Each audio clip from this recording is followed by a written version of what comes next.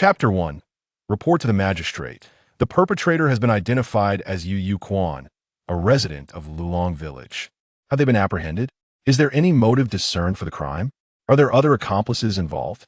The anxious and agitated Wei, the old county magistrate, was taken aback, his mouth practically bubbling with fervor as he posed 3 questions in rapid succession. It was no wonder that the old magistrate had lost the dignified demeanor befitting a father figure to the county. The heinous nature of the incident in Longmen Town was simply too appalling. Historically, the emperor's authority does not extend to the counties. In a remote small county like Linchuan, it is hardly conceivable that thefts, robberies, tax evasion, and rural brawls could be entirely absent. Such breaches of law and order occur with alarming regularity. However, before the eyes of the public, the grand residence of the He family in Longmen was reduced to ruins in a sudden explosion, and even the venerable He patriarch, along with numerous members of the esteemed He family, met with a tragic demise, while countless servants and subordinates suffered grave injuries. What a dire calamity it was! Many witnesses to the catastrophe were so terrified that they fell to their knees, exclaiming divine retribution. In a short span, rumors such as the He family of Longmen has reaped the consequences of their misdeeds, and the He family's prodigy has lost the favor of heaven, proliferated with great fervor. It is no wonder that the common folk speculated in this manner. Even the officials who arrived at the scene could not help but ponder whether the He family had offended a powerful cultivator, leading to their annihilation. The devastation of the He estate was far beyond the imagination of ordinary individuals. This is a world inhabited by cultivators, though they are as rare as phoenix feathers and unicorn horns. For many rustic villagers, encountering a cultivator in their lifetime is an impossibility. Thus, tales of cultivators are often regarded as legendary stories, and even many scholars question their authenticity. However, such skeptics certainly do not include the county magistrate, the clerks, or the local gentry in Longmen Town. For Longmen Town has indeed produced genuine cultivators, and notably, the prodigy of the He family. It was only when a physician discerned the lingering scent of nitrate and sulfur in the air, and the most seasoned Captain Luo, following the faintest of clues, uncovered the hidden truth behind this tragedy, that a glimmer of understanding emerged. This was not merely a disaster of human origin. It was highly probable that a cultivator was not responsible. For those they knew of as cultivators would never leave behind any trace of sulfur or nitrate. Such ignorance and lack of professionalism were astounding. Even a rogue monk would not employ such wicked methods, resembling more a clandestine trick. And for the old magistrate Wei, this revelation was akin to a thunderbolt from a clear sky. Not only could he not transfer the case to the local office that handled matters of the underworld, but it also cruelly shattered his dreams of prosperity by clinging to the He family's fortunes. Even if another prominent family had been exterminated, Wei would not have been so distraught. But this was the He family of Longmen, which had produced the illustrious Golden Unicorn. Especially since that unicorn, He Qianxing, had become a direct disciple of the Nine Xian sect, elevating the entire He family to newfound heights. Even a mere doorkeeper from that family would likely possess more prestige than the county magistrate himself. Moreover, areas like Longmen Town and Lulong Village had suddenly transformed into renowned scenic spots, attracting numerous nobles to visit, with many affluent individuals purchasing properties there. This county magistrate, who had no hope of promotion, was thus illuminated by the gaze of the capital's elite, only to see all his prospects dashed by a single explosion. Wei, the old magistrate, could already foresee that this major case would soon reverberate throughout the entire Jin dynasty. What could be done? What could be done? For that villain, Wei, the old magistrate, harbored a desire to consume their flesh and wear their skin. Captain Luo clasped his fists and stated, to inform the magistrate, after a night of searching with my colleagues, we discovered that the He family's secret passage leads to Panlong Mountain, with Lulong Village at the foot of the mountain being the residence of the thief. Captain Luo elaborated, and while Wei, the old magistrate, maintained a stoic expression, his heart was filled with lamentation. It is not uncommon for affluent families to possess hidden passages the longer a family has been established. the more thoroughly they prepare such means for their family's ultimate survival. Yet, it was evident that the secret passage of the He family had been discovered and exploited by nefarious individuals. What was even more tragic was that this day coincided with the Mid-Autumn Festival, when a majority of the core family members were present. For a moment, Wei the old magistrate was at a loss for words. Could it be that the birth of the He family's prodigy had exhausted their fortunes? Wei the old magistrate inquired. How did you determine that the culprit is indeed Yu Yuquan? What grievances exist between him and the He family? Captain Luo replied, report to the magistrate. After emerging from the secret passage, my colleagues and I promptly traced the clues to Lulong village, sealing off the village and controlling the local headmen and respected elders through a thorough interrogation. We initially clarified the circumstances in the village, yet one name was conspicuously absent, Yu Yuquan, and thus, he is deemed the criminal? Wei the old magistrate furrowed his brow. Such a conclusion is rather lacking in rigor. Even he could not be persuaded, let alone convince the returning He family prodigy or the officials of the court.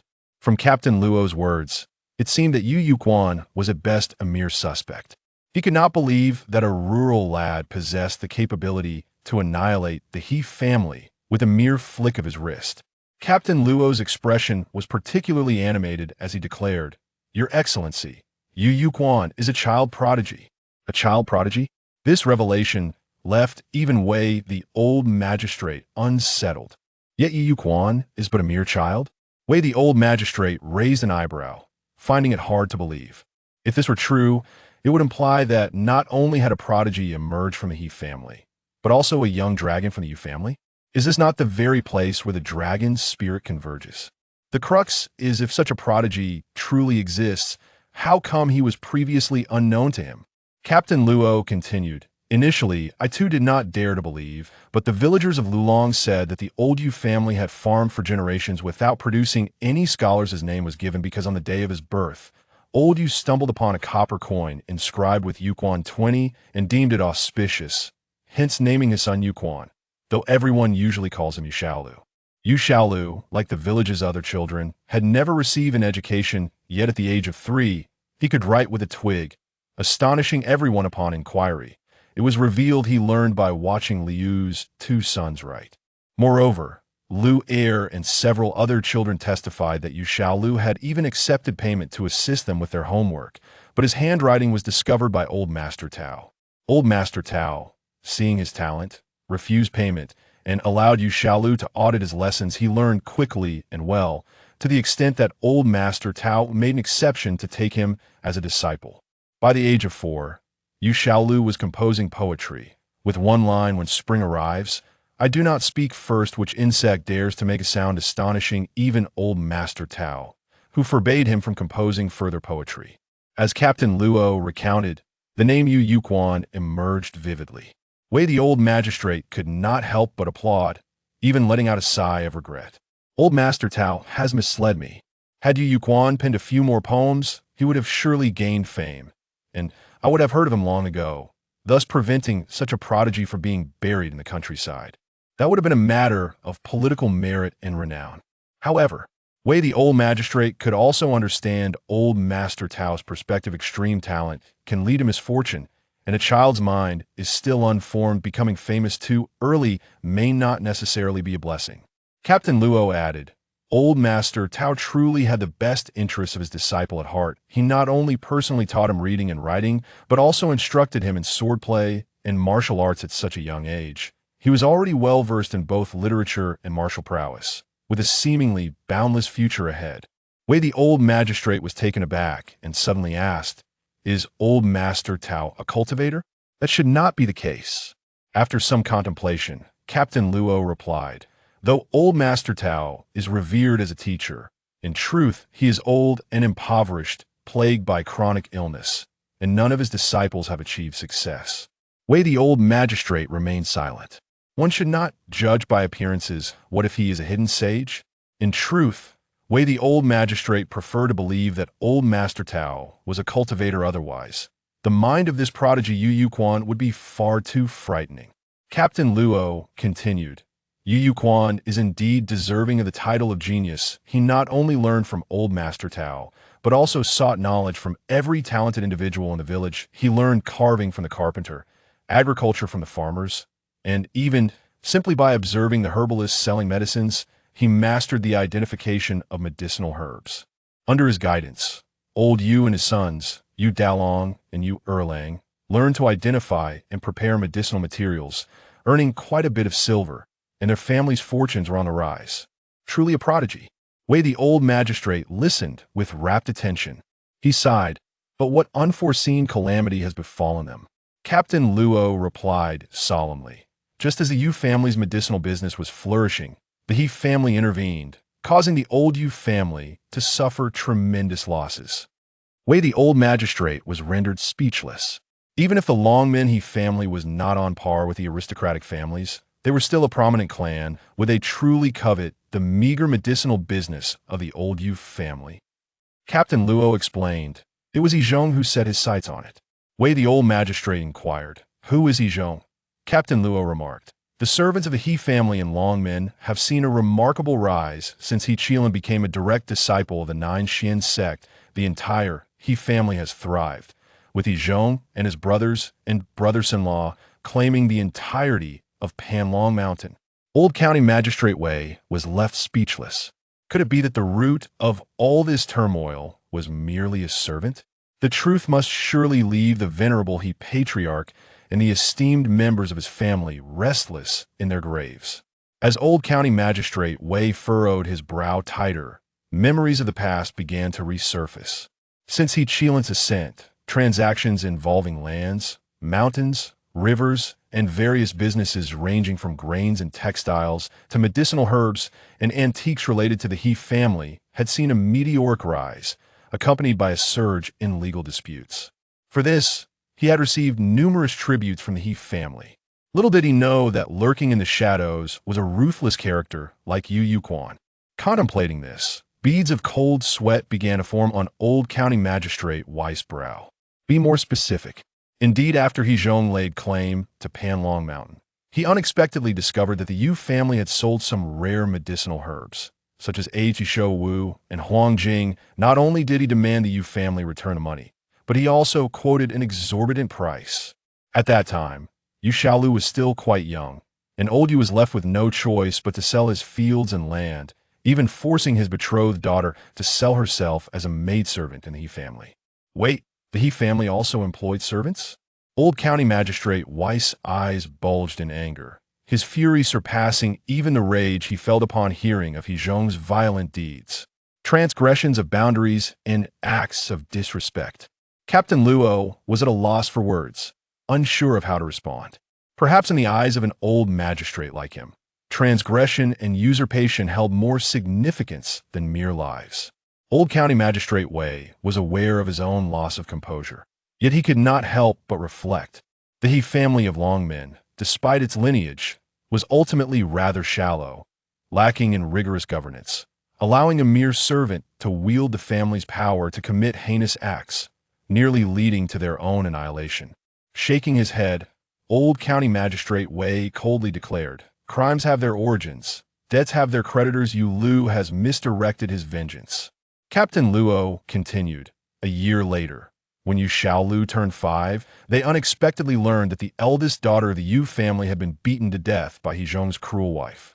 Old County Magistrate Wei was left speechless. Captain Luo added, in order to repay their debts, the wicked servants of Yizhong employed all manner of tricks, and under the compounding interest, old Yu and his sons were forced deep into Panlong Mountain to gather herbs, but they never returned. Though it is said that the magistrate is not a paragon of virtue, Old County Magistrate Wei could not help but draw a sharp breath. They were all fellow villagers. The cruelty of the He family's servants was simply unimaginable. Little did Old County Magistrate Wei know that those who have been oppressed may become even more merciless in their turn against others. Captain Luo remarked. Upon learning of this, Old Tao, the scholar, stood up for his students and personally confronted Yizhong, only to be so enraged that he spat blood and unfortunately passed away. Old County Magistrate Wei was left in disbelief. So, Old Tao was not a practitioner? What young dragon indeed! Captain Luo continued. After old Yu and his sons became trapped in the deep mountains, the Yu family fell into dire poverty.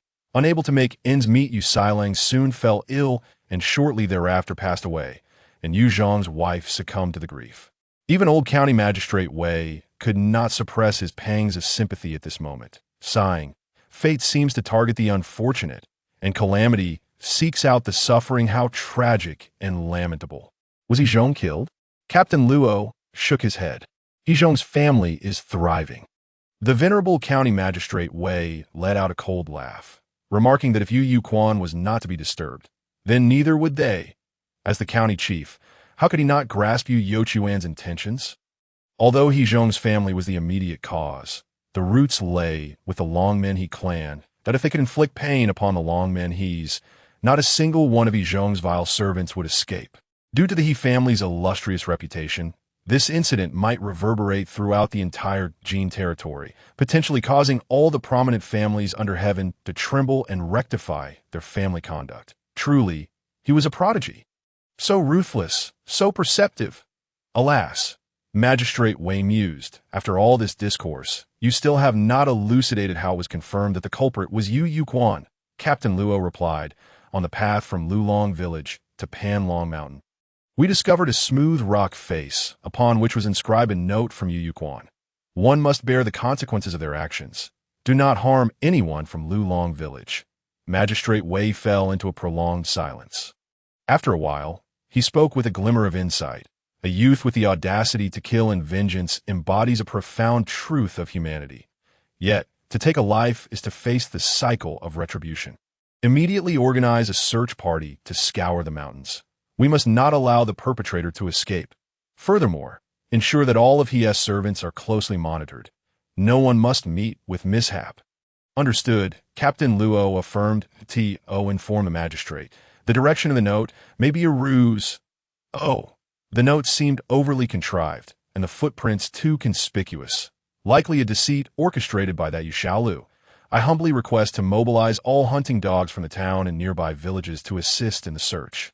And additionally, to send one man from each household into the mountains to prevent any misjudgments on my part. Agreed. After all, the criminal is the young dragon of the Yu family.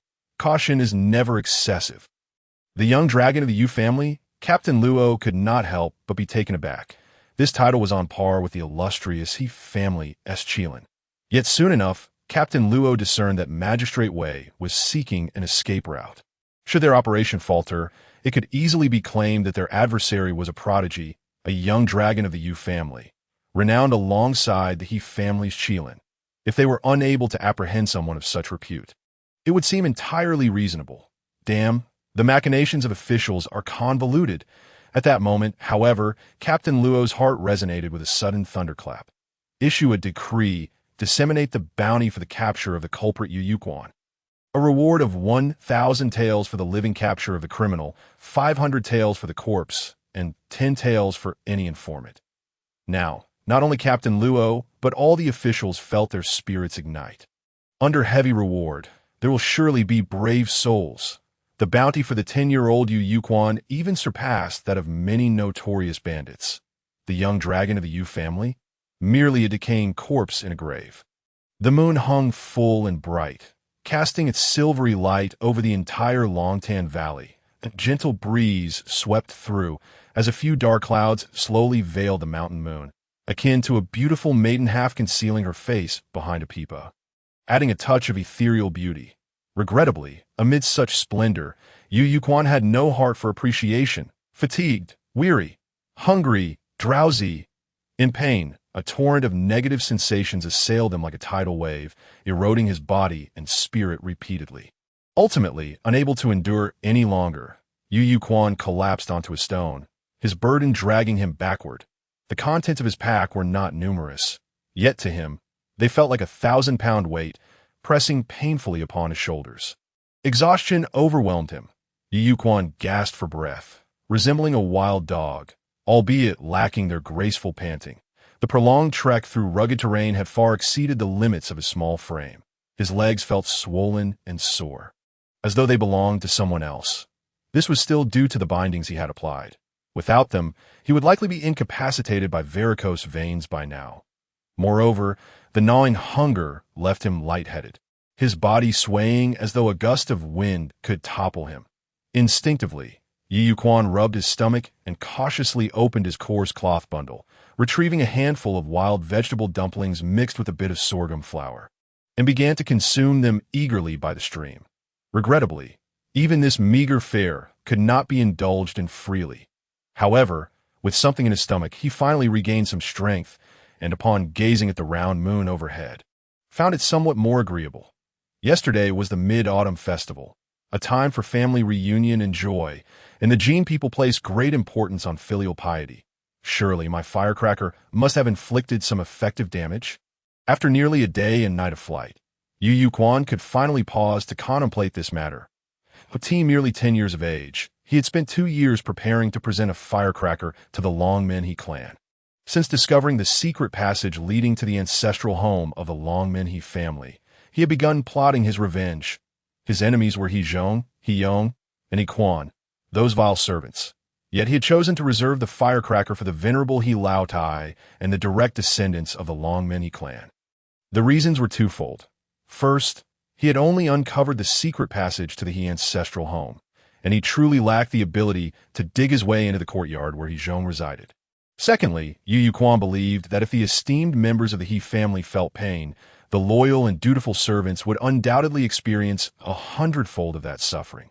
Thirdly, Yu Quan was simply too young and lacked the strength to transport the explosives surreptitiously into the He family's underground passage. He could only bear to increase the quantity as much as possible and detonate it when the crowd was largest. Thus, he had chosen the day of the Mid-Autumn Festival for his plan. To ensure his escape under the cover of night, he had spent nearly 2 years drinking water boiled with pine needles. The taste was dreadful, and he disliked it greatly, but it could cure night blindness.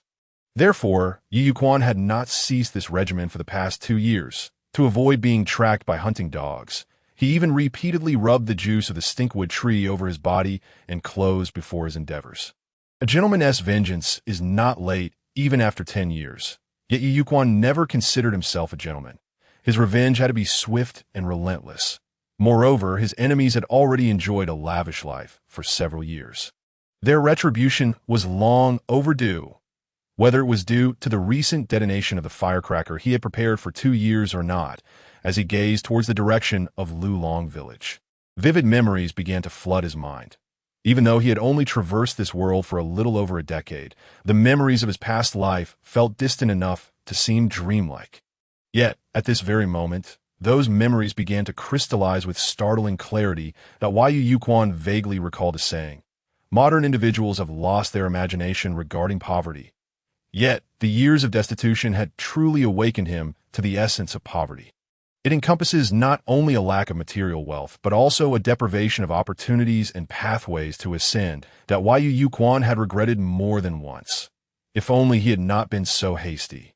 If only he had not dabbled in medicinal herbs at such a tender age. If only he had spent a few more years learning from Master Tao, establishing a reputation as a prodigy before aspiring to wealth. If only he had a clearer and deeper understanding of humanity's malice. Various memories surged forth, particularly those related to Master Tao, which stood out vividly. The reason he had managed to survive these past 2 years was largely due to the legacy left by Master Tao upon his passing. Though modest, it ensured that he would not starve. Otherwise, given his frail stature, he truly did not know how he would have endured until now, let alone seek revenge. Yu Quan felt immense gratitude towards Master Tao.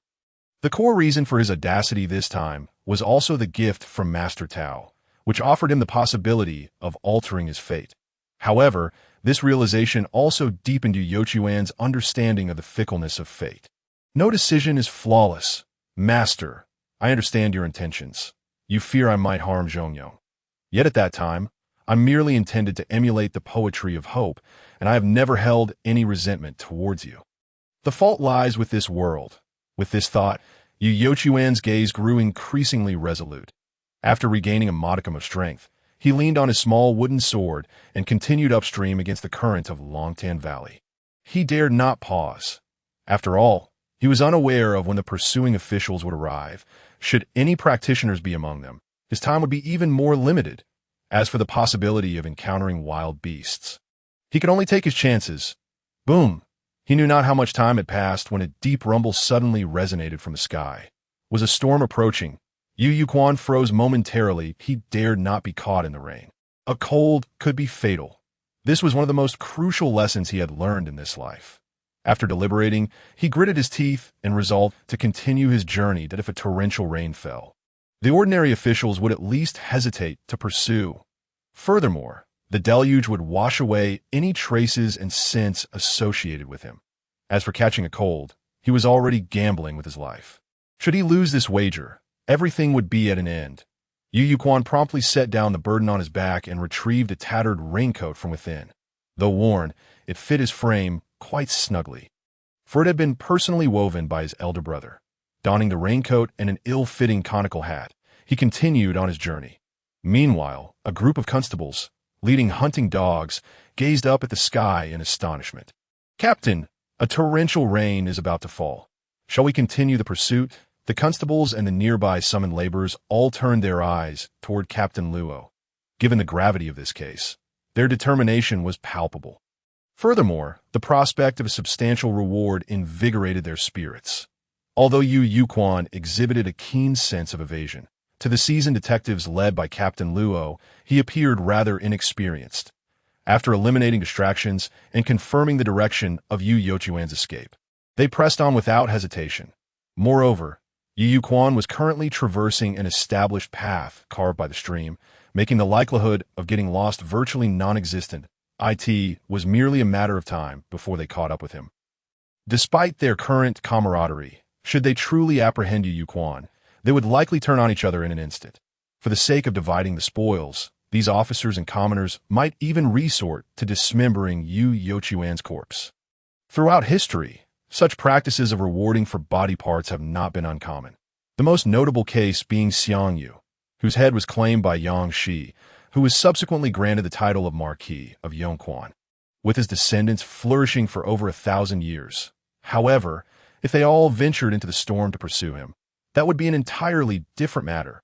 Should they fall ill from the cold rain, it could be fatal. After all, only a select few would ultimately claim the high bounty, while the vast majority might earn only a meager sum or, worse still, leave empty-handed without even a token of their efforts. If they were to contract an illness, they would not only suffer themselves, but could also jeopardize their entire families. As Captain Luo gazed at the flashes of lightning streaking across the sky, he too felt a moment of bewilderment, unable to suppress his inner musings. Could it be that Yu Yuquan was indeed the young dragon spoken of by the officials? With this thought, Captain Luo felt a sudden dryness in his throat. A young dragon that was akin to a celestial being. After much contemplation, he found himself at a crossroads, uncertain of what decision to make. Should the criminal escape, he would face dire consequences. But swiftly, the heavens rendered a decision for Captain Luo. With a thunderous roar, raindrops as large as peas began to pelt down. Left with no choice, Captain Luo and the constables hastily sought shelter from the deluge. The wind howled fiercely, and the rain poured down like a torrent. In a brief span, the once tranquil landscape erupted into chaos, with even the water levels in the mountain creeks rising dramatically. The young Yu Yuquan appeared even smaller, compelling him to alter his plans temporarily to evade the wrath of nature. Fortunately, luck was on his side, and he soon discovered a small crevice in the rocks. The space was limited but just sufficient to accommodate his petite frame, and he could not help but feel grateful. It seemed that his malnourished and stunted growth had its silver lining. What surprised him even more was that shortly after he squeezed into the stone crevice, a small squirrel hurriedly darted in. Unbeknownst to the little creature, its shelter had already been occupied by a substantial presence. The squirrel froze in terror, standing on its hind legs, reminiscent of a startled groundhog shrieking in a viral video. Yu Yuquan could not help but chuckle at the sight. Share shelter from the rain, with such an adorable little squirrel, felt like a stroke of good fortune. Perhaps the ferocious winds and torrential rain were too overwhelming. Or perhaps the squirrel sensed no hostility from Yu Yuquan. It curled up in a corner of the crevice, nervously yet eagerly enjoying this rare moment of tranquility. This scene evoked memories of the legend surrounding the He family's Qilin. It was said that when the He family's Qilin was young, it accidentally fell into a cave. While an ordinary person might have perished, the He family's Shilin was no ordinary being. Not only did it emerge unscathed, but it also encountered a black goat within the cave. Under the guidance of the goat, it not only escaped unharmed but also met a Qilin, soaring to great heights thereafter.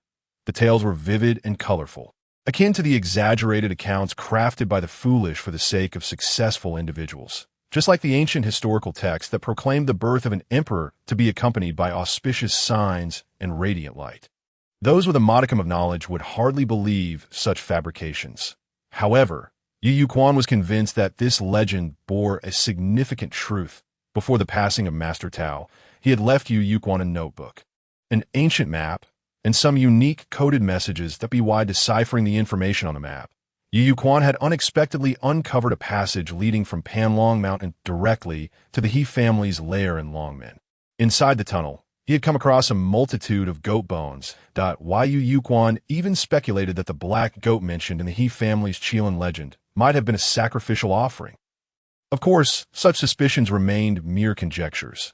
What intrigued him even more was the true identity of Master Tao and his connection to the Longmen He family. Memories of his time spent with Master Tao flooded Yu Yochuan's mind, vivid as if they had occurred yesterday. The most profound recollection was undoubtedly the swordsmanship, footwork, and incantations imparted to him by Master Tao. Due to Master Tao's meticulous teaching, any minor mistake in his practice would prompt a patient correction, leading Yu Quan to suspect that he was learning an extraordinary skill, causing him to practice with utmost diligence. However, after years of training, he had yet to cultivate any internal energy or exhibit any extraordinary abilities, which ultimately led him to realize that this set of sword techniques was simply an ordinary style, that if there was anything remarkable about it, it was merely the gracefulness of the performance. Initially, Yu Quan held this belief until he came into possession of the notebook left by Master Tao that he was not mistaken. This set of sword techniques was indeed a ceremonial dance. Could he truly communicate with the mythical dragon that may or may not exist through this ritual dance? Yu Yochuan's eyes sparkled with a mixture of anxiety and anticipation. Indeed, there were dragons in Panlong Mountain, or rather, the dragon was Panlong Mountain itself. The names of places such as Lulong Village, Longmen Town, Longtan Gully, and Longshu Ferry, all of which contained the word dragon, were not mere coincidences. As a child, Yu Quan had heard tales from his father about an immortal slaying a dragon. It was said that in ancient times, a malevolent dragon wreaked havoc, flooding countless fields and homes, leaving the world in disarray. In a critical moment, an immortal intervened, casting the dragon down to the mortal realm, and subsequently imprisoned it with a pagoda, restoring harmony and tranquility to the land. Such legends were well known, yet the dragon-restraining pagoda had yet to be seen by the masses. Regardless of the truth behind the legends, Yu Quan felt compelled to give it a try. For the destination he intended to reach was indeed Longtan, marked as the Dragon Eye on the ancient map. Amidst the fierce wind and rain, the distant sounds of beastly roars could be heard, occasionally catching glimpses of shadowy figures darting through the storm, causing Yu Yochuan's complexion to pale. The mountains of this world were indeed far more perilous than he had imagined. The torrential rain arrived swiftly, but departed just as quickly. And after about a tea time, the storm subsided, allowing the full moon to peek out from behind the thick clouds. Endless silvery light poured down, each droplet reflecting brilliance, creating a romantic and poetic scene. The little squirrel dashed out from the crevice, not looking back as it scurried away. Yu Quan shook off his drowsiness and resumed his journey under the night sky. The mountain paths, rendered treacherous by the rain, proved difficult to navigate. Despite Yu Yochuan's utmost caution, he stumbled several times, yet fortunately sustained no serious injuries. Meanwhile, the group of constables and laborers, who had just braved the storm to reach a dwelling, could hardly contain their frustration. Was this deliberate? After such a long trek, they were all drenched to the bone, and just when they found a place to take shelter, the rain ceased. Each constable's mood soured at this turn of events. Being unable to escape the rain felt worse than being drenched. "Captain, should we continue the pursuit?" Once again, the group turned their gazes toward Captain Luo. Captain Luo, surveying the vast mountains, felt momentarily lost. Was Yu Quan truly the young dragon? First, the heavy rain obstructed their path, forcing them to detour for shelter, and now, with the rain stopping, it was as if fate itself was at play. Gulp. Captain Luo, already somewhat superstitious, could not help but swallow hard. If indeed he was a favored individual by the heavens, continuing the pursuit would be akin to defying fate, possibly inviting dire retribution. Just then, the creaky wooden door of the courtyard opened. "Gentlemen, you must be weary. Since you have arrived, why not come in for a warm drink to stave off the chill? We wouldn't want you to catch a cold." The elderly man spoke with a tremor in his voice, clearly a bit frightened. "Hot drink." Upon hearing these words, the eyes of the crowd instantly sparkled with excitement. In an era where food was exceedingly scarce, the value of wine was beyond question, as long as it was not merely water mixed with alcohol. One could consider it a testament to the merchant's integrity. Observing his colleague's longing for the drink, coupled with recent thoughts of heaven's blessing, Captain Luo immediately relented. "Then we shall disturb the elder," he proclaimed. Afterward, he took out a piece of silver and forcefully pressed it into the elder's hand, which led to a chorus of J-O-Y. Yu Quan remained unaware of the calamity that the torrential rain had shielded him from. Time passed, and before long, it was the afternoon of the following day. The sun shone brightly, and the autumn air was crisp. Last night's deluge seemed as if it had never occurred. However, Yu Quan vividly remembered the mud and exhaustion from the storm. Nevertheless, his eyes remained exceptionally bright. He had finally reached Longtan, or more precisely, the site known as Longyan. The outcome of his audacious gamble, whether victory or defeat, was about to be revealed. Longtan was even larger than he had imagined. Comparable to the size of a football field, its waters rippling with a lush green hue. The mud washed away by last night's storm had left this pristine spring unscathed. Yu Quan settled onto the smooth blue stone, gasping for breath before painstakingly retrieving the ancient scroll from his bundle. What followed was a quest to seek out the images depicted therein. After thorough comparison, Yu Quan identified the locations of the mountain, trees, stacked stones, and a small platform on the map. According to the ancient scroll, this small platform was essentially an altar. It resonated with the principles of yin and yang, the 5 elements, and the 8 trigrams. Standing upon the altar and sincerely performing the sacrificial sword dance would allow him to communicate with the dragon god. After considerable effort, Yu Quan successfully positioned himself atop the altar and felt the ancient scroll in his hands begin to radiate warmth. Suddenly, a haze clouded his vision, and everything around him appeared to shimmer with a double image. This sensation lasted but an instant, and then he felt that the world before him had undergone some transformation. The mountains, trees, stacked stones, and particularly the expanse of azure waters, seemed to reflect a colossal dragon's head. After a brief moment of astonishment, a surge of joy erupted within Yu Quan. It appeared that he had won his bet. The greater the storm, the more precious the fish, and with it, his anticipation for the rewards of this gamble intensified. With the auspicious presence of the He family's Qilin Pearl, perhaps he could truly become the heir of the dragon. Standing upon the rocky altar, facing the reflected dragon's head in the water, he was acutely aware of a terrifying presence seemingly fixating upon him. The precise nature of this sensation eluded description. Yet it sent chills down his spine. Yu Quan fought to suppress his discomfort, banishing all negative emotions. Even if this journey harbored unknown dangers, or merely served to deliver provisions, he remained resolute. There was no turning back. Yu Quan meticulously spread the ancient scroll before him. Subsequently, he began the ritual to honor heaven and earth and to pay tribute to the 8 directions, following the teachings of Master Tao and the cryptic phrases inscribed on the scroll. A breeze arose, rippling the surface of Longtan and creating a series of gentle waves. The pressure intensified, resembling a warning, a heavy burden. Yu Quan's face paled, his small frame swaying involuntarily. Yet he persevered, diligently completing the ritual. Next came the sacrificial sword dance. The sword was a small wooden one he had carried with him. He had performed this dance countless times before. However, this time proved to be exceptionally arduous. Yu Quan gritted his teeth and persisted. Though his movements lacked the grace, elegance, and lightness of his usual practice, they were imbued with a newfound sense of strength. This change transformed the essence of the sacrificial sword dance into something profoundly different. The once carefree and unfettered swordplay evolved into a heavy, archaic performance, infused with an aura of fierce intent, as the sounds of impending conflict echoed in his ears, whether it was merely an illusion or not. Yu Yuquan sensed an indescribable rhythm flowing within his heart. However, the dance grew increasingly challenging to execute. Fear gripped him, and an ominous premonition loomed. Instinctively, he wished to halt. After all, humans are inclined to seek benefit and avoid harm. Yet he ultimately gritted his teeth and pressed on. For him, even the thought of a slip leading to delivering takeout was preferable to a shameful imprisonment and execution, like at least it would be a death of his own choosing.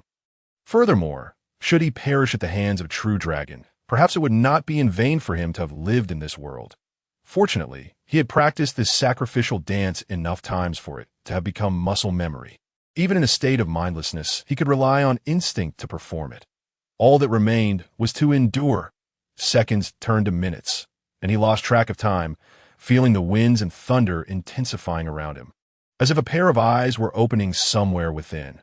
Though not a physical reality, it felt like needles piercing his skin, and pain coursed through him as he opened and closed his eyes. Flashes of lightning, roaring winds, and the shifting of day and night inundated his consciousness. Persist, persist, persist. That was all he could do. When he became aware of a metallic, sweet, sanguine taste filling his mouth and nose. Yu Yuquan finally completed the ritual dance he had rehearsed countless times. Suddenly, he found that the tumultuous winds, rain, and thunder before him vanished, leaving a serene calm as if nothing had transpired. However, in the next instant, Yu Yuquan was startled to discover that the clear, emerald waters of Longtan had flipped upside down. The sky transformed into the ground, and the azure waters became the celestial dome. When he regained his bearings, he realized he stood firmly on solid ground, a profound sense of stability washing over him. Before him lay a vast cavern suffused with a shimmering green light. The cave was immense, its most striking feature being the stalagmite, known as the Heavenly Pillar, while other areas appeared more open and spacious. Occasionally, he could see some battered rocks, seemingly shaped by relentless ocean waves. Farther still, peculiar structures like coral trees and shell mountains sparkled like jewels, reminiscent of the underwater realms he had glimpsed in a past life. Was this the desiccated dragon palace? Yu Yuquan pondered, uncertain of the veracity of his speculation. Yet he could confirm that he had entered an entirely different space, one that far surpassed Longtan in size. Vast beyond imagination, was this the scenery that only cultivators could behold? Yu Yuquan's eyes gleamed with greed as he gazed upon everything before him, his mind racing with the exhilaration of stepping into the world of cultivation. However, he did not forget the purpose of his journey. He promptly bowed respectfully to greet the dragon god, but alas, there was no response. Yu Yuquan chose to continue exploring inward. With each step he took, he was astonished to find that the places he trod illuminated with a verdant glow, followed by the faint emergence of splashing water. This was nothing short of miraculous. To maintain his composure, Yu Yuquan refrained from pausing to investigate and pressed onward. As he walked, waves of water appeared beneath his feet, their edges revealing a plethora of flora, fauna, and ancient trees. Continuing forward, he even spotted various birds and beasts, alongside numerous human figures engaged in activities such as hunting, fishing, herding, farming, worshipping, and warring. Fragments of humanity's diverse endeavors flashed before him like a revolving lantern. Occasionally, he could even hear the faint melodies of celestial chants, filling him with boundless enlightenment. What manner of dragon was this? A dragon king revered through countless human sacrifices. No one answered, and thus the truth remained elusive. Just then, a chill wind laden with salt and dampness swept through, swiftly followed by torrential rain that Yu Yuquan had lost count of how many times he had weathered the storm in such a brief span. Or perhaps, since he had journeyed upstream against the current of Longtan, he had become inextricably entwined with the elements. Yet, all of this seemed perfectly rational. After all, dragons were deities who governed wind and rain. However, this tempest felt markedly different from the previous ones, though it arose from the outside. Yu Yuquan sensed the wind and rain penetrating his very being, reaching deep into his soul, leaving an indelible dampness that he could not shake off. This gust persisted for an extended period, and the downpour continued unabated. Consequently, this inverted realm filled rapidly with floodwaters, rendering Yu Yuquan helplessly adrift in the tide. Time passed, and before he knew it, he collapsed to the ground, struggling to expel the copious amounts of water that threatened his life. Yet, before he could even take a moment to rejoice, Yu Yuquan found himself in an expansive realm. Raising his gaze, he beheld a magnificent dome adorned with exquisite murals, embedded with numerous pearls that illuminated the entire space as brightly as day. It was at this moment that Yu Yuquan realized this vast area was but a fragment of a colossal palace. It was truly hard to fathom the extraordinary craftsmanship that could bring such an architectural marvel into existence. However, Yu Yuquan felt no inclination to admire it, for before him, seemingly appearing out of nowhere, loomed the immense head of a dragon. It was astonishingly colossal. His small frame was not even a third the size of the dragon's eye. Moreover, the naturally drooping dragon whiskers appeared to him like massive pillars. Accompanying this spectacle was an indescribable pressure. Perhaps the dragon had not intentionally exuded any aura. Yet the sheer disparity in size instilled a primal fear within Yu Yuquan. Furthermore, he was perilously close to those piercing dragon eyes. Even without attempting to decipher their meaning, Yu Yuquan could sense the cold indifference and chilling nature reflected within them, akin to how humans regard ants on the ground. One might observe them with fleeting curiosity, but ultimately, it would be just a momentary whim before effortlessly crushing them underfoot. The Yu Yuquan had intended to rise, but his mind seemed to short-circuit, rendering his body utterly unresponsive. Not only could he not stand, but he felt as though all his bones had been extracted, leaving him a mere puddle of quivering flesh. Even his teeth could not refrain from chattering, each bone seemingly lamenting in agony. Yu Yuquan had believed himself to be resilient through 2 lifetimes, yet when confronted with such a mythical being as the true dragon, he realized that his courage and unwavering spirit were largely rooted in ignorance. Deep down, he had rehearsed countless scenarios for this encounter, even practicing the tone in which he would speak. However, now, facing such a divine entity as the dragon, he discovered that all his preparations held little significance. The insignificance of humanity.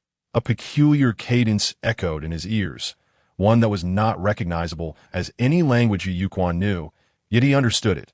This must be the divine language that directly resonates with the soul. Though fear still gripped him, an uncontrollable wave of elation surged within his heart. For if the dragon could communicate, it signified that he still held a glimmer of hope to win. But in the next instant, Yu Yuquan plummeted from paradise into the abyss. "You are not the one I have long awaited. I shall devour you." Yu Yuquan's complexion drained of color, devoid of any trace of blood. He understood that the dragon spoke the truth. For such a magnificent creature had no need to lie to him. Moreover, he discerned an endless suffering in the dragon's tone, an overwhelming rage born from deception, imprisonment, and the despair of unfulfilled hopes. Had he lost the gamble? Yu Yuquan clenched his silver teeth, aware that in the next moment he would become this dragon's meal, meeting a tragic demise with no chance of redemption. The chasm between him and the dragon was insurmountable. Any act of defiance would be akin to an ant shaking a mighty tree. Indeed, no matter the world, a gambler invariably meets a dismal fate. However, hailing from humble origins, without the protection of a powerful family, he had no recourse but to gamble. Ultimately, he could not resign himself to such a fate. Yu Yuquan felt compelled to act, for he truly did not wish to die. He knew he must say something, to at least pique the dragon's interest, to present himself as a more intriguing insect, thus granting him a temporary reprieve. In doing so, perhaps he might find an opportunity to reverse his fortunes. After all, as long as one is not entirely dead, hope may still linger. Yet he was uncertain how much patience the dragon had left for him, or whether such a mythical creature could ever experience loneliness. After all, the perception of time, for beings of such longevity, is starkly different from that of fleeting human life. In the stories passed down through generations, the wicked dragon had been suppressed by the immortal for countless ages. A tale from ancient times. Yet for the dragon, it may have merely been a brief nap. Yu Yuquan, undeterred, boldly declared, "O venerable dragon, Having been suppressed by the immortal, you must feel quite resentful, no? As soon as the words left his mouth. A flicker of rage, shame, hatred, and resentment flashed in the dragon's colossal eyes, and an overwhelming intent to kill surged forth in an instant. Yu Quan felt as if struck by a heavy blow, as if a myriad of steel needles pierced his mind, causing him to collapse, blood gushing from his mouth and nose, his body convulsing uncontrollably. This was the true dragon, the legendary master of a myriad of scales, capable of appearing and disappearing, of being both small and immense, of soaring to the heavens in spring and diving to the depths in autumn, summoning winds and rain. One of the oldest, noblest, and greatest beings in existence. Yu Quan felt he was drawing nearer to death. Yet, only death could conquer death. After all, one must eventually die, so why not take a leap of faith and perhaps alter his fate? Enduring the excruciating pain, Yu Quan spoke, though I am indeed an insignificant ant. The fact that you have chosen to bring me here at least suggests that you are unwilling to remain a prisoner, willing to make an attempt. Before he could finish, he was abruptly flipped upside down. With his head pointing downward and his short legs elevated, blood gushed from his mouth and filled his eyes, streaming into his nostrils. The salty taste of blood momentarily blinded him, making breathing an arduous task. Nevertheless, Yu Quan felt he was closer to the dragon, like a peanut dangling before the dragon's maw. He knew that should the dragon's thoughts waver, he would swiftly fall into its gaping jaws. Yet it was precisely this peculiar angle that allowed Yu Quan to finally discern the dragon's vast visage. Its head resembled that of a camel, with antler-like horns, rabbit-like eyes, and cow-like ears. Whiskers adorned its mouth. Pearls graced its chin, and reverse scales lined its throat, crowned with a basang atop its head, all magnified countless times. As he gazed, Yu Quan increasingly associated it with the depictions of dragons found in ancient texts from his past life. For instance, the basang atop the dragon's head, also known as Chimu, was said to be essential for the dragon's ascension to the skies. To his astonishment, Yu Quan noticed a peculiar vermilion powder at the center of the basang. Its contours strikingly familiar. Perhaps it was the proximity of death that ignited a spark in his mind, flooding him with various memories. An epiphany surged through him like a bolt of lightning, granting him a clarity akin to parting the clouds to reveal the moon. Yu Quan exclaimed, "O venerable dragon, this vermilion powder is the treasure used by the immortal to suppress you, is it not?" As soon as he spoke, an eerie silence enveloped the dragon's lair. The only sounds that remained were Yu Yochuan's labored breaths and the rhythmic dripping of blood. In the next moment, Yu Yochuan's body crashed to the ground, and his breathing became considerably easier. A wave of relief washed over him, causing him to momentarily forget the pain that coursed through his body. To be alive was a true blessing. It was a testament to his perseverance and refusal to give up until now. The dragon's immense eye fixated on Yu Quan, causing time to seem to freeze. Along with Yu Yochuan's breath and heartbeat, he felt a profound discomfort, not merely from the physical pain and anomalies, but from the overwhelming sense of being small and insignificant before such a magnificent mythical creature. There was no room for choice, no possibility of an equal dialogue. Even in terms of personality and soul, he felt utterly dwarfed by the dragon. Yet, as the dragon scrutinized him, Yu Quan exerted every effort to observe the dragon in return. Despite the absurdity and childishness of his actions, the more he beheld, the more he grasped the dragon's grandeur. Its enormous scales shimmered, each glinting with a beauty that was both intricate and natural, exuding an ineffable charm. Even a mere glance was enough to compel his mind to sketch an outline, alleviating the sting in his brain that Yu Quan could not comprehend why, but the more he depicted, the more he felt an inexplicable profundity, as if it were an instinct etched into his very DNA. Incredible, as if the dragon's existence itself embodied the Tao. Profoundly mysterious. The dragon spoke, "Human, you possess remarkable audacity." Upon hearing this, Yu Quan humbled himself, sincerely replying, "I am but a mere ant, driven by the instinct to survive, hence my fearless demeanor. If I have caused any offense, I beseech your forgiveness, venerable dragon. Shenlong, you are not a being of this realm." Yu Yu Quan was momentarily taken aback, his pupils involuntarily contracting. The fact that he had traversed worlds was his greatest secret. How could this divine dragon possibly know? Although Yu Yochuan's subtle expression was somewhat elusive, how could it possibly deceive an entity of such magnitude as the divine dragon? The dragon's eyes unexpectedly shimmered with a glimmer of surprise. I am the only true dragon of this realm. No other dragon before me is known, nor shall there ever be another like me after. Such grandiose claims. The sole dragon, the ancestral dragon. Yu Yu Quan remained silent, yet he instinctively grasped the elder dragon's implication. He was indeed the unique dragon. Regardless of his form, it was only natural. This was akin to there being but one person in the world. Even if they were cross-eyed, others encountering such a being would subconsciously assume that all humans must resemble that form. Yet, Yu Yu Quan boldly pointed out that the vermilion powder on the divine dragon's brow served to suppress him, a revelation that seemed rather abnormal. Furthermore, he gleaned another absurd yet genuine piece of information from the dragon's words. Other worlds. It was only logical. If he could be a traveler between realms, why could there not be others? This world might be far more expansive than he had ever imagined. This realization deepened Yu Yochuan's desire to live, to embark on the path of cultivation. This vast world he longed to explore, and the visitors from other realms could very well be his greatest hope for a reversal of fortune.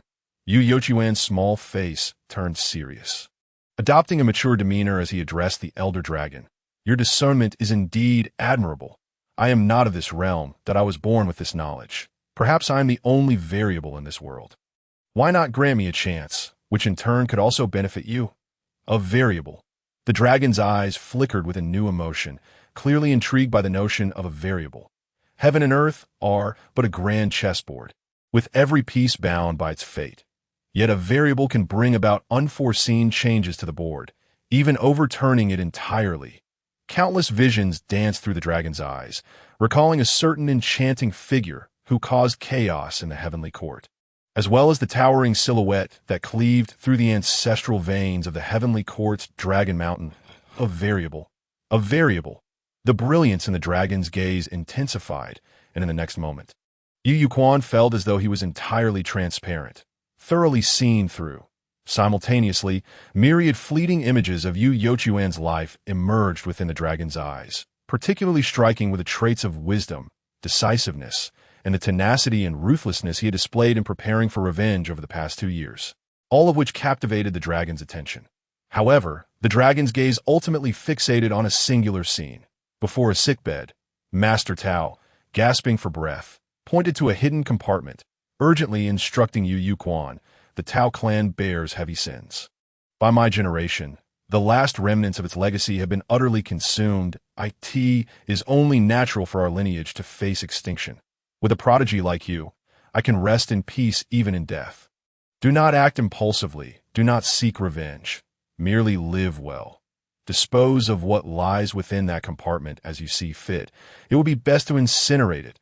If you still harbor resentment, once you come of age, you may take this map to the dragon's eye. This journey is fraught with peril. Remember, the Tao clan's line has been severed. The dragon's eyes instantly filled with boundless fury. How could the lineage be extinguished? You promised him. Outrageous. Cough, cough, cough. Severely injured. Yu Yu Quan could no longer withstand the sudden surge of the dragon's might. His vision darkened, and he fainted. The divine dragon paused, hastily retracting its overwhelming pressure, upon seeing Yu Yu Quan gravely wounded and on the verge of death. It was alarmed. If this young child were to perish, would he not be eternally bound? The divine dragon grew anxious, preparing to use the breath of heaven and earth to heal Yu Yu Quan, only to quickly dismiss the thought. In its view, this human child was far too fragile. Even the breath of heaven and earth under its control might not be able to sustain him. Moreover, as a prisoner, its ability to manipulate the breath was severely limited should it gamble on the last opportunity. It loathed gambling and despised gamblers. Thus, upon realizing that Yu Yu Quan was also a gambler, all fondness for him dissipated. More precisely, it was not hatred for Yu Yochuan's gambling, but rather hatred for itself for having lost everything. After much contemplation and weighing its options, especially considering the variable and the final opportunity. The divine dragon could not help but bare its teeth. It laboriously summoned the scant power it could muster, slowly forcing the dragon pearl from within itself. During this process, the small tower on its brow subtly began to glow. Yet, even the mere flicker of sign filled the divine dragon with an ominous sense of impending disaster. The divine dragon seethed with rage. How long must it be imprisoned? Had it known it would come to this, it would have never taken on flesh, soul, and consciousness. It had been shown the world beyond the well's mouth, only to be eternally sealed at the bottom. Such bitterness, such resentment. The divine dragon gritted its teeth, cutting off all thoughts, and slowly pushed the dragon pearl out, guiding it bit by bit into Yu Yochuan's body. In an instant, the divine dragon became utterly enervated, its form even showing signs of dissolution. I could see that moment. However, the vermilion tower on its brow suddenly blazed to life, forcibly locking in the dragon's essence. Even the form that had begun to disintegrate was solidified once more. The divine dragon itself was taken aback, its heart brimming with unfathomable rage. Not only was it denied a chance to live freely, but even the choice to return to its essence was seized from it. What a cruel fate!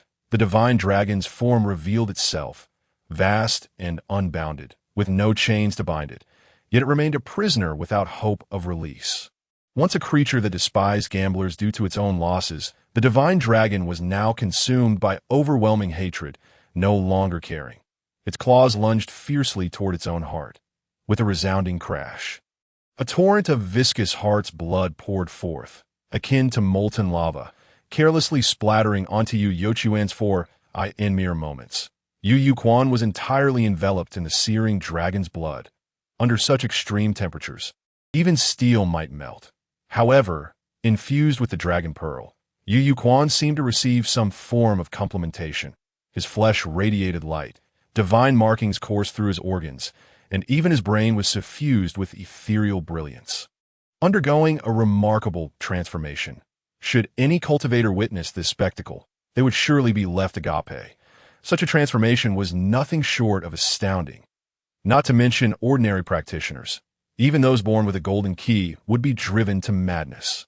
As Yu Yuquan ventured into the dragon's lair, the periphery of Longmen Mountain was swarming with the servants of the He clan, officials from the Lingchuan county government, attendants from various noble families, and a multitude of laborers summoned from nearby villages and towns. That IT must be said, when a prestigious family endeavors to accomplish something with full force, the energy they can unleash is beyond imagination. Especially when this great clan boasts a promising prodigy, the energy is magnified 100-fold, 1,000-fold. Even many previously unconnected factions eagerly poured in vast resources and manpower. In an instant, it seemed as though the entire Longmen Mountain was to be excavated to its very depths. However, all searchers dared not venture too deep.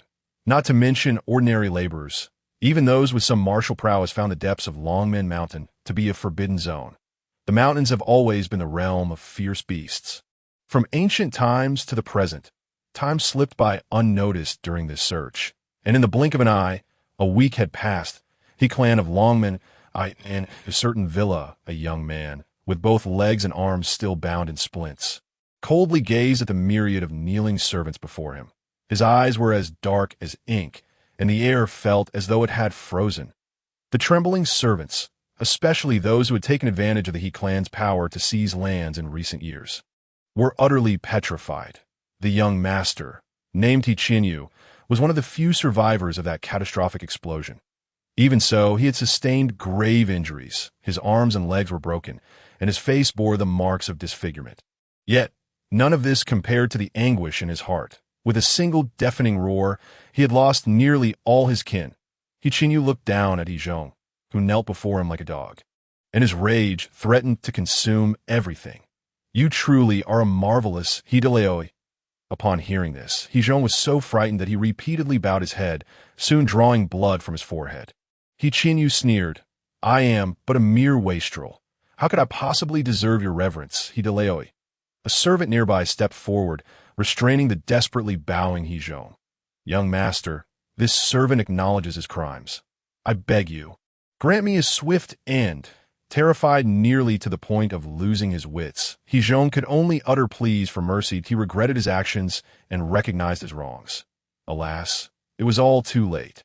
He Qinyu let out a cold laugh, extending his hand, prompting a nearby maid to promptly present him with a booklet. In the 7th year of Yongchang, you borrowed the name of the He family to forcibly acquire 30 mu of prime rice fields for 5 taels of silver, leading to the demise of the entire Chui family in Shang'an village. In the 8th year of Yongchang, you audaciously proclaimed yourself as the 8th master, coercing the purchase of the treasured Liuli jade statue from the Dan shop. When did you become my elder brother? In the same year and month, you unexpectedly learned of the secret remedy from the Hu family at Longshu Ferry, demanding it in the name of the 3rd brother. Does he know? Each incident unfolded like cherished family heirlooms, meticulously recounted. He Zhong, He Yi, and He Yong, these scoundrel servants, all turned pale with terror. For affluent families, it is not uncommon for servants to indulge in corruption, living even better than some masters, with the more extreme cases resorting to oppression of their superiors. After all, for noble clans, the family resembles a minor court. However, this lid cannot be easily lifted, once unveiled. The masters are destined to become the subject of ridicule, and for the servants, the collective disdain of the world could easily drown them. In this era, loyalty and filial piety are both absolute political correctness. He Qinyu gritted his teeth in fury. He despised Yu Yuquan. He loathed these sycophantic servants who abused their power. But more than that, he resented his former self, who, steeped in debauchery, remained indifferent to the family's affairs. Even his closest servant exploited his influence to commit various misdeeds. While he could feign ignorance from a distance, he was not entirely oblivious to the transgressions of his personal attendant. As for himself, his previous nonchalance now appeared to be a path leading to his own demise. Yet he had never truly taken it to heart. More precisely, it was Yu Yuquan who, with the blood of the Longmen He family's direct lineage, awakened him to reality. Before Yu Yuquan, the aristocracy remained the aristocracy, and the commoners mere commoners. What if they were belittled and trampled upon? Yet, Yu Yuquan coldly revealed to them that it was they who erred. Now, he understood. His sins too. Punishments must be meted out, compensations must be made, and those deserving death shall meet their end. In a remarkably short time, the once frivolous He Qinyu seemed to mature instantly. Moreover, despite his injuries, he meticulously addressed each account, offering apologies and substantial reparations to those who had suffered oppression. He even openly acknowledged the wrongdoings of the Longmen He family, publicly issuing a self-critique seeking forgiveness. In just a few days, the assets of the Longmen He family significantly dwindled, yet their tarnished reputation began to reverse. Phrases like acknowledging one's mistakes can lead to great improvement, and a wayward son returning is worth more than gold slowly began to characterize the Longmen He family and the once debauched He Qinyu. It must be said, He Qinyu exhibited remarkable prowess. This was also the assessment of Shi Minglan towards He Qinyu. Shi Minglan, a practitioner of the Zhoushuan sect, had hurried back to manage the situation in place of the true disciple He Qinsheng upon receiving an urgent message. Little did he expect that the Longmen He family's only remaining wayward scion would handle matters even better than he had imagined. Is the 3rd brother not returning? This was the first question He Qinyu posed upon seeing Shi Minglan, his tone laced with an unspoken grievance. 11th senior brother has his own matters to attend to. Shi Minglan understood He Qinyu's sentiments. Thus, he approached the situation with greater patience and gentleness, adding thoughtfully, "It concerns the greater good of the nation, so he cannot leave for now." The nation and family. He Qinyu felt a mix of admiration for his 3rd brother's rapid ascent within the Zhoushuan sect and astonishment at the heavy burden placed upon the He family's prodigal son. Yet, he ultimately found himself unable to fully agree. The family comes first. Without a family, how can there be a nation? He Qinyu lowered his head, stubbornly choosing not to respond. Shi Minglan also remained silent, for he was not one for idle chatter. Compared to conversation, he preferred the path of cultivation. Thus, the He family's courtyard fell into a profound silence. After a long pause, He Qinyu broke the stillness. Declaring, "I wish to cultivate," Shi Minglan did not outright refuse. Yet he also did not hastily make any promises. The Longminhe family had suffered a significant blow, which indeed drew sympathy. However, this was not the decisive factor in determining whether this orphan, He Qinyu, could embark on the path of cultivation. More accurately, cultivation is a divine gift bestowed upon humanity. It cannot be forcibly demanded. And those who are fortunate enough to receive such heavenly favor are always but a select few. Nevertheless, Xi Minglan did not outright deny him. Life presents countless opportunities, constantly cycling through gains and losses, and no one knows when divine favor may truly arrive. Furthermore, between life and death lies great terror. A moment of enlightenment could strike unexpectedly. Xi Minglan spoke earnestly. Heaven and earth possess vital energy, from which all things arise. The essence of cultivation is to harness the natural order for one's use, refining one's physical being with the energies of heaven and earth, and tempering the soul with auspicious and inauspicious qi to forge a divine body, aiming to illuminate the heart and ride the winds. Yet, the human body has a gate to the great way, akin to a golden beam that seals off heaven and earth, isolating our small universe from the vast cosmos, rendering the ascent to the heavens impossible. Thus, mortals cannot perceive, absorb, transform, or wield the vital energies of heaven and earth. They can only passively endure their myriad influences. Hence, this portal is referred to as the Heaven's Gate, the gateway to the divine, the door to the great way. However, once the Heaven's Gate is opened, the barriers are shattered, connecting the internal and external worlds, thus embarking on the path of cultivation. Therefore, the first stage of cultivation is known as the realm of the Heaven's Gate.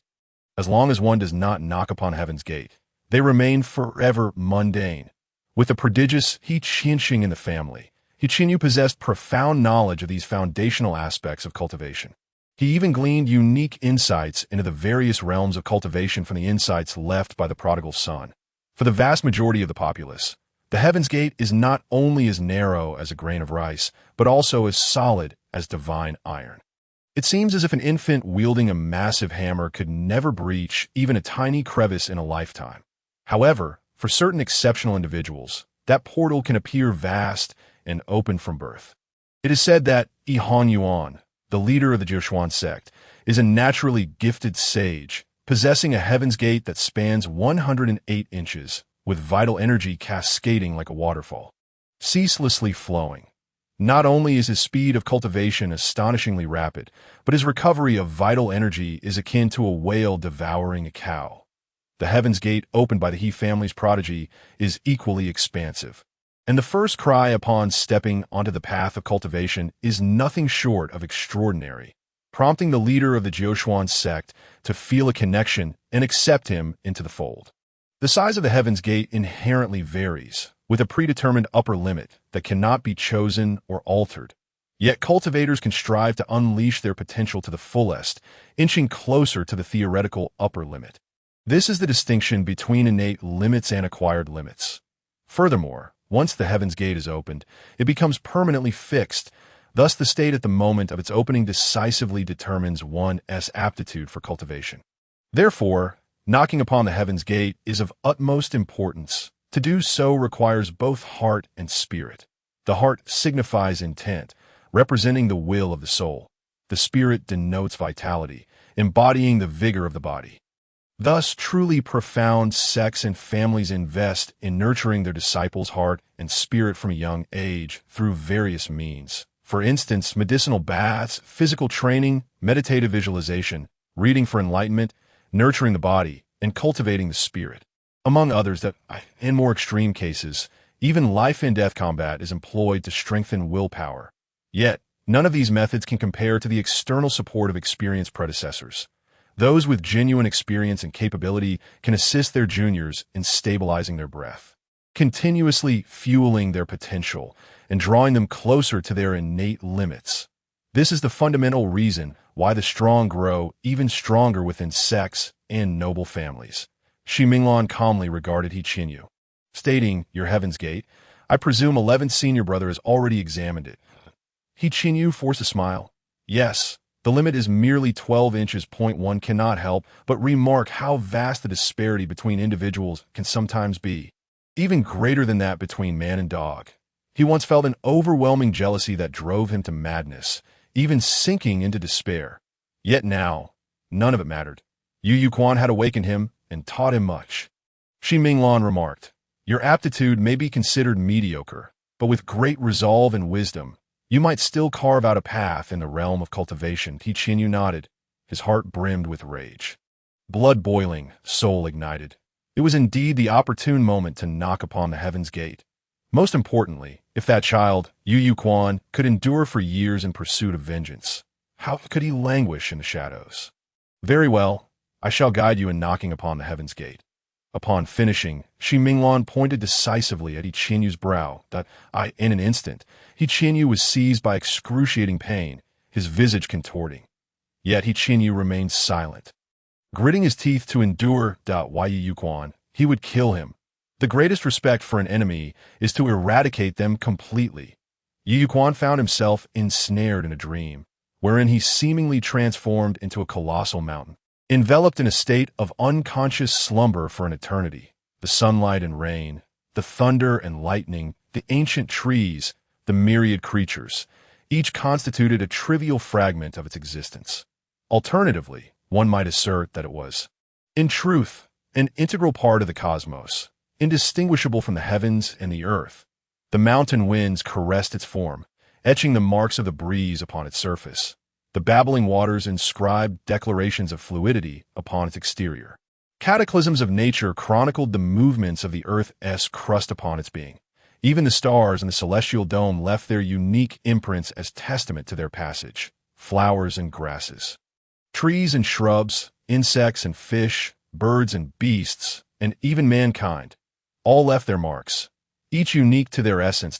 In time, mountain dwellers began to venerate it with profound reverence, while sorcerers extolled its grandeur through various rites. Yet, to it, these gestures held no significance, for it simply existed as itself, until the arrival of an immortal. In that moment, it acquired a new appellation, the Dragon Vein. It intertwined with countless other dragon veins, forming an immense array, culminating in an unparalleled geomantic configuration. Subsequently, a palace known as the Heavenly Court arose in its vicinity. However, this too bore little relevance to its existence. The so-called Dragon Vein remained merely a construct defined by the immortals. A self-indulgent narrative that persisted as its own entity. Of course, there was a modicum of connection, at the very least. During its collaboration with other dragon veins to create the grand geomantic array, it became aware of the existence of its kin. Nothing more. Time flowed ceaselessly, and millennia passed uncounted. Yet for it, the sensation remained fleeting, indistinguishable from days of yore. Throughout this epoch, the most resonant echo was the relentless march of time. It witnessed countless celestial beings, formidable and transcendent, withering away, falling from grace, no different from the legendary beasts and great shamans that once lauded its presence, until one day, an immensely powerful immortal arrived, accompanied by a woman whose aura resonated with familiarity. Persuaded by the immortal, she bestowed upon it a drop of her own blood. On that day, it awakened to life. In the dream, Yu Yu Quan could sense its elation, a miraculous birth of a life that seized the very essence of creation. A manifestation of the celestial realm's splendor, embodying the mysteries of existence. It was as if it were the vessel of the Tao, innately endowed with extraordinary powers, a favored child of the cosmos, a sovereign of the earth, eliciting reverence from innumerable beings. In the dream, Yu Yu Quan beheld its form. It was a dragon of unfathomable length, its shape reminiscent of the ninefold aspect, exhaling clouds, a divine creature concealed in mystery and majesty, brimming with an indescribable aura of dominance. Undoubtedly, its might surpassed that of the majority of immortals, for before its birth, it was part of the grand array of the heavenly court, and upon its emergence, it siphoned the essence of many kindred, disrupting the entire celestial configuration. Consequently, a relentless stream of immortals came forth to hinder its departure. Yet, the yearning for freedom among sentient beings is unfathomable, even in the face of innumerable immortals attempting to impede its path. It resolutely chose to depart. It longed for the boundless sky, the pristine waters, the vast oceans. Little did it anticipate that the journey to the sea would be far more arduous than imagined. As it was suppressed by the immortal who had granted it life, from that moment onward, time began to stretch interminably for it, an endless expanse without conclusion. Yu Quan awoke, yet his thoughts remained entwined in the dreamscape. The memories of the divine dragon were imprinted upon his soul like a brand, especially that magnificent form, which utterly transformed his understanding of existence. Undoubtedly, the sole true dragon to emerge in this realm was the most magnificent life he had ever encountered. Even the formidable immortal from the dream paled in comparison in terms of the essence of life. Alas, this singular true dragon was suppressed from the moment of its birth. Its yearning for freedom, its longing for the sky and the sea, seemed to fill its heart to the brim. Is this the past of the true dragon? Yu Quan found himself at a loss for words. Particularly the agonizing passage of time left him breathless. Before its birth, time held no meaning for it. Yet when time became significant, it turned into a poison for him. At that moment, the voice of the divine dragon resonated in Yu Yochuan's ears. Having awakened, depart now. The spell of slumber shattered, and Yu Quan could no longer feign sleep. He hastily rose. Yet, with this movement, he immediately sensed a profound difference. His physical state was remarkably invigorated. All fatigue and ailments vanished, replaced by an astonishing vitality as for the sensation of strength. It was utterly beyond comprehension. Yu Quan even suspected he could fell a bull with a single blow upon seeing the blood-soaked tattered garment. His eyes widened in alarm. The volume of blood lost could not possibly be his own, and the conclusion was evident. Despite the incredibility of it all, it seemed he had indeed bathed in dragon blood. Whether from his past life's memories or the dream he had just experienced, the value of such essence was beyond dispute. For instance, the enchanting woman in the dream, with a mere drop of her blood, had even awakened the divine dragon, enabling its metamorphosis into life. Yu Quan immediately clasped his fists in salute, expressing his gratitude. Thank you, esteemed dragon, for the gift of rebirth. I vow, with my heart, that once I attain mastery in my cultivation, I shall return to aid you in your liberation. Should I falter in this vow, may heaven and earth bring forth my doom. The divine dragon had invested heavily in Yu Quan, with this core objective in mind. Yet, Yu Yochuan's gratitude and solemn oath only enhanced the dragon's favor towards him. The dragon replied, remember your vow, and now, depart. Perhaps due to the heightened sensitivity from bathing in dragon blood, Yu Quan keenly detected an indelible weariness woven into the dragon's voice. Enlightenment struck him. The gratitude for the dragon's blood may be far weightier than he had anticipated. Gratitude is a noble virtue, and the education he received in both his past and present life had shaped Yu Yochuan's character to repay even the smallest kindness with immense gratitude.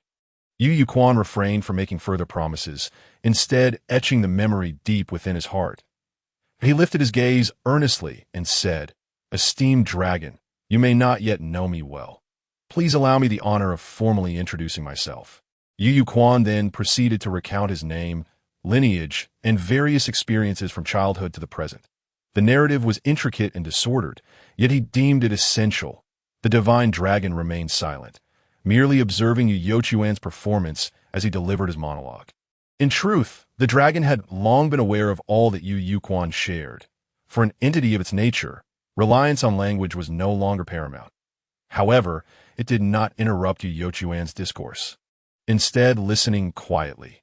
Gradually, the cavern resonated with Yu Yochuan's voice. Of course, the conversation unwittingly veered off course, from simple biographical details to anecdotes and tales, interspersed with amusing trivia. It eventually transitioned into discussions about games. Even absurd jokes. Eventually, Yu Quan took it upon himself to draw a chessboard on the ground, complete with pieces, and began explaining the rules of the game. The dragon found this rather childish, yet understood why the young boy had suddenly become so loquacious. However, within its heart, there was no trace of anger or irritation.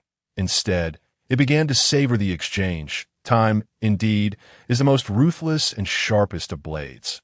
Even beings like it, existing beyond the bounds of mortality, yearn for freedom amidst the ceaseless confinement.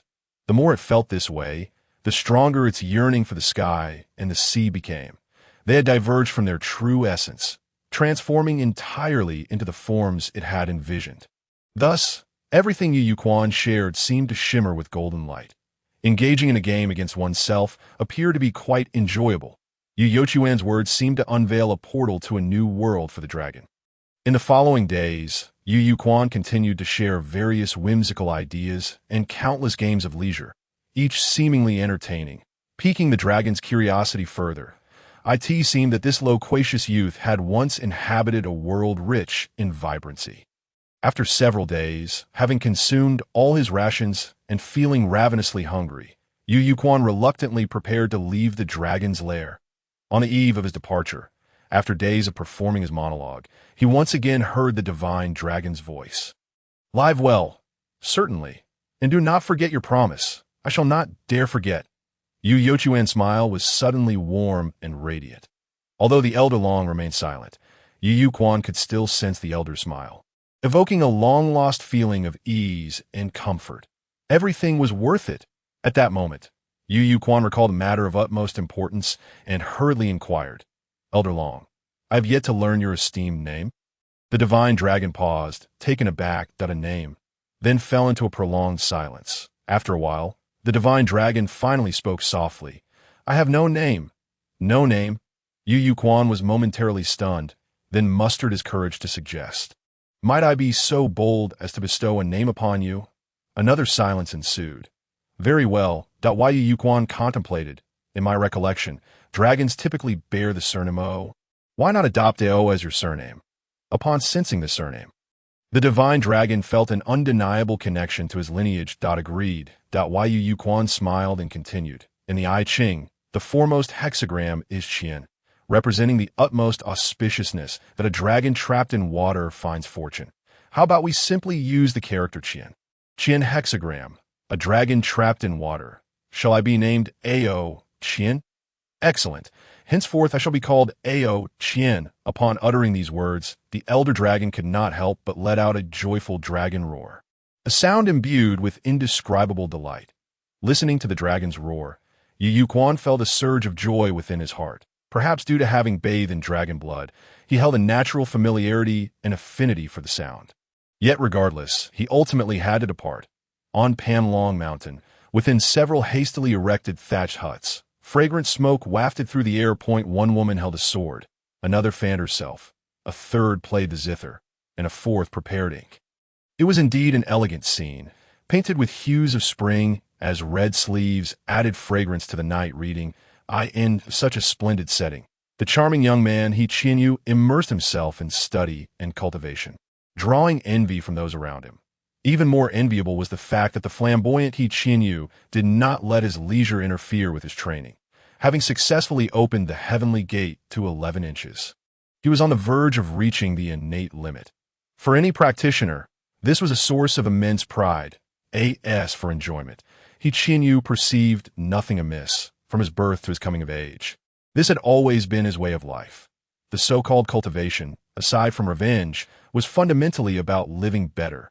Surely one should not embark on the path of cultivation only to lower their quality of life. Moreover, in He Qianyu's worldview, the addition of fragrance from red sleeves was simply a reflection of life's essence. Of course, Shi Minglan and He Qianyu were two extremes. Over the recent days, He Qianyu had come to understand the nature of his fellow disciple. The third brother, that if one were to describe him, it would be dull. It seemed that in his life, aside from cultivation, there were no other interests. He had no love for fine clothes or spirited horses, nor did he hold any affection for beauty or delicacies. Even the arts of music, chess, calligraphy, and painting failed to capture his attention. However, for the world, the phrase successful cultivation appeared to be the most interesting and noble hobby, granting boundless charm. The incessant stream of visitors was the best testament to this. Even sequestered in the deep mountains, they could not deter the eager footsteps of those seeking an audience. Nevertheless, He Qianyu held a considerable admiration for Shi Minglan's mastery in the realm of cultivation.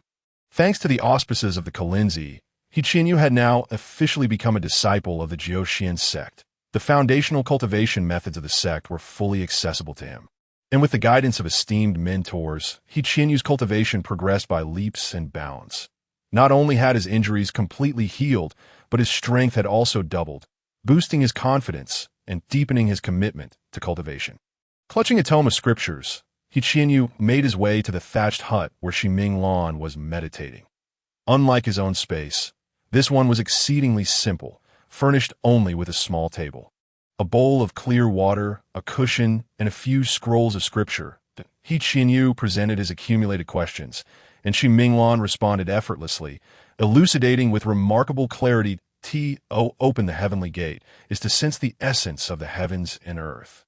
To sense the essence allows one to absorb it into the body, and to absorb it gives birth to the unique yunli of the practitioner. All cultivation prior to opening the heavenly gate can only be considered preparatory work for formal cultivation. The duration of this process lacks a uniform conclusion. However, among the offspring of noble families, it is common for those with cultivation aptitude to complete this preparatory phase before the age of 14. Within the aristocratic circles, He Qianyu's age could be seen as relatively late in embarking on the path. Yet, this delay did not carry significant consequences. In comparison to physical readiness, mental preparedness held greater importance. Had his family not experienced a series of upheavals, He Qianyu might still be an immature scion, likely having only opened the heavenly gate to 3 or 4 inches. It could be said that he had turned misfortune into fortune. Most importantly, once one truly embarks on the path, it is never too late. Taking a single step can lead to countless others. He Qianyu inquired, Shi Xiang, I have made rapid progress recently. My strength changes daily. What abilities can one cultivate in the heavenly gate realm? Shi Minglan shook his head and replied, the core transformation of the heavenly gate realm lies in the 5 senses, just as the cicada perceives the autumn wind before it stirs. The sensitivity to danger will be greatly enhanced. Naturally, this will also elevate one's spiritual perception, comprehension, memory, and learning ability, leading to rapid breakthroughs in skill. Furthermore, as one can continuously draw the essence of the heavens and earth into the body, the Yuanli will witness a period of explosive growth, quickly surpassing the internal force manageable by ordinary warriors in both quantity and quality. Consequently, practitioners in this realm can easily outpace those who rely solely on brute strength to hone their skills. Additionally, the recovery of the heavenly gate is exceedingly swift, allowing one to effortlessly defeat a dozen or more trained armored warriors. Once the energy is absorbed to the extent that the dantian is filled and the meridians are unblocked, the body will also undergo a certain degree of refinement, at which point one can be deemed to have achieved the first realm's completion. Their martial prowess might even reach the level of slaying 100 foes. Upon hearing Shi Xiang's explanation, He Qianyu could not help but feel a rush of excitement. For any man, regardless of age, the word courage forever wields infinite allure. After much thought, He Qianyu could not restrain himself and pressed on. May I ask, Shi Xiang, what marvels lie within the subsequent realms? Shi Minglan, rarely smiling, replied, I thought you could resist asking further. He Qianyu was left speechless. Did he wish to hold back? It was merely concern over leaving a frivolous impression on this serious and unamusing Shi Xiang. After pondering, Shi Minglan continued, the second realm is called consuming qi. Here, consuming qi does not refer to ordinary energy, but rather a selective consumption of refined energies in essence, it involves the refinement of auspicious qi, spiritual qi, medicinal qi, and elixir qi through special secret methods. These energies are of a quality far superior to ordinary yuan qi, truly classified as heavenly materials and earthly treasures. Thus, one can purposefully and selectively enhance various parts of the body, achieving genuine transformation and evolution. At this stage, the practitioner's body and mind can reach a brand new height, and their command over Yuan Lian, the essence of the heavens and earth, will enter a more profound level. For instance, mastering SH. Once one grasps SH, the practitioner can consolidate the Yuan Li release from their body, extending their attack range and magnifying their power. The more refined the understanding of SH, the more precise the control over Yuan Li. And the faster the consumption of qi will become, allowing for rapid advancement in cultivation, even enabling the digestion of higher quality qi. Similarly, the quantity and quality of qi consumed in this realm are of paramount importance, as the type of qi consumed often dictates the abilities a practitioner can wield. For instance, consuming an icy aura can transform the Yuanli within in a frost energy, granting it freezing capabilities that in contrast. Consuming a wood element aura can transmute the Yuanli into a wood attribute, offering remarkable effects in healing, nurturing, subduing enemies, and identifying medicinal properties, even promoting rapid plant growth. Consequently, this places significant financial demands on practitioners. Many have sacrificed their freedom to serve noble families in pursuit of resources for the third realm. It is called divine concealment. The essence lies in unlocking the divine treasures within, establishing a connection between the inner and outer realms of heaven, earth, and the universe. Essentially, it involves harmonizing one's consciousness with the primordial energies of nature through a profound communion with the cosmos, thereby achieving various mystical feats akin to altering the heavens and shaking the earth. When one reaches a high level of mastery, their spiritual awareness can transform the intangible into the tangible, attaining a level of divine insight that illuminates all. The fourth realm is referred to as illuminating light. With such divine clarity, one can illuminate vast distances, traverse the cosmos, and extract the Earth's essence and celestial energies from secluded paths, ultimately cultivating a divine and demonic form. This state can forge the spirit and achieve a pinnacle of celestial wanderings. Capable of executing lethal deeds and usurping life in an incorporeal manner, as for the even higher fifth realm. It is known as riding the wind. Ride the wind for thousands of miles signifies not only the ability to soar freely, but also encompasses the range and methods of attack. This represents the true means of an earthly immortal, having begun to touch upon certain fundamental principles of the Tao. He Qinyu listened with rapt attention, yearning for such heights. However, unlike the meticulously detailed descriptions of the realms of consuming qi and heavenly gate, the explanations for the realms of divine caves, illuminating light, and riding the wind were rather vague. He Qinyu surmised that this senior, Shi Xiang, was most likely still entrenched in the consuming qi realm. He couldn't help but marvel he had witnessed Shi Xiang's formidable techniques, which were nothing short of miraculous. Yet it turned out he was merely at the second realm, that if he continued along the path of the Tao, what astonishing vistas might he behold. Suddenly, He Qinyu found himself understanding Shi Xiang better. It was not that he lacked an appreciation for enjoyment. Rather, he was enamored with the pursuit of higher pleasures. At that moment, Shi Minglan slowly gazed in a particular direction, exclaiming in astonishment, "What incredible speed! Are you referring to Yu Quan?" He Qinyu asked, somewhat uncertain. "Indeed," Shi Minglan replied, rising to gaze into the distance where Yu Quan had just departed. Yu Quan is a practitioner, and his skills are not to be underestimated. He Qinyu felt momentarily bewildered. In all his investigations, he had found no evidence of Yu Quan being a practitioner, not even a hint. Yet, considering his reserved nature, it would not be too surprising if he were indeed a practitioner. Of course, it was also possible that he had recently gained an opportunity and successfully opened the heavenly gate. For an ordinary person without a family background, this was an exceedingly difficult hurdle. Every scheme Yu Quan devised might have been aimed at achieving this very step. He Qinyu's eyes sparkled with determination as he thought. Whether he's a practitioner or not, it provides the perfect chance for him to showcase his skills and settle all grievances. Shi Minglan contemplated for a moment and felt that allowing He Qinyu to undergo a trial was indeed reasonable. After all, they were adversaries. If one did not even possess the courage to confront, then there was no need to cultivate the Tao. Shi Minglan said, "I shall protect you." "Ha. Then I shall have no further worries." He Qinyu exclaimed, "Shi Xiang, prepare to witness my prowess." With that, He Qinyu swiftly took a sword from a maid, exuding a charming grace, the gemstones adorning the sword gleaming brilliantly. Returning to 15 minutes prior, Yu Quan had just bid farewell to the elder Long Aoqian, formally stepping out of the dragon cave. After leaving the dragon pool, Yu Quan intended to follow the outer path of Longpan Mountain westward. This route would gradually lead him closer to the borders, and after traversing a few formidable passes, he could reach Lianan County. Although the area was economically underdeveloped and frequently plagued by marauding tribes.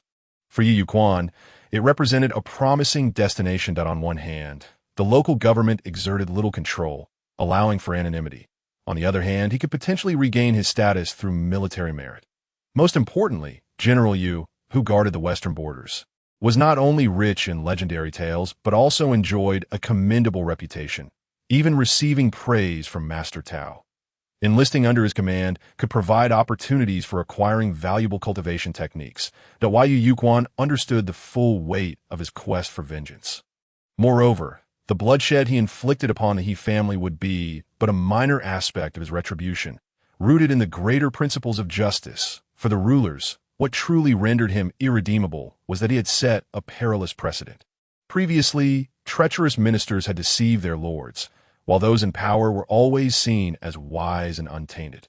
Yet he had initiated a precedent where a subject could slay their sovereign, thereby compelling the ruler to punish the treacherous ministers. This was something that would be intolerable to all ruling classes. He must remain hidden for at least a decade. In the most extreme cases, he might even need to flee from Dajin entirely, seeking refuge in a remote tribal village until he matured. There were certainly drawbacks to this plan. Even the opening of the Heavenly Gate would rely solely on personal effort, with little hope of finding a senior to provide assistance. Nevertheless, Yu Yuquan held no regrets. A true man must not live a life of servitude, nor can he afford to let blood debts go unavenged. Moreover, despite the extreme dangers he faced, he ultimately emerged victorious. After bathing in the blood of dragons, he experienced a transformative rebirth in physical prowess, reaching an almost inhuman level. Even now, he had yet to uncover the limits of his current body, which filled him with excitement. He wondered how he would measure up against the scions of noble families who had consumed various heavenly treasures since childhood. Furthermore, he had the fortune of encountering a true dragon. As long as he regularly envisioned the form of the true dragon, over time his soul would undoubtedly rival that of those noble heirs. After all, Elder Ao Qian was the only true dragon in this realm, a mythical being of high life essence whose body naturally served as a vessel for the Tao. Yu Yuquan had completely confirmed this. Earlier, within the Dragon Cave, he had merely envisioned Elder Ao Qian's true form in his mind, alleviating some of the piercing pain in his brain that if he diligently cultivated for several years. Even without the support of Senior, he was confident he could approach the innate limits. However, he wondered just how extensive those innate limits would be. Regarding his cultivation talent, he was certain he possessed it. Master Tao had verified this while he was still alive. He had been teaching him to read, write, and cultivate his spirit in preparation for opening the Heavenly Gate. Alas, the world is ever-changing. In this latest scheme, Yu Yuquan had even crafted a detailed false identity, going so far as to mimic accents and dialects. Unfortunately, plans often fall prey to unforeseen changes. The moment he stepped out of the dragon pool, Yu Yuquan felt an involuntary twitch in his eyelids. Danger! It was an instinctual warning rooted in the essence of life, heightened after his immersion in dragon blood. Without a moment's hesitation, Yu Yuquan altered his plans and plunged deep into the heart of Longpan Mountain. The depths of Longpan Mountain were rife with ferocious beasts, making a reckless venture exceedingly unwise. Yet, Yu Yuquan was unwavering in his choice to trust his instincts, for this was also a crucial component of his original plan, to place himself in a desperate situation and cultivate survival. It was the worst of methods, yet the only option left, and indeed the best course of action at this moment. Moreover, compared to when he had nothing, he now possessed the blood-stained attire, garments soaked in the essence of true dragon blood. Perhaps this could intimidate some of the malevolent beasts lurking nearby. After all, it was imbued with the aura of the Elder Dragon. With his course of action, he immediately sensed a difference. His speed was astonishing, akin to a tiger suddenly springing forth, vanishing into the depths of the forest in the blink of an eye. Yu Yuquan's eyes were filled with disbelief, for it was this very swiftness that required little exertion on his part. Truly, one could not underestimate the power of dragon blood. Returning to the present, Yu Yuquan had sprinted several miles in a remarkably short time, his speed bordering on the inconceivable. Most importantly, he felt no fatigue whatsoever, only a slight hunger. Since embarking on his solitary journey into the dragon pool, he had scarcely enjoyed a proper meal. What Yu Yuquan did not realize was that he had been unconscious for far longer than he imagined. During this time, the dragon pearl and dragon blood had been continuously transforming his body, providing essential nutrients. Otherwise, he would have long since become a mere skeleton. However, it was evident that now was not the time to stop and seek sustenance. For despite his prolonged running, the sense of crisis in his heart had yet to dissipate. Could it be that a practitioner was hot on his heels? Yu Quan furrowed his brows, sensing that this was indeed the most likely scenario. The He family's Qilin was, after all, a direct disciple of the Nine Xin sect, a rare sight for ordinary folk, yet they were commonplace within the sect. If someone were intent on currying favor with He Jinchuan, they might pursue him with even more fervor than many members of the He family. Of course, it was also possible that Kalinzi, He Qinqing himself, had arrived. If that were the case, it would be a dire situation indeed. The more urgent the situation became, the calmer Yu Quan grew, his footsteps unwavering as he fled deeper into Panlong Mountain. Along the journey, the trees towered ever higher and more ancient. Their bark gnarled and cracked. Resembling coiling dragons, the sense of desolation and the weight of antiquity pressed heavily upon him. Yes, he ventured further into the mountains. They rose one after another, majestic and imposing in their grandeur. During this time, he inadvertently crossed into the territory of ferocious beasts, their roars echoing relentlessly. The skeletal remains of various animals were strewn about, a clear indication of the fearsome predators lurking nearby. Yu Quan could not help but feel a chill run down his spine. If given the choice, he would prefer not to delve deeper. Alas, the sense of impending danger, tightly locked onto him, refused to dissipate. Moreover, perhaps due to excessive energy expenditure, the gnawing hunger that he had just managed to suppress surged back with a vengeance. His stomach churned and gurgled incessantly. There was no choice but to endure. Yu Quan resolved to search for some berries during his escape. If he could trace the tracks of the beasts to their water source, that would be even better. In this moment of extreme hunger, he unexpectedly discovered a warm current flowing continuously within him, akin to a long-awaited rain after a drought. Not only did his intense hunger subside, but his physical and mental vigor received a remarkable boost. What could this be?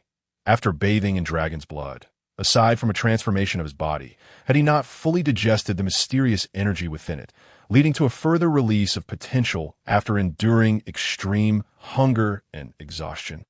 There are no answers, yet this did not hinder Yu Chuan's exhilaration. Unbeknownst to him, in addition to bathing in dragon's blood, he had also extravagantly fused with a dragon pearl. Meanwhile, He Qianyu, who had been pursuing Yu Quan deeper into Panlong Mountain, was utterly stupefied. How could Yu Quan run so swiftly? The endless mountains grew increasingly perilous. Describing the situation as hanging his head on his waist would not be an exaggeration. The Yu Quan harbored secrets. The more He Qianyu interacted with him, the more he sensed the terror that this adversary embodied. If this youth were not eliminated, he would surely become a grave threat. He Qianyu's gaze turned icy, a sense of dread creeping into his heart. He was determined not to allow Yu Quan to escape into the vast ocean or the deep forest. He had a premonition that if he failed to eradicate Yu Quan this time, it would be akin to releasing a tiger back into the mountains. Not only would this pose a danger to him, but perhaps even to Sangu, who would gain a formidable enemy. Despite the increasingly treacherous surroundings, He Qianyu felt a surge of confidence. Bolstered by the thought of brother Shi providing protection, he resolved to press on, to the left front. After a brief wait, Shi Minglin's voice echoed from afar. Employing a technique akin to transmitting words over 1,000 miles, he was able to keep a firm grip on Yu Quan thanks to Brother Shi's methods. What He Qianyu did not realize was that Shi Minglan, too, felt a chill creeping down his back. He was merely a practitioner of the second realm. Did He Qianyu truly believe him to be a grand cultivator capable of traversing vast distances? However, how could a man admit to his own shortcomings? To acknowledge fear would compromise his dignity as a disciple of the Nine Xin sect. Time passed in the course of this chase. A day swiftly elapsed. Yu Quan, mentally and physically exhausted from running, felt his gaze flickering as he realized that continuing this endless flight was unsustainable. He needed to devise a plan to eliminate his pursuer. Thus, he intentionally slowed his pace. He Qianyu poured a single ginseng recovery pill from a small porcelain vial and swallowed a whole. The fragrant aroma filled the air, invigorating him with renewed energy in a short time. Even so, he remained utterly fatigued, both physically and mentally beginning to wear thin. He found himself admiring Yu Yochuan's tenacity. With his exceptionally precious recovery elixirs, he could sustain his pursuit for so long. But what of Yu Yuquan? How much had he opened his heavenly gate? Contemplating this, He Qinyu was struck by the realization that Yu Yochuan's heavenly gate might indeed be far more expansive than his own. This only solidified his intent to kill. Fortunately, the core enhancement of the heavenly gate realm bolstered the senses without significantly augmenting strength. Fatigue, thirst, hunger, and exhaustion remained very much real, or else he would have lacked the courage to continue the chase. Soon, He Qinyu distinctly sensed that he was closing the distance between himself and Yu Yuquan. A surge of joy filled him. Had Yu Yuquan finally reached his limit? Truly, heaven was aiding him. However, out of caution, He Qinyu opted not to rush. Instead, he stalked his prey like a hungry wolf. Half an hour later, the joy in He Qinyu's eyes intensified. He could clearly perceive that Yu Yochuan's speed in fleeing had diminished significantly. He Qinyu beamed with delight, his eagerness tempered. Another ginseng recovery pill was consumed, replenishing his strength and further bolstering his confidence. It is said that one's adversary often knows them best, in his quest for revenge. He Qinyu had thoroughly investigated and gained substantial insights into Yu Yochuan's life, character, and habits that if one were to describe it, the most prominent trait was his ability to endure what others could not. He even found a degree of admiration for Yu Yuquan. Yet, one thing He Qinyu could confirm was that even if Yu Yuquan had indeed opened his heavenly gate, his achievements would likely not be overly impressive. Yu Yochuan's mentor, the esteemed Tao, had a reputation for integrity, having settled in the Longshu area since his ancestors. Though he possessed some wealth, it was not that of a prestigious family. Their lineage was quite limited. By the time of Tao's generation, his father had passed away, and relatives had seized a substantial portion of the family fortune from the widow and orphan, forcing the mother and son to relocate to the small village of Lalangshan. Their meager resources were nearly depleted, leaving them with only a few acres of land. In other words, Yu Yuquan was virtually incapable of acquiring significant cultivation resources from Tao. Resources such as compatible elixirs or profound paintings that could enhance one's willpower were exceedingly scarce. He Qinyu was almost certain that Yu Yuquan had reached a dead end.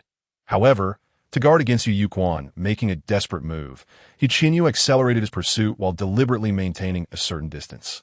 Continuously depleting Yu Yochuan's dwindling stamina, it was akin to training a hawk. Meanwhile, Shi Minglan, who was further back, was quite taken aback that he sensed Yu Yuquan's fatigue and slowing pace, and he was surprised that He Qinyu could remain so composed. After all, having just opened his heavenly gate, his confidence would have surged, especially with Shi Minglan's protection. One would expect him to be audacious, yet he displayed such patience. Truly, he was the brother of the esteemed He. He would undoubtedly achieve great things in the future. Simultaneously, Yu Yuquan cursed inwardly. This relentless pursuer was indeed a formidable opponent, displaying patience surpassing even that of a tortoise. However, when it came to patience, who could outlast him? For the sake of a single firecracker, he could toil for 2 years. Thus, Yu Yuquan continued to follow the established script, meticulously orchestrating a facade of fatigue. Of course, this was not entirely an act. He was genuinely famished and utterly worn out, if not for the occasional surge of that special energy enveloping him whenever he was on the brink of exhaustion, he truly would have collapsed. In the blink of an eye, 3 hours had passed, and Yu Yuquan was so hungry that his stomach pressed painfully against his back, his running speed reduced to less than 1/10 of its former glory. Coupled with the sporadic echoes of unknown beast roars, an anxious fire burned within him. Fortunately, at that moment, He Qinyu finally closed the gap, the distance between them now merely 100 paces, allowing them to see each other clearly. Perhaps in an effort to undermine his confidence, He Qinyu deliberately consumed a pill in front of Yu Yuquan, chewing it as if it were a sweet, the sound echoing audibly. Even Yu Yuquan, with his typically good temper, could not help but feel a surge of irritation. And no wonder this tail had clung so tightly. It turned out he had access to energy-restoring elixirs that he loathed the privileged elite. Yet, He had to admit that the elixirs truly were enticing. Displaying food in front of a ravenous individual was undoubtedly the most provocative display of wealth. Additionally, Yu Yuquan finally got a clear view of the pursuer's appearance. Clad in a dark azure robe embroidered with exquisite patterns, he exuded elegance, and the sword in his hand was embedded with several gemstones that sparkled dazzlingly, almost blinding him. Truly, he was the epitome of a noble gentleman. Certainly, even the most ethereal of beings, if neglectful of personal hygiene and grooming for an extended period, cannot escape the fate of becoming disheveled. The resplendent robe, once immaculate, is now sullied by dust and grime. Furthermore, by the rigors of a relentless chase through the forest, resulting in numerous tears, and where, in a sense, these attributes, when applied to a chivalrous figure or a practitioner of the arts, could indeed be labeled as the spirit of the wanderer. As Yu Yuquan scrutinized He Qianyu, the latter was also observing Yu Yuquan, the individual who had recently captivated his thoughts. However, to his astonishment, Yu Yuquan appeared far younger than he had anticipated. According to the records, Yu Yuquan was 10 years old, exceptionally gifted, and possessed a demeanor far beyond his years. Yet in this encounter, he seemed to be no older than 7 or 8. Little did He Qianyu realize that for someone who barely had enough to eat, the pallor and frailty were hardly surprising, perhaps due to a prolonged absence from bathing, compounded by possible tumbles. He was covered in mud, appearing utterly disheveled, akin to a little beggar. In the past, He Qianyu would have dismissed a little beggar like Yu Yuquan without a second glance, finding even a mere sight of him distasteful. Yu Yuquan, having cast a few glances, turned and fled. At this juncture, He Qianyu would certainly not allow his prey to escape. He pursued while shouting, attempting to extinguish Yu Yuquan's resolve. For every life taken, a life must be repaid. For every debt incurred, it must be settled. You cannot escape. Surrender yourself at once. Yet, Yu Yuquan paid him no mind, merely quickening his pace. The intense sense of danger did not wane, which only heightened Yu Yuquan's caution. As for justifications, how could they ever be clearly articulated? Revenge was a matter between them, while forgiveness was a concern for the Buddha.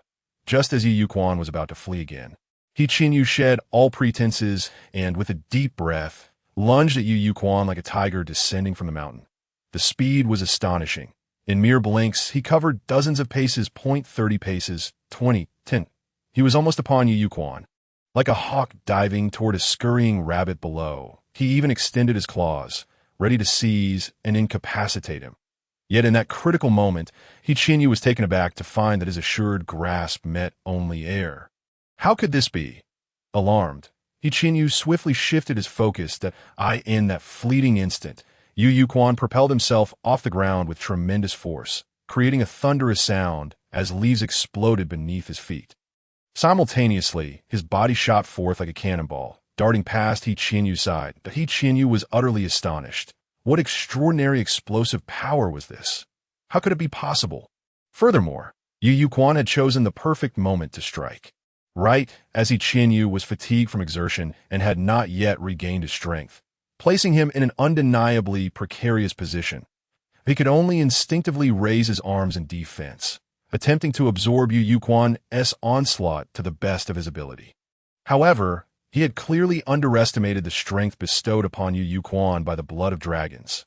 That force was beyond what He Qianyu, who had only just begun to unlock his potential, could fathom, especially given Yu Yuquan's feigned weakness prior to this ambush. Crack! In an instant, the sound of bones fracturing echoed as He Qianyu's arms, which were meant to shield him, crumbled under the pressure, sending him tumbling backward like a kite severed from its string. Remarkably, He Qianyu bore the pain in silence, managing to suppress any cries of agony. During his fall, he instinctively sought to mitigate the impact, attempting to regain his balance through a technique akin to a heavy stone descending. But Yu Yuquan, having executed his ambush, landed without hesitation, swiftly closing the distance to He Qianyu. He raised his fist, as large as a sandbag, and struck decisively at He Qianyu's head, sending him reeling, blood streaming from his nose, stars flashing before his eyes. 1 punch, 2 punches, 3 punches. There was no mercy. Yu Yuquan was determined to beat He Qianyu to death. At that critical moment, A furious roar echoed from afar, accompanied by an unprecedented aura of malevolence. Why Yu Yochuan's heart raced with sudden trepidation. Only then did he realize his error. The source of his unease had never been He Qinyu, but rather the owner of that furious roar, a practitioner of formidable prowess. It was unwise to engage. Without hesitation, Yu Yuquan seized the sword from He Qinyu's grasp, while simultaneously reaching into He Qinyu's clothing. The elixirs that could replenish his strength were tantalizingly within reach. He even knew precisely which pocket they were in. One could only say that He Qinyu had been rather indiscreet with his wealth. In mere moments, Yu Yuquan retrieved a ceramic vial and an unknown tome from He Qinyu's garments. Yet, in that critical instant, Yu Yuquan recognized the urgency of creating a diversion for the formidable presence behind him. Otherwise, he might meet his demise. Thus, with swift resolve, Yu Yuquan swung the jewel-encrusted scabbard violently against He Qinyu's thigh. The sound of bones snapping filled the air, followed by He Qinyu's pained scream that Yu Yuquan, having dealt the blow, fled with remarkable decisiveness, seeking death. In a fit of rage, Shi Minglan, while racing forward, snatched a leaf and hurled it toward Yu Yuquan. The speed was astonishing, akin to a cannonball, hurtling toward Yu Yuquan with lethal intent. Startled, Yu Yuquan instinctively dropped into an undignified posture as a thunderous explosion erupted behind him, leaving a crater the size of a basin in the ground where he had been moments before. Yu Yochuan's heart raced. The power of that attack was truly formidable. If he had been struck, how could he possibly survive? The terror was palpable. Yu Yuquan dared not entertain any further thoughts. He fled with singular focus towards safety. Moments later, Shi Minglan arrived, gazing in astonishment at the direction Yu Yuquan had fled. What was happening? Was this speed, this awareness, truly within the realm of a practitioner of the heavenly gate? Was it merely an illusion? It seemed Yu Yuquan had not even tapped into the energies of heaven and earth. How wondrous! Undeniably, Yu Yuquan was indeed a prodigy, a true young dragon. Perhaps He Qinyu was in serious trouble. He Qinyu stared blankly at the sky, his eyes devoid of brilliance and color. Even the sharp pain from his fractured leg seemingly forgotten. There is no greater sorrow than the death of the heart. With such an advantage, to be utterly defeated, how could he ever claim to surpass Yu Yuquan in the future? Let alone the staggering age difference that rendered any comparison laughable. As Shi Minglan, a disciple entrusted by He Zhenchuan to handle family matters, faced this debacle, he felt a surge of anger and shame, even developing a sense of pity and sympathy for He Zhenchuan's younger brother. Yu's physical prowess is hardly inferior to a practitioner of the eating cheese stage, and his perception is extraordinarily peculiar. This is truly not a sin of combat. Do not take it too much to heart. Hearing this, He Qinyu's eyes flickered with a hint of color, yet he still lamented, "A loss is a loss. I simply cannot measure up." Shi Minglan replied, "To know shame is to be courageous. We shall have our chance to confront him again." He Qinyu's expression remained grim, though it lightened somewhat. Taking a deep breath, he said, "Thank you, brother, for your guidance. I will forever be grateful. The Jinshan Wang Yuqi method was taken by that scoundrel. I will retrieve it at all costs." Shi Minglan nodded. The Jinshan Wang Yuqi method was an advanced secret technique within their sect, requiring significant contributions for one to learn it, an essential foundation for mastery. He Qinyu's possession of it was a gift from He Zhenchuan and included annotations from both elders and He Zhenchuan himself, making it impossible for it to be lost to the outside world. Most importantly, practicing an internal secret method without the sect permission was tantamount to theft. Naturally, the sect would spare no effort to reclaim it. However, since the technique was lost by He Qinyu, it would be entirely appropriate for him to reclaim it. Very well, I shall report this to the sect. He Qinyu exhaled in relief, expressing his gratitude. "Thank you, brother." Shi Minglan dismissed his thanks. "We are all brothers of the same sect. There is no need for such formalities." He Qinyu nodded, etching this kindness into his heart. Just then, both heard an ominous roar from an unknown beast. This served as a signal, prompting a chorus of beastly roars to reverberate around them. Shi Minglan could distinctly sense the approach of ferocious creatures, probing their presence. Even he recognized the formidable threat posed by these beasts, especially with an injured companion beside him. Both Xi Minglan and He Qianyu's expressions shifted dramatically. With urgency, Xi Minglan exclaimed, "This place is no longer safe. I shall escort you out immediately." He Qianyu, pale and unwilling, protested, "But what if Yu Yuquan falls prey to the beasts? He is indeed my nemesis." Xi Minglan understood He Qianyu's implication that a nemesis is someone one must confront to quell their hatred. If one were to perish before exacting their revenge, would that not result in a lifetime of regret? Roar! Another beastly roar echoed, causing Xi Minglan's expression to shift dramatically once more. He sensed an imminent threat approaching them, the aura so formidable that it could be deemed monstrous, with a hint of urgency. Xi Minglan remarked, "Surely, Yu Yuquan cannot be a short-lived individual. He is but a young dragon." Young dragon? Upon hearing this, He Qianyu felt a wave of relief wash over him, yet his expression abruptly stiffened. In myth and legend, dragons, phoenixes, and Qilins have always been regarded as equals. The He family's Qilin, the Yu family's young dragon. Could Yu Yuquan truly rival his third brother? If so, did that not imply he would forever remain in that person's shadow? Impossible! Absolutely impossible! Xi Minglan, aware of his junior brother's thoughts, hurriedly recounted the most inspiring tales from within their sect, comforting him. Those who pursue the way ultimately share the same destination. What does it matter if the journey is slow? With perseverance, one shall eventually catch up. Our seventh elder in the Jiushuan sect was renowned for his foolishness, yet he is now the illustrious Yu Tianzun of the Great Jin. Yu Tianzun, Jiushuan also refers to the 9 heavens, representing the 9 most formidable pillars within the Jiushuan sect, each deserving of the title Zun. Yet it was unexpected that among such esteemed individuals, there existed such a fool. One could not deny that He Qianyu found comfort in this bowl of wisdom. However, Xi Minglan could not help but sigh inwardly. For a simpleton to achieve a turnaround is no easy feat. Cultivation has always been about swift advancement. One can gauge a child's potential at 3 and their future at 7. Many elderly individuals even refer to young novices as predecessors. The reason such inspirational tales resonate so deeply is fundamentally due to their rarity. This younger brother of He Jinchuan may indeed face a challenging path ahead. Xi Minglan ceased his words, hoisting He Qianyu onto his back, and began their flight from Panlong Mountain. Sensing the direction of Yu Yuquan, Xi Minglan felt a swell of frustration. Did these accursed beasts truly believe him to be weaker and more easily bullied than Yu Yuquan? In that moment, a realization struck him like thunder. Damn, how had he overlooked this? It seemed that whenever they lingered behind Yu Yuquan, these ferocious beasts remained surprisingly docile. Hiss! Xi Minglan inhaled sharply. A true young dragon? His previous words had merely been a means of comforting his junior brother.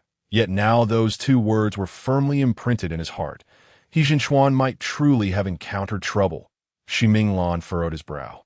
But soon, he relaxed entirely. What was he thinking? Even if that person were indeed a young dragon, how could he possibly contend with a Qilin? He Jinchuan had already been on the path for many years, even preparing to practice the lethal sword technique of cultivation. The esteemed Xiantian Zuanzu had personally intervened, discussing the transmission of the ultimate sword technique to He Jinchuan with the Tong Linzheng family. Once successful, He Jinchuan would undoubtedly become a youthful leader of the new generation in the Great Jin.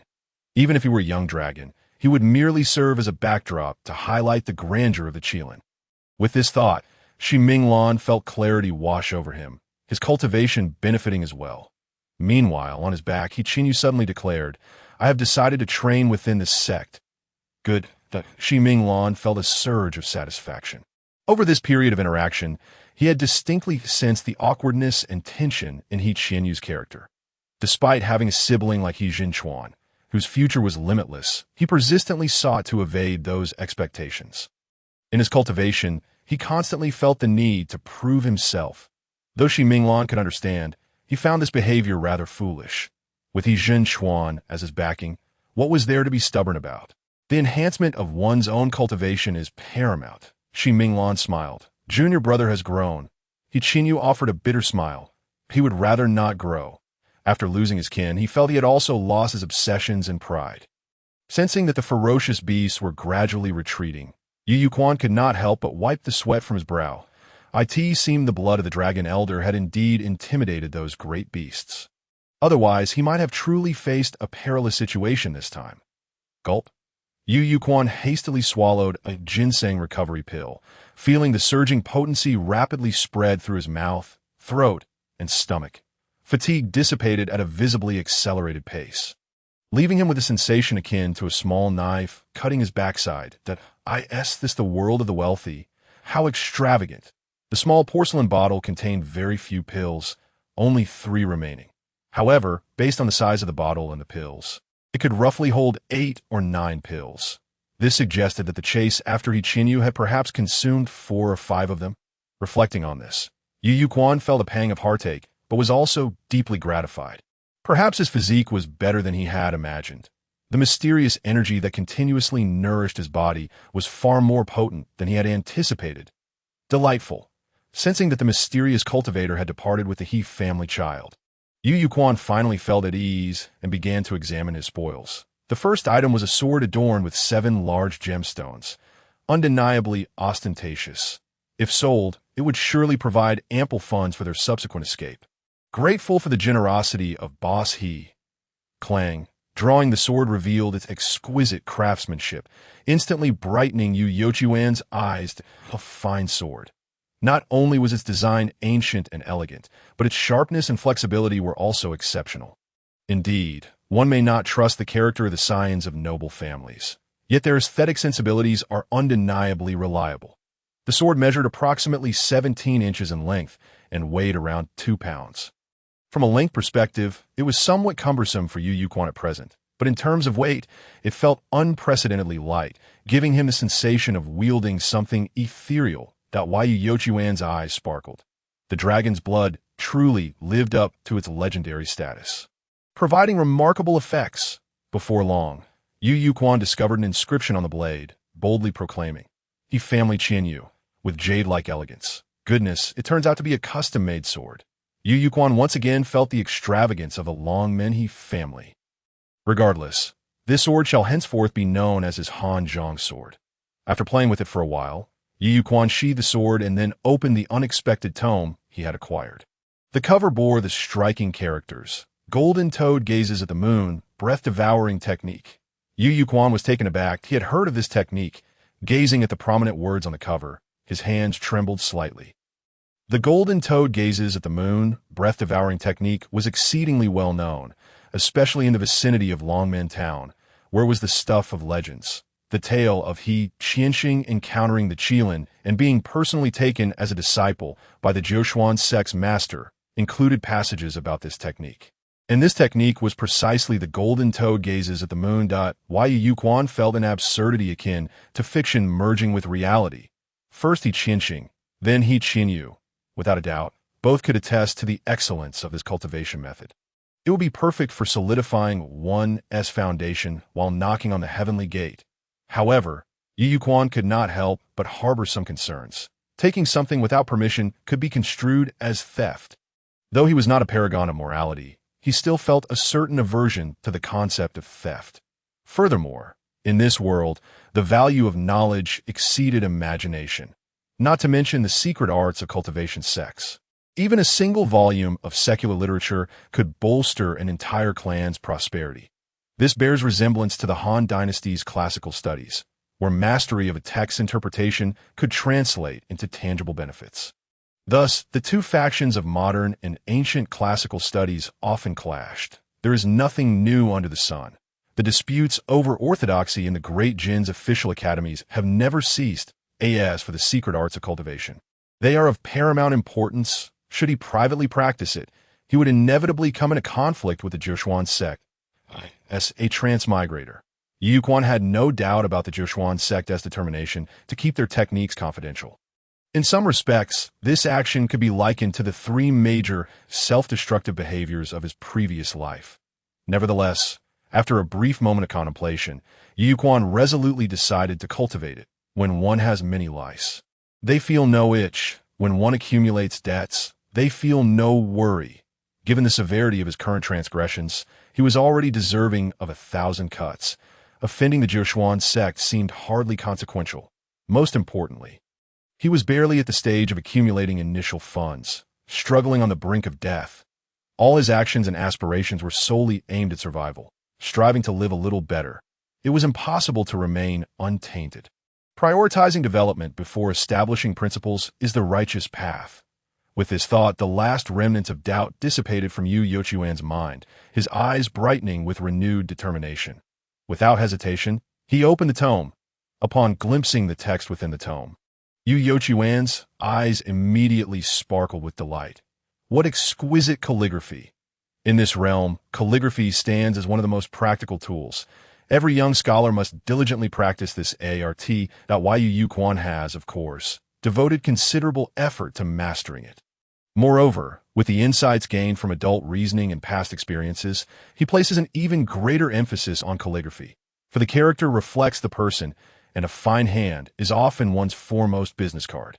Should his calligraphy fall short of excellence, he might forfeit valuable opportunities, an outcome Yu Yuquan cannot abide. With his strong sense of purpose, his penmanship, deeply rooted in the teachings of Master Tao, has reached a commendable level of proficiency. Yet, when compared to the characters inscribed in this secret manual, it appears vastly inferior. Beside the esoteric verses, annotations written in a smaller font suggest that multiple hands contributed to this manuscript. Yu Yuquan quickly deduced that this must be a highly precious copy. Annotated by various esteemed proprietors, its worth immeasurable. Only someone of the noble lineage like Yi Qinyu could possess it. For ordinary disciples, one would likely need to transcribe text by hand, a disparity of considerable magnitude. Exceptional calligraphy possesses the power to convey emotions. Even viewing the characters as mere patterns can yield profound insights. A quintessential example is Wang Xinji's Letter of Longing, where the initial strokes appear quite rigid. Yet, as the emotions swell, the strokes become increasingly wild. Longing and a tumultuous heart naturally seep into the ink.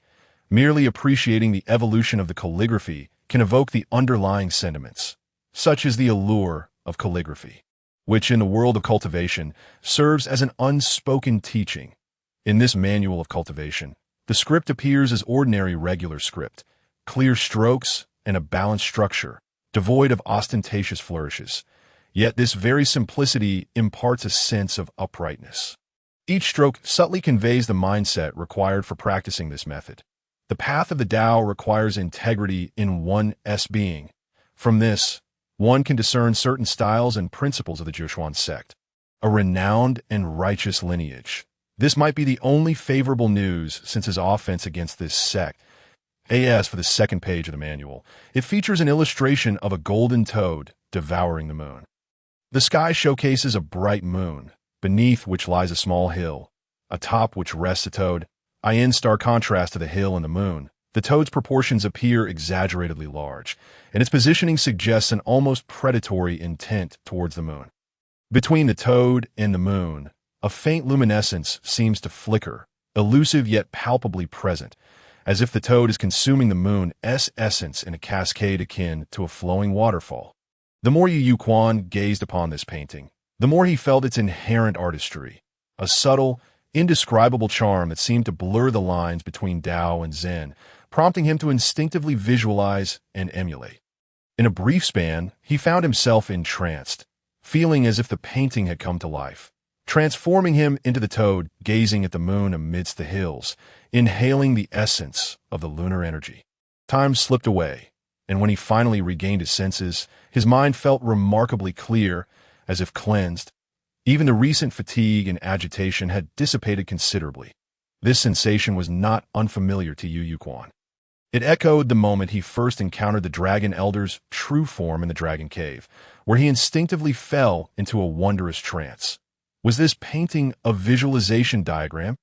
Yu Yuquan felt both astonished and elated. Just this one illustration was a priceless treasure. For a nascent cultivator from a humble family, it could serve as an heirloom for generations. And oh wonder, the Golden Toad's moon-gazing method had become the entry manual for the Zhoushuan sect. Even the He family's Qilin had used it as a foundation for their grand path.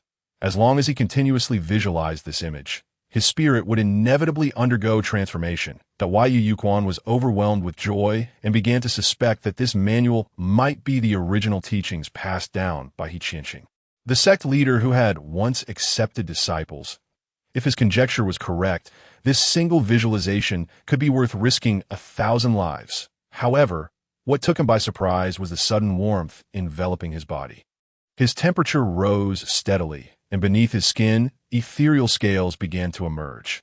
Even more astonishingly, through layers of barriers, he glimpsed a radiant pearl, pulsating with light, slowly rotating, within which he could faintly discern a soaring divine dragon. What was this? Yu Yuquan's eyes widened in confusion. But soon he felt a mysterious energy flow from the pearl, coursing through his limbs and bones. Simultaneously, new knowledge flooded his mind.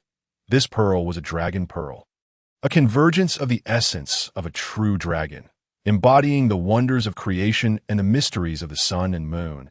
Its profundity was boundless. Had the dragon elder bestowed this pearl upon him?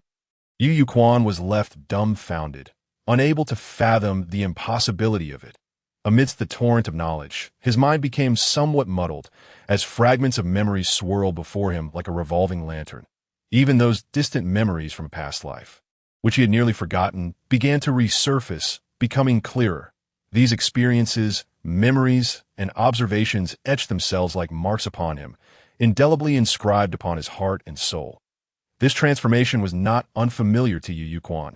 He recalled the dream he had the day he bathed in dragon blood, where he had seemed to become a true dragon, leaving traces of its existence in the mountains, rivers, and even the cataclysmic impact of falling stars, due to the presence of the dragon pearl within him. These tangible and intangible marks gradually coalesced, transforming into words he could comprehend. Manifesting before his eyes, he discovered the marks of the Tao.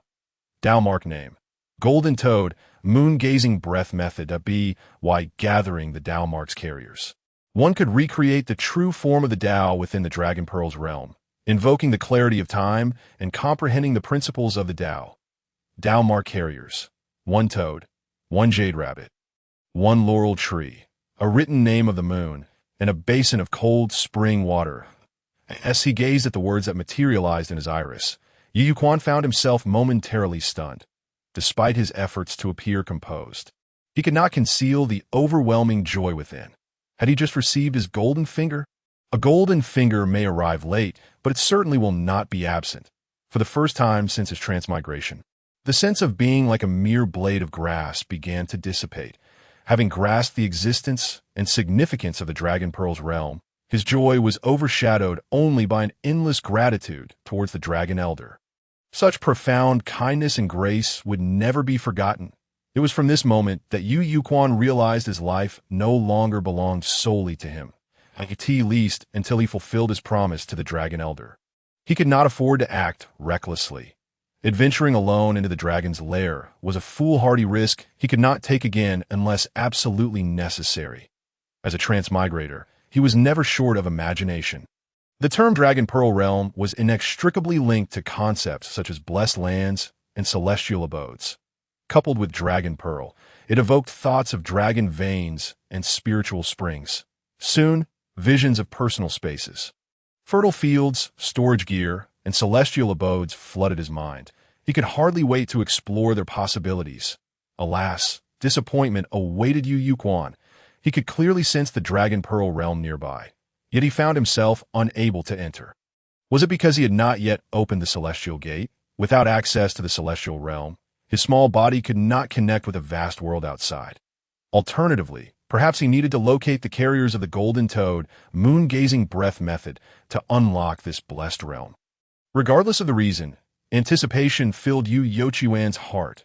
Fortunately, the required carriers were commonplace items. Given his identity, age, and resources, they would be relatively easy to find. With the requirements for rare treasures, he would likely weep in despair. After further examination of the manual, Yu Yuquan became utterly captivated.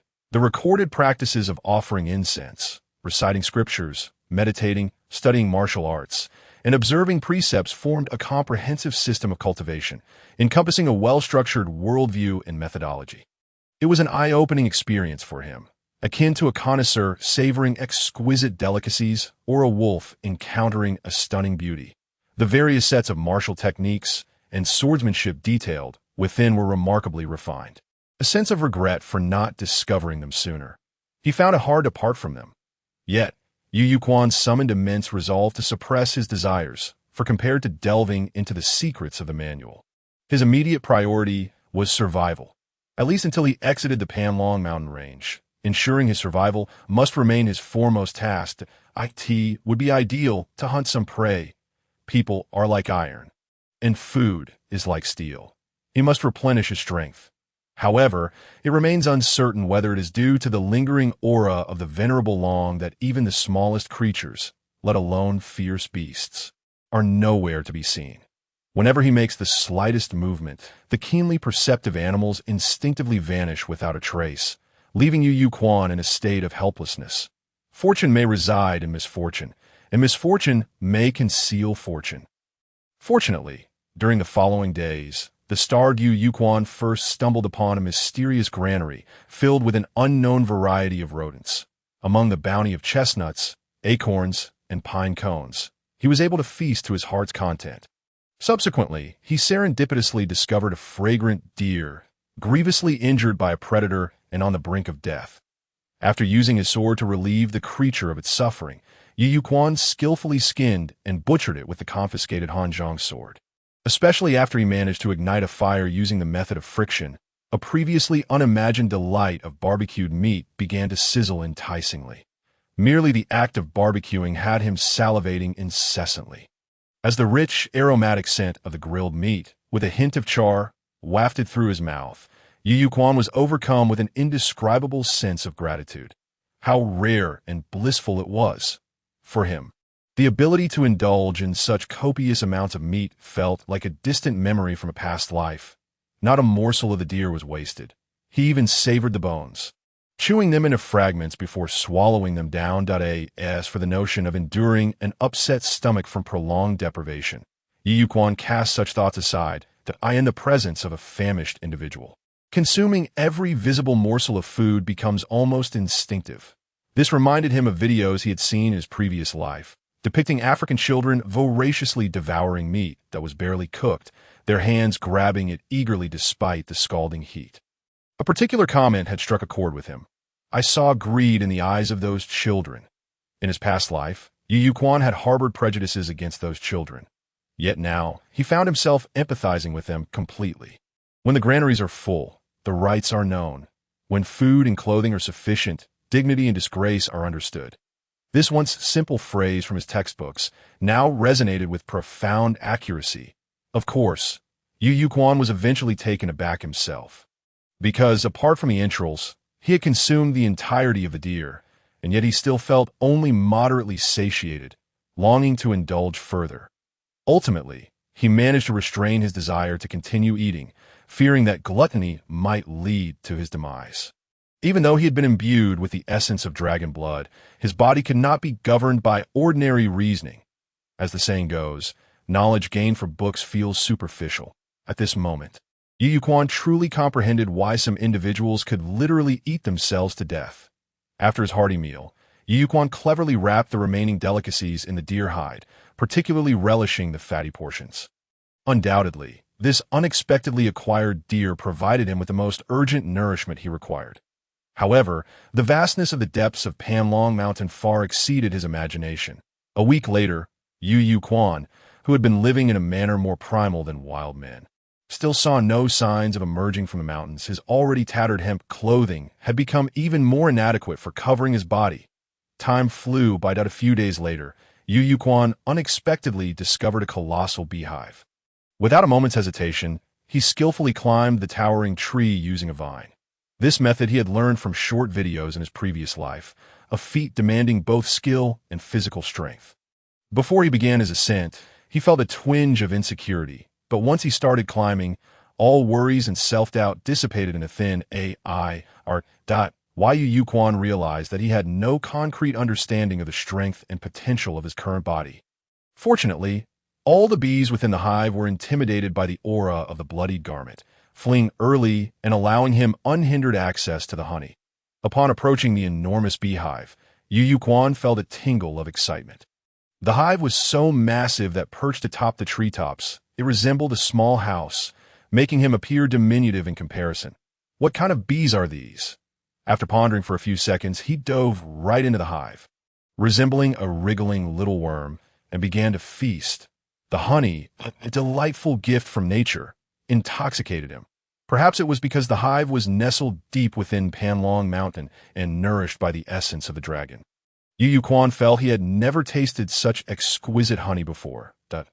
In just a short while, an astonishing vitality surged through his body, and the illusory scales beneath his skin began to shimmer, radiating vibrant hues. Could this truly be a heavenly treasure? Yu Quan was both astonished and delighted, never anticipating such a miraculous find. Adhering to the philosophy of consuming what is within reach, he indulged heartily. Reminiscent of Luffy's voracious appetite for cookies on Cake Island, in no time, he felt as if he might burst, his stomach visibly swelling. Yu Quan couldn't help but marvel. What kind of honey is this? The vitality it contained was astonishing, far surpassing the deer meat he had consumed earlier. If he continued to eat, his belly would resemble that of a pregnant woman, sending a shiver down his spine. However, in comparison to the enormous hive, the amount he had just consumed was but a drop in the ocean. Unlike the deer meat, the hive's elevation made it impractical to pack and carry. To leave meant relinquishing it altogether. I can still eat. After a fierce internal struggle, Yu Quan imagined himself as a golden toad capable of swallowing the moon, and immediately resumed his feast in an instant. He radiated with light, the hidden scales beneath his skin becoming increasingly vivid, with each inch of his flesh absorbing vitality. His transformation into a golden toad indeed bore some effect. With each gulp and swallow, a vast amount of vitality transformed into nourishing elixirs, permeating his flesh, meridians, dantian, and brain. Eventually, he found himself unable to consume any further, the cloying sweetness of the honey inducing a dizzying sensation in the end. Yu Quan truly became the king of feasting, successfully devouring the entire hive's honey. However, at his young age, he had already attained the physique reminiscent of Zhu Beiji, circumventing decades of hardship. Inside the hive, Yu Quan couldn't help but lower his head, momentarily unable to see his feet, left speechless. Burp! He had indeed eaten himself into a rotund figure. Yet, recalling the vital essence he had forcibly retained within his body, Yu Quan felt a sense of accomplishment. He decided to treat it as a reserve for the future. After all, weren't the great generals of ancient times often of such stature? After resting for a while, Yu Quan hurriedly fled the scene of his indulgence. Though he appeared round and somewhat clumsy, he remained remarkably agile in his movements. This latest reserve of nourishment had proven to be incredibly foresight, as he faced no food shortages in the following days. However, the side effects were quite pronounced. The lingering scent of honey clung to him stubbornly. This left Yu Quan utterly astonished. In the blink of an eye, several more days passed, and he showed no signs of emerging from the mountains.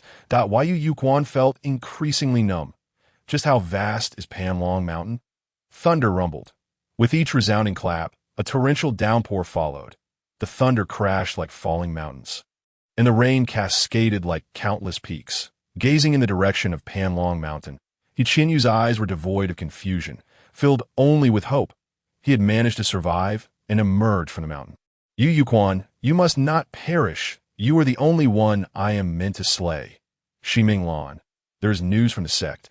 They have agreed to let you personally retrieve the scriptures, but the time limit is only 3 years. Additionally, you must pay a penalty of 10,000 taels of silver and complete 3 tasks for the sect upon your return. The penalty can be refunded after you reclaim the scriptures. Qinyu's eyes grew serious. 10,000 taels of silver is a significant sum for the He family of Long Men, nearly 1/3 of their annual income.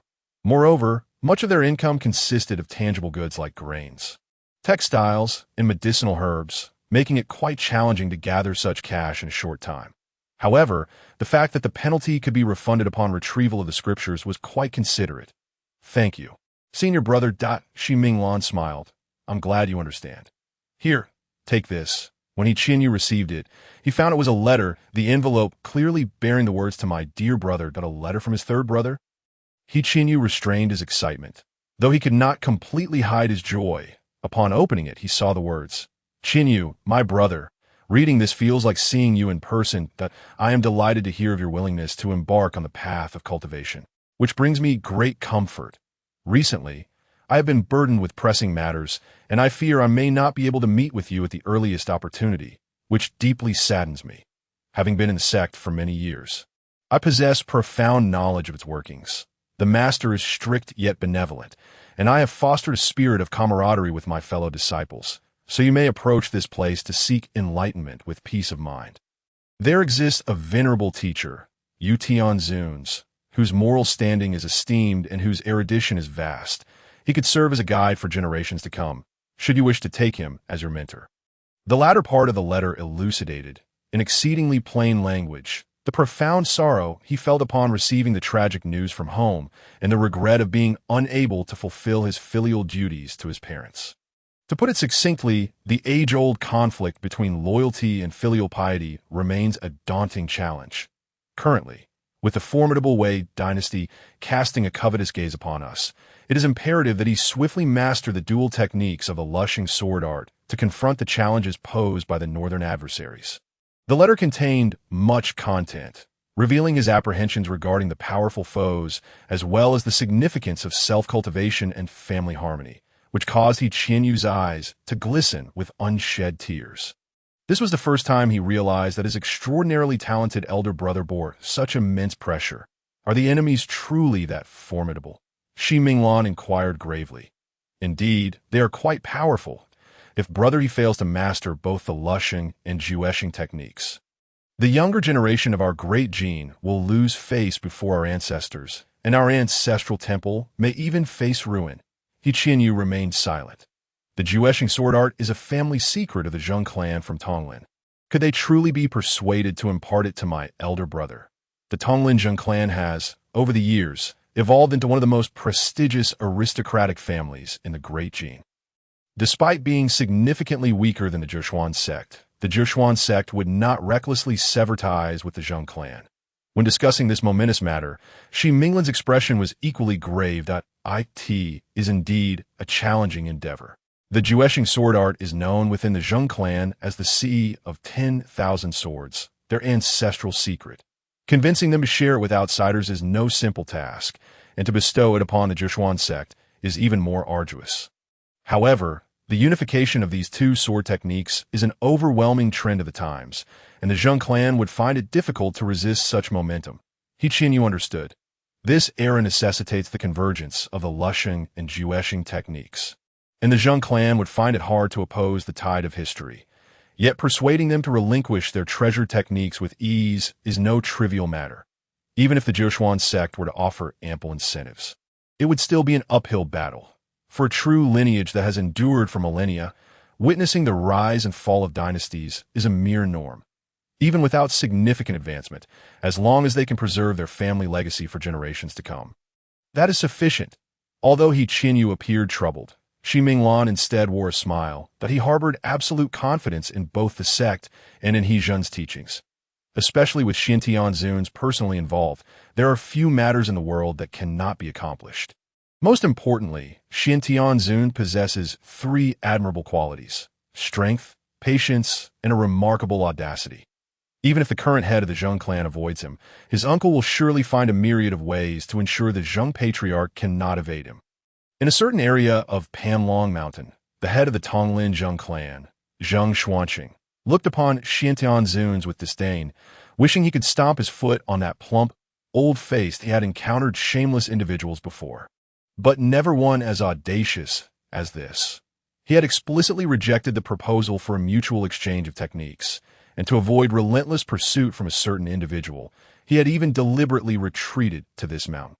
Little did he expect that this Shi Tian, a veritable dog of the heavens, would follow the scent all the way here.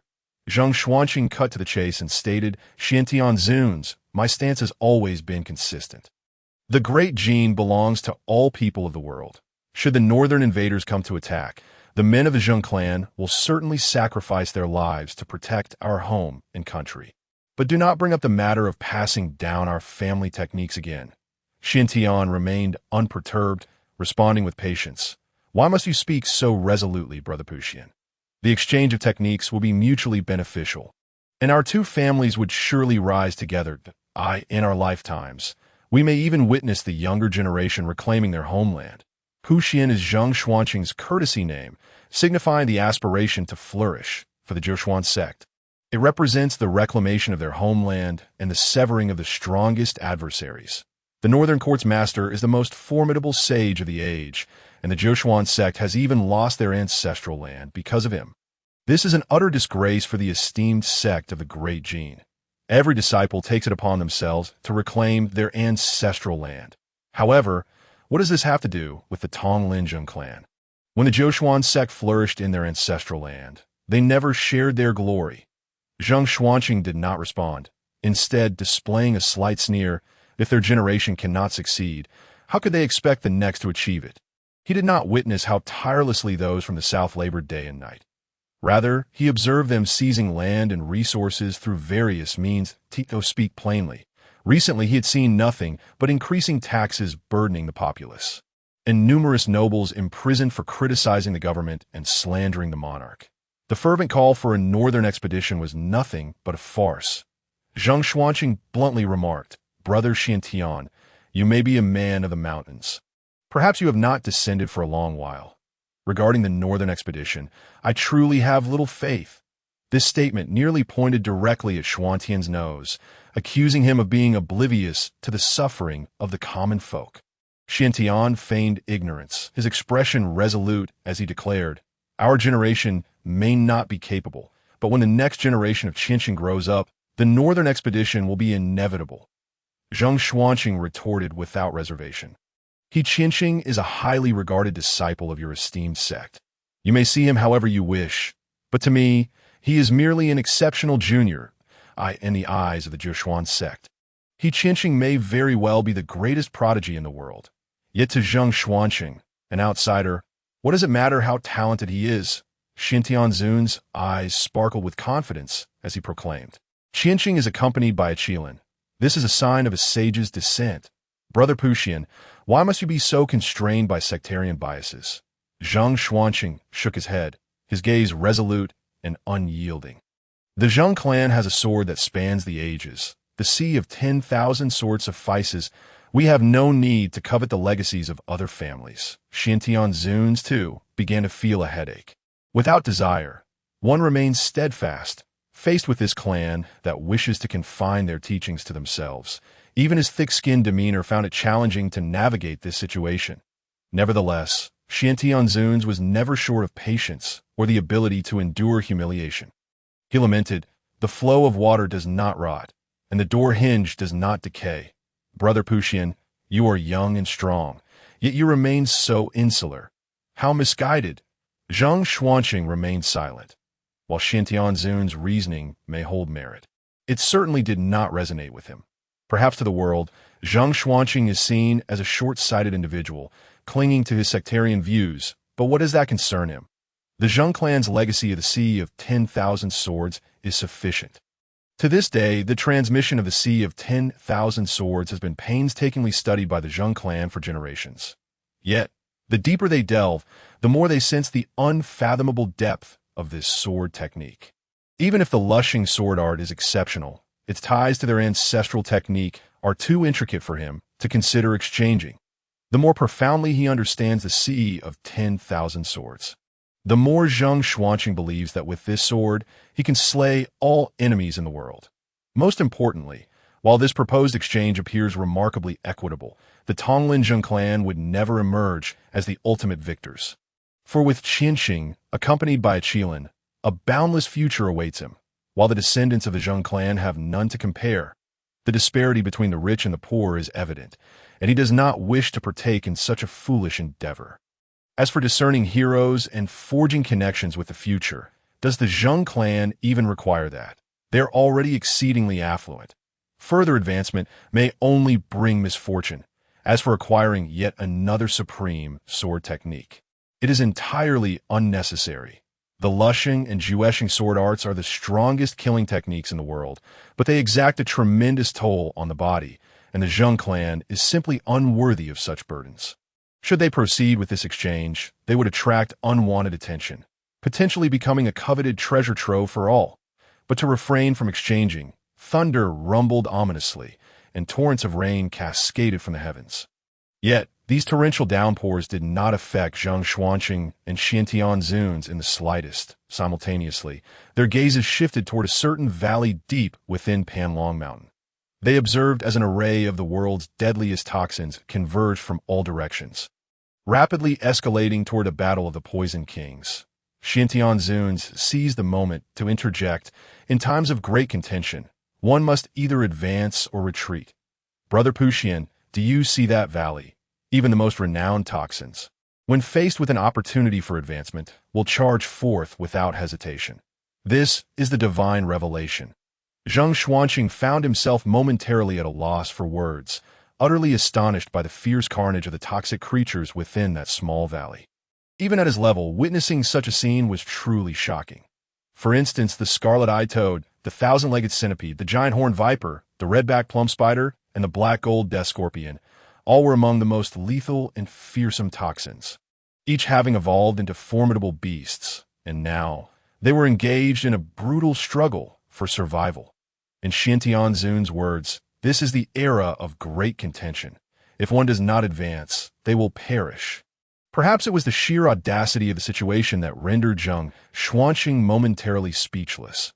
Observing this, the Xiantian Zuns could not help but feel a surge of joy within it. It seemed that persuasion was nearing fruition. One could not deny that everything unfolded according to celestial design. This only reinforced his conviction that He Qianxing was indeed a saintly being descended upon the world. However, neither of them anticipated that. At this critical juncture in the contest for the title of Poison King, the enormous and formidable Jiao Horn Viper would suddenly retreat without hesitation from the valley. This unexpected turn left not only the battling creatures bewildered, but also surprised Zheng Xuanqing and Xiantian Zuns. Zheng Xuanqing burst into hearty laughter, declaring that such a strategic withdrawal could be seen as a sign of wisdom, and was it not a revelation in itself? This time, it was the Xiantian Zuns who found himself at a loss for words. He simply could not fathom why the Jiao Horn Viper had chosen to withdraw so abruptly.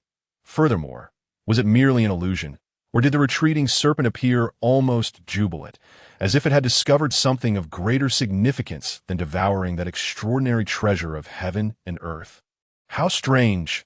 As torrents of rain descended, Yu Yuquan found himself utterly trapped amidst the mountains and waters in his desperate search for refuge. He had no choice but to surrender, curling his body as tightly as possible to protect the treasured tome resting against his chest. Never before had he perceived a downpour to be so interminable and fierce.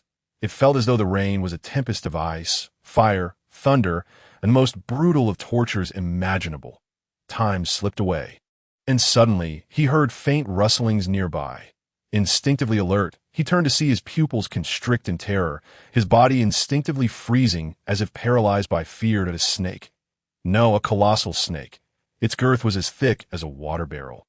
Its scales a mottled blend of gray-brown and crimson-black, harmonizing with the cascading waters, as if it commanded the very storm itself. The length of the creature was beyond comprehension, that Yu Yuquan was left astounded. After bathing in dragon's blood, his senses had heightened remarkably, allowing him to detect danger from afar. Yet this enormous serpent had approached him so closely, and he had been entirely oblivious to its presence. This could only imply one thing. This was no ordinary snake, but a formidable demon capable of concealing its aura and hostility. Flee! Instinctively, Yu Yuquan yearned to escape, but his mind felt disconnected from his limbs. Rendering him immobile, he could only watch helplessly as the giant snake drew nearer. The occasional flicker of its forked tongue resembled a hidden blade, eliciting a shiver down his spine. What Yu Yuquan could never have anticipated was that the dreadful scenario of an attack from the colossal serpent did not come to pass. Perhaps it was simply too unfathomable. After a considerable pause, he struggled to believe that this sudden giant snake, towering like an open umbrella, was indeed shielding him from the storm. Yu Quan pursed his lips, feeling as though he were caught in a dream, but he feared that speaking would awaken him from this beautiful illusion. Yet this serpent's posture did resemble that of a large rain umbrella. It was akin to a dragon waiting at a bus stop on a rainy day, alongside the verdant grass and the moon of the 8th month. In this extraordinary tableau, a peculiar balance was struck between man and serpent, as if the giant snake were not there to devour him, but rather to serve as his protector against the elements. How bizarre! Yu Quan found it hard to believe, yet he could not resist the urge to gaze at the serpent, unwittingly inviting disaster, and exclaimed, "But there is still rain." A second passed, then 2, then 3. The giant serpent repeatedly flicked its tongue, emitting hissing sounds. Then it coiled its body, forming a wall before Yu Quan. Yu Quan was left dumbfounded. This giant serpent was indeed a sentient creature capable of communication. His heart raced wildly. With such intelligence, perhaps there was still a chance for salvation. Gathering his courage, Yu Quan spoke, "Thank you, Brother Snake. Should I ever encounter the esteemed Dragon Elder again, I shall surely speak favorably of you." This was a rather audacious gamble. It was the only card he had to play. Apart from the Dragon Elder, he could scarcely conceive of any rationale for a giant serpent to grow close to him. Hiss, hiss, hiss, hiss. The giant serpent continued to flick its tongue, nodding its head in rhythm. Yet somehow, Yu Quan sensed its delight. His eyes brightened. His astonishment. The giant serpent truly understood his words. Gaining confidence, Yu Quan continued to extol the virtues of the Dragon Elder, repeating praises of the Elder's might, wisdom, and magnificent form, as if he were reciting tales from the Arabian Nights. He dared not pause. He mentioned how he had named the Elder Ao Qian, and the serpent became visibly excited, nodding vigorously and writhing its body in enthusiasm. Yu Quan hesitated, then ventured, "Do you wish for a name as well?" Hiss, hiss, hiss. The giant serpent nodded in agreement, flicking its tongue in rhythm. Yu Quan understood, and, after a moment's thought, he smiled. "In my memory, the most renowned serpent is named by Sujin. Would you like to adopt the surname by..." "Surname by..." The giant serpent lowered its head, examining its own mottled scales, and then made a decision that defied tradition. The giant serpent nodded affirmatively. Yu Quan was taken aback. He acknowledged that his suggestion had been somewhat manipulative, intended as a test, yet he had not expected the serpent to accept it so readily. According to Chinese folklore, serpents are best honored with the surname Lu. However, with the die cast, he could only proceed onward. The Hu snake transforms into a flood dragon after 500 years, and the dragon becomes a horned dragon after another 500 years. How about calling you by Xiao Su? By Xiao Su. Little Su. The giant serpent appeared momentarily perplexed. Among serpents, its kind was already a rare existence. Yet when compared to dragons, it indeed felt small. Most importantly, the transformation from Su to Jiao, and then to Long, presented a complete evolutionary path, which greatly pleased it. After some contemplation, the Jiao Horn Viper resolved to adopt this name. It then grinned widely, exuding joy. Although Yu Quan could not grasp the beauty of that smile, he found himself laughing in response. For a moment, the two of them appeared as though they were two fools sharing a jest. Coincidentally, just after Yu Quan christened the giant Jiao Horn Viper, the torrential winds and rains of Panlong Mountain began to subside. By Xiong, "Do you wish for me to follow you?" After several laps around Yu Quan, the giant serpent's intent became clear. Despite the painfully low efficiency of their communication, upon realizing Yu Quan understood, the Jiao Horn Viper nodded enthusiastically, lowering its head to invite Yu Quan to climb atop its back. Utterly astonished, was he about to become a giant serpent knight? Yet he could not deny the thrill it brought. The serpent's immense body was so round that it took considerable effort for Yu Quan to finally clamber onto its head. Throughout this endeavor, his heart raced as if it might leap from his chest. Then, they surged forth at lightning speed. Riding the Jiao Horn Viper was exhilarating. The sensation of the breeze caressing his skin was simply divine. In that moment, Yu Quan understood why so many revel in the thrill of the wind. Of course, he was not the only one enjoying this ride. Yu Quan could clearly sense that the Jiao Horn Viper, now named by Xiao Su, was equally elated. Perhaps it was the lingering essence of dragon's blood that pleased it. Yu Yuquan had indeed guessed correctly. Merely the aura surrounding him was immensely beneficial to the Jiao Horn Viper, enhancing its ability to absorb the vitality of the world. This was precisely why it had chosen to temporarily withdraw from the competition for treasures. Now, it was time to return to the pursuit of riches, both human and treasure. As the storm cleared and visibility improved, the various scenes within the valley gradually revealed themselves. Xintian Zuns and Zheng Xuanqing were both astonished. The previous battle had been nothing short of astonishing, resulting in the swift demise of numerous formidable foes. Creatures like the thousand-legged centipede and the crimson-eyed toad lay strewn about, causing even the two cultivators of Candlelight Realm to feel a chill run down their spines. The sheer quantity of venomous beasts within the valley was staggering. Even they dared not venture recklessly, lest they too fall victim to the lurking dangers. Panlong Mountain truly lived up to its reputation as the fabled land of dragon suppression. In a realm where formidable beasts rarely appear, some possessing wisdom hardly inferior to that of humans, countless of them lay dead without dignity. For instance, a centipede, boasting centuries of cultivation, could challenge even practitioners of the divine concealment realm. Similarly, a crimson-eyed toad, despite being far from achieving transformation, can harness the essence of heaven and earth to obliterate most cultivators in an instant. Coupled with its innate venom, even a practitioner of the wind mastery realm would tread carefully around it. The list of lethal creatures that have perished is endless. All of this strife is merely for the sake of seizing a wondrous flower hidden deep within the valley. Zheng Xuanqing remarked. Brother Xintian, your vast knowledge must enlighten us on what they seek. The venerable Xintian gazed from a distance at the extraordinary bloom within the valley. The flower, still in bud form, emanated tendrils of mist resembling the Milky Way cascading from the heavens. Ethereal and dreamlike, this resplendent mist radiated outward from the bud in concentric layers, densifying towards the center. The fierce battles waged by these beasts were merely to inch closer to this very flower.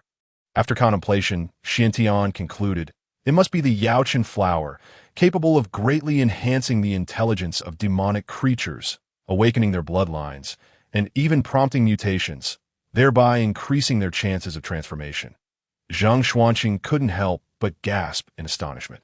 The transformation of demonic beings parallels the ascension of humans to the realm of wind mastery, which explains their desperate fervor. Should they succeed, they would emerge as tyrannical demon lords, capable of establishing vast powers. Warranting cautious regard from humanity, the carnage within the valley persisted, casualties mounting. Perhaps due to the concentration of toxic creatures, a thick miasma began to envelop the valley, with flora succumbing in droves, causing both observers to pale in shock. Fortunately, these beasts were engaged in mutual destruction. Had they congregated in a more populated area, it would surely have spelled unprecedented disaster. A unique divine light enveloped both Zheng and Xintian, signifying their apprehension. Yet at that moment, both were struck dumb. What was this? A transforming great demon. On the serpent's head, Yu Yuquan found himself momentarily stunned. What in the world? How could this small valley be littered with so many corpses? Merely at the periphery of the valley, many ferocious beasts lay dead. Massive wolf kings, exceptionally fierce hyenas, and even the body of the king of beasts, the magnificent tiger, were among them. Black bears, snow leopards, wild boar kings. Lynxes, these were just the names he could conjure, and none were weak. Countless others were bizarre creatures, whose names eluded him. For instance, a mantis the size of a calf, a triangular creature resembling a hippopotamus adorned with peculiar markings. A colossal scorpion, its body is translucent as blood jade, and an inconceivably large golden giant ape. Yet all had fallen in the valley. The deeper one ventured, the more densely piled the corpses of ferocious beasts became. Yu Yuquan discerned that those beasts lying closer to the interior had succumbed to more potent toxins. For example, the enormous scorpion, its body shimmering like blood jade, was covered in frost, as if it had been frozen alive. Yet this valley had no connection to cold. The only plausible explanation was that it had likely been slain by ice silkworms or similar cold affinity demons. Was this perilous place truly meant for a novice like him? He was but a child. Tears welled in Yu Yuquan's eyes. The world seemed exceedingly unkind to him. Brother Bai, I've suddenly recalled that I suffer from an affliction that prevents me from entering the valley. Unfortunately, the massive horned viper showed no interest in his plight and instead encased him in a protective shield. In an instant, Yu Quan felt a layer of crimson radiance envelop him, akin to a garment, securing him snugly. Simultaneously, he sensed this crimson aura initiating a resonance with the dragon orb within him. In mere moments, all the ferocious beasts and great demons within the valley erupted into chaotic turmoil. The animals moved independently, with no discernible hierarchy. However, nature would instinctively arrange them within a food chain, and the essence of a true dragon would undoubtedly dominate all.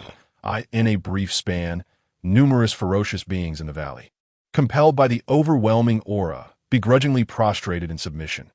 Subsequently, the massive horned viper, bearing Yu Quan, swaggered boldly into the valley, as if conducting a grand parade.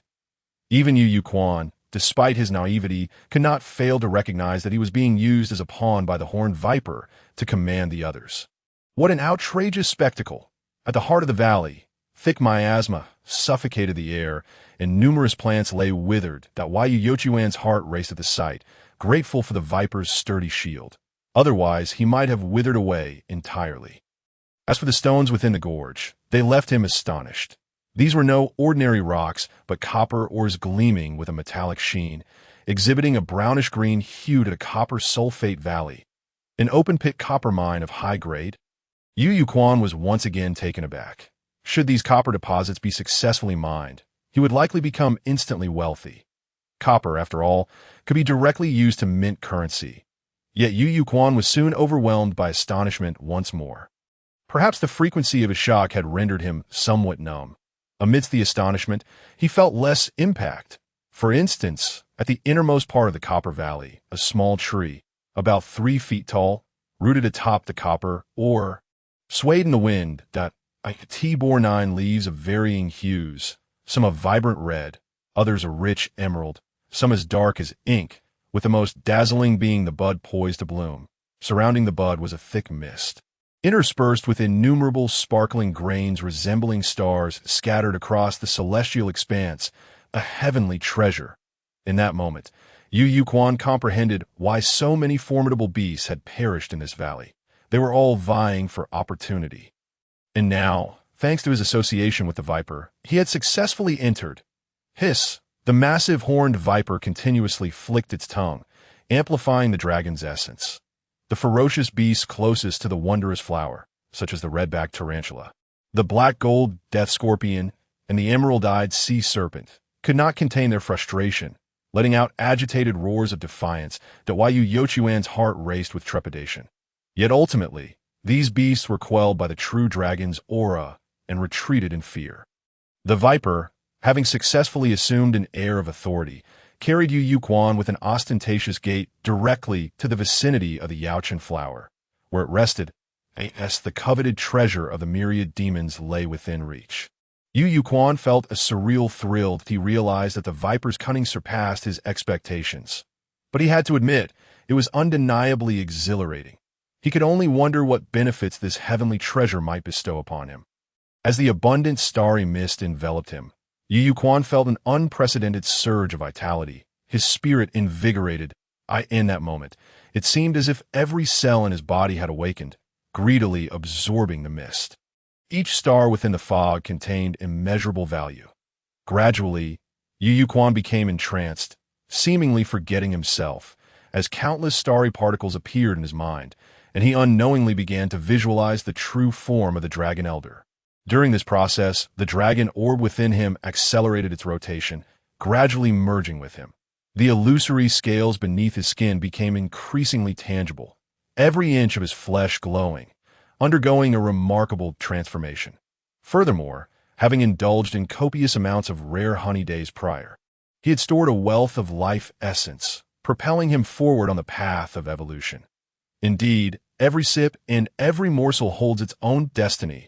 Outside the Copper Valley, Zheng Xuanqing and the venerable Xiantian stared in astonishment. It was not a transforming great demon, but a human. The auras of demonic creatures and humans were starkly different. At their level, they were acutely sensitive to such primal energies. They could hardly believe that a being so close to transformation could carry a human child and compete with countless demons for the chance to evolve. What an outrageous scenario! When had great demons become so generous? This was a chance for transformation. The esteemed Xiantian was taken aback, astonished by the existence of such fortunate individuals in the world. Surely, even the illustrious Qianxing, accompanied by Qilin, could not compare. How utterly disheartening it is to measure oneself against those blessed by fate, in contrast to these beings who bask in celestial favor. Those regarded as immortals by the common folk seem no more significant than mere weeds. With a wry smile, Xiantian remarked, "It is often said that cultivation is a gift bestowed upon humanity by the heavenly Tao. Yet this Tao appears to be profoundly biased. For the truth is, some languish in hunger, desperately seeking a morsel to sustain themselves, while others are pursued by heavenly providence, fed without effort, with a crisp sound. The flower buds within the bronze valley, continuously releasing a mist of starlit essence, began to blossom, in the next instant. Silvery light enveloped the entire valley, as if the vast galaxy had descended upon them. Yu Quan, standing closest, was the first to be engulfed. All beings possess a physical body and consciousness. The corporeal form is tangible and discernible, while consciousness remains elusive, intangible and difficult to grasp, yet undeniably real. Serving as the origin of all actions of living entities, the two are inextricably linked, influencing and completing one another. When the body is robust, the spirit flourishes alongside it, reaching new heights of transcendence. The initial stage of cultivation, opening the heavenly gate, is fundamentally a result of the synergy between the physical and the spiritual. What Yu Quan was unaware of was that as the Yaochun flower released a torrent of pollen resembling a river of stars towards him, his body, having been bathed in dragon's blood, instinctively began to undergo a transformative metamorphosis influenced by the properties of rare heavenly treasures. Particularly the dragon's blood within him seemed to come alive, driving every aspect of his being, blood, bones, organs, tendons, and acupoints, to undergo a profound amalgamation and transformation at that moment. Yu Quan appeared to be a descendant of dragons, as the exceptional qualities of the Yaochun flower catalyzed a return to his ancestral bloodline. This metamorphosis deepened the fusion between him and the dragon's blood, making it seem as though he was not merely a fortunate recipient of dragon's blood, but rather a natural-born descendant of true dragons. For the dragon's blood was an intrinsic part of his very essence. This transformation triggered a cascade of reactions. The integration of the dragon pearl with his body intensified, eliminating any sense of discord with external elements. And it became a seamless part of his being. The illusory scales that once lay hidden beneath his skin began to materialize, enhancing his life essence, as his blood vessels, bones, and meridians underwent a complete transformation to match the lineage of true dragon descendants. The elevation of his physical form further propelled the enhancement of his spirit, as he instinctively envisioned the true form of his dragon ancestor. The sea of consciousness at his brow began to solidify, transforming into an expanse of dark chaos. With the influx of energy from the Yaochun flower's mist, this dark void gradually revealed numerous small points of light, akin to grains of sand. Yet, this level of transformation was merely the beginning. The dark void in his brow expanded, becoming increasingly tangible that Yu Quan seemed to acquire the ability of inner vision, seeing the muscles, tendons, organs, and bones that were imperceptible to the naked eye. This revelation filled him with astonishment. He witnessed the process of metamorphosis, as vast amounts of nutrients and vital essence within him were consumed as fuel, gradually diminishing his once rotund frame, restoring him to his original form. However, unlike his previous frailty, the transformed body emanated a divine radiance, harboring unimaginable power. The fortuitous opportunity to consume such extraordinary honey was truly a stroke of luck. Otherwise, even if he encountered the Yaochun flower, his physical accumulation would not have sufficed to support the demands of transformation. This made Yu Quan realize that the transformative effects of the Yaochun flower varied greatly among individuals. The more substantial the accumulation, the more astonishing the transformation. His conjecture was soon validated, He shifted his gaze beyond himself. The myriad wonders of the Bronze Valley began to emerge with clarity in his sight. Every detail became vividly apparent, especially the gigantic horned viper, which was undergoing an astonishing transformation right before his eyes. Each scale along its serpentine body glimmered, the once mottled brown and dark red scales now shimmering with hints of golden luster. It appeared exceptionally majestic, its beauty elevated significantly, exuding an aura reminiscent of a dragon. Its presence swelling profoundly. Were it not for Yu Youquan's own remarkable metamorphosis, he might have instinctively trembled in fear. Similarly, the nearby formidable beasts, such as the red-backed bristly spider, the black-gold lethal scorpion, and the azurite sea-ring snake, exhibited equally remarkable transformations. Particularly, the red-backed, bristly spider's upper body began to subtly take on a humanoid silhouette, was on the verge of evolving into a spider maiden. Yu Youquan gasped in astonishment, feeling as though he were witnessing the birth of a magnificent being. Were it not for the horned viper's interference, it would have been challenging to gain an advantage over this spider maiden. Moreover, the black-gold lethal scorpion and the azurite sea-ring snake were not to be trifled with, especially the latter, whose toxicity had surged dramatically. The surrounding copper ore had been corroded, riddled with gaping holes. A sight both shocking and alarming. In contrast, the more distant creatures displayed a noticeably lesser degree of transformation. For instance, the black-eyed toad merely grew in size without a significant enhancement in its foundational essence. Nevertheless, it still reaped substantial benefits, equivalent to decades of arduous cultivation. At this very moment, what captivated Yu Youquan's attention most was his extraordinarily peculiar vision. Unlike what his eyes perceived, the entire world seemed to have morphed into a different realm. Amidst the myriad bizarre phenomena, he faintly discerned silver-gray mist flowing through the air. Were those the primordial energies of the universe? Yu Youquan marveled in wonder. As he gradually expanded his gaze, the scenes he beheld became increasingly blurred. Pondering this, he conducted a small experiment, discovering that within a radius of 10 zhong, everything was crystal clear, far surpassing the acuity of the naked eye. However, beyond 10 zhong and within a mile, clarity diminished abruptly, akin to the transition from Blu-ray to high definition. Beyond a mile, it plummeted to a standard definition, rendering the image utterly distorted. Beyond 3 miles, it became completely invisible, as if shrouded in a mosaic. Yet, to Yu Youquan's surprise, as he continued to cautiously extend his gaze outward, he unexpectedly saw 2 brilliant beams of light that should have been imperceptible. In an instant, it felt as though he were staring directly at the sun, causing a sharp pain in his eyes, compelling him to instinctively withdraw his gaze. Within the Bronze Valley, Yu Youquan opened his eyes, feeling a slight sting in his brow, his mind reeling with dizziness. What were those 2 beams of light? They were simply incomprehensibly powerful. Rubbing his brow in bewilderment, he grew increasingly cautious. The more he understood, the more he recognized the need for reverence. Yu Youquan dared not gaze recklessly.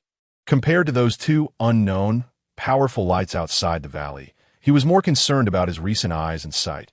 Was that sensation he experienced a form of divine perception? He had merely seen an expansive space at the center of his brow, where the majority was shrouded in dark void. Yet in the very center, small grains began to flicker with faint light. Having witnessed the Jinshan Wangyue swallowing qi technique, Yu Youquan gained a general understanding of the path of cultivation. Once one reaches the realm of divine concealment, their spirit can gradually strengthen, transforming the void into reality, achieving the state of divine clarity. This divine clarity is the prerequisite for entering the realm of illumination. Could it be that his consciousness had already reached the heights of divine concealment? Yu Youquan was uncertain. What he possessed might merely be a supercharged, youthful version, yet it was astonishing enough. Unbelievable. Regardless of the truth behind his conjectures, he had stumbled upon a staggering fortune. This might be a secret even more precious than the dragon's blood he had bathed in. Yu Youquan immediately cast a fervent gaze upon the Yaochen flower, eagerly awaiting another eruption of starlit mist. Alas, to his dismay, the Yaochen flower had already withered, its leaves and branches reduced to mere ashes, leaving behind only a translucent seed. Without hesitation, Yu Yuquan picked up the seed, and at that moment, a faint glow emanated from the dragon pearl within him. Subsequently, his mind received an influx of information detailing the method to communicate with and access the Dragon Pearl's cave. Utilizing spiritual awareness as a medium to unlock the realm, Yu Yuquan was momentarily taken aback, followed by an overwhelming elation. Could it be that his personal space was finally accessible? What a delightful turn of events! Thanks to this fortuitous encounter with the Yaochen flower, he would have otherwise remained oblivious to when he could establish contact with the Dragon Pearl's domain. Most importantly, through this segment of knowledge imparted by the Dragon Pearl, his previous conjecture was confirmed. The shimmering grains of sand in his mind's eye were indeed manifestations of spiritual awareness. A collective joy surged within him. With a mere thought, Yu Yuquan found himself gazing into a vast, gray expanse. The space was immensely expansive, akin to a miniature world, and as its master, he found himself unable to discern its periphery. However, the desolation was palpable. The entire area was shrouded in a dull haze, comprised solely of ochre land, devoid of any hint of greenery. It resembled the parched, cracked earth of a drought-stricken plateau. As he scanned the Dragon Pearl's cave, he could distinctly sense the world extending a welcoming embrace to him as its master. As long as he desired, he could enter at any moment. Nonetheless, Yu Yuquan resisted the urge to step inside, for outside the Bronze Valley loomed two radiant, blinding presences of unknown origin. He had no intention of exposing his secrets. Nevertheless, Yu Yuquan effortlessly deposited the Yaochen flower seed into the Dragon Pearl's cave as instinctively as one would eat or drink to survive. The sheer delight was undeniable. At that very moment, as he caught sight of the two brilliant lights, both Xiantian Zun and Zheng Xuanqing felt a sudden shiver, sensing a faint twinge of being observed. Given the rampant dangers in the area, they remained exceptionally vigilant, deploying their spiritual awareness at its most fundamental level while significantly suppressing their own auras. However, they had not anticipated that even with such precautions, they would still be detected. Zheng Xuanqing remarked, "It's faint, yet the evolution is astonishing. Truly the Yaochen flower." Xiantian Zun nodded in agreement.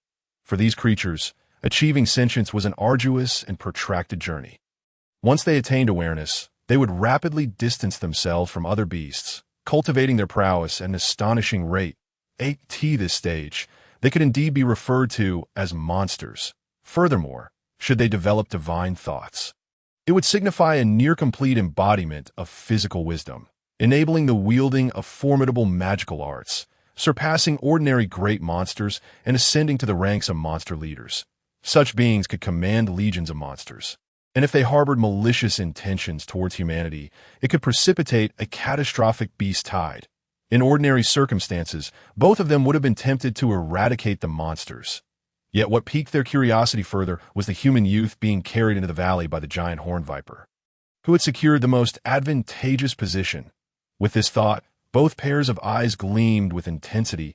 As the fortunes of the Yaochen flower were wholly consumed, the great monsters within the Bronze Valley gradually awoke.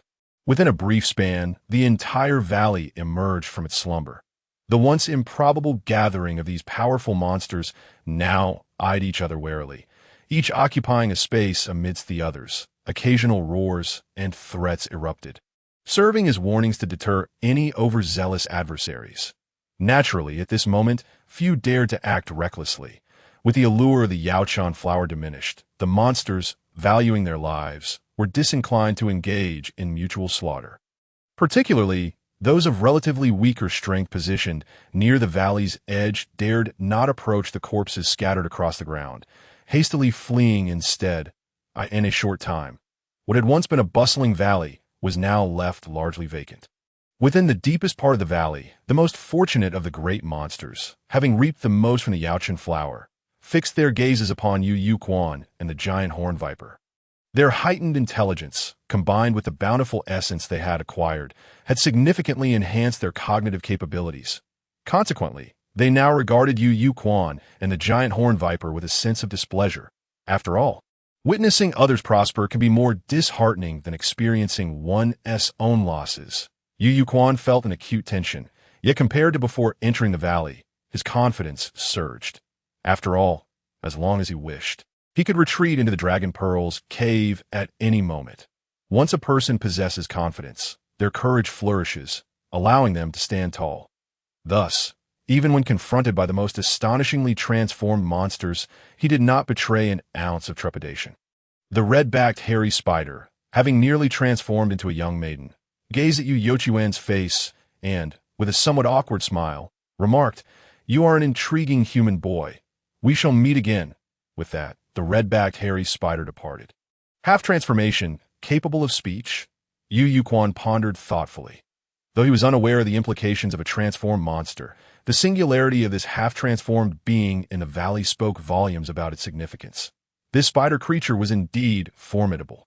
Quack! The black-eyed toad glanced at Yu Yuquan and then at the giant horned viper beside him. Its eyes reflecting a hint of curiosity, it croaked twice before turning away without a backward glance. However, before leaving, it devoured several corpses of the monsters. The other creatures merely observed, offering no comment. Desires and capabilities are intertwined. The black-eyed toad's strength warranted its appetites. Yet, Yu Yuquan felt a pang of regret.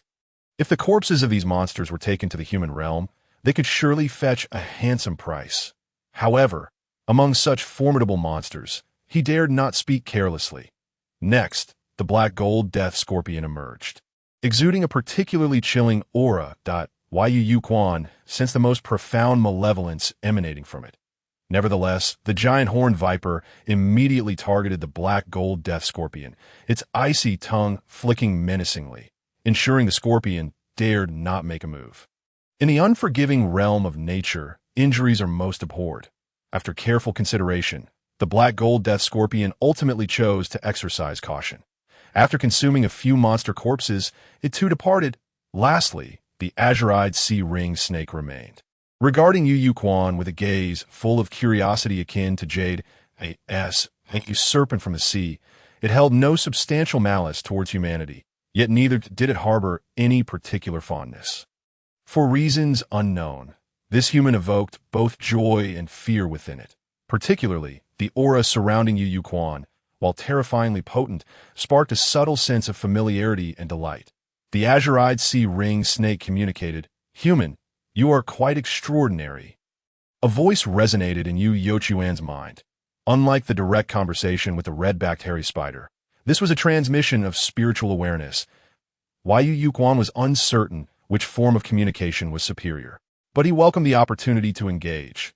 First, the giant horned viper, and now the azure-eyed sea-ring snake. Clearly, the aura of the elder dragon had a profound and immediate impact on serpent kind. However, in comparison to the giant horned viper, this azure-eyed sea-ring snake's perceptive abilities seemed markedly inferior. Perhaps it specialized in venom. Yu Yuquan chuckled. "It is merely a stroke of luck." The azure-eyed sea-ring snake nodded in agreement. Jinhai Wang. "Pardon, that is my name. Such a commanding title." Yu Yuquan hastily clasped his hands in gratitude. "Thank you, esteemed Jinhai Wang, for revealing your name." "It is my honor, Yu Yuquan." The azure-eyed sea-ring snake smiled warmly, expressing hope for a future encounter. After sharing its name, the azure-eyed sea-ring snake glided towards the corpses of the most powerful beings, including the formidable crimson-eyed toad. This toad was among the most powerful monsters that had perished in this valley. The great monsters that had departed earlier largely chose to forego this opportunity.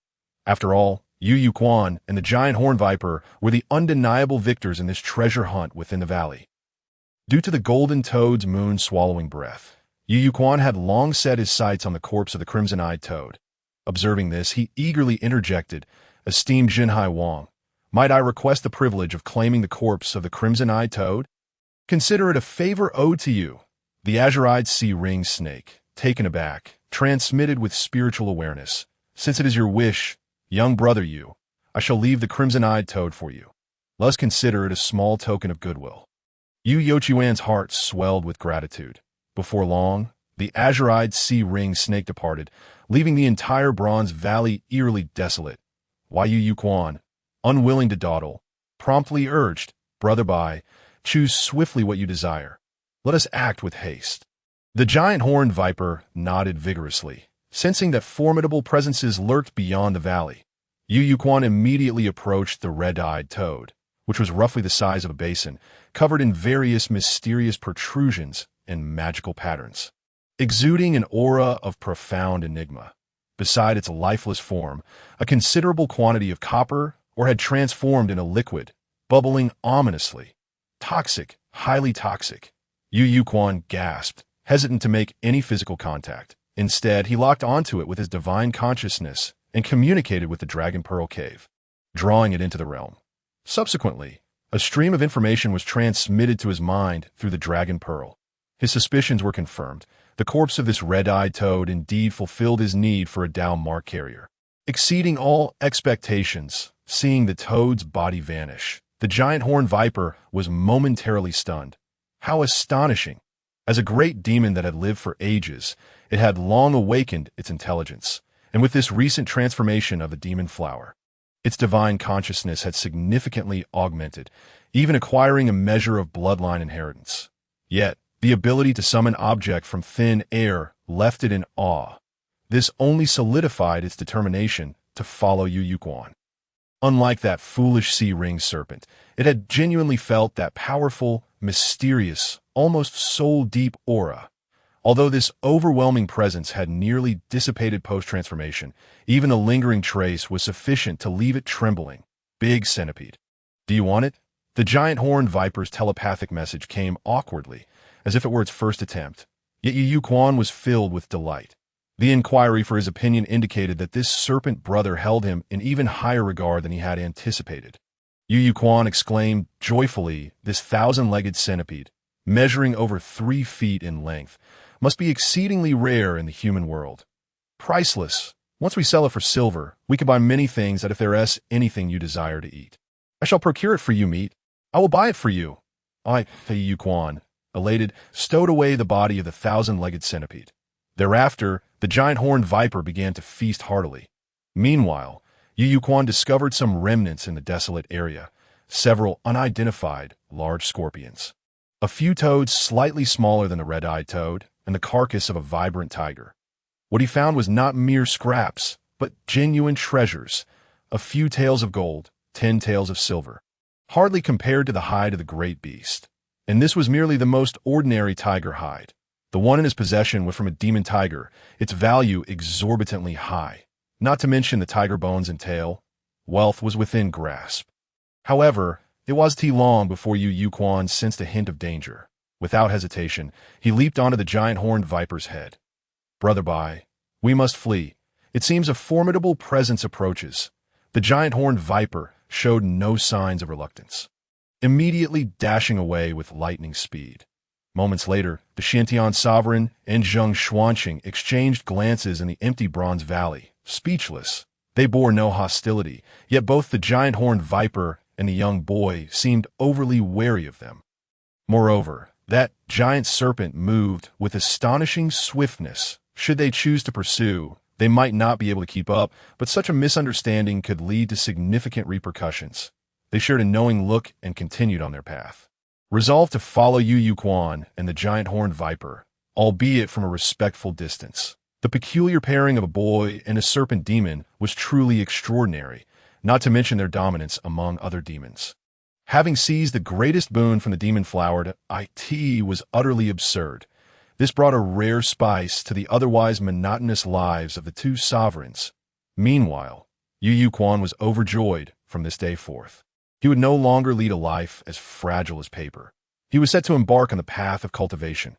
He brimmed with confidence regarding his journey. Brother Bai, do you know where I might find a laurel tree and a jade rabbit? Yu Yu Quan chattered animatedly atop the serpent's head, gesturing as he asked Brother Bai to help gather the remaining Dao Mark carriers. The jade rabbit was relatively easy to describe, but as for the laurel tree, it was unfamiliar to the serpent. However, after Yu Yochuan's repeated explanations of the laurel tree's characteristics, it managed to identify it. Dragon Coil Mountain, I'm quite familiar with.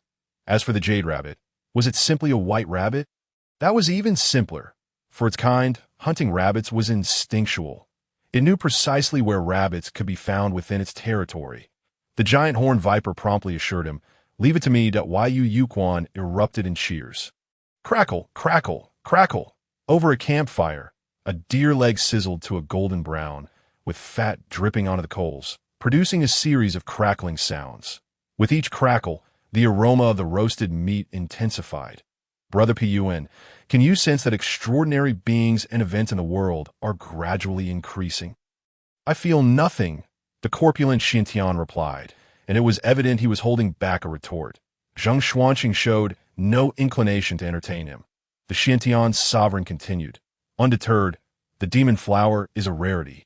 Yet here we are, the dance of man and serpent, an occurrence almost unheard of, and we have witnessed it alongside Brother Piyuan. Truly, times have changed. Zheng Xuanqing remained unfazed, tearing off a piece of deer meat and offering it to the Xintian sovereign. Eat meat. The Xintian sovereign's expression brightened at the sight of the deer meat. Was he attempting to silence him with food? How amusing. Yet this young Master Zheng was still too naive. Did he think he could be silenced by mere sustenance?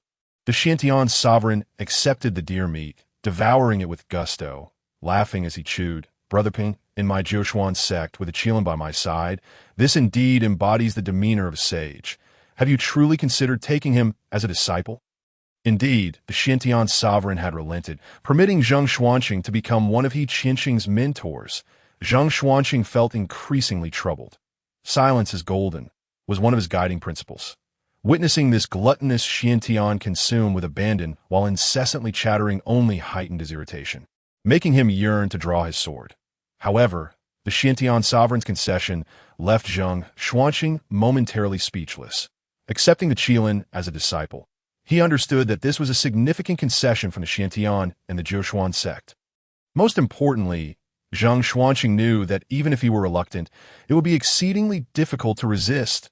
What recourse did he have? The Zheng clan was an ancient lineage, formidable, yet compared to the Jiushuan sect, an institution of world-shattering repute, it was still vastly outmatched. Furthermore, there was the weight of righteousness compelling him. Zheng Xuanqing felt the overwhelming tide surging forward, threatening to grind him into dust. Yet he was not merely the master of the Zheng clan. He was also a swordsman. A swordsman's heart must remain sharp. If his heart lost its edge, how could his blade remain keen? A swordsman must persevere, even when such perseverance seems utterly irrational. At this moment, Zheng Xuanqing harbored an unprecedented hope. He was not the Zheng clan's master, but a solitary wanderer, an unfettered cultivator. The Xintian sovereign fell silent. He sensed the chaotic and piercing sword intent emanating from Zheng Xuanqing. This made him on edge, not daring to take it lightly. If he truly pushed this clan leader to the brink, he might very well unleash a devastating strike. After all, the absolute life sword art was an unparalleled killing technique. However, Zheng Xuanqing was the Zheng clan's master. The Zheng clan had nurtured him. Yet now, for Zheng Xuanqing, it felt like both a sanctuary and a prison. The Xintian sovereign understood, realizing that the clan leader would not truly draw his sword. After a moment, the murderous intent surrounding Zheng Xuanqing dissipated. The Xintian sovereign once more urged, if Brother Piyuan remains unsatisfied, what of the serpent child? Surely you have sensed his remarkable abilities. You could take him as your disciple.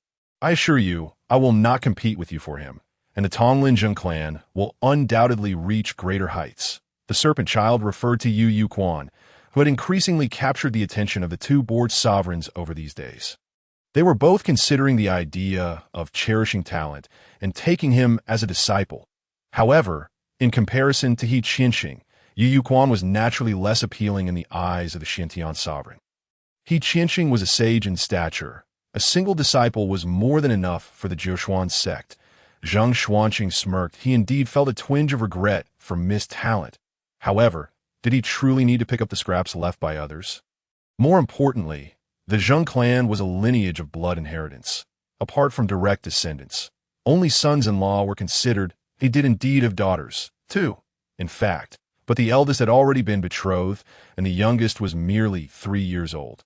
He had no need for disciples or sons-in-law at present. Brother Xintian, if you have an interest, you may take the serpent child into your fold. The Xintian sovereign replied, am I not considering Brother Piyuan's interests? Look at that serpent child. His head is well-rounded, his body is proportionate, with a radiant aura that pierces the heavens. he will surely achieve greatness in the future. I offer you another unparalleled disciple. You could impart the absolute life sword to He Qianxing. Zheng Xuanqing gazed deeply at the Xiantian Zhuanzhang, exclaiming, "Do you even have any shame left? Have you considered the opinions of the snake child? By what right do you treat him as a mere gift to be exchanged at will? Most importantly, if you intend to give him away, must you also demand something in return?" Zheng Xuanqing continued, "I have no need for disciples, and the Zheng clan certainly does not require them. Even if the Tao of Heaven himself were to descend, he could not compel me to accept a disciple. Mark my words, the Xiantian Zhuanzhang, who had always prided himself on his self-sufficiency, found himself at a loss for words. He had never encountered someone as obstinate as Zheng Xuanqing. The man's stubbornness was more repugnant than a rock in a latrine. Yu Yuquan, with the Hanzhong sword gliding across his skin, revealed fleeting scales beneath the surface, leaving not even a trace upon his flawless complexion. The metamorphosed body he now possessed was increasingly terrifying with each revelation. With his current physical prowess, he was unlikely to sustain any injury, and should he be wounded, he believed he would recover swiftly. This enhanced survival capability brought him a profound sense of security and intoxication. It was hard to fathom that he had yet to open the heavenly gate. One could only imagine the magnitude of transformation that would ensue upon its opening. Suddenly, a rustling sound emerged from the direction of some withered branches and leaves. Yu Yuquan's eyes brightened. Has arrived? Activating his spiritual sense, he quickly discerned a demonic rabbit racing at incredible speed, leaving trails of silver lightning in its wake. So fast. Yu Yuquan was taken aback. Indeed, as a rabbit demon, its velocity was astonishing. Had it not been for his spiritual perception, his naked eye would scarcely have been able to track its frantic escape. Whoosh! The rabbit demon, in its panic, darted towards the very entrance where Yu Yuquan lay concealed, as their distances diminished. The rabbit demon swiftly closed within 10 zhang of him. In an instant, its speed seemed to slow to a crawl, everything transforming into slow motion. Seizing the moment, Yu Yuquan remained unflustered and executed a swift Qinglong claw, capturing the rabbit demon by its neck. The rabbit demon was momentarily stunned, utterly unprepared for such an abrupt encounter with a hunter's grasp. And for a brief time, it forgot to struggle. Once it regained its senses and attempted to fight back, it found itself plunged into a vast, yellow-hued world. Alarmed, the rabbit demon frantically scanned its surroundings. But it was destined to be ensnared.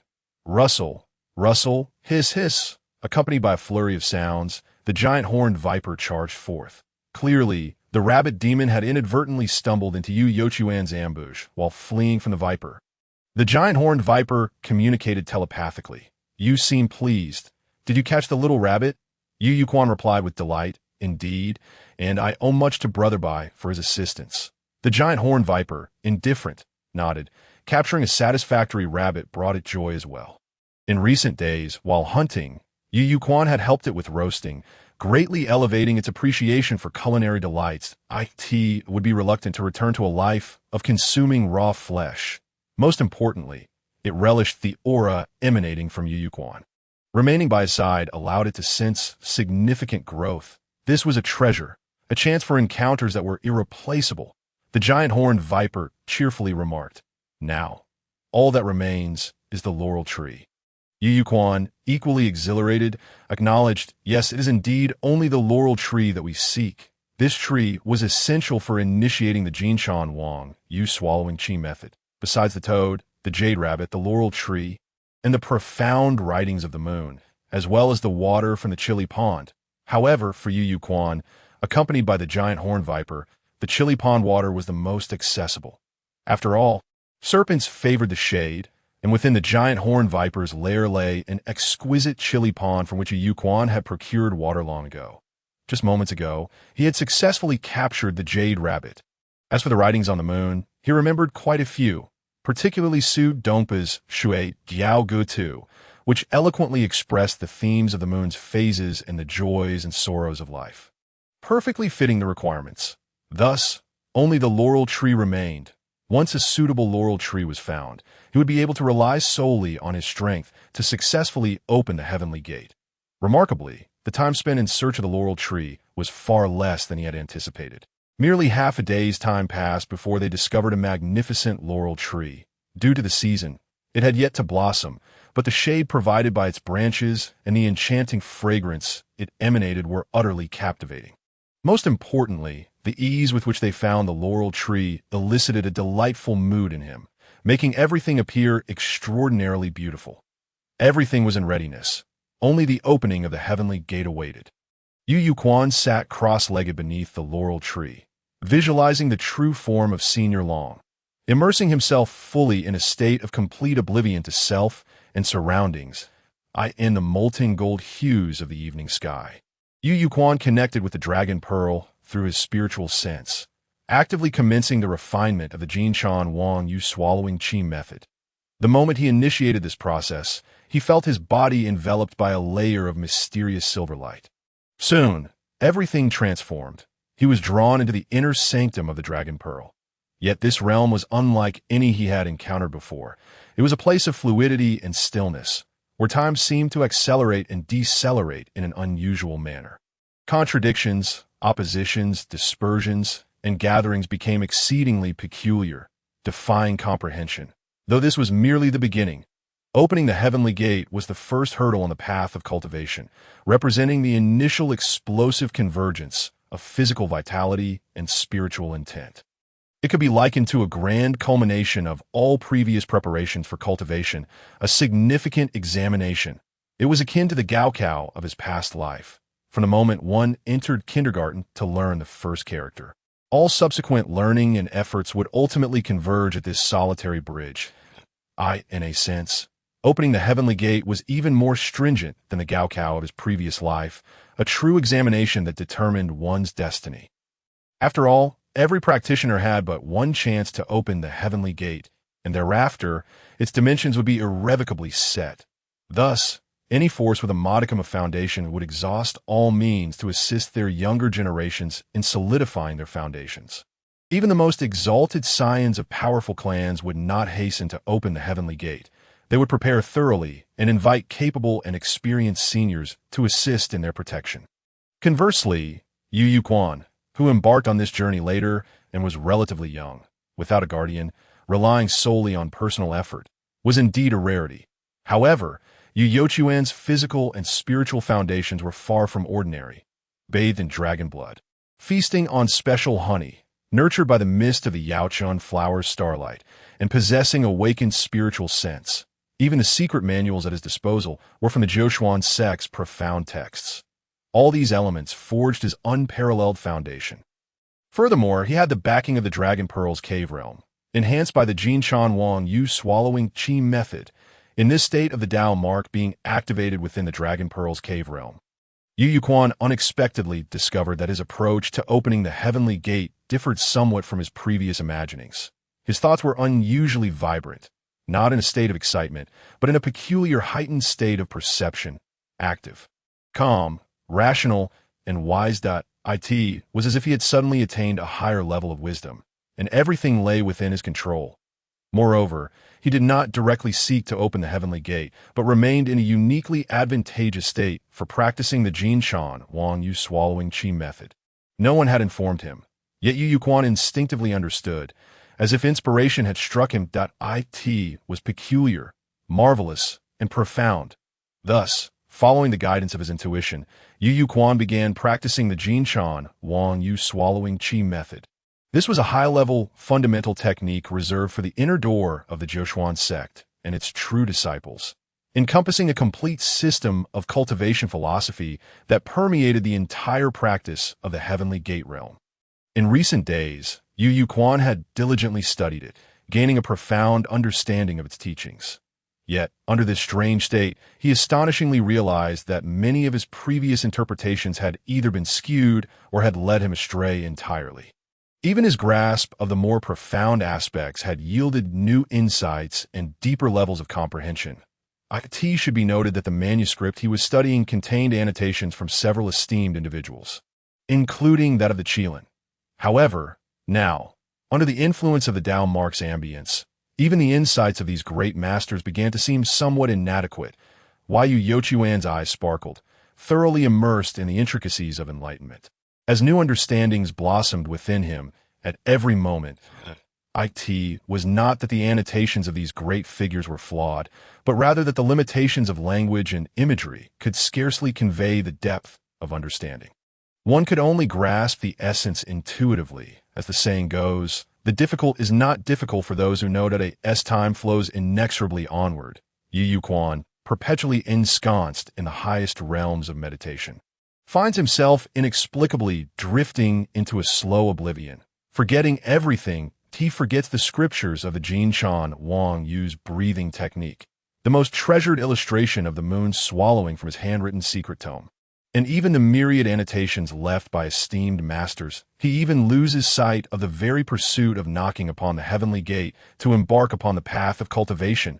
Ultimately, he appears to have truly transformed into a colossal red-eyed toad, standing majestically atop the mountain, inhaling and exhaling the ethereal essence of the moonlight.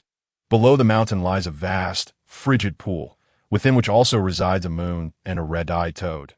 In that moment, it becomes difficult to discern which moon belongs to the heavens and which resides in the waters. Even the act of inhaling and exhaling the moonlight is not a deliberate practice, but rather an instinct of life itself. Goo-goo, goo-goo, goo-goo. Within the Dragon Pearl Cave, the round moon, unbeknownst to anyone, gradually begins to wane, transforming from full moon to a half moon, then to a crescent, as if it has truly been devoured by that red-eyed toad. The moon waxes and wanes, just as humans experience joy and sorrow, separations and reunions. Such is the ancient and inescapable cycle, even if the toad harbors intentions of consuming the heavens. How could the moon truly be swallowed? That crescent moon slowly reverts to a half moon, then a full moon, only to return to a half moon and a crescent again. This cycle continues endlessly, a perpetual rhythm of existence. Time seems to race madly amidst this dance of thought and forgetting, leaving the duration of its passage a mystery, perhaps decades or even centuries. Yet, it could merely be the span of a few breaths. Yu Yu Quan appears to have completely become a moon-swallowing toad, instinctively inhaling and exhaling the lunar essence, instinctively pursuing the evolution of life, that he remains oblivious to the fact that this instinct is, in essence, cultivation. Cultivation is a gift bestowed upon the world by the heavens, and this gift is not exclusively for humanity. Moreover, many animals exhibit a sensitivity to cultivation that often surpasses that of humans. Certain divine beasts, for instance, are innately attuned to the path. This is why many human cultivation secrets essentially mimic the practices of animals and other species, just as the secret technique he cultivates is derived from Jinshan Wang Yu.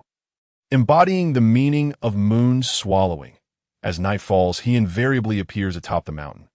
Even on overcast days when the moon does not rise, he instinctively knows it resides just there, and by simply opening his mouth, he can effortlessly draw upon the lunar essence. Perhaps, with the waxing and waning of the moon, its power fluctuates, yet the moon remains ever present.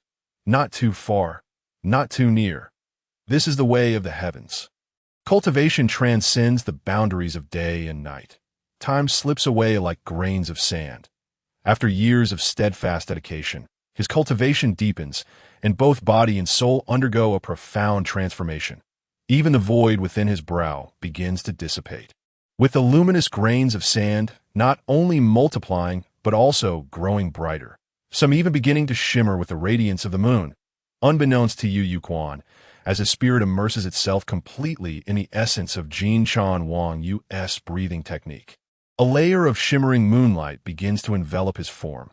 The colossal horned viper by his side, witnessing this, is taken aback as a great demon. The inhalation and exhalation of the essence of the sun and moon is instinctual. Yet the moonlight exuding from Yu Yu Quan is exceptionally dense. Even more astonishingly, this moonlight carries an unmistakable sense of waxing and waning. What could this possibly mean? The horned viper's curiosity intensifies as it instinctively draws closer. Yet, even the slightest release of this essence proves immensely beneficial to it. In this process, the abundant vital energy within Yu Yu Quan begins to converge toward the celestial gate at his brow.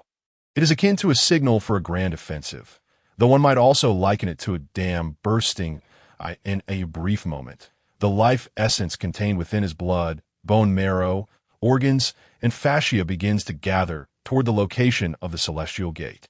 Yet, along this path of convergence, the grand army of energy inevitably encounters the formidable dam, the celestial gate itself. This gate stands as a magnificent barrier, seemingly forged from divine iron, severing the connection between the inner and outer realms, thwarting the cultivation of the vast majority of beings. However, this seemingly impenetrable celestial gate, faced with the overwhelming impact, begins to tremble violently, fissures appearing across its surface. Amidst this tumult, the consciousness from the void at Yu Yochuan's brow, mingling with the thoughts of other souls, transforms into a second powerful force that strikes against the celestial gate once more. Crack! With a resounding shatter, that towering celestial gate, which stretches endlessly, collapses in a cacophony of debris. If anyone were to witness Yu Yochuan's process of breaking through the celestial gate, they would surely be rendered speechless with astonishment. The ease and simplicity with which he breaches the gate starkly contrasts with the prolonged struggles others face. While others may endure an arduous labor akin to protracted childbirth, his breakthrough occurs as if the child is born before anyone even realizes it. Most importantly, the dimensions of the celestial gate he has opened are truly unprecedented. At the very moment Yu Yuquan bursts through the celestial gate, still believing himself to be merely a red-eyed toad, he instinctively inhales a breath of moonlight. Unlike his previous experiences of drawing from the spiritual realm, this time, with the celestial gate ajar, the barriers between the inner and outer worlds vanish completely. As he inhales moonlight in his consciousness, he simultaneously draws in the essence of the universe in the physical realm. Not only Yu Yuquan, but for all cultivators, the first breath taken after successfully breaking through the celestial gate resembles the inaugural cry of a newborn child. This breath holds profound significance in the realm of cultivation. This first inhalation is often regarded as the initial cry of a practitioner proclaiming their existence in the world. Regrettably, as with all newborns, this first cry is somewhat feeble, except for those few close enough to hear, such as his devoted mentor. It is challenging for anyone else to perceive. Yet, in this world there are always exceptions. For instance, He Qianheng of the He family, after breaking through the celestial gate, produces a cry that immediately captures the attention of the master of the Jiuxian sect. On this day, deep within the Panlong Mountains, a cry reverberates. Not particularly loud, yet for some, it resonates like a thunderclap. The nearest beings, the Xian Tianzun and Zheng Xiancheng, are jolted upright, their eyes wide with disbelief. As time passes, an increasing number of significant entities also hear this cry. For instance, the redback spider, which barely meets the threshold yet fortuitously hears the sound. The master of the Jiuxian sect, Yan Yuan, who is separated by countless mountains and rivers, the abbot of the Prajna Temple, the foremost of the Buddhist sect, and the grand tutor of the Wei Kingdom, as well as the Samadhi Zen master. Other revered figures, equally esteemed as the master of the Jiuxian sect and the grand tutor, also react similarly. Additionally, various notable individuals within the Jianye imperial palace, the elder patriarchs of the Yao, Qi, Yuan, and Zheng families, as well as the formidable beings known as the Nine Kings, all find themselves drawn to this singular sound. All who hear this cry cannot help but gaze toward the same direction. Is another paragon destined to rival the Qilin child emerging? How can this be? The birth of the He family Qilin has left everyone in disbelief, believing such a sage appears only once every millennium. Yet here arises another in such a brief span. Truly, it seems the Qilin shall not have its glory unmatched. Has the golden age finally arrived?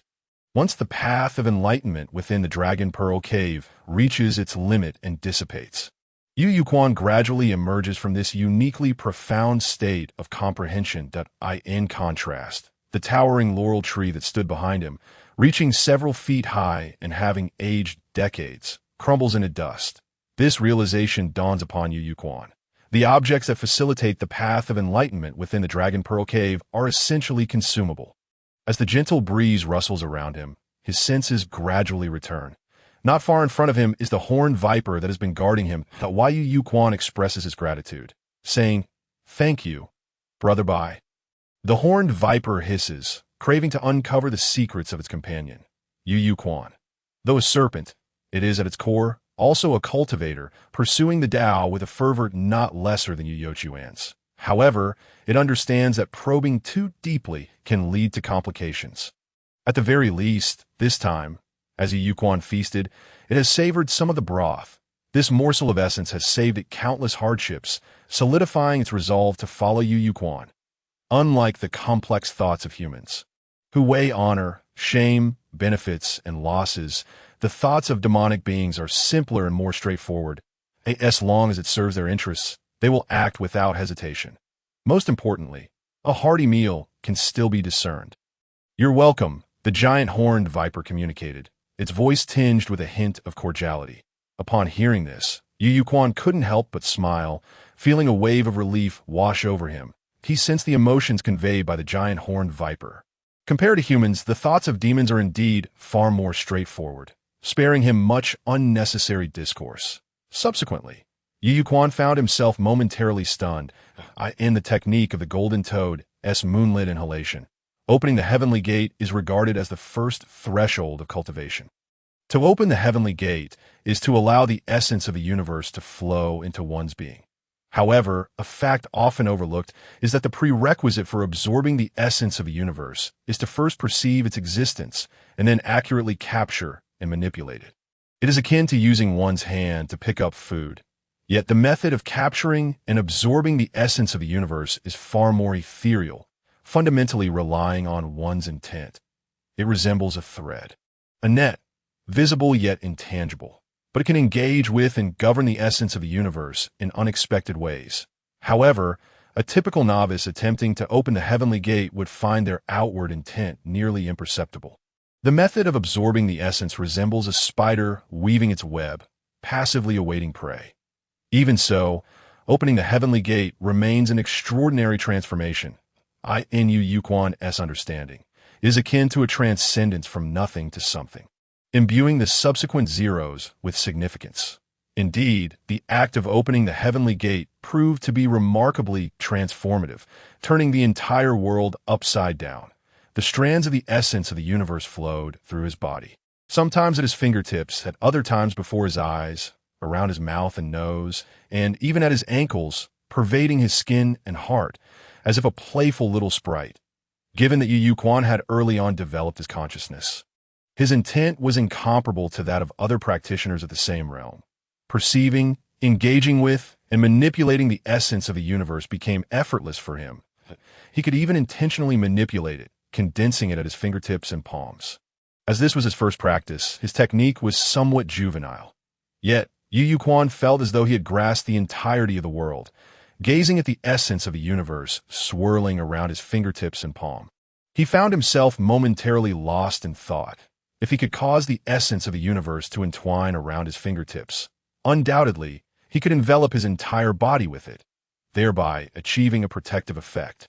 And to be able to shield oneself with the essence of the universe naturally allows for its application to weapons, enhancing their durability and sharpness, increasing their resilience and lethality. Similarly, he could manipulate the essence of the universe to accomplish various astonishing feats. For the vast majority of First Realm practitioners, such abilities seemed almost fantastical. This is because the strength of intent and the birth of consciousness are achievements that can only be gradually attained in the second and third realms. In this regard, Yu Yuquan's consciousness had already advanced far ahead of other practitioners in the same realm. However, his fortuitous encounters were not replicable. Whether through bathing in dragon blood, encountering rare honey, or receiving the baptism of the mist from the demon starflower, these were opportunities that could not be sought after. Regardless, for Yu Yu Quan, the sensation of being able to control the essence of the universe was truly delightful. In a daze, he couldn't help but reminisce about the first time he became aware of the existence of practitioners in this world. Everything was vivid, as if it had happened just yesterday. He vaguely remembered that it was when he was 2 years old at the village threshing ground. That summer was particularly hot, and after harvesting the crops, many gathered to seek respite from the heat. Then, a knowledgeable adult began to boast about their experiences. The tales were fantastical, exaggerated beyond belief, and it was unclear how many hands they had passed through. Yet the details were vividly embellished. It was during that moment that Yu Yuquan first learned of the existence of practitioners. He felt an unprecedented excitement, his eyes and skin shimmering with light. Without any reservations, he blurted out that he wanted to become a practitioner in the future, to vanquish wrongdoers and ensure a good life for his parents, family, and villagers. The threshing ground erupted in laughter. Even so, Yu Yuquan could still sense that everyone was genuinely happy, their attitudes more akin to playful indulgence. Yet, one must admit, everyone was truly blissful in that moment, looking at the essence of the universe gathering at his fingertips. Yu Yuquan couldn't help but murmur, "Father, mother, eldest sister, eldest brother, second brother, third sister, fourth brother, and Master Tao, can you all see? Little Lu has truly become a practitioner." His eyes glimmered with moisture, and he had never felt such a fervent desire to share this joy with them. However, Yu Yuquan also understood that this joy was destined to be unshared, so he quickly adjusted his thoughts. Due to the inheritance of the moonlit inhalation of the golden toad, Yu Yuquan had comprehended the process of inhaling the essence into his body to perfection. With a thought, the essence of the universe surged forth as if he were gulping a torrent of water, reminiscent of the mythical Kwa, Fu draining the Yellow River. Such astonishing capacity. Yu Yuquan was taken aback and promptly began to scrutinize the heavenly gate he had just opened. Upon beholding the heavenly gate, he found it hard to believe. He had received an abundance of fortuitous encounters, and the process of opening the heavenly gate had been remarkably smooth, but Yu Yuquan was mentally prepared. Knowing that the heavenly gate he opened might be quite large, and reaching the innate limit would not pose a significant challenge. In fact, it was proven that the heavenly gate he opened was indeed infinitely close to the innate limit, with hardly any of his talent wasted. What surprised Yu Yuquan was that his heavenly gate's innate limit reached an astounding 108 inches, according to the records of the moonlit inhalation technique. Opening the heavenly gate above 36 inches qualifies one as a genius. Opening it above 72 inches earns the title of extraordinary talent, a peerless aptitude in the contemporary world.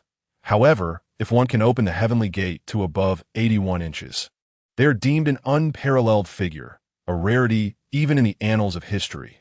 As for opening it to 108 inches, the only title recorded is Heavenly Sage, a once-in-a-thousand-year encounter. Yu Yuquan had never anticipated that his heavenly gate's innate limit would reach such heights. Could it be due to the innate strength of his transmigrated soul? Yu Yuquan pondered, increasingly convinced of this possibility. After all, the act of opening the heavenly gate is a result of both blood vitality and intent working in tandem. Perhaps the Elder Dragon's willingness to invest heavily in him was partly due to recognizing his aptitude. Regardless, this was an immense boon. As an abundance of the essence of the universe flowed into his being, Yu Yuquan keenly felt his physique being nourished and enhanced, elevating his constitution to new heights. This sensation was distinctly different from bathing in dragon blood or consuming rare honey.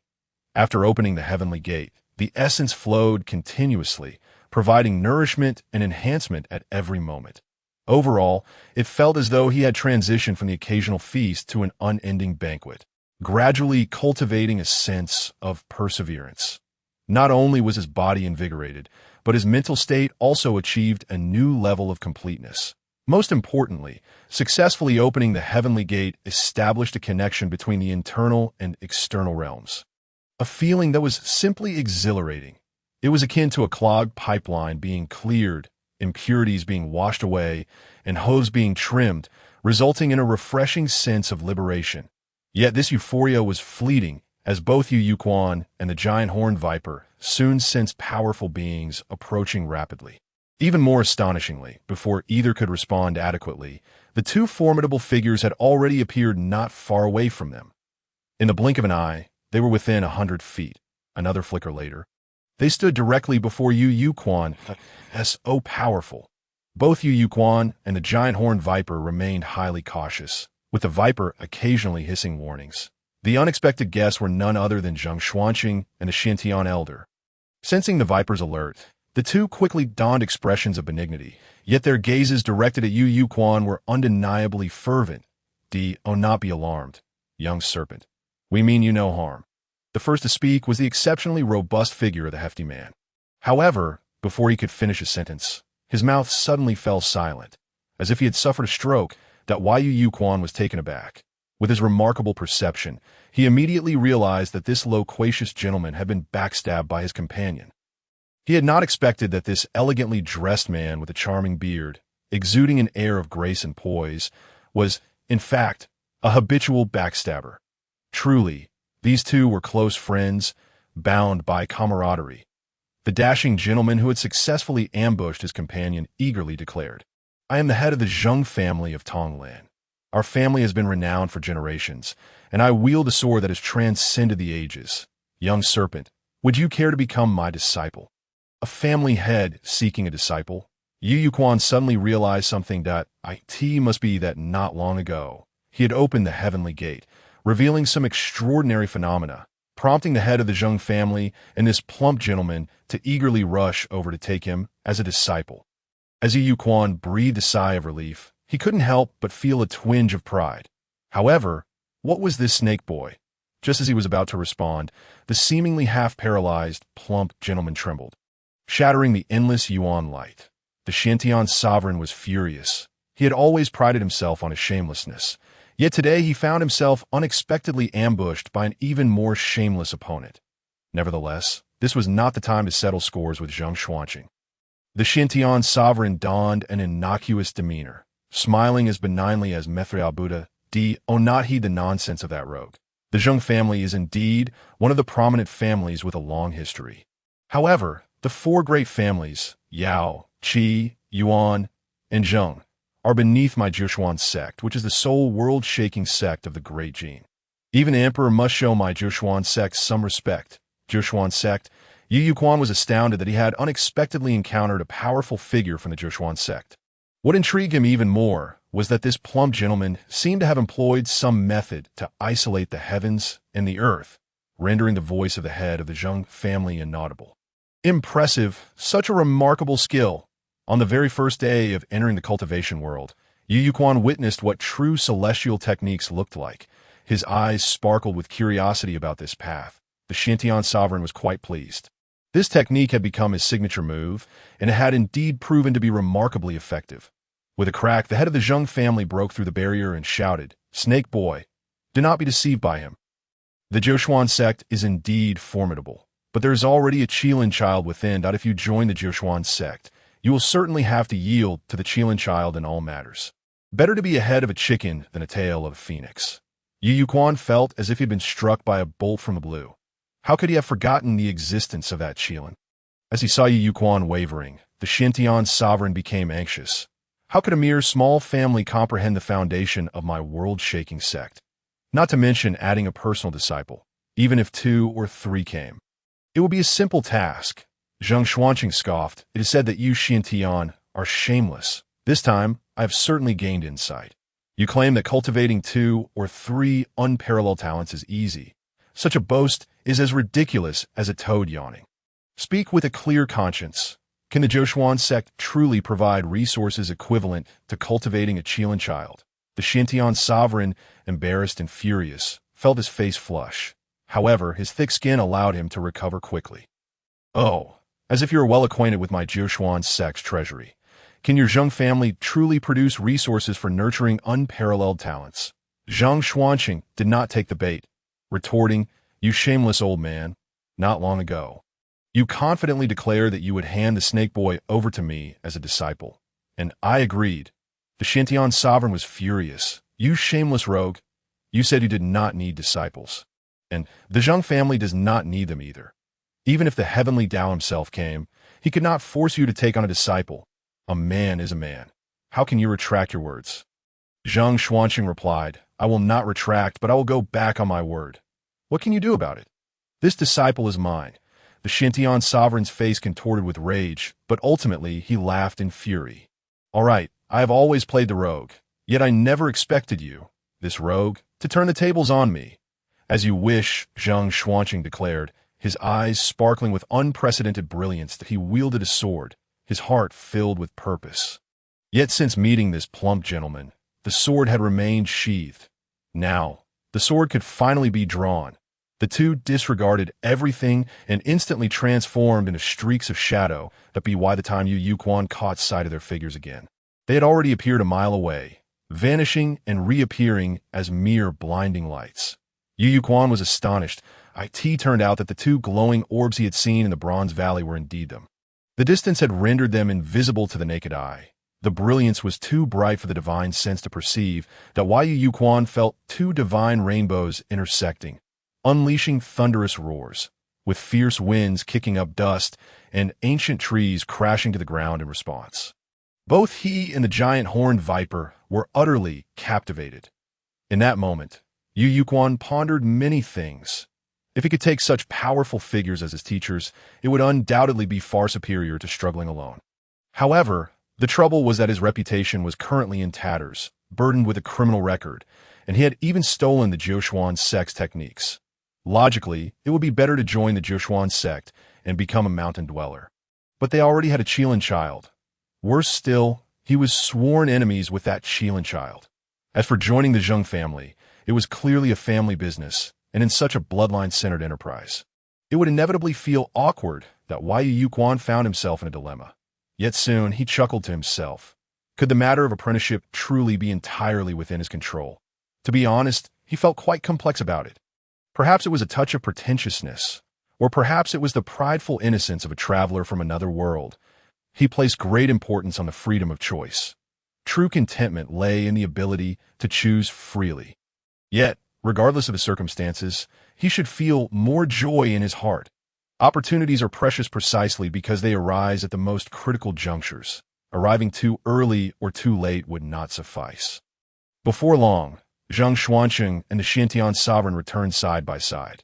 They bore no injuries and did not display any signs of discontent. Thus, Yu Quan could not discern who had triumphed. However, seeing the two return together suggested that they had reached some agreement. Zhang Xuanqing smiled. "Snake boy, we have come to a conclusion. You shall enter the Zheng family and formally become my personal disciple. At the same time, I will impart the Jiuquan sect Qilin child's absolute life sword technique to you. And likewise, the Jiuquan sect has agreed to teach you the life-ending sword technique." Yu Youquan's expression turned to one of bewilderment. What on earth was going on? The Xintian sovereign looked somewhat complex, but kindly explained to Yu Quan the four supreme killing sword techniques. These four sword techniques are scattered among various major forces in the world, with the Jiuquan sect and the Zheng family each possessing one. That over the long course of history, possessing one of these four sword techniques allowed one to dominate the world. For instance, the Tonglin Zheng family has inherited the absolute life sword technique for a millennium without decay. However, the current trends in the era require the fusion of life-ending and absolute life. What surprised the Xintian sovereign even more was that two individuals would simultaneously possess two of the sword techniques. He could not foresee the consequences this would bring. Moreover, he vaguely felt that this situation was ominous. One sun does not share its light, nor can there be two masters in the world. How could there be two sword masters coexisting? Nonetheless, the Xintian sovereign's unwavering confidence in He Qinqing ultimately led him to agree to this compromise. Yu Quan was also slightly taken aback. As long as he apprenticed to the head of the Zheng family, he could obtain two of the four sword techniques, just like that Qilin. Yu Quan was momentarily dazed. How could this world be so kind to him? He found it hard to believe, yet everything seemed so real. After much contemplation, he decided to clarify some matters in advance to prevent complications later. Yu Quan looked toward the head of the Zheng family and said, "To be able to take you as my master is a great fortune for me. However, my situation may be somewhat complicated. I have a criminal record." A criminal record? Both the Xintian sovereign and the head of the Zheng family were taken aback. Given Yu Youquan's young age and his clear, bright eyes, he did not appear to be the type to engage in wrongdoing. While talent is the primary criterion for accepting disciples, moral character must also be assessed. That a person with great ability but lacking virtue could pose an even greater danger. Zhang Xuanqing stroked his beard and pondered. "Could you share the specifics?" Yu Quan replied, "Revenge." Both Zhang Xuanqing and the Xintian sovereign were momentarily stunned. As cultivators and individuals of strong character, they held a more lenient view toward the laws and moral standards of the mundane world than the secular populace. Seeking revenge was only natural. Zhang Xuanqing chuckled. Revenge is a matter of righteousness. Even a grudge from 9 generations can be avenged. Your criminal record can be resolved with my assistance. Why Yu Yochuan's face lit up with a smile. This was already a change of heart. It seemed that this master was genuinely eager to take him in as a disciple. Without hesitation, Yu Yuquan bowed deeply, knocking his head several times, solidifying the master-disciple relationship.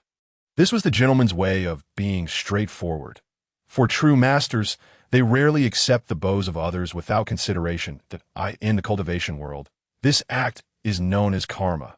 Even if Yu Yuquan has misjudged the situation, it amounts to little more than a few trifling blows. One might as well consider it a failed attempt to liquidate the gold beneath his knees. And in the future, he can always seek to regain his standing. Zhang Xuanqing stroked his beard, a satisfied smile gracing his features. Look, how sincere is the desire of his good disciple to take him as a master. Zhang Xuanqing promptly extended a hand to assist Yu Yuquan, thus solidifying their master-disciple relationship. Meanwhile, the revered Xiantian was wounded, akin to a vinegar jar toppled over. The Jiushuan sect had enough talents with 1,000 lineages. Yu Yochuan's cheeks flushed slightly, feeling a touch of embarrassment as he spoke. Master, Yu Yuquan, would never dare to deceive. I humbly request you to return this book to the esteemed uncle of the Jiushuan sect. As he spoke, Yu Yuquan directly retrieved the handwritten manuscript from the Longzhu Cave Heaven. He did not deliberately conceal the existence of the Longzhu Cave Heaven, for both individuals before him were undoubtedly formidable beings beyond his comprehension. Any subtlety would be futile in their presence. It would be far better to demonstrate his sincerity openly. Both Zhang Xuanqing and Xiantian were taken aback, yet they found it all within reason. After all, he was a once-in-a-lifetime genius capable of opening the heavenly gate by more than 81 inches. Accompanied by the formidable giant horned viper, it was only natural for him to harbor some secrets. While storage equipment is rare, it is not uncommon for major powers to possess several such items in their legacy. Upon seeing the inscription on the cover of the book, both of their expressions changed dramatically, particularly Xiantian, whose gaze grew profoundly somber. He recognized this book. Yu Yuquan was not a disciple of the Jiushuan sect, and Xiantian had never anticipated that Qilinzi would fail. Therefore, the only explanation for the presence of this book in Yu Yochuan's possession could only be that it was lost by Qilinzi's close relative. He Qianyu as a true inheritor of the Jiushuan sect, He Qianxing's background had long been thoroughly investigated. Among the He family, aside from He Qianxing, only He Qianyu possessed any notable talent. Since Yu Yuquan could possess this book, it indicated that He Qianyu had not only entered the Jiushuan sect, but had also suffered a crushing defeat at the hands of Yu Yuquan. Coupling this with Yu Yochuan's past record, Xuantian's expression darkened immediately. He was indifferent to He Qianyu's fate, but he was deeply concerned about whether this matter would impact Qilinzi's resolve. In an instant, Yu Yuquan felt an overwhelming chill, an intense cold. Nevertheless, having faced both Long Xianpei and the giant horn viper, Yu Yuquan had gained some experience in confronting higher-level cultivators. Of course, this experience was not particularly significant. Yet, this wave of chill came swiftly and departed just as quickly, primarily because his master stood protectively in front of him. Zhang Xuanqing remarked, "Brother Xiantian, are you attempting to bully the weak, or do you lack confidence in your Jiushuan sect's true disciples?" Xiantian raised an eyebrow. Even if Zhang Xuanqing's words bore an element of provocation, he still took the bait. Xiantian looked at Yu Yuquan and questioned, "Is He Qianyu still alive?" "Alive," Yu Yuquan answered truthfully, yet countless ripples stirred within his heart. He merely presented the book, uttering not a word, but Xiantian astutely deduced that it was indeed He Qianyu who had lost the manuscript. Such is the clarity of worldly affairs. Of course, it was also possible that he had grown accustomed to overthinking matters. The truth may very well be that Xiantian was already aware that this manuscript had been entrusted to He Qianyu. Unbeknownst to Yu Yuquan, he had not given it much thought. In Xuantian's eyes, He Qianxing was mild-mannered and respectful, the epitome of propriety. Non-disciples of the Jiushuan sect would never be privy to the secrets of the sect. Moreover, this handwritten manuscript was a gift from the sect leader himself, holding immense significance that He Qianxing would never willingly part with such a treasure to anyone but his closest kin, He Qianyu. When one knows a person well enough, discerning the truth is not as challenging as one might imagine. Both Xiantian and Zheng Xuanqing simultaneously exhaled in relief. As long as no harm had befallen anyone, all was well. Even Xiantian did not wish for the Zhishuan sect's true disciples to suddenly acquire an infinitely potential adversary like Yu Quan. However, the brows of both Xiantian and Zheng Xuanqing remained furrowed. If He Qinyu were still alive, then what are Yu Youquan's past record? Xiantian inquired. Is there a misunderstanding? If the young nephew trusts me, I am willing to act as a bridge to help you and Qianqing resolve any misunderstandings. Zheng Xuanqing quickly echoed his sentiment. Just as Xiantian did not wish for He Qianqing to have an enemy like Yu Quan, Zheng Xuanqing also did not desire Yu Quan to have a foe like He Qianqing. For the talent of Qilin is indeed extraordinarily lofty, a rarity in the world, destined to become one of the strongest beings in existence. Perhaps even excluding the one of Dati O stand against such an entity is undeniably unwise. Yu Quan smiled wryly. If given the choice, he would rather not be at odds with He Qianqing. However, the blood feud could not go unpaid. And the only card he had to play was that singular one, that he had no other option. Yet, having made his choice, he felt no regret. It would be unjust to use his current self to negate his past self. Yu Quan did not hold back any longer, but recounted in detail the grievances between him and the He family of Longmen. He laid bare his sufferings and recounted his quest for vengeance, striving for as much fairness and objectivity as possible. Even so, his words rendered all present utterly speechless. This included even the giant horned viper, which had nearly erased its own existence. It was the first time it learned of its brother Yu's past. In the realm of human emotions, who can definitively delineate right from wrong? In the eyes of the world, Yu Youquan's quest for revenge might seem overly radical. After all, debts must be repaid to their rightful owners. How could a servant wield a sword against his master? Yet the true villain, He Zhong, was indeed a servant of the Longmen He's. A servant is the private property of the master family. If a servant acts unlawfully, it is the master's fault. Seeking vengeance against the Longmen He's, in essence, was not misdirected. Not to mention Xiantian. Even Zheng Xuanqing, this newly accepted disciple, was deeply shocked by this revelation. As the head of the Zheng family, he was a genuine scion of a prominent lineage. In a certain sense, Yu Youquan's actions were even more stimulating to him than to Xiantian. Xiantian sighed 3 times, casting a complex gaze upon Yu Quan. Fate is a tricky thing. You are destined to battle with our sex Qilin. Yu Quan replied with a smile. If it is destined, then let it be a battle. I eagerly anticipate the world that will emerge after I defeat Qilin. Silence. The sound of a pin drop could be heard. Not only Xiantian, but even Zheng Xuanqing fell momentarily silent. At this moment, they were unsure whether to commend Yu Youquan's wisdom or to deride his ignorance. Cultivation is akin to rowing against the current. The path is obstructed and arduous. Yet for certain prodigies, cultivation resembles the great rock soaring high, riding the winds to ascend 90,000 miles, even if one merely takes the first step. The chasm that opens is unimaginable, and now, Yu Quan, this stumbling novice who has only taken his first step on the path of cultivation, boldly proclaims his intention to conquer Qilin. This is truly. Xiantian chuckled. You possess great courage and bravery. Yu Quan smiled, unperturbed that to achieve any goal, the first step is to dare to dream. If one does not even dare to dream, then what can be said of striving for progress? Let alone overtaking others? Xiantian was well aware of Yu Youquan's mindset. To believe that effort can always bridge the gap indicates a limited perspective, one that has not encountered true prodigies. The image of a young man in a blue robe flashed in Xuantian's mind. It is worth noting that he himself was once a prodigy, living a life filled with joy and applause. If one does not exert themselves, they will never comprehend despair. Later, Xiantian learned that such individuals are revered as born sages. Once he was a pioneer, and the young man in blue called him uncle. Later, they walked side by side, referring to each other as brothers. Eventually, he called the blue-clad man uncle, granduncle, and ancestor. Mortals cannot fathom the world of geniuses. Hence, he firmly believed in He Qianqing, even if Yu Quan were also an extraordinary talent. Feeling the almost overflowing negative energy emanating from Xiantian, Zheng Xuanqing promptly waved his sleeves in dissatisfaction. What a sour atmosphere.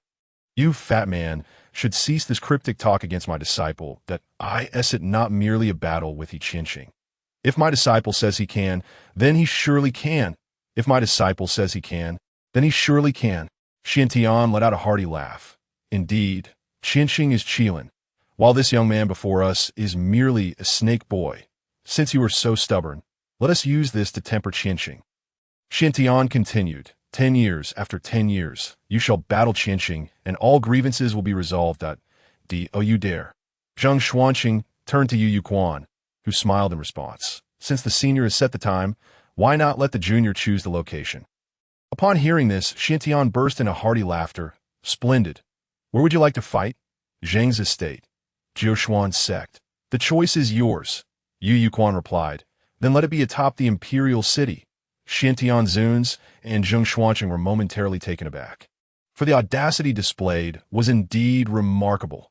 Regardless of the outcome of this battle, it would undoubtedly attract widespread attention and become renowned throughout the realm. Even historical records would surely bear a vivid account of it. However, the vanquished party would inevitably serve as a stepping stone for the victor. Very well indeed. What harm is there in granting your request? Xiantian Zuns laughed heartily, then waved his hand to return the Jinshan Wangyue Tunki method to Yu Yuquan. Since it is your spoils of war, why not entrust it to you for safekeeping? One day, Qianqing shall reclaim it personally. Yu Yuquan chuckled in agreement. Having endured this ordeal, he had legitimized his practice of the Jinshan Wangyue Tunki method, akin to a complete vindication. Moreover, he had secured a decade-long period of peaceful development. As for the impending battle with Kalinzi Yi Qianqing, since it was inevitable, why not make it a grand spectacle? Xiantian Zuns departed with a booming laugh. Zheng Xuanqing gazed at his newly accepted disciple, momentarily feeling as though he were meeting him for the first time. Initially, he thought he had merely acquired a prodigy of unparalleled talent. Yet he had not anticipated such boldness. Shitong, do you still wish to honor me as your master? Zheng Xuanqing inquired, why Yu Yuquan responded with puzzlement. Did I not already bow and perform the rites of apprenticeship? Zheng Xuanqing laughed heartily in satisfaction, then suddenly grew solemn, stating, Those who give life are my parents. Those who teach me are my masters. Since you have entered my fold, allow me to bestow upon you a name. A name? Yu Yuquan was momentarily taken aback. This was clearly contrary to the customs of his previous life, yet he felt no resistance. Even Sun Wukong, Zhu Beiji, and Sha Wujing had received names from Tang Sung upon their apprenticeship. Indeed, taking a master is akin to entering a new life. Once one enters the master's domain, all is subject to the master's guidance. In ancient times, the master-disciple relationship was second only to that of father and son, with the master bearing full responsibility for the disciple's sustenance and affairs. Naturally, this also meant the disciple forfeited considerable freedom. For instance, when the master has matters to attend to, the disciple must serve. The master's bestowal of a name essentially formalizes the master-disciple relationship. Furthermore, Yu Yuquan had his own considerations. Surely, the name Yu Yuquan must have gained considerable renown in the outside world by now. Adopting a new identity would indeed be advantageous. It could mitigate numerous inconveniences. Yu Yuquan promptly bowed and expressed, Thank you, Master, for the bestowed name. Zheng Xuanqing nodded with a smile. Observing his words, actions, and heart, it was evident that Yu Yuquan was well educated. Much to his satisfaction, Yuquan signifies currency. Gold, cloth, and blades are all encompassed within. The hidden nature is like a spring, while its flow is akin to cloth. Named after a spring, its currents are boundless. Therefore, I hope my disciple can sweeten the world and benefit all beings. Thus, I propose the name Julie for you. Yu Julie, Julie, if you recall correctly, also implied sweet wine. Perhaps Yu Jiu would be fitting. Merely in terms of the name's connotation, this newly proposed name by the master was indeed more elevated. Yu Yuquan accepted the name with a radiant smile and bowed to express his gratitude to his new master. Excellent. Zheng Xuanqing stroked his beard, nodding in satisfaction once more. Until this day, he had never considered taking on a disciple. Yet having one now seemed quite delightful. At a certain hollow in Panlong Mountain, Yu Quan, freshly bathed and clad in clean attire, sat beside a fire, roasting a wild goat. He tended to the roasting with great care, ensuring that the intervals between each turn were nearly identical. Under his skilled hands, the goat meat reacted marvelously with the flames, and with each precise roasting period, it became beautifully golden and crisp. The intoxicating aroma wafted through the air, accompanied by the sizzling sound of the fat, stimulating the senses of sight, smell, and hearing, making one's mouth water. Even the giant horned viper could not resist the temptation. Emitting hissing sounds of excitement, Zheng Xuanqing, witnessing this, could not help but smile as he stroked his beard. His disciple was indeed fortunate. This giant horned viper, though far inferior to He Qianqing's Qilin, was still a rare spiritual beast. Observing its aura, it subtly displayed signs of a dragon's essence. For certain small noble families, possessing such a spiritual beast could ensure their lineage's prosperity for centuries. Looking at Yu Quan, after his bath and change of clothes, he no longer bore any resemblance to a wild child. With fair skin, clear brows, and remarkable features, he subtly exuded the charm of a graceful young gentleman despite his tender age. Coupled with his determined and spirited gaze, there was a maturity that belied his years, adding to his allure. Zheng Xuanqing was not one to judge based on appearance, yet having a disciple of such exceptional qualities filled him with joy. Observing that the meat was nearly ready, Zheng Xuanqing reached into his storage pouch and retrieved various seasonings, then patiently taught Yu Quan the proper uses and quantities of each, that while Yu Quan had long since grown accustomed to the existence of his master's storage pouch, as the very clothes he wore had been drawn from it. However, the garments of the master's spare clothing, and thus were somewhat ill-fitting, having been roughly adjusted, resulting in an awkward appearance. Nevertheless, Yu Quan felt immensely satisfied. To be able to bathe in peace and don a clean outfit was a true delight, a genuine celestial enjoyment at that moment. Wearing clothes soaked in blood was indeed uncomfortable, even if that blood were dragon's blood. Master, pleased that Yu Quan handed the cut goat meat to Zheng Xuanqing, who accepted it with a smile. Taking a bite, though slightly hot, the flavor was most exquisite, increasing his satisfaction further. Subsequently, Yu Quan offered a small portion of goat meat to the giant horned viper, which eagerly devoured the roasted meat, savoring it without pause. While this morsel was insufficient for it, it relished the taste of cooked food. Ever since various seasonings had been introduced, its enjoyment had only intensified. One could not help but remark that humans truly knew how to indulge. It felt as though it could never return to its previous state. Yu Quan took a bite of the goat meat, instantly filled with joyous delight. The addition of seasonings made all the difference. This was the life one ought to lead. As Zheng Xuanqing savored the roasted meat, he pondered deeply. His disciple was quite peculiar. On one hand, he displayed a disdain for the powerful, harboring no fear, boldly severing ties with the He family at Longmen and proposing a duel atop the imperial city, showing little regard even for the emperor. Yet, on the other hand, he seemed to possess an extraordinary understanding of etiquette, and etiquette, in essence, embodies rules, which inherently encompass the various hierarchies of lord and subject, father and son. These are two contradictory traits, yet they coalesce perfectly within Yu Quan. His heart resembled a galloping steed on the plains, easy to unleash yet difficult to rein in. The best analogy would be to compare him to armed vagrants.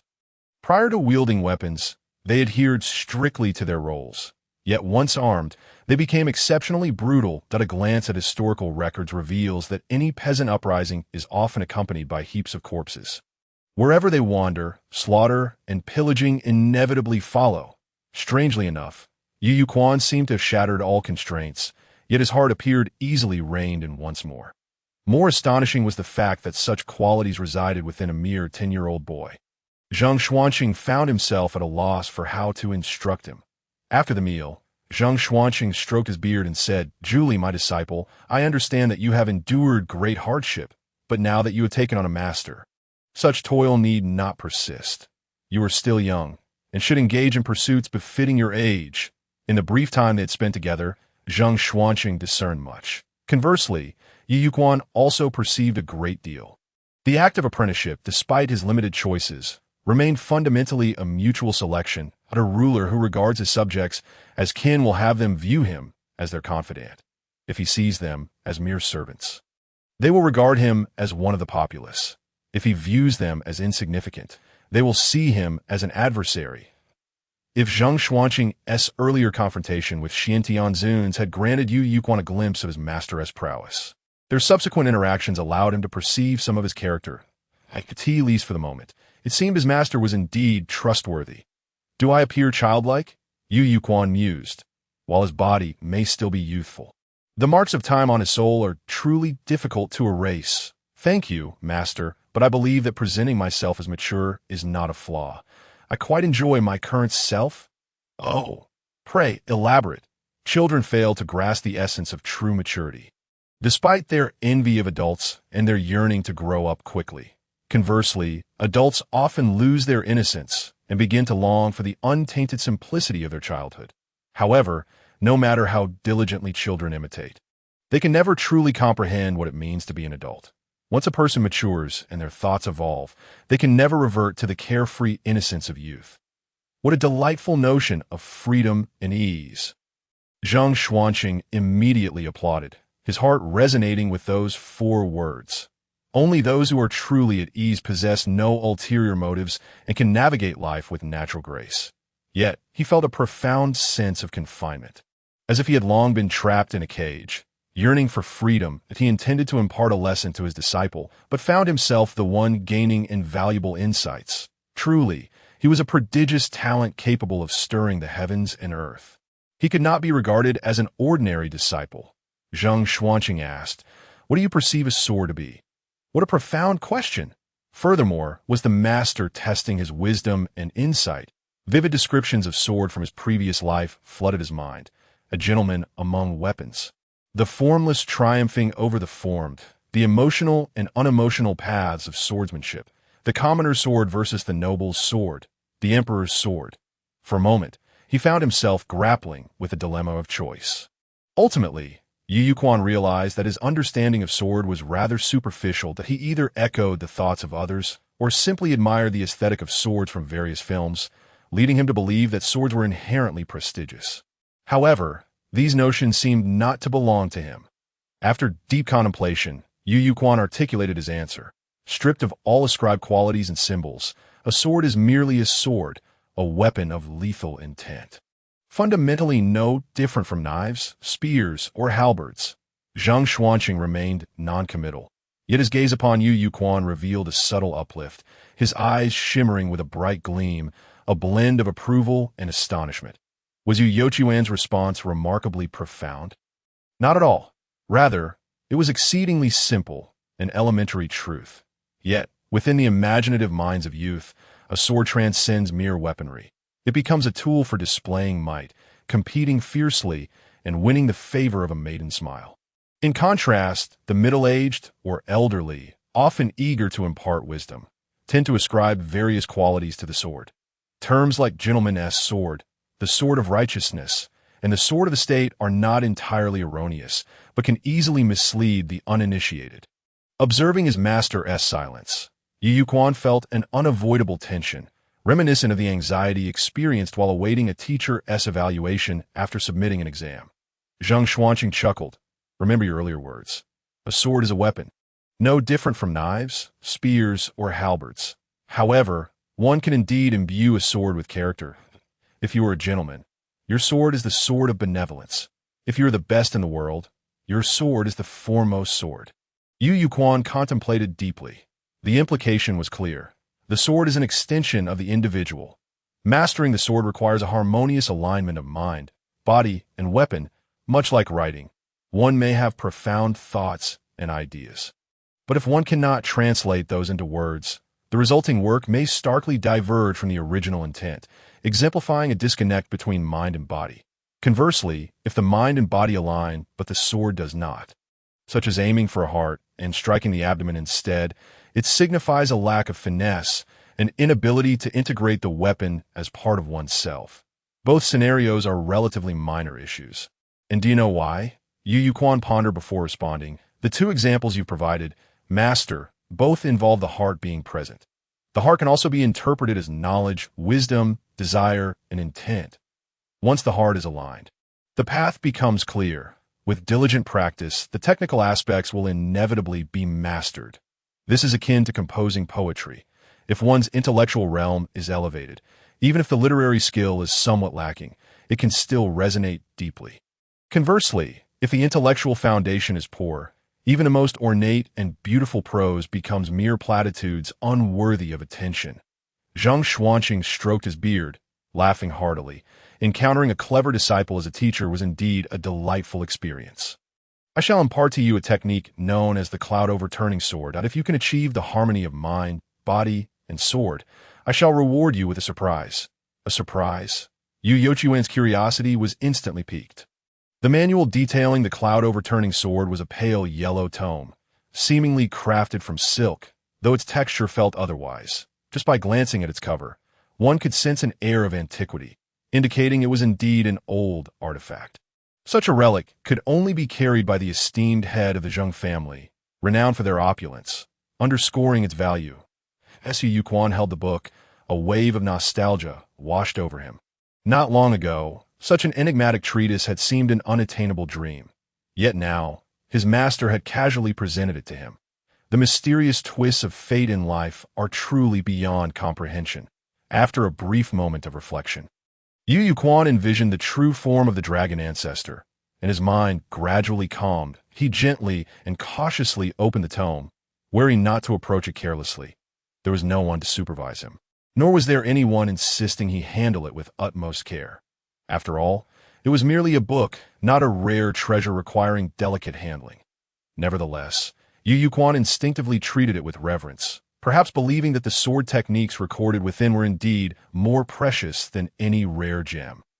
To his surprise, the manual was even more ordinary than he had expected. It contained no text, only a series of illustrations.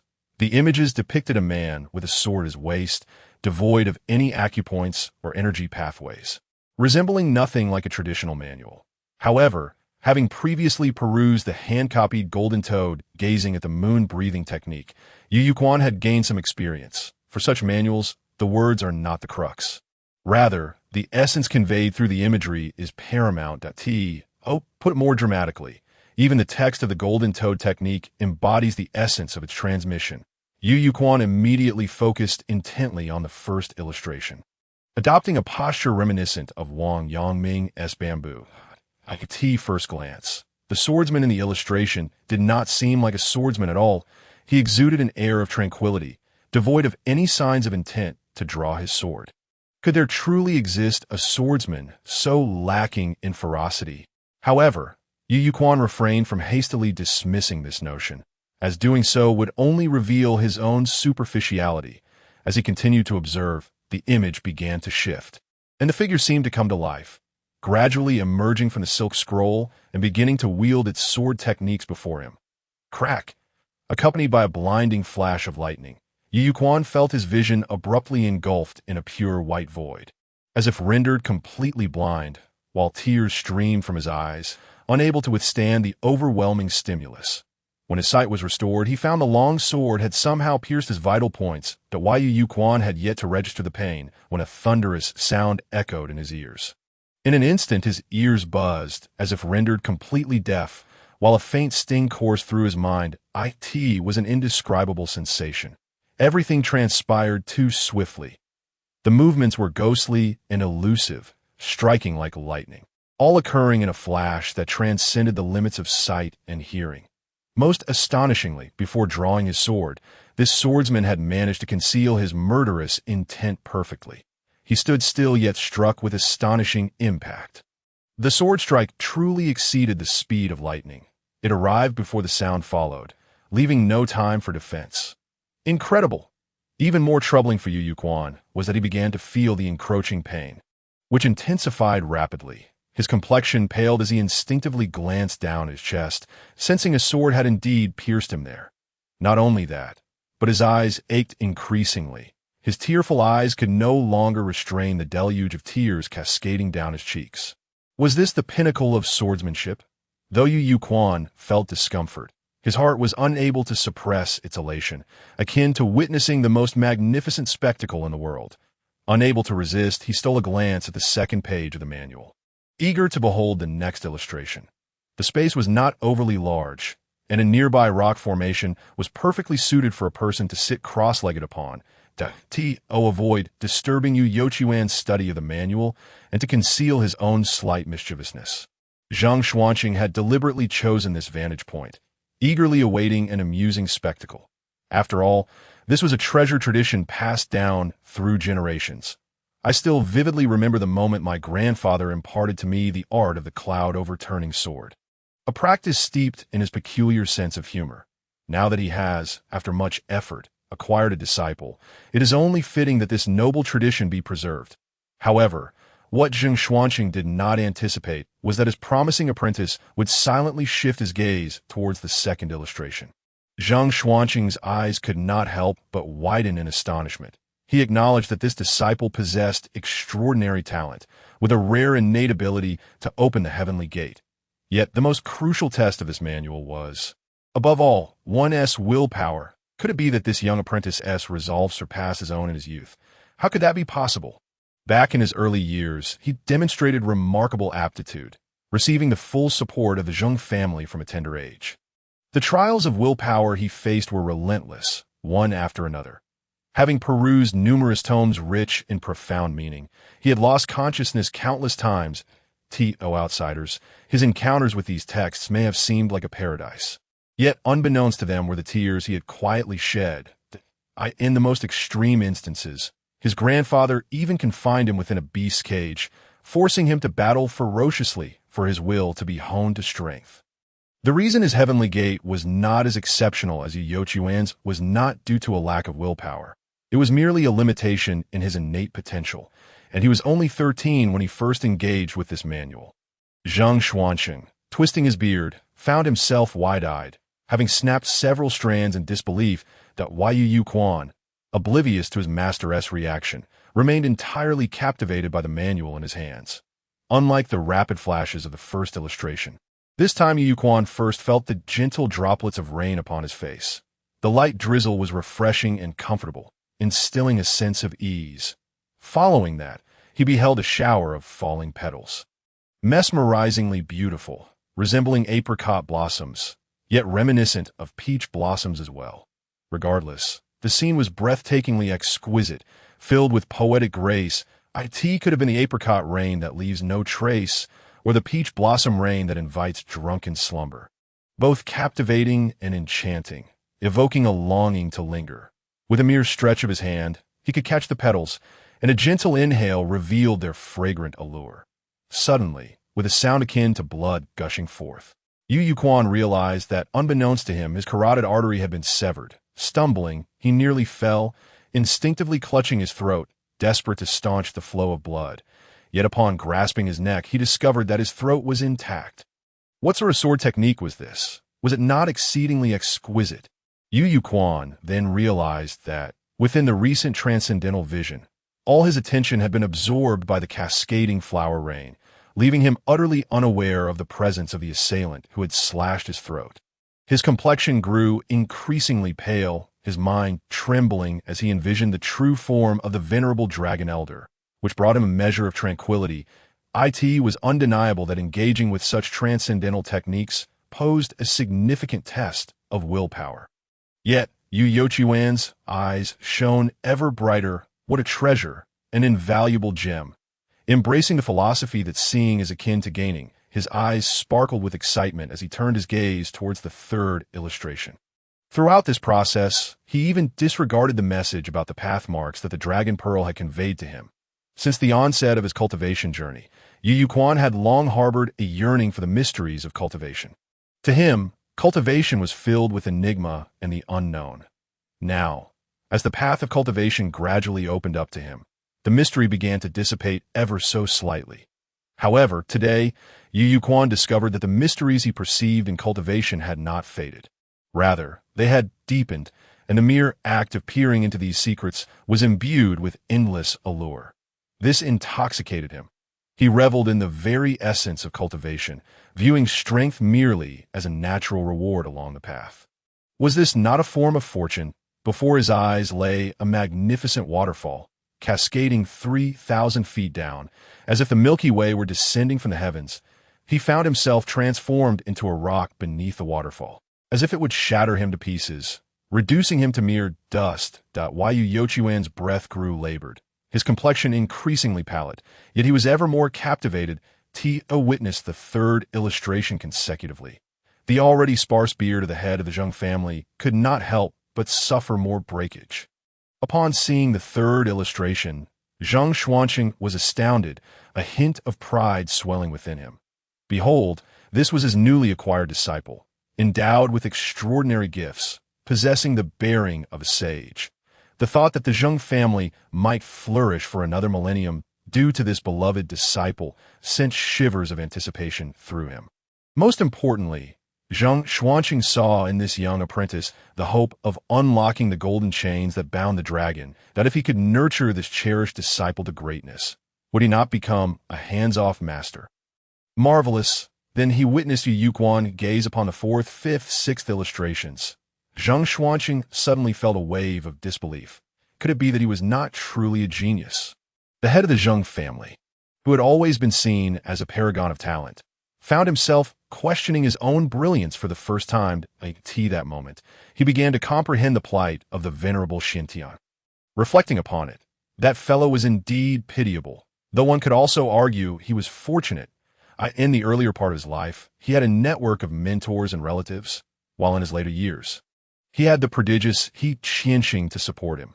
Now, it seemed they had become kindred spirits in their struggles. Amidst his surprise, the head of the Zheng family could not help but feel a tinge of confusion. It appeared he had little experience in teaching such a prodigious talent. As he observed Yu Yuquan on the verge of exiting the state of enlightenment, Zhang Xuanqing promptly assumed a demeanor of aloofness. Not out of pretension, but rather to prevent his disciple from becoming arrogant. Yu Yuquan, in distress, rubbed his forehead, feeling a sharp pain, his body aching all over, as if he had indulged excessively for days. Leaving him utterly fatigued, that moment, he sensed something drifting towards him. Upon closer inspection, it was a small porcelain vial, the medicinal pill. Yu Yuquan took the vial, his curiosity piqued as he glanced at his master, who sat calmly upon the rock, seemingly having foreseen everything point one at a time. Understood. Yu Yuquan immediately uncorked the vial, inhaling the fragrant aroma that invigorated his spirit. What an extraordinary elixir! Without hesitation, he poured one pill into his palm. It was a pearly white, shimmering delicately, akin to mutton fat jade, smooth and lustrous. As he swallowed it, a refreshing sensation surged through his body, alleviating much of the fatigue he had accumulated from the transcendent experience. Particularly, his exhausted spirit received immense comfort, revitalizing him. What a powerful potion! Yu Yochuan's eyes sparkled with excitement as he could not help but inquire, "Master, what kind of elixir is this?" Zhang Xuanqing replied, "You just devoured it without even asking what it was." Yu Yuquan smiled ingratiatingly. "Isn't it a matter of trusting my master, little rascal?" Though it sounded like a reprimand, Zhang Xuanqing couldn't help but chuckle. This is a Li Mei Dan, crafted from dozens of precious herbs combined with a special floral dew, renowned for its ability to refresh the mind and invigorate the spirit. Just this one pill is worth over 100 taels of silver, and it is priceless. If some wealthy individuals suffering from headaches were to learn of it, they might offer dozens of lovely maidens in exchange. Yu Yuquan was taken aback, suddenly feeling the vial in his hand grow exponentially heavier. The joy of having just swallowed the elixir faded significantly, replaced by a profound sense of regret. What he had consumed was not merely a pill, but over 100 taels of silver or dozens of charming maidens. Although this sentiment was undeniably crude, it left him with a sensation of unease, as if he were floating above the clouds, unsteady. This was worth over 100 taels of silver, enough to purchase over 20 acres of prime rice paddies. Yu Yuquan could not help but reminisce about the past, feeling a tumult of emotions within him. Was this what they called wealth? As Yu Yuquan suddenly fell silent, Zhang Xuanqing too became quiet. Teaching a disciple was a lesson in itself. Every action and word served as a form of instruction, imparting wisdom through example. As his disciple, Yu Quan would inevitably have to adapt to this shift in social status. Background, upbringing, hardships, and education all shaped character and virtue, each a valuable life experience. Yet, fundamentally, these were not worthy of glorification. The poor, upon suddenly acquiring wealth, must learn to navigate their newfound status. This was a trial that Yu Quan must inevitably face. Zhang Xuanqing had no desire for his disciple to plunge headfirst into a life of indulgence upon arriving in the capital. Yu Quan bowed and said, "Thank you, master." Zhang Xuanqing stroked his beard and smiled. "You may keep the remaining pills. They hold little value." Understood. The topic was swiftly changed, and the discussion turned to the cultivation of the Cloud Shadow Sword. Upon mentioning this, Yu Youquan's eyes suddenly blazed with an intense fervor. Filled with countless questions, "Master, this book contains merely the simplest of patterns. Why does it possess such incredible power?" Zhang Xuanqing replied, "Had you ever heard the saying, force has its limits, momentum has its end, but intent is boundless?" Yu Quan pondered this. The statement was not particularly profound. He was not unfamiliar with the notion that human strength can sometimes falter, and the concept of magical momentum was also familiar to him. However, this world was one where cultivation was possible, and thus, one could not entirely apply the experiences of a past life. Yu Quan respectfully stated, "Please, master, teach me." Zhang Xuanqing continued, "As cultivators, the power of our strikes often derives from our techniques, our primordial energy, and our physical bodies. Fundamentally, these are all manifestations of force." Yu Quan understood. This pertained to the realm of physical attacks, which bore no essential difference from the science of his previous life. Both the physical body and primordial energy possessed limits. Hence, force would ultimately wane that a powerful bow at its end cannot pierce through silk. Observing Yu Youquan's sudden comprehension, Zhang Xuanqing delved deeper. All things in heaven and earth possess momentum. Mountains have their own momentum. Waters possess their flow, winds carry their gales, and fire has its blaze. Once force reaches a certain threshold, it creates a great momentum, which is nearly irreversible, even becoming a kind of objective law, just as water flows downward, unstoppable, rushing to the sea and never returning. Once fire gains momentum, it cannot be extinguished until everything is consumed. Even a person, once they gather momentum, can rise like a great rock with the wind, capable of overturning the heavens and the earth. Yu Quan suddenly grasped this concept and articulated it in his own understanding. Force is akin to an objective fact. The magnitude of one's strength is what it is. An absence is absence, representing a somewhat static state that, in contrast, momentum resembles the dynamic state of force in motion. The so-called forming of momentum is the gradual amplification during movement, ultimately creating a great trend. You have summarized it excellently. Indeed, you possess great insight. Zhang Xuanqing, upon hearing this, paused to reflect and smiled appreciatively. Even if you cannot fully encompass the true essence of momentum, you're not far off. Once a cultivator comprehends momentum, they can not only unleash their full strength, but also leverage the momentum to their advantage, sailing with the current to exert power far exceeding their own capabilities. Most importantly, once one grasps momentum, they can condense their detached primordial energy, allowing it to flow in harmony with the vital energies of the world, enabling them to annihilate foes from afar. Yu Quan nodded, his heart yearning for this. To comprehend momentum would lead to an entirely different realm. Yet, even momentum has its limits. When the water is full, it overflows. When the moon is full, it wanes. Even the mightiest winds will eventually cease. He understood this, but he did not grasp why intent could be boundless. Is it because it transcends the tangible? Although their time together was brief, Yu Quan had come to understand his master somewhat, and knew he was not a rigid traditionalist. Thus, he asked directly. Zhang Xuanqing was once again astonished by Yu Quan's insights. If such words were spoken by a person in their 30s, it would not be particularly remarkable. However, his disciple was still in the bloom of youth. Zhang Xuanqing was unaware that Yu Youquan's wisdom stemmed largely from the accumulation of his past life, a collision of intellect from two worlds to illustrate. one could explore the boundless elegance of literature. The finest words are those that capture the essence of the universe. Once a sword embodies sword intent, it truly enters the realm of mastery, allowing limited exploration of the infinite, potentially achieving permanence.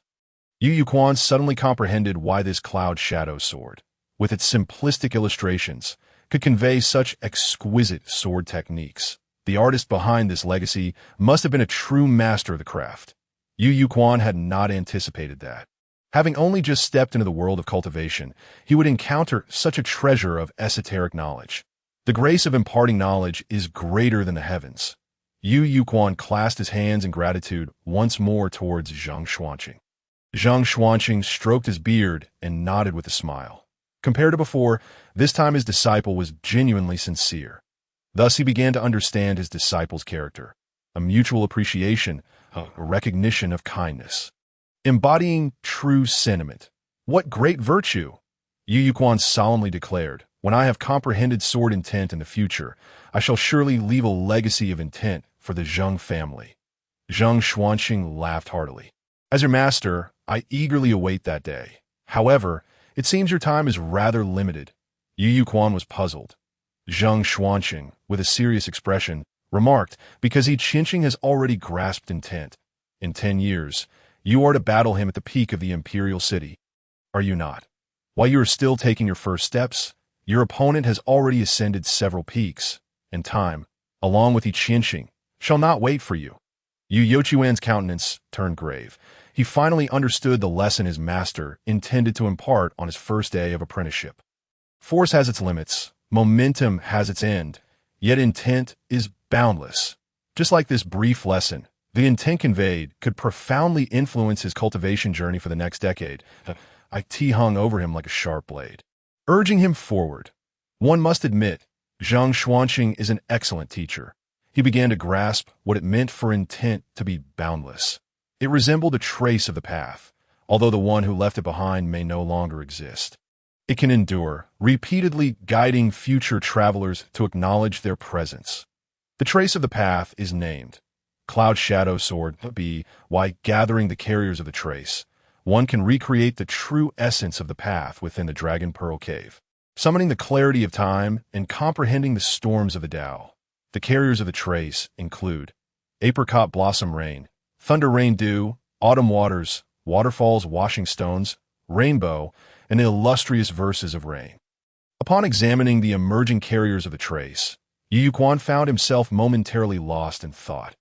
Apricot Blossom Rain only appears in early spring, while Thunder Rain Dew is rather abstract.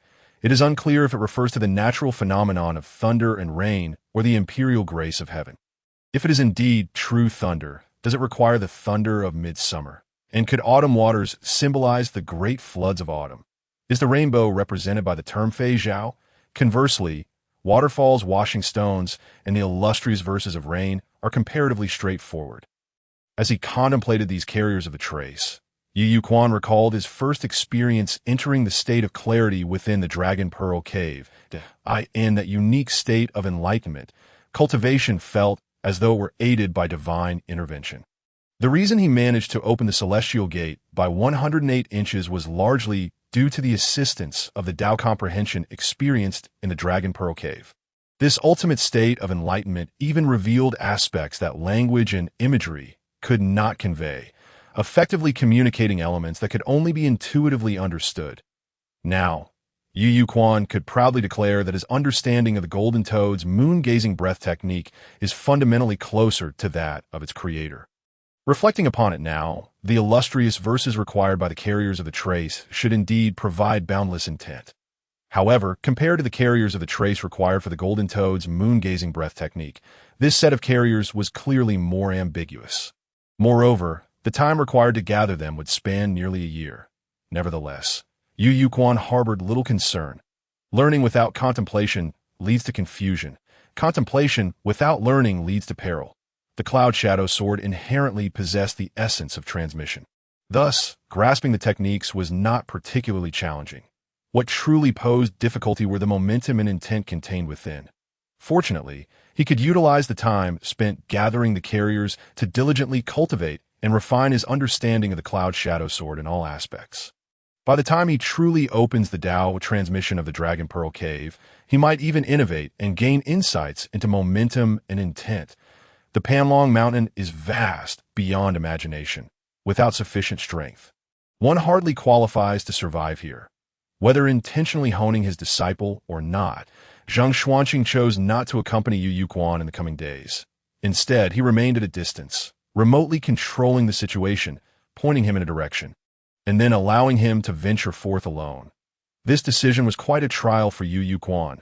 Without the blood-soaked garments imbued with dragon blood, and with the aura of the true dragon gradually fading, the intimidation he once commanded over demonic beings had all but vanished. Whenever he traversed the forests, he would inevitably trespass into the territories of these creatures. For the demons, this was an intolerable provocation.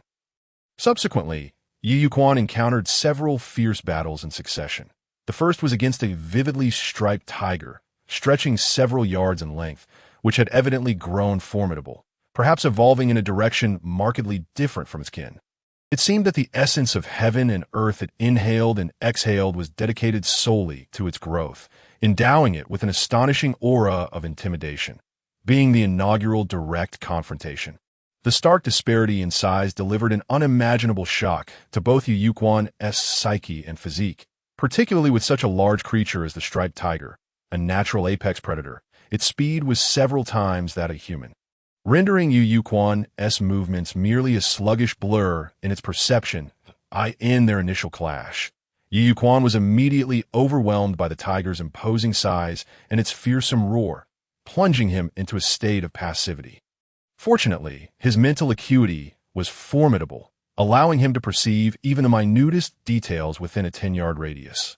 Although he found himself in an awkward predicament, he managed to narrowly evade its advances.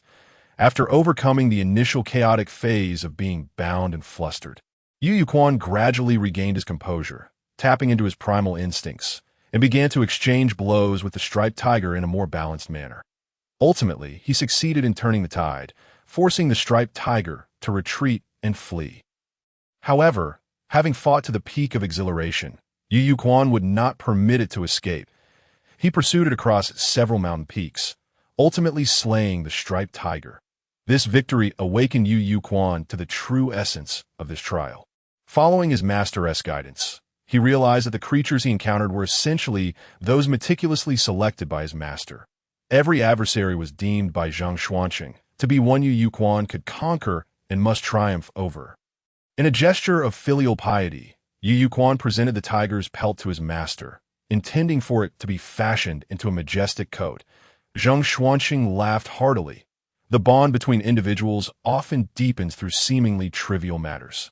Yu Yuquan, shedding his pretense of maturity, naturally began to utilize his physical and youthful advantages to engage in activities more befitting his age. Cunning, yet quite endearing, Zhang Xuanqing could discern this change in his disciple, interpreting it as Yu Yuquan gradually lowering his guard around him. Satisfied with this development, Zhang Xuanqing proceeded to arrange for even more grueling trials. Yu Yuquan felt a mix of exasperation and amusement, sensing that his master possessed a certain irreverent demeanor. Yet it was undeniably intriguing, and he relished the experience. Subsequently, Yu Yuquan faced off against a massive emerald boa, stretching over 10 yards long and far thicker than a barrel. It moved with astonishing swiftness, employing tactics of constriction, whipping, and biting. Truly a formidable opponent. During their engagement, Yu Yuquan attempted to experiment with the sword techniques he had recently acquired. However, he was taken aback to discover that the boa's skin was both thick and resilient, rendering his strikes nearly ineffective. Even more absurdly, after battling for nearly half an hour, Yu Yuquan realized he had inadvertently succumbed to poisoning. Remarkably, given his uniquely robust constitution, particularly his impressive resistance to snake venom, the symptoms had only just begun to manifest. Ultimately, the emerald boa managed to escape. Although Yu Yuquan struggled to penetrate its defenses, the boa still felt pain and, unable to subdue the diminutive Yu Yuquan, chose to end the futile skirmish. Following this, Yu Yuquan faced a rugged wild bull and a howl of a moon wolf with a special bloodline. engaging in fierce battles that left him in a state of despair. His understanding of the rainstorm sword deepened considerably.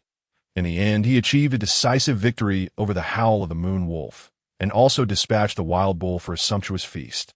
It must be acknowledged that these creatures were exceptionally ferocious in combat, devoid of any flamboyant tactics, striking with the ferocity of thunder directly at vital areas such as the throat, abdomen, and heart.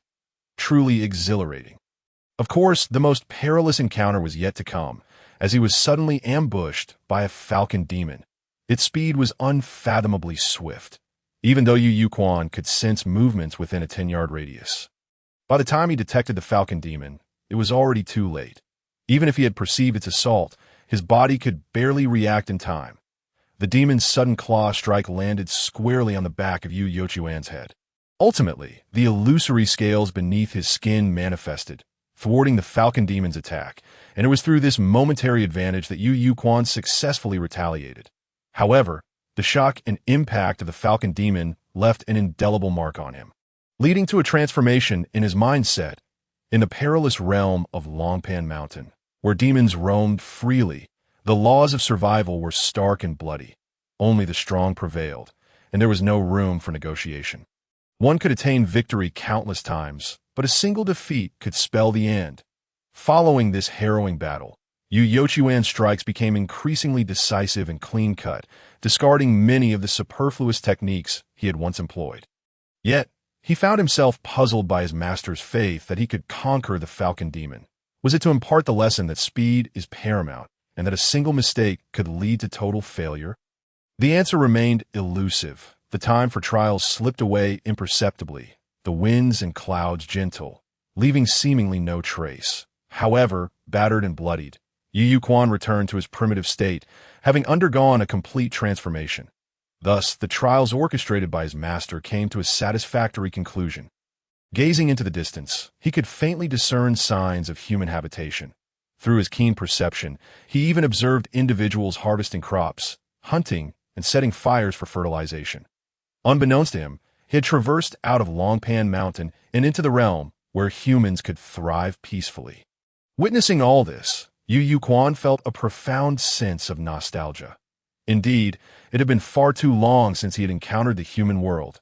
Kaishur City, nestled among the numerous small mountain towns at the southern foothills of Longpan Mountain, thrived due to the presence of high-quality granite and the convenient transportation offered by the Days River, attracting wealthy merchants to quarry the stone. Additionally, being in proximity to Longpan Mountain, the timber, medicinal herbs, and animal pelts produced here were highly sought after. This unassuming little town thus gathered a substantial population, flourishing economically and evolving into a significant hub of wealth. The Tonglin Zheng clan also owned a villa in this town, managing the surrounding quarries and various agrarian enterprises. The first stop for Yu Yu Quan and his master Zheng Xuanqing upon descending the mountain was this villa.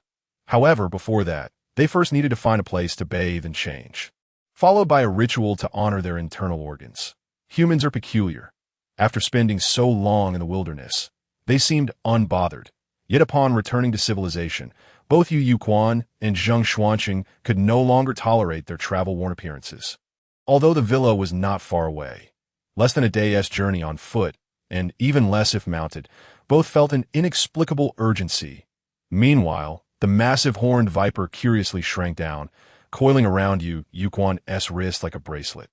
This was Yu Yu Quan's first genuine encounter with the wonders of beasts approaching the realm of transformation. It certainly proved to be immensely convenient. With no concern for finances, Zheng Xuanqing extravagantly arranged for Yu Yu Quan to stay in a luxurious guest room at Day's Post Station. He produced a token and exchanged some silver, prompting the station manager to eagerly attend to all their needs.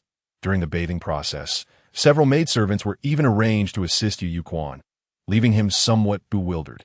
Nevertheless, Yu Yu Quan understood that he must quickly adapt to this newfound environment, for humans easily transition from frugality to opulence. He needed to remain grounded and not be blinded by wealth. After bathing, he donned a set of ready-made clothes purchased from a clothing store in the city, and he felt rejuvenated in spirit and appearance. Not only did others notice, but even Yu Yu Quan himself could hardly believe he now resembled a person of distinction. Steamed base, marinated tofu, cross-patterned steamed buns, grilled lamb, white rice, and meat pie. An array of exotic dishes was laid out before him. As the meal was served in portions, both Yu Yu Quan and his master received their own share. The seasonal vegetables particularly caught Yu Yu Quan's eye, including water spinach, daylilies, and enoki mushrooms, which were fragrant and enticing, likely due to the exquisite cooking methods. Even more delightful was a dish of pickled cucumbers, which served as a refreshing appetizer. Let us dig in upon hearing his master's words. Yu Yu Quan eagerly began to feast, savoring every bite. Zheng Xuanqing chuckled, enjoying his side dishes while sipping on fine spring wine. Thoroughly content, as mealtime approached, Day's Post Station gradually buzzed with activity. Although they occupied a luxurious guest room, relatively serene, given their cultivation levels, they were acutely aware of the happenings within the station. Why does Brother Yai appear so troubled? Is it the wine that does not suit your palate? Ah, Brother Yuza, are you aware of that rascal Yu Yu Quan? I could not have heard of it. That young lad, with utter disregard for hierarchy, has committed heinous acts, thus inspiring some unruly citizens to follow suit. Now, every household lives in trepidation. Not long ago, a tenant inflicted harm upon my nephew, causing alarm throughout my family. Indeed, although we have not been directly involved in any incidents. My father summoned me not long ago and chastised me vehemently for my laxity in family governance. He insisted that I rectify our family's conduct and rigorously investigate any treacherous subordinates. To think that I, having passed the age of discernment, would receive such a reprimand from my father. Perhaps the topic is too sensational, and its heat has drawn an increasing number of people within the inn to join in the gossip. The magistrate of Linchuan is utterly incompetent, unable even to apprehend a mere child, yet he indiscriminately issues capture warrants, making the situation known to all, a display of sheer foolishness. Indeed, had it not been for that dim-witted official surnamed Wei, would this affair have caused such a public uproar? Now, even though prominent families have recognized the gravity of the situation and begun to pressure the authorities to reissue the capture warrants, it is already too late. Alas, it is a difficult position for Magistrate Wei, for the incident involved the He family of Long Men, facing a formidable challenge. Even the imperial court must strive to placate the situation. It is no exaggeration to say that the reputation of Yu Yu Quan has been built upon the head of the He family Qilin. The He family Qilin is deeply embedded in the hearts of the people, and the shockwaves caused by Yu Yu Quan's actions resonate profoundly. Put it more dramatically, those unworthy of their station should not even aspire to know of the He Qilin. Little does Yu Yu Quan realize that his actions have rendered him a malignancy in the eyes of countless illustrious families, a demon in the perception of many unscrupulous servants, and an emblem of hope for the oppressed populace. He is willing to bear the brunt of it all, daring to unseat the emperor. When the oppressed lose everything, what do noble birth and the law signify to them? They are paper tigers. Following Yu Yu Quan's example, more and more individuals are emerging, even in a small town like Kaisher City. This small commercial town exhibits fervor that surpasses that of many larger cities with vast farmlands. For in the quarries of this town, the true exploitation occurs. Wages are withheld, food is skimmed, and beatings are common. Should an accident occur and a life is lost, some overseers dare to embezzle the entire funeral expenses. Now they have a role model. This is precisely why wealthy merchants despise Yu Yu Quan, as he has led these quarry workers astray. Even some chivalrous figures and bandits have joined the fray. In a world inhabited by cultivators, the yearning for martial prowess is beyond what one can fathom. Although 99% of people have been unable to open the gates to enlightenment, skills in martial arts can be pursued to unexpected heights with dedication. After all, it only takes a single sword to kill. This method is extraordinarily cost-effective, for once the noble are subjected to punishment and feel pain, no matter how tyrannical their servants may have been, they are left with but one word: death. In this moment, the scions of noble families have become noticeably subdued, fearing to become scapegoats for some unruly servant or mere tools for a bandit seeking fame, for the children of aristocracy. This is truly unprecedented. It is said that the lad is a prodigy. Why does he not report to the authorities? Upon this remark, the gathered crowd in the hall fell silent. The people's hearts are like iron, and the law is as unyielding as a furnace. Do they scorn the He family of long men, or do they disdain the law? They understand Yu Yochuan's actions, yet this does not preclude them from desiring to see him buried at any cost. In a lavish guest room, Zhang Xuanqing raised his cup, cheerfully inquiring about Zhu Li's thoughts. Yu Yuquan put down his chopsticks and replied with a smile, "What connection do capturing Yu Yuquan and myself? Zhu Li have?" Zhang Xuanqing was momentarily taken aback, then burst into hearty laughter. This response was indeed clever. Most importantly, he realized that his disciple, Zhu Li, was even more shameless than he had imagined. Not in a derogatory sense, but as a genuine compliment. When one is overly concerned with honor or behaves too gentlemanly, they may inadvertently become somewhat pedantic. He recalled a friend who, due to excessive integrity, was ensnared by enemies and, in a fit of rage to prove his innocence, took his own life. This caused him profound sorrow. How could one engage in such a self-defeating act? Those who wronged you often understand your plight better than you do. Zhang Xuanqing pondered. One must not be rigid, yet one must also not lack boundaries. Where then lies Zhu Li's standard? A standard? Yu Yuquan mused. Perhaps his master is inquiring about his limits. For someone of modern sensibilities, Yu Yuquan did not consider himself to possess the lofty morals of ancient sages. Concepts such as keeping one's promises or sacrificing oneself for righteousness. He did not believe himself to possess such elevated philosophical awareness. In his view, apart from the fervent and resplendent realization of one's own life value, there is little that surpasses the sanctity of life. Moral coercion, compelling him to sacrifice himself for others' righteousness. Apologies, but he cannot comply. Yu Yuquan contemplated and concluded, it is likely, do not impose upon others what you do not desire for yourself. Zhang Xuanqing's eyes brightened as he remarked, to reach this level, Zhu Li may indeed be deemed a gentleman.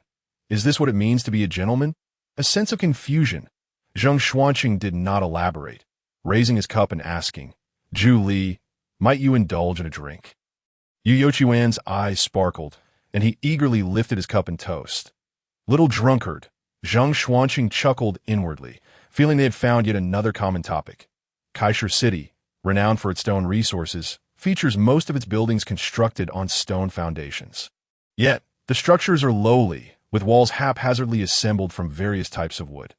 Even the earthen walls, compacted from yellow earth, are few in number, leaving an overall impression of dullness, gloom, and decay. This left Yu Yuquan, seeing a county town for the first time in this life, feeling rather disappointed. However, perhaps fortuitously, there was a market today, and the atmosphere was quite lively. In a short span, Yu Yuquan witnessed throngs of people bustling to the market, some trading eggs, others selling vegetables and wild game, and occasionally various mountain goods. Most of these individuals donned simple, plain attire, short brown garments of similar design, predominantly made of hemp, often patched. Footwear was mostly straw sandals, though some wore shoes, and many went barefoot. Truly, there were few who dressed in elaborate garments. In this era, clothing is not merely clothing. It represents money worn on one's body. It is akin to a blatant display of wealth, explicitly signaling to all, I am affluent, a diamond bachelor. Consequently, wherever Yu Yuquan and his master Zhang Xuanqing went, they attracted significant attention. Transactions were conducted with both currency and barter, even when money was used. It was predominantly copper coins, which held considerable purchasing power. Yu Yuquan observed an elderly woman purchase an old hen for over 30 copper coins. Although this was partly due to her impressive bargaining skills, the money indeed held value. As for silver, it was scarcely seen, especially with eggs. Their worth exceeded Yu Yochuan's expectations. He even saw a woman exchange a single egg for a half jar of soy sauce, leaving him astonished. The most delighted were the many children accompanying their parents to the market, clamoring for various unusual treats. Generally, parents were reluctant to purchase such frivolous items, yet some indulgent adults, despite their reluctance, would splurge on a few for their children. In this moment, the air was filled with quarrels, some blaming the vendors for spoiling their children, while one spouse chastised the other for being too indulgent. In such instances, the accused party could only sheepishly refrain from rebuttal. As the crowd swelled and the atmosphere grew lively, the diversity of market-goers became increasingly apparent. This bustling market, though exceedingly rudimentary in Yu Yochuan's eyes, undeniably exuded a charm of human warmth. In just a brief time, the isolation he had endured in the deep mountains, constantly battling beasts, had significantly diminished. However, what surprised Yu Yuquan was his master Zhang Xuanqing's behavior. Upon seeing candy, he could not help but inquire if Yu Yuquan wished to eat some, to which Yu Yuquan replied in the negative. Not long after, various confections made from sugar appeared in their hands. When he noticed dried fruits, he similarly inquired if Yu Yuquan desired some, and again Yu Yuquan declined. Soon, both master and disciple found themselves with an assortment of dried fruits. There were even various toys. Yu Yuquan momentarily found himself at a loss for words. Did he truly regard him as a child? Toys such as clay dogs and puppets held no interest for him. They were far too crude. Nevertheless, Yu Yuquan suspected that his master was merely indulging his own cravings, using him as an excuse to partake in endless feasting, exemplifying the notion of what you deem unnecessary, I find essential. However, he found himself quite fond of such a master, who, while embodying various qualities of the traditional scholar gentry, also possessed an irreverent spirit deep within, reminiscent of a mischievous old rascal. The marketplace was somewhat dispersed. Although it lacked the dramatic flair of the East Market selling fine steeds, the West Market peddling saddles, the South Market offering reins, and the North Market hawking long whips, there were indeed designated areas for various commodities. After traversing the daily necessities trading zone, the master and apprentice plunged into the high-end consumer district. Here, Yu Yuquan encountered jewelry shops, perfumeries, silk stores, and bookshops, filled with patrons of considerable wealth. Naturally, the number of ragged beggars had also increased. Occasionally, one could hear the harsh reprimands of the servants accompanying the nobility, hurling insults such as blinding your dog's eyes and filthy scoundrel, a veritable eruption of national essence. Some jesting nobles would even toss out coins, prompting a frenzied scramble among the beggars, resulting in brawls. Such antics, of course, drew criticism, and many regarded them with disapproving glances. That aren't you angry? Zhang Xuanqing inquired, somewhat surprised. Why Yu Yuquan chuckled and replied that one must first be well fed to have the luxury of discussing dignity. The noble had simply purchased a moment of amusement, while the beggars had received tangible benefits, perhaps even extending their lives. He who is well fed knows etiquette. Yu Yuquan, with his ample experience of hunger, could certainly relate. Zhang Xuanqing nodded. His apprentice's perspective was, indeed, somewhat unexpected, revealing a stark contrast to his own views as a scion of a prominent family. To be precise, Yu Yochuan's experiences had shaped a broader vision and understanding from the lower strata of society. Their shopping continued.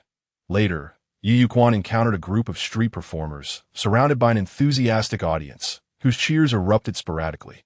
There were also men and women selling themselves to bury their loved ones, and he even witnessed a striking woman being whisked away in public. It was said that her family had fled from calamity, suffering a series of misfortunes, and she sought only a small plot of land to lay her kin to rest.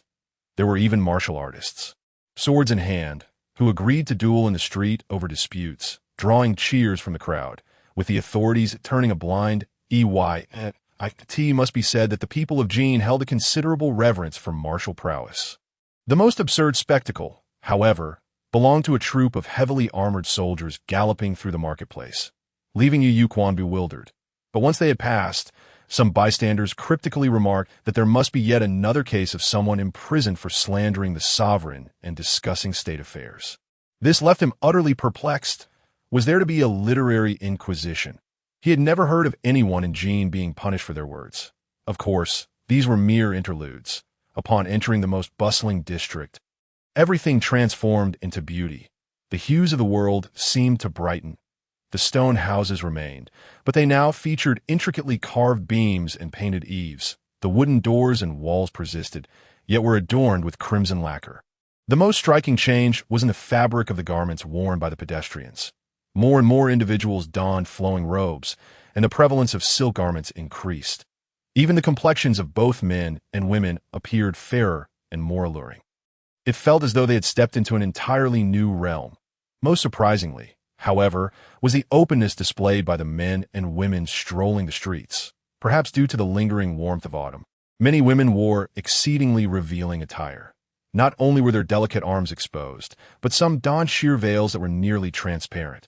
The embroidered bodices beneath the veils and the sight of their fair skin were truly captivating. Even some men wore sheer garments, their colors particularly vibrant, and some sported flowers in their hair. This left Yu Yuquan momentarily speechless. He was not the only one dumbfounded. Passers-by remarked that many of these men appeared quite proud, claiming this was a new fashion imported from Jianyudat, of course. Those who could afford such translucent garments were predominantly the wealthy. Even more astonishing was that upon seeing the dashing Zheng Xuanqing, some women boldly cast flirtatious glances, with bolder ones even daring to touch him. Charmed by his appeal, the Yu Yuquan could hardly believe his eyes. Was this truly what ancient people were like? Such openness was astounding. Moreover, those women who flirted with him, continually praising his good looks, seemingly intended to use him as a stepping stone to become his wife. Remarkably, his master handled these situations with unexpected ease. How could he be so adept? A simple outing had made Yu Yuquan realize that his master was far from the person he had imagined. Subsequently, Yu Yuquan encountered numerous stone carving shops. The IT was indeed a renowned stone production area, with the shops showcasing an array of exquisite stone carvings that left one dazzled. For instance, there were sculptures of koi leaping over the dragon gate, tales of wise governance in Yi, dragon and phoenix symbolizing harmony, and valiant figures defeating tribal chieftains, alongside landscapes of rivers and mountains and swallows returning to their nests. These stone carvings truly expanded his horizons. Here, Yu Yuquan witnessed transactions conducted in silver, with a lavishness that was strikingly different from the haggling over mere coins. Particularly sought after were the works of the master craftsman Li Chai, with one piece of koi leaping over the dragon gate, fetching an astounding price of over 500 taels at that moment. An exclamatory voice rang out, "My lord, you have returned." In an instant, the stone carving shop erupted in commotion. Yu Yuquan was left dumbfounded to discover that this flourishing stone carving shop was, in fact, part of the Zheng family's enterprises. Even more astonishing was that his master had seemingly forgotten about this very shop. He had once seen online how some people bought houses and forgot about them, finding it unbelievable. Now he began to understand.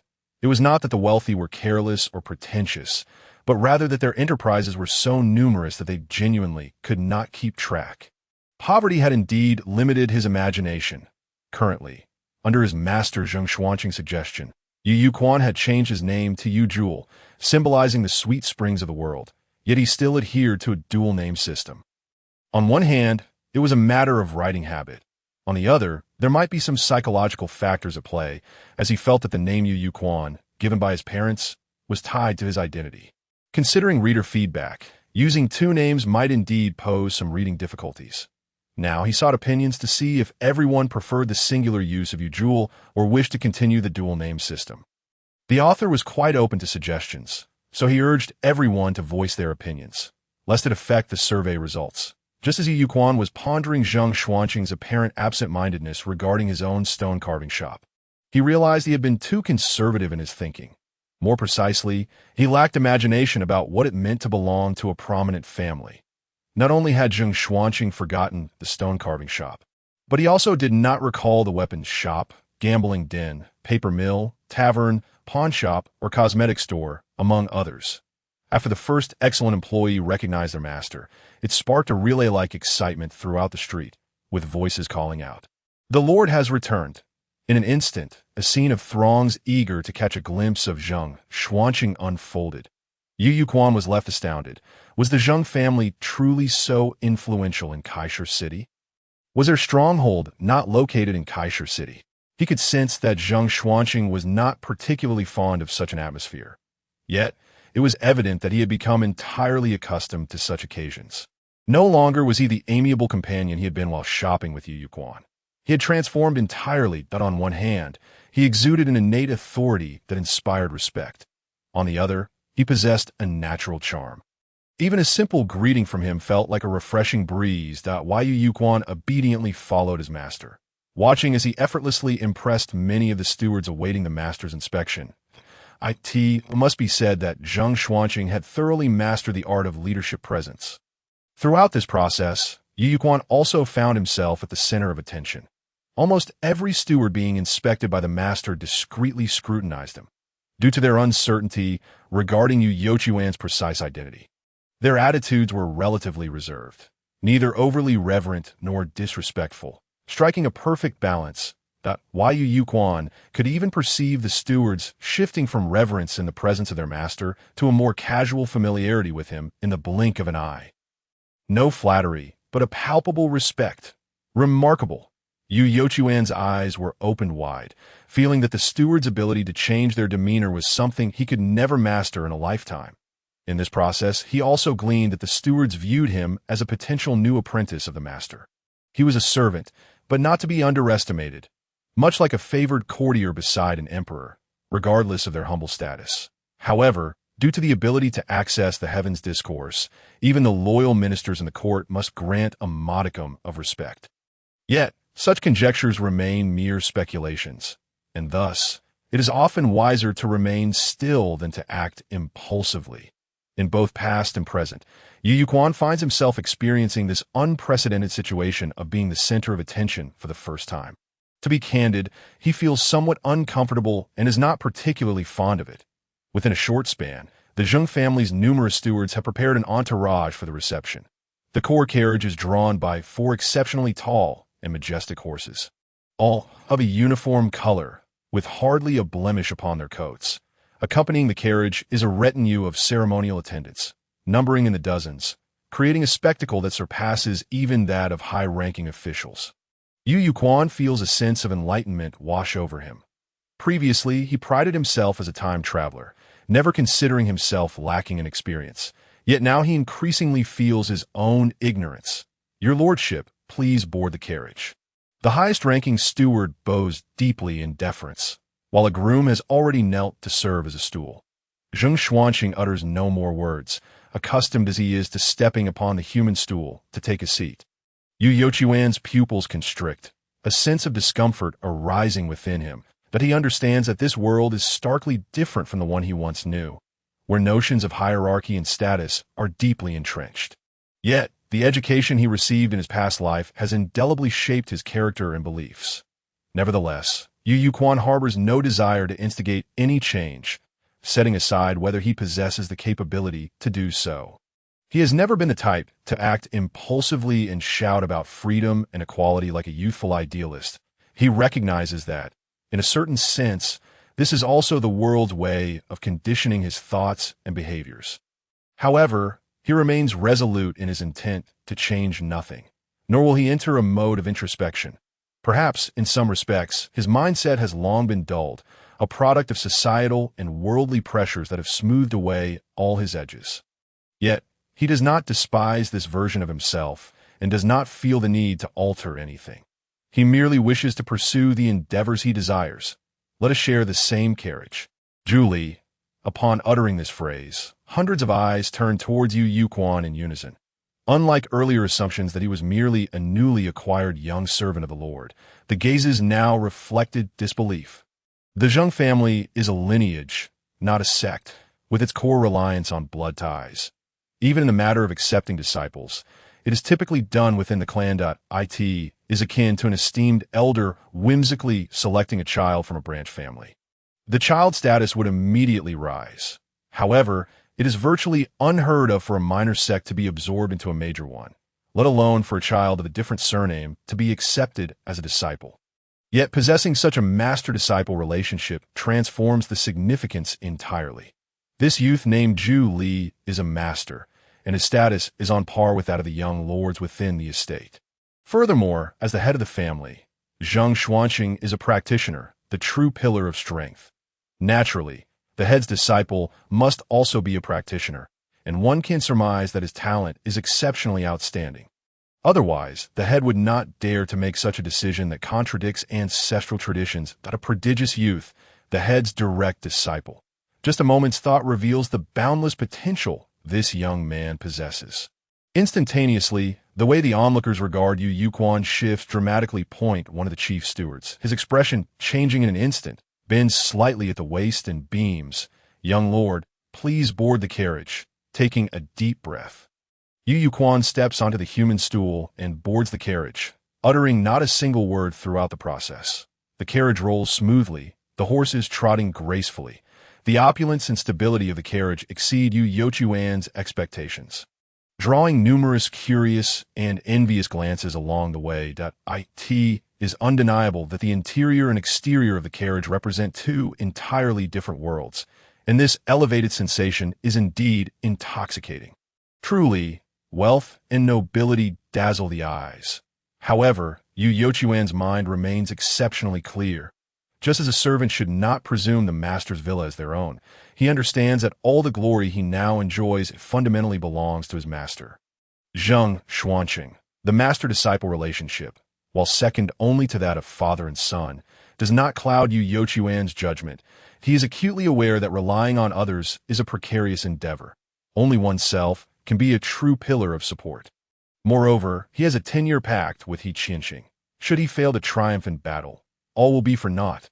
Honor, wealth, fame, and fortune are, to him, but fleeting illusions. With this thought, Yu Yochuan's eyes shine ever brighter. Filled with clarity, observing this, Zheng Xuanqing strokes his beard and nods, albeit with a hint of disappointment. He had intended to impart a lesson to his beloved disciple, yet was taken aback to find that his disciple had completely diverged from his expectations. Is this what it means to be a genius capable of stirring the very heavens? The Zheng family estate in Kaisher City, known as Gangbai Mountain Manor, occupies the most picturesque and fertile lands in the region. After approximately an hour's journey, the carriage finally arrives at Gangbai Mountain, revealing numerous farmlands and soldiers patrolling the area. These soldiers differ significantly from those they encountered earlier in Kaisher City. Their attire is noticeably cleaner and more orderly. Their demeanor markedly superior, with some elite troops even clad in armor. Perhaps sensing Yu Yochuan's curiosity, a steward riding alongside takes the initiative to provide an introduction. These are the local militia, organized by the Zheng family. They labor during the day and train during their leisure, primarily responsible for patrolling the estate. Yu Yuquan is left speechless. Local militia? They can afford armor, if memory serves him correctly, in his past life. The Chancellor Zhou Yafu met his demise for privately purchasing 500 sets of armor. Nurhasai raised his army with merely 13 sets of armor. During the era of cold weapons, the government's control over armor was far more stringent than that over swords and bows. In this era, it seems there exists a term for evaluating a practitioner's strength: the number of armored warriors slain. Armor holds a significant status. The presence of armored local militia suggests that either the status of armor has declined due to the existence of practitioners, or that the Zheng family disregards governmental prohibitions. The former might be acceptable, but the latter— Yu Yuquan shakes his head, gazing at the vast expanse of fertile lands. Yu Yuquan initially believes they have arrived, only to realize that they are still on the periphery of the manor. In truth, this is merely a settlement of the local militia, while diligently patrolling the vicinity of Baigang Mountain to thwart potential thieves or wrongdoers. They also prevent villagers from entering the mountains to gather firewood or hunt without permission. Yu Yuquan finally comprehends that the Zheng family has entirely enclosed the surrounding forests and farmlands of Baigang Mountain. As for the patrolling militia, they serve as the Zheng family's private soldiers. Referring to them as troops is fitting, yet calling them local militia suggests a clever maneuver to navigate governmental policies. Is this the nature of aristocratic families? This appears excessively arrogant. Gangbai Mountain Manor, nestled amidst mountains and rivers, covers an area of at least 400 to 500 acres, presenting a magnificent sight. Standing outside, awaiting the master's arrival, are over 300 relatives and servants. At the forefront is Zheng Xuanqing's elder brother, Zheng Xuantong's son. Zheng Shijing's the elder Zheng Laotong is still alive. The brothers have yet to divide their inheritance, residing together in the ancestral home, even though many have been appointed to positions elsewhere. For instance, Zheng Xiantong, lacking the talent for cultivation, has settled for the role of governor of Yenzhou, concurrently serving as a high-ranking official. Zhang Shijun, being young, has only recently been recognized for his potential to serve. In contrast, Zhang Xuanqing, as a practitioner, is essentially considered an outsider.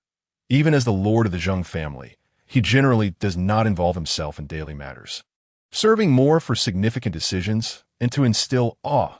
Though he holds the official title of second-rank demon subduing venerable, with a corresponding salary, he has no substantive duties, even in the Dao record division. His role is primarily one of proclamation, granting him considerable freedom, as he may choose to heed or ignore summons. Naturally, should the court require a practitioner to intervene, they typically draw from the town anomaly division.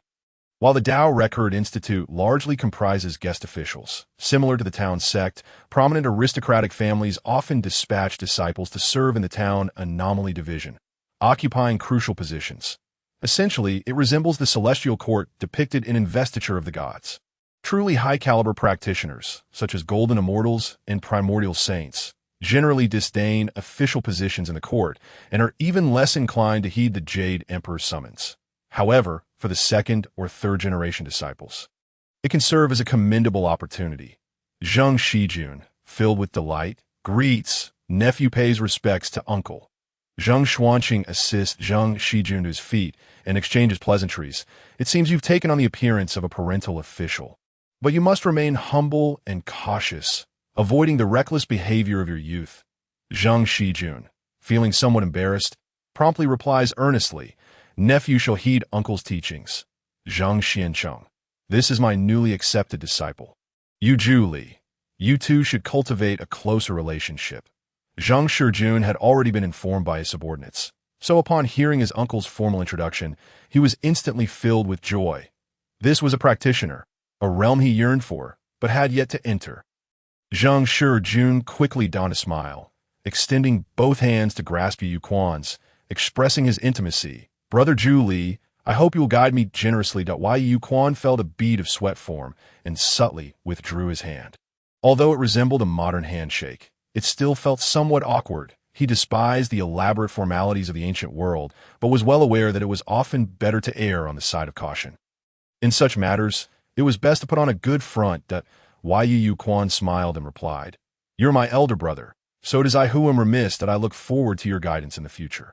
After a round of polite exchanges, everyone was in high spirits. With the head of the family returning, the main gate of the manor was opened wide.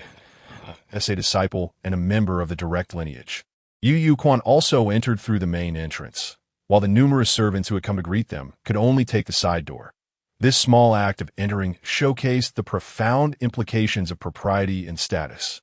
Though merely a mountain villa, primarily serving as a summer retreat or occasional tourist lodging, its scale and opulence were beyond imagination.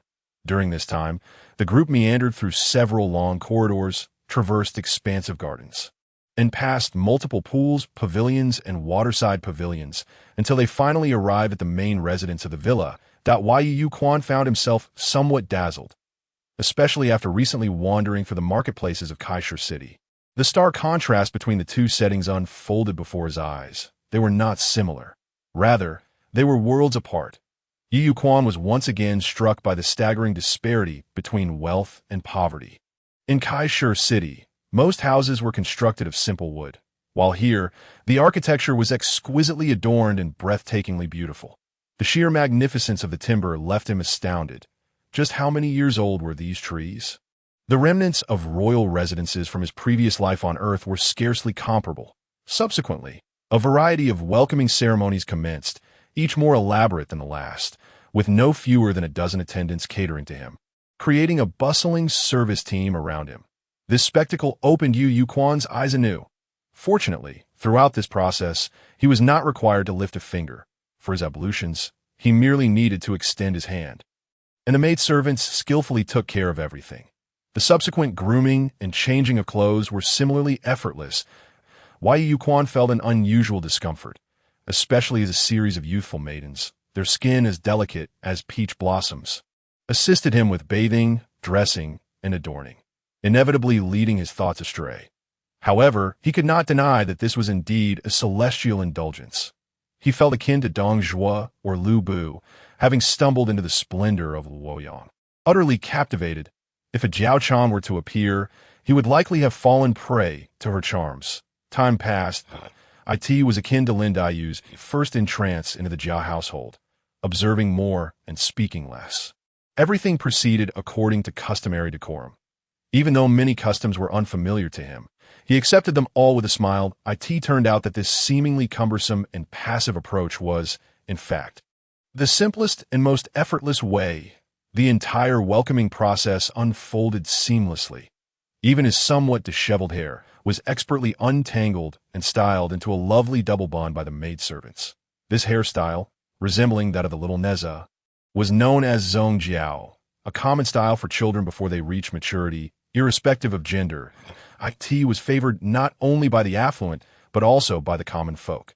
The only difference lay in the hair accessories.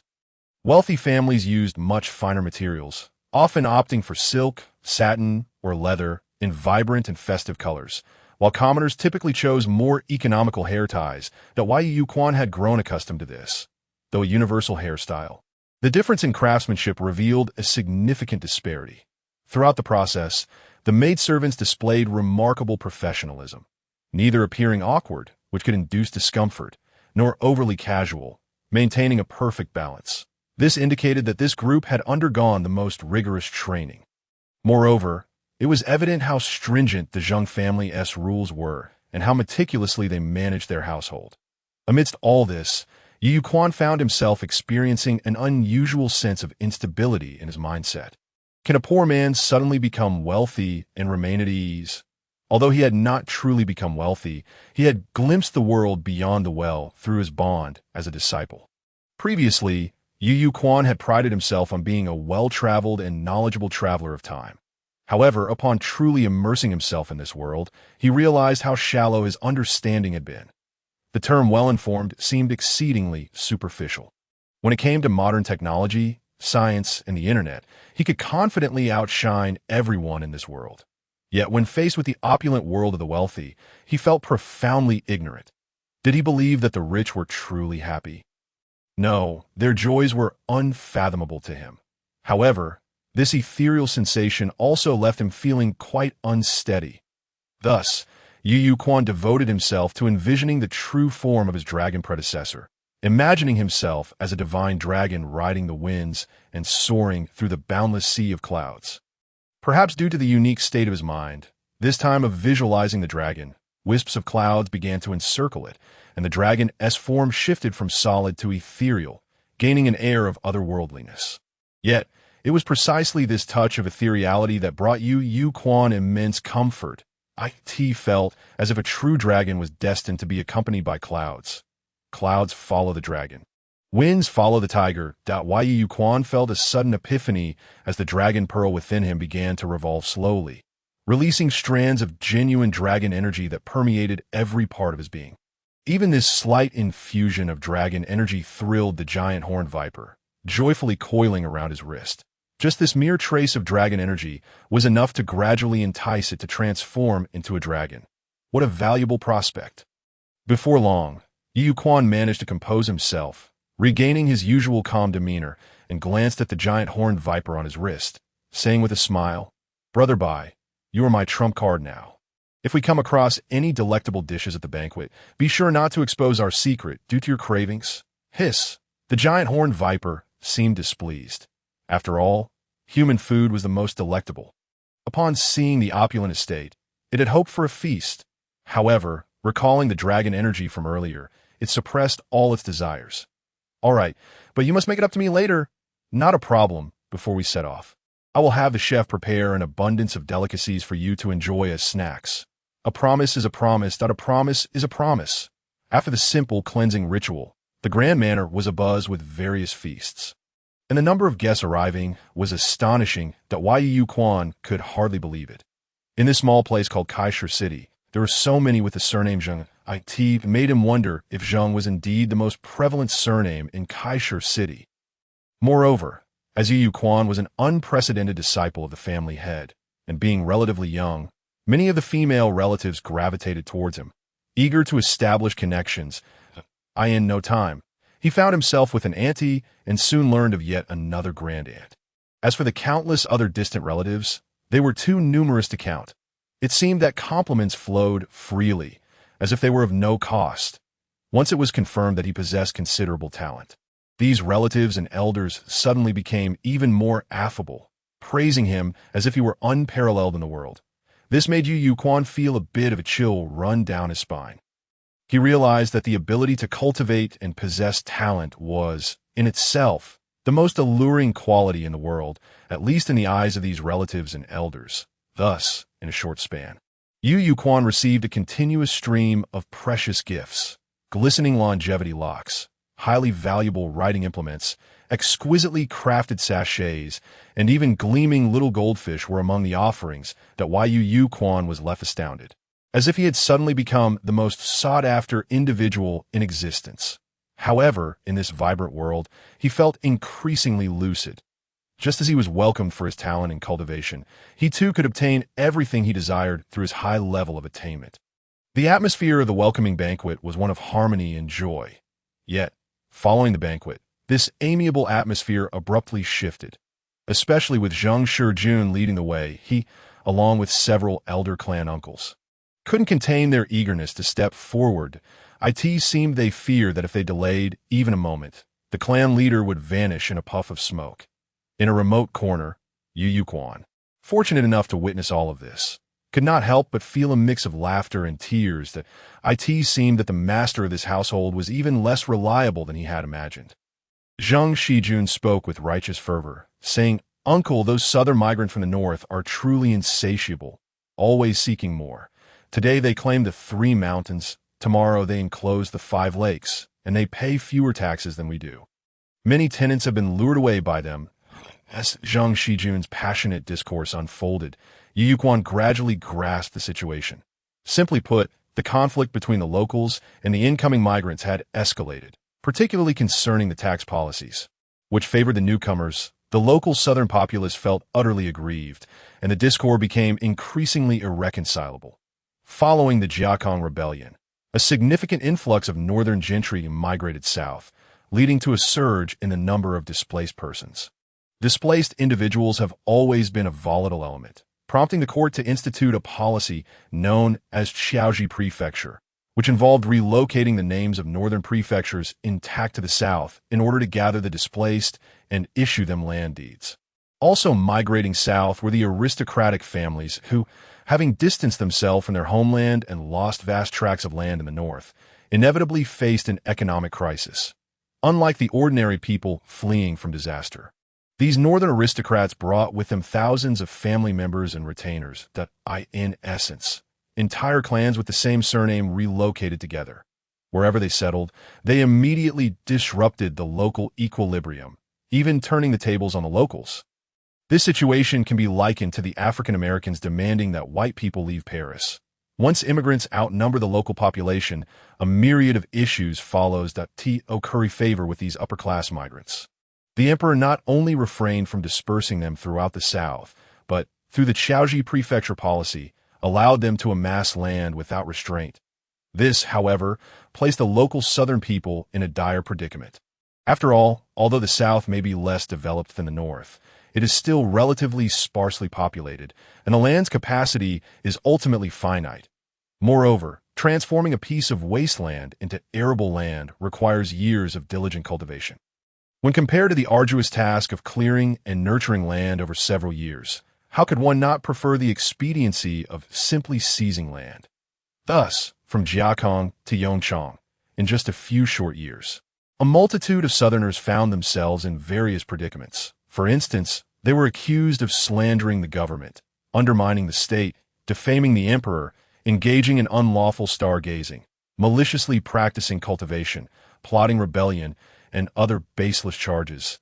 In the blink of an eye, they were incarcerated, and the wealth and enterprises accumulated over generations vanished like smoke. Especially those imprisoned for slandering the government were utterly devastated. Their family fortunes were seized, and they could not even voice their grievances.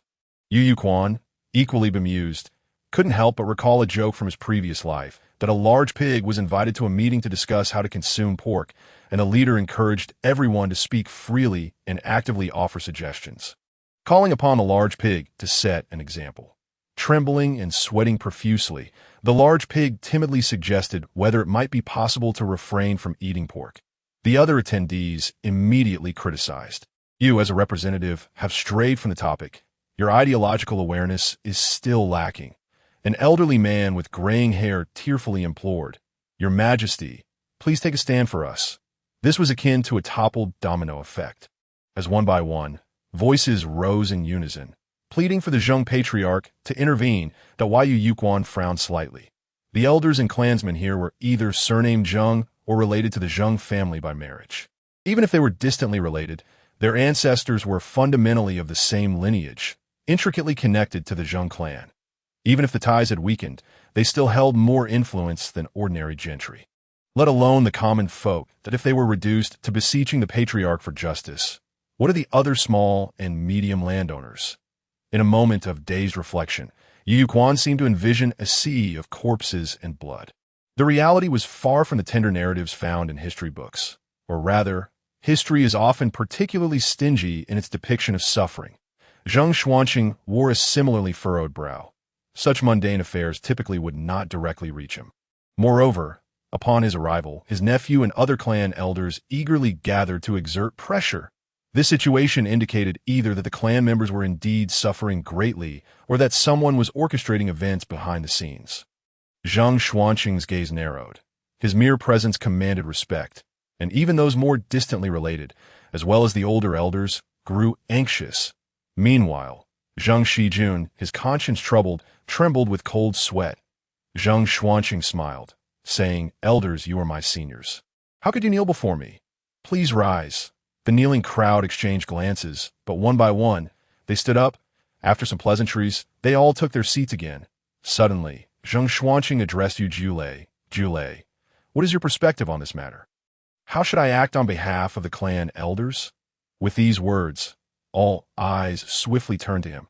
The assembly was left speechless, unable to believe that such a significant matter concerning the clan's fate would be directed toward a junior disciple.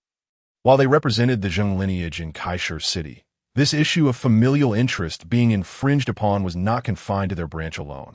They repeatedly glanced at Yu Youquan's diminutive stature and his fair, delicate features, seemingly carved from jade, momentarily at a loss for words. Even if one doted on a disciple, would it extend to this degree? Yu Yuquan was taken aback. Why was he being asked to shoulder such an ungrateful burden? Rising respectfully, he feigned youthfulness and said, "Master, I am still young and lack the insight necessary for such grave matters. Perhaps you should seek counsel from someone more knowledgeable."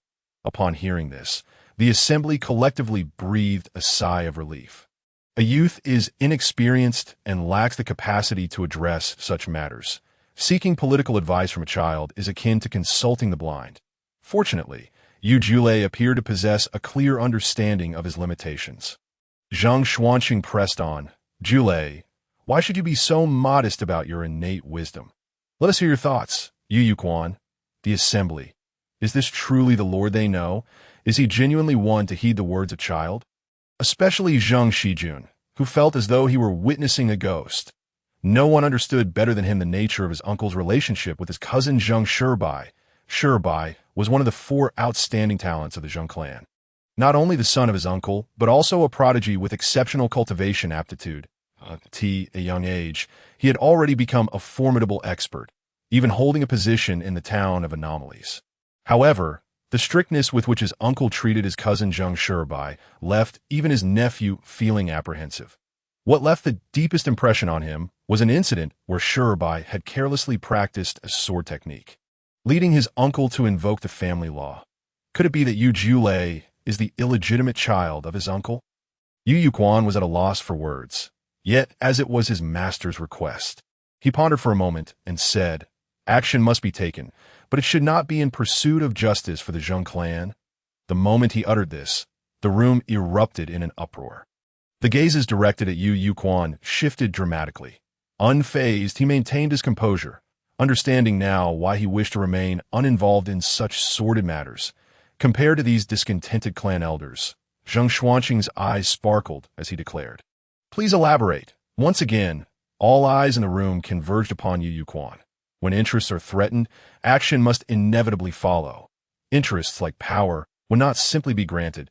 They will not miraculously land in one's hands if one does not take action. Those who benefit will not be inclined to relinquish their gains. They will merely perceive themselves as having been too conservative, taking too little, and their grasp will soon extend again upon hearing Yu Yuquan's words. The numerous clan elders present nodded in agreement. Their regard for him significantly heightened. They had misjudged him. The Lord truly spoke correctly. This young gentleman Julei was indeed astute, born with wisdom. However, they soon heard Yu Yuquan express a contrasting viewpoint. The reason I assert that we cannot seek justice for the Zheng clan is that the Chaoji prefecture policy is a national strategy, a collective necessity for all northern gentry and even the imperial family. It is essential for the stability of the nation. Even the common folk and displaced individuals migrating south have benefited from this policy. The Zheng clan cannot position itself in opposition to the imperial family and all northern gentry. With these words, the room fell into a state of uproar. Many elders began whispering to one another. They might not view the Chaoji prefecture as a favorable national policy, as the interests of the state do not always align with those of the family. For instance, the national policy stipulated that any land that was unclaimed could be seized by those fleeing from the north, up to 70 acres. Those who obtained land deeds would enjoy 10 years of tax exemption. This particular land-seizing law attracted a multitude of migrants fleeing from the north. However, many aristocratic families brought entire households, seizing tens of thousands of acres. How could the locals possibly endure such a situation? What exacerbated their suffering was that these northern folk were not content merely to occupy the uncultivated land. They frequently encroached upon the fertile fields. Those fields, after all, were rightfully theirs, even more audaciously. They were claiming territory on their land, gradually solidifying their foothold, and then turned around to deride them as southern barbarians, disdainful of sharing the same tax obligations. How outrageous! Yet, one thing was undeniable. The Zheng family could not position themselves in opposition to the imperial family and all the northern gentry. Many elders immediately began to retreat from the discussion. Upon closer examination, the losses they had suffered were not substantial enough to warrant rallying the entire Zheng clan and the majority of the gentry to take a stand against them.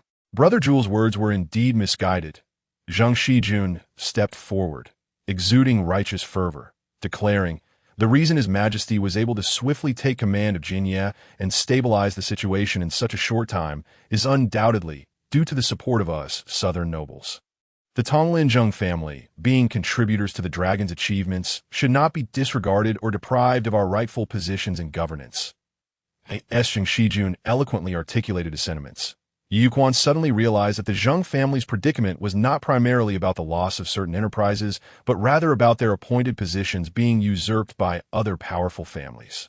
Essentially, their political interests had been compromised, or rather, the political gains had not met their expectations. To this, Yu Yuquan could not have been more understanding. Were he in the emperor's position, he might have acted even more excessively.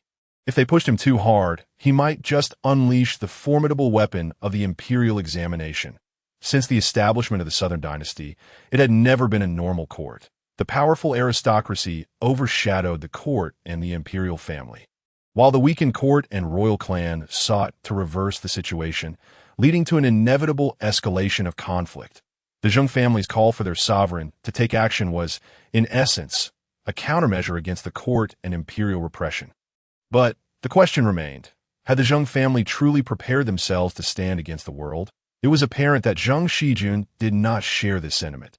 Seeing that Yu Yuquan had fallen silent, he grew even more emboldened, stating, "Brother Zhule, you may not be aware, but the southern people have long suffered under the northern barbarians. It is not just the Zheng family. Other noble families feel the same. Once we Zheng family raise our arms in a call to action, the world will surely respond, and the northern barbarians will not dare to advance an inch further." Good heavens! Yu Yuquan finally grasped Zheng Shijun's line of thinking. This fellow was dreaming of rallying the world at his fingertips. Was he positioning himself as the leader of Jiangzhou? Even Yuan Shu would call that an audacious claim. He certainly seemed unafraid of being the first to take flight. Yu Yuquan found himself questioning Zheng Shijun's political acumen. "Brother, your call to action. Are you planning to reshape the world? Zhang Shijun was momentarily taken aback, momentarily forgetting his words. The other clan elders were equally alarmed, realizing the weight of such statements. Even Zheng Xuanqing was taken aback. Brother Jewel was still the Yu Yuquan he recognized, appearing respectful and law-abiding, yet inherently dismissive of imperial authority and noble status, an outright act of rebellion. If this were the realm of the common people, it would be deemed a capital offense. However, for those outside of worldly concerns, it was but a trifling matter. Yu Yuquan chuckled. The Zheng family has already attained great wealth. As long as there is no desire for further power, why should one aspire to be a leader? And what significance does raising one's arms in a call to action hold? Zhang Shijun's countenance turned pale. Was this eloquent speaker truly the brother Jewel he knew? Zhang Shijun's complexion shifted through shades of blue and purple, and he hesitated to utter another word. Zheng Xuanqing, with a stoic expression, declared, "Let it be as it is." The gathered clan elders, as if granted a reprieve, hastily took their leave, and even Zhang Shijun felt ashamed to linger any longer.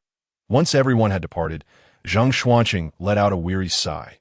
Shijun had indeed grown, developing his own thoughts. Yu Yuquan, in a moment of clarity, understood why Zhang Shijun appeared politically naive. He was not foolish, but rather calculating in his own way. Just as the Jin dynasty was a grand dynasty, the Zheng family represented a smaller court. Figures like Zheng Xuanqing were the entrenched elder statesmen, more inclined to preserve the status quo. In contrast, the likes of Zheng Shijun represented a new wave, eager to pursue advancement. Even if such ambition might jeopardize the Zheng family's interests, it aligned with Zheng Shijun's personal aspirations. Should he succeed in his endeavors, his prestige would undoubtedly soar, and even the four young heroes of the Zheng family might find it challenging to overshadow him. Zheng Shijun was not politically naive. He was selectively blind. Zheng Xuanqing looked at Yu Yuquan with a smile. If conflict is to arise, how do you believe we should engage? Yu Yuquan pondered for a moment before replying. We must distinguish between primary and secondary conflicts, targeting a representative figure with a thunderous strike to serve as a warning. Conflict. In Zheng Xuanqing's mind, this term was not typically employed in such a manner. Yet, given the context, he understood. Zheng Xuanqing's eyes flickered with satisfaction, yet he showed no inclination to adopt Yu Yuquan's proposal. What Jewel said was indeed correct, but he had overlooked the most critical point. What is it? Yu Yuquan pondered deeply, attempting to identify what he had forgotten in that moment. However, Zheng Xuanqing suddenly rose, exuding a powerful aura that caused Yu Yuquan to involuntarily shudder. He understood now what crucial aspect they had neglected. They seemed to have forgotten the very foundation upon which the Zheng family was built. Zheng Xuanqing's eyes radiated absolute strength and confidence as he coldly declared, "Since we are indeed people of the outside world, we shall have our own means of handling matters." The iron wooden wheels rumbled as they traversed the long-neglected road, emitting a series of clattering sounds, and the jolting of the path made Yu Yuquan particularly uncomfortable. It was undeniable that travel in this era was indeed a considerable challenge. Even this bumpy, poorly maintained road, which left him sore, was considered quite exceptional.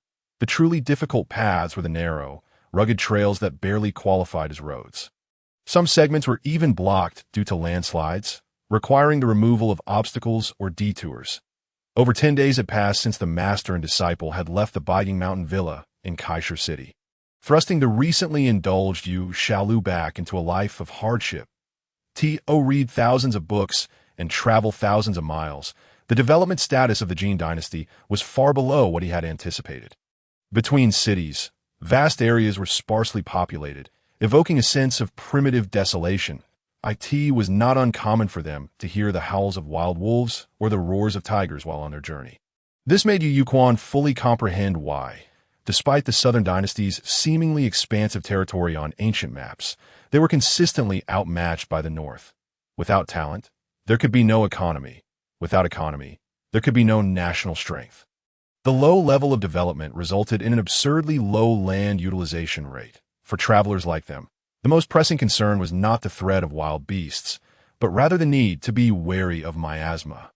The so-called miasma did not refer to a singular concept, but rather encompassed a variety of diseases, For cultivators like Yu Quan, it was manageable, but for the average person, it could be fatal. Throughout the journey, Yu Quan had nearly lost his voice from incessantly commanding the coachmen and servants not to drink untreated water. He discovered that people could indeed be stubbornly obstinate. For instance, the coachman who was dutiful and seemingly loyal still fell victim to severe dysentery after disregarding his directive against drinking untreated water. Upon learning this, Yu Quan was left speechless, living in this era. He understood that servants did not interpret their master's every glance as a command. They often preferred to take the easy way out. That Yu Quan could empathize with this. After all, it is human nature. No one could be so selfish as to think that others were not, expecting servants to sacrifice themselves for a mere few coins. But why had he explicitly prohibited them from drinking untreated water? Moreover, he had even referenced the Buddhist notion of a single bowl of water containing 84,000 insects, educating them about microorganisms and pathogenic principles. Yet in the end, it was only when his master intervened that the coachman began to recover, though he still appeared unwell. Conversely, during this process, Yu Quan learned several recipes for nourishing tonics from his master. This knowledge was indeed a rare gem in this era. Inside the carriage, Yu Quan complied with his master's request, diligently reciting the Taoist text day after day, without fail, sparing not a moment of time. Whenever he encountered passages he struggled with or did not fully understand, he would compile the questions and seek clarification from his master at a designated time. In the span of days, it felt as if he had returned to his high school days in a previous life. This experience brought him both pain and joy. This master was indeed a wise choice, having not only arranged a series of comprehensive learning courses for him beyond the trials in Panlong Mountain, but also included recitation, meditation, energy cultivation, spirit refining, martial arts practice, and even courses on ritual music and medicine. In regard to these courses, aside from the strictly sequenced Taoist scriptures, there was a greater emphasis on learning whatever came to mind. Surprisingly, Yu Quan did not perceive any chaos. Instead, he increasingly appreciated the vast knowledge and wisdom of his master. For instance, certain terminologies within the Taoist text could lead one astray by tens of thousands of miles without proper explanation from the master. Who could have imagined that Hoqi Shi Sui pertains to the principles of the changes between the inner and outer worlds? After opening the heavenly gate, the microcosm within his body and the macrocosm of the external world became interconnected. That a crucial task for practitioners is to observe the way of heaven and adhere to its actions. The perception of the world varies significantly from person to person. Thus, the younger generation cannot wholly emulate the experiences of their predecessors, especially the profound essence embedded within experiential knowledge, which can only be comprehended intuitively and cannot be articulated. However, the knowledge and experience of the elders ultimately provide an effective methodology for future generations, enabling them to avoid countless detours. During this period under his master's guidance, Yu Quan mastered numerous subtleties, and his understanding and utilization of primordial energy grew increasingly adept. The vital energy of heaven and earth continuously entered his inner realm through meditation and breath control. Yet, only through the genuine refinement of primordial energy into primordial force could it transform into something truly his own. Due to the opening of the heavenly gate, which measured 108 inches, Yu Quan achieved an exceptionally high conversion efficiency of his primordial energy. In just a short time, the primordial force flowing through his meridians had already reached the thickness of an infant's pinky. His combat power soared. Zhang Xuanqing's eyes sparkled with brilliance. They were about to enter the territory of Yinzhou in the south, where they intended to visit the most powerful family in Yinzhou. The Zhao clan of Fufeng, renowned for their expertise with the spear, which had become known as the Yun spear at the height of their prowess. The term Southern Yinzhou arose because the true Yinzhou was located in the northern homeland. Due to the policy of establishing counties for expatriates, there now existed a Yinzhou in the south as well. In this brief time, the Yun spear seemed poised once again to dominate the southern lands. It must be noted that the master's introduction was indeed impactful. With just a few words, he conveyed the sharpness of the spear techniques of the Zhao clan of Fufeng. Yu Quan inquired. Does master have confidence? Zhang Xuanqing smiled, brimming with pride, and declared, "If I were to suffer defeat without having seen the true Yun spear, then the names of the four great families would be of no worth." The master's implication was clear. As long as it was not the genuine Yun spear that struck, he would be invincible. Such boldness! The strength of the Yun spear lies in its wielder, not merely in its techniques. Yet he wondered about the name and demeanor of this esteemed predecessor of the Yun spear. Days later, their caravan successfully entered the territory of Yunzhou that a carriage driver respectfully announced. "My lord, young master, we have entered the territory of Yunzhou. Shall we rest for a while before delivering the invitation?" Yu Yuquan felt elated. After sitting in the carriage for so long, it was a true delight to be able to stretch his legs. Zhang Xuanqing lifted the curtain, glanced at the sky, and asked, "Have you completed your sword practice today?" Yu Yuquan replied, "I have been traveling and have yet to practice." Zhang Xuanqing promptly urged, "Finish your tasks. None should be neglected." Yes, that Yu Yuquan immediately took out the Hanzhong sword and dedicated himself to his practice, finding the process both exhausting and tedious. However, he possessed the awareness to understand the significance of diligent study and hard work. True mastery could only be claimed once it had been learned. Zhang Xuanqing was exceedingly strict in teaching. For daily practices like sword training, he insisted that Yu Yuquan be fully engaged in body, mind, and sword. Although merely a routine task, completing it required more than 2 hours of dedicated effort. The members of the caravan busied themselves with their respective duties, repairing the carriages, feeding the horses, cooking, and so forth.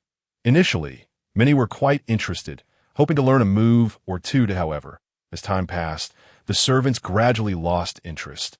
Indeed, this daily practice was far removed from the heroic figures they had heard of in tales. Zhang Xuanqing nodded that Yu Youquan's level of awareness had always been commendable. He never faltered in the tasks assigned to him. When he was said to be fully committed, he was indeed fully committed. In stark contrast to his own sons, Zhang Xuanqing felt an urge to return them. For instance, his son Zhang Shibai, hailed as the foremost among the four heroes, practiced swordsmanship poorly yet was lauded beyond reason. What a vexation! To what extent could the Zhao clan of Yunzhou be audacious? The mere estates they occupied were as vast as a county. Within this estate, one could find mountains, lakes, fertile fields, and even industries such as papermaking, medicine, pottery, brewing, and textiles. Aside from a few products monopolized by the court, such as salt and iron, it functioned essentially as an independent economic entity. Moreover, the Zhao clan of Yunzhou possessed several such estates. Yet despite this, they remained deeply dissatisfied, feeling excessively impoverished. The core lineage of the family gradually recognized the difficulty of their ancestors' endeavors.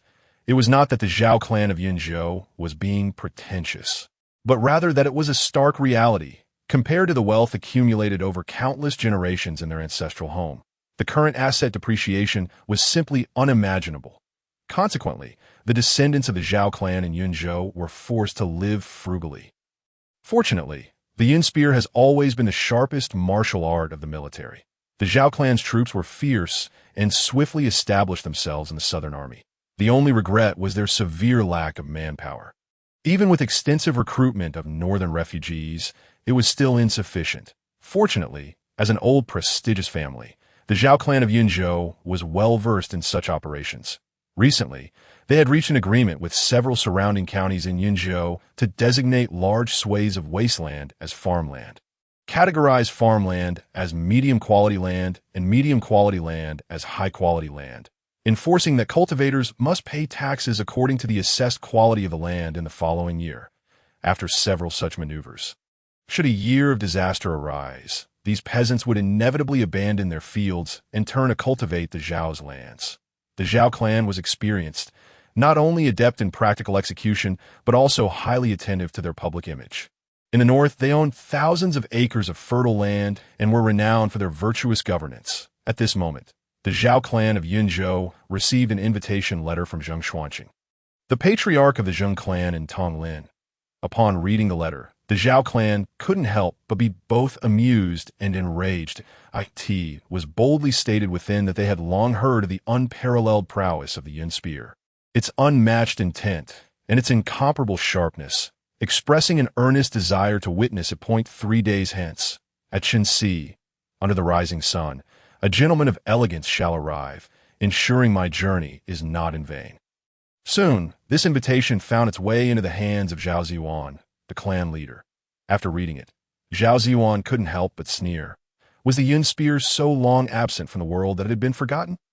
Or was it that the Yun spear, always aimed at the northern barbarians, had led these southern folk to lose their sense of reality? Moments later, the invitation was passed to the hands of the clan's matriarch. Upon gazing at the letter, she felt a surge of sword intent rising to the heavens, causing her hand that held the letter to tremble slightly. Simultaneously, the entire Fufeng Hall began to sway, quiver, and warp. Numerous younger disciples, still lacking in cultivation, turned pale and could not help but prostrate themselves on the ground. Even the clan leader Zhao Yun's complexion turned ashen, his expression exceedingly grim. Fortunately, at this critical moment, a glimmer of brilliance shot from the matriarch's eyes, akin to an unparalleled divine spear being drawn, leaving an indelible mark of the spear upon the invitation, thereby suppressing the soaring sword intent emanating from it. The young Zhao clan members within the Fufeng Hall appeared increasingly distressed, their indignation palpable. Was this not akin to openly disrupting their gathering? When had the Zhao clan of Yunzhou ever endured such humiliation? The hall erupted with cries, cursing the ancestors of their intruders. The matriarch, with her gaze lowered, stared at the invitation, lost in thought for an extended period. After a while, she murmured, "What a Tong Lin Zheng clan! What a legacy that transcends the ages!" The matriarch spoke softly to herself, disregarding the uproar within the Fufeng Hall. Yet, how could everyone ignore her words? In an instant, the entire hall fell silent.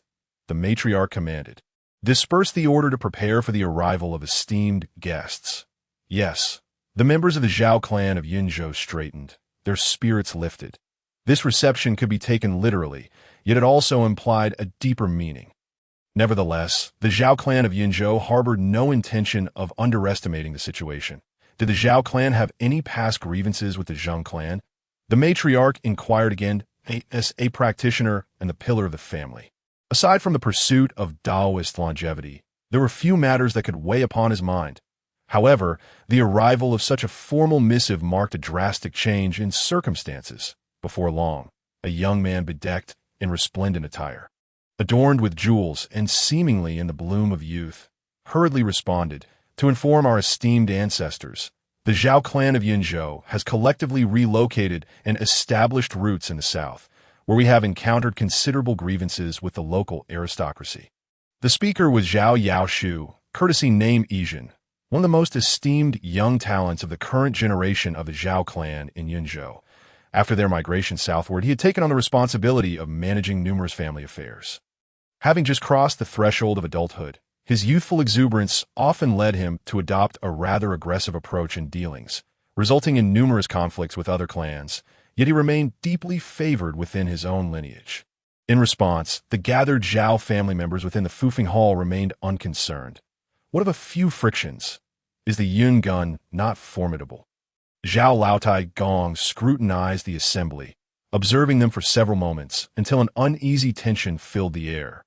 With a sigh, Zhao Laotai Gong remarked, "The most potent of the Yun gun is the Li Hen gun, yet the Li Hen gun is not entirely synonymous with the Yun Jiyuan. Do you all comprehend?"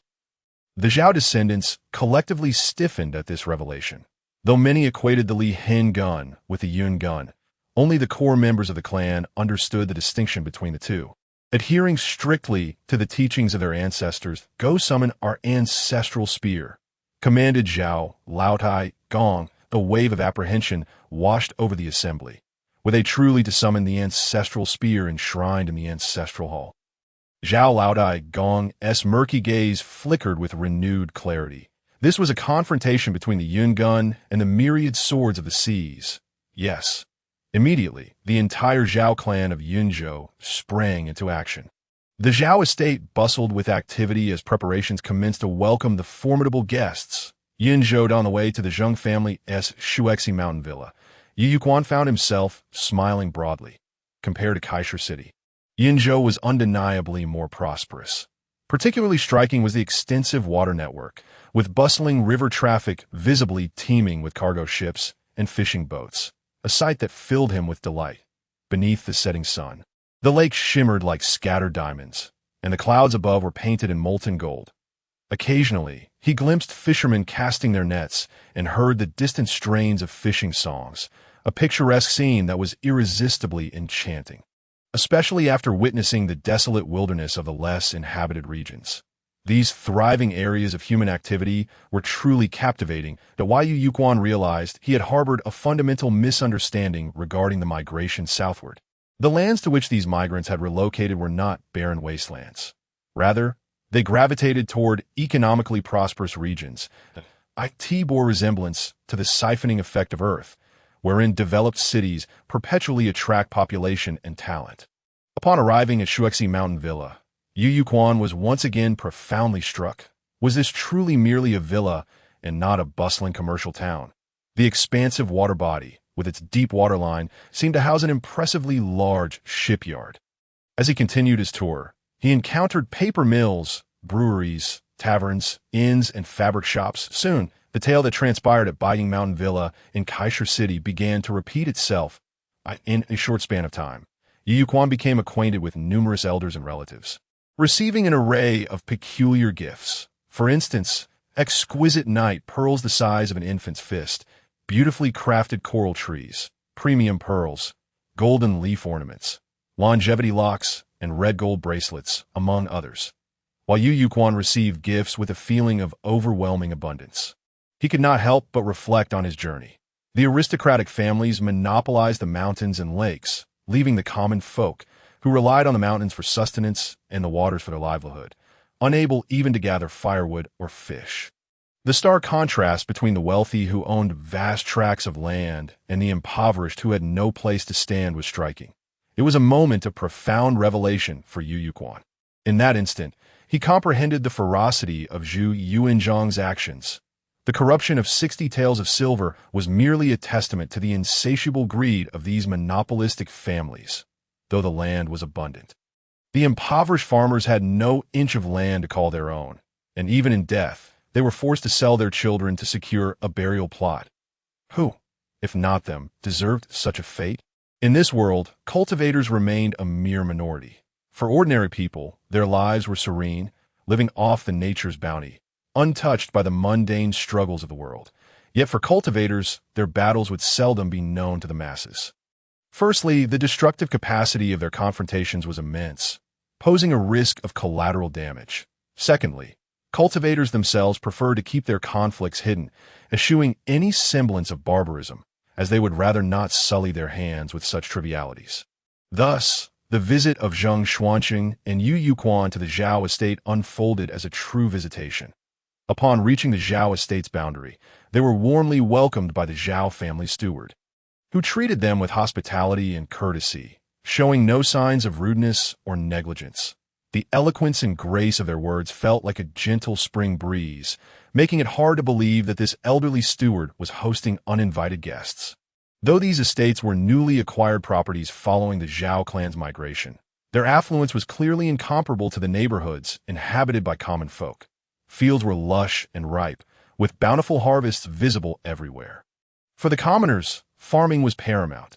Any delay could result in a ruined crop. After the harvest, they would swiftly thresh the grain, with little time left for leisure.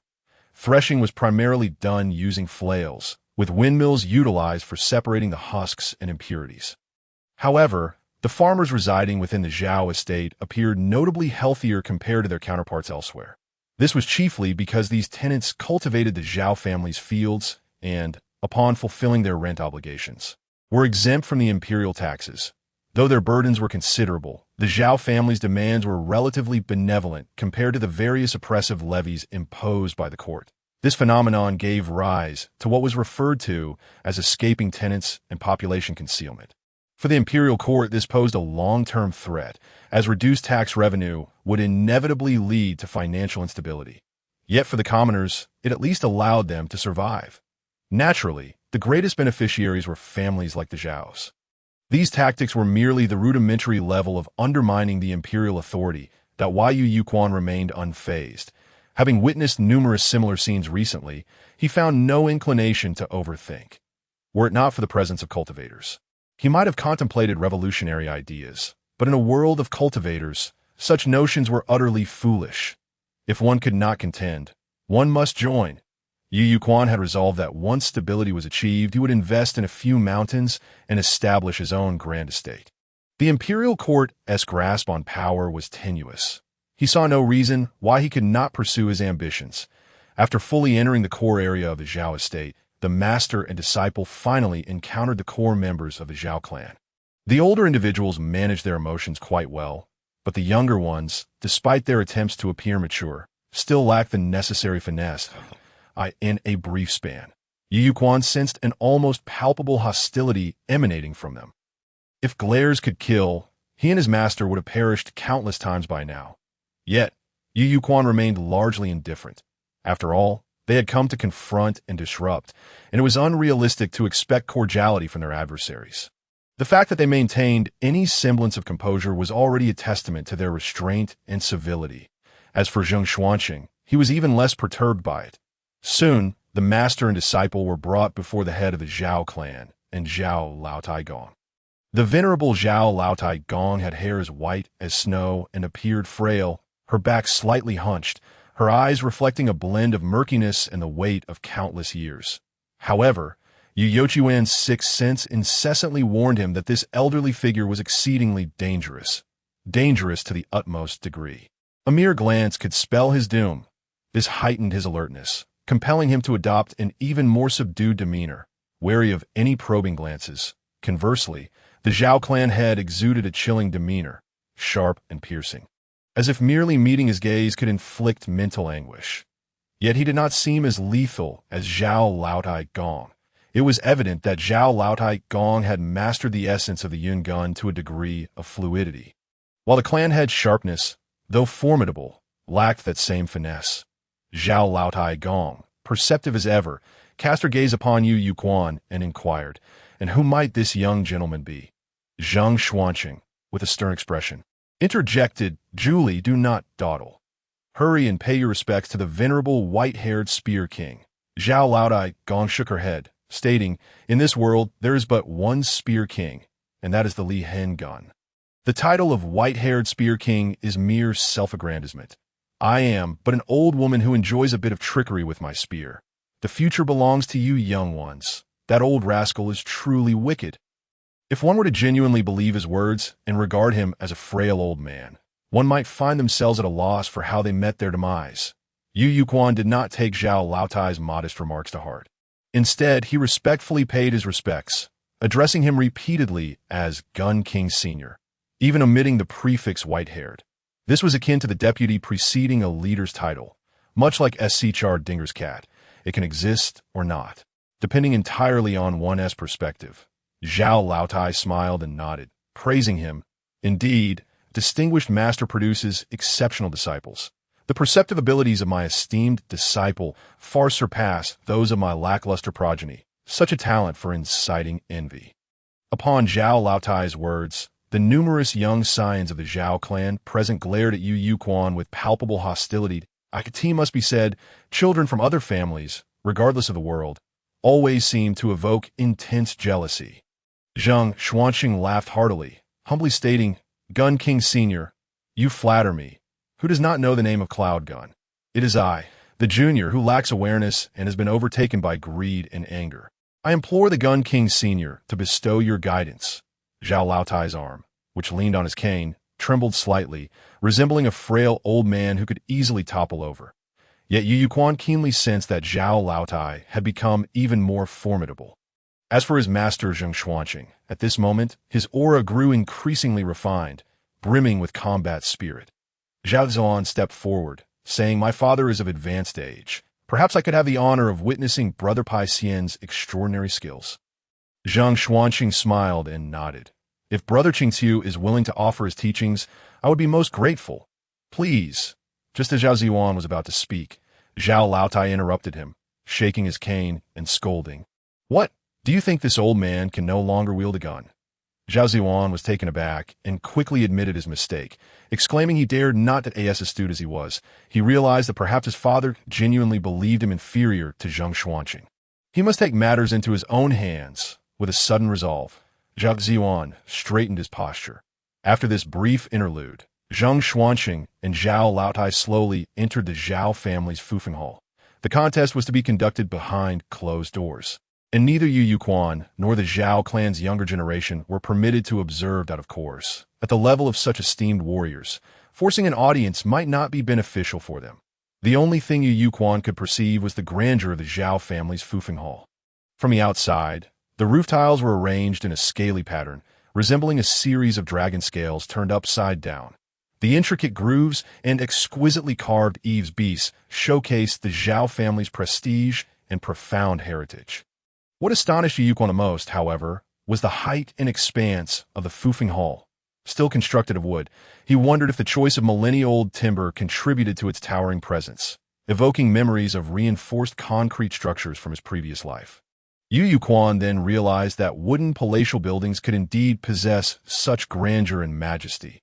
Provided the timber was of sufficient age, it seemed that with Zhao Laotai's departure, no one restrained him. Yu Yuquan could distinctly sense the hostility of the Zhao clan's younger generation towards him intensifying. Suddenly, he felt two exceptionally powerful and sharp intent surge upward, as if two insurmountable mountains had materialized before him. Was this what they called intent? Indeed, it was awe-inspiring. Within the Fufeng Hall, Zheng Xuanqing and the white-haired gun king, Zhao Laotai, stood facing each other, their appearances largely unchanged. Yet Zhao Laotai's form was no longer stooped. His back stood straight, akin to a long gun poised at attention. Simultaneously, his hands and gaze transformed. The hands gripping the cane ceased to tremble, and his eyes became sharper than ever. In contrast, Zheng Xuanqing simply rested his hand upon the sword's hilt. His posture upright, resembling the sword itself, he preferred to strike straight rather than seek curves. The air was filled with a subtle, yet palpable sword hum, resonating throughout the Fufeng Hall with a chorus of ringing steel. The sound of the sword echoed from all directions, indistinguishable from east to west, as if it were simultaneously piercing from every conceivable angle. Zheng Xuanqing's sword remained sheathed, yet the sword within his heart had already drawn forth. At that moment, Zhao Laotai sensed the winds of the Fufeng Hall swirling from every direction. More accurately, it was not merely wind, but also sword energy emanating from the depths of Zheng Xuanqing's heart, projecting into the vast world outside. Thus, the sword within Zheng Xuanqing's heart became indifferent to direction, blending seamlessly into the essence of the Fufeng Hall, forever leaving one to wonder where it truly originated. This technique could only be executed after opening the divine repository, manifesting the earth-shattering strike. With a sword as heart, the grand world would naturally yield swords of its own. A simple principle, a straightforward secret, yet any practitioner above the divine repository could achieve similar feats. Yet despite the simplicity of this sword, it became extraordinarily unique due to the gorge within Zheng Xuanqing's heart. Zhao Laotai's expression grew solemn, yet it was laced with admiration. The wind was indeed a sword wind, yet it was also a swift breeze that, in an instant, Zhao Laotai felt an indescribable exhilaration emanating from that sword, the joy of the sword being unsheathed. The thrill of challenging a master such as himself, the elation at witnessing the legendary Cloud Gun. Is this the leader of the Zheng family, truly deserving of being the youngest patriarch among the four great families of Jin? He is indeed ambitious. Then, Zhao Laotai gleaned from the currents of sword wind a question. Does the Zhao family's Cloud Gun possess the qualifications to compel the Zheng family's myriad swords to unsheath? What an audacious young man! Zhao Laotai remained unmoved, merely lifting his eyelids slightly. Engaging in martial exchange is precisely this way. With just a single move, one can comprehend the intentions of the other. Zhao Laotai sensed Zheng Xuanqing's arrogance and recognized the determination of a true swordsman to connect through the sword, fully understanding the Zheng patriarch's yearning to break free from constraints. Zhao Laotai did not assume the role of an elder, nor did he position himself on a higher pedestal to critique. He refrained from displaying any emotions of admiration. To act with the airs of an elder would only lead to self-degradation, while standing in a higher position to critique would only reveal one's lack of self-awareness. Moreover, refraining from outward expressions of admiration was a mark of acknowledgement and respect for an opponent. recognizing them as a worthy adversary deserving of serious engagement and full commitment. Furthermore, he had no intention of yielding to age. An old steed in the stable still aspires to gallop 1,000 miles. Although Zhao Laotai often referred to himself as an old man, in truth, his spirit remained youthful, because his martial intent had never aged. In the realm of practitioners, while the body may wither and vitality may fade, even leading to a potential decline in realm, the spirit of the divine endures. Just as the Zheng patriarch, due to familial obligations, could not unsheathe his sword at will, the cloud gun in his hand had likewise been sealed for countless years, yearning to engage in battle with the legends of the present age, let alone the fact that his opponent was the legendary Myriad Swords, one of the four most bloodthirsty sword techniques in existence. Zhao Laotai made no unnecessary movements, simply lightly tapping his cane. This was not some extraordinary or exquisite gun technique, but rather the most fundamental stance that it resembled the stance of any novice gun practitioner, who understands to grip the gun with the right hand and stand poised, devoid of any mystique. Yet, even this most basic stance was executed with exceptional precision by Zhao Laotai, standing tall and resolute. Akin to a mountain hewn by axe and chisel, the so-called gun must stand like towering mountains when still, and when in motion, strike like thunder. The mountain stands firm. How could the wind possibly shake it? Zhang Xuanqing's sword winds, originating from the depths of his heart, were forcibly dispersed upon encountering Zhao Laotai's mountain-like intent, flowing past the elder as if they were but a gentle breeze. Zhang Xuanqing smiled slightly. And within the Fufeng Hall, it suddenly felt much brighter. The previous carefree and exhilarating wind seemed to have revealed a smile as well. Thus, the sword that had felt like a gentle breeze now shone brightly.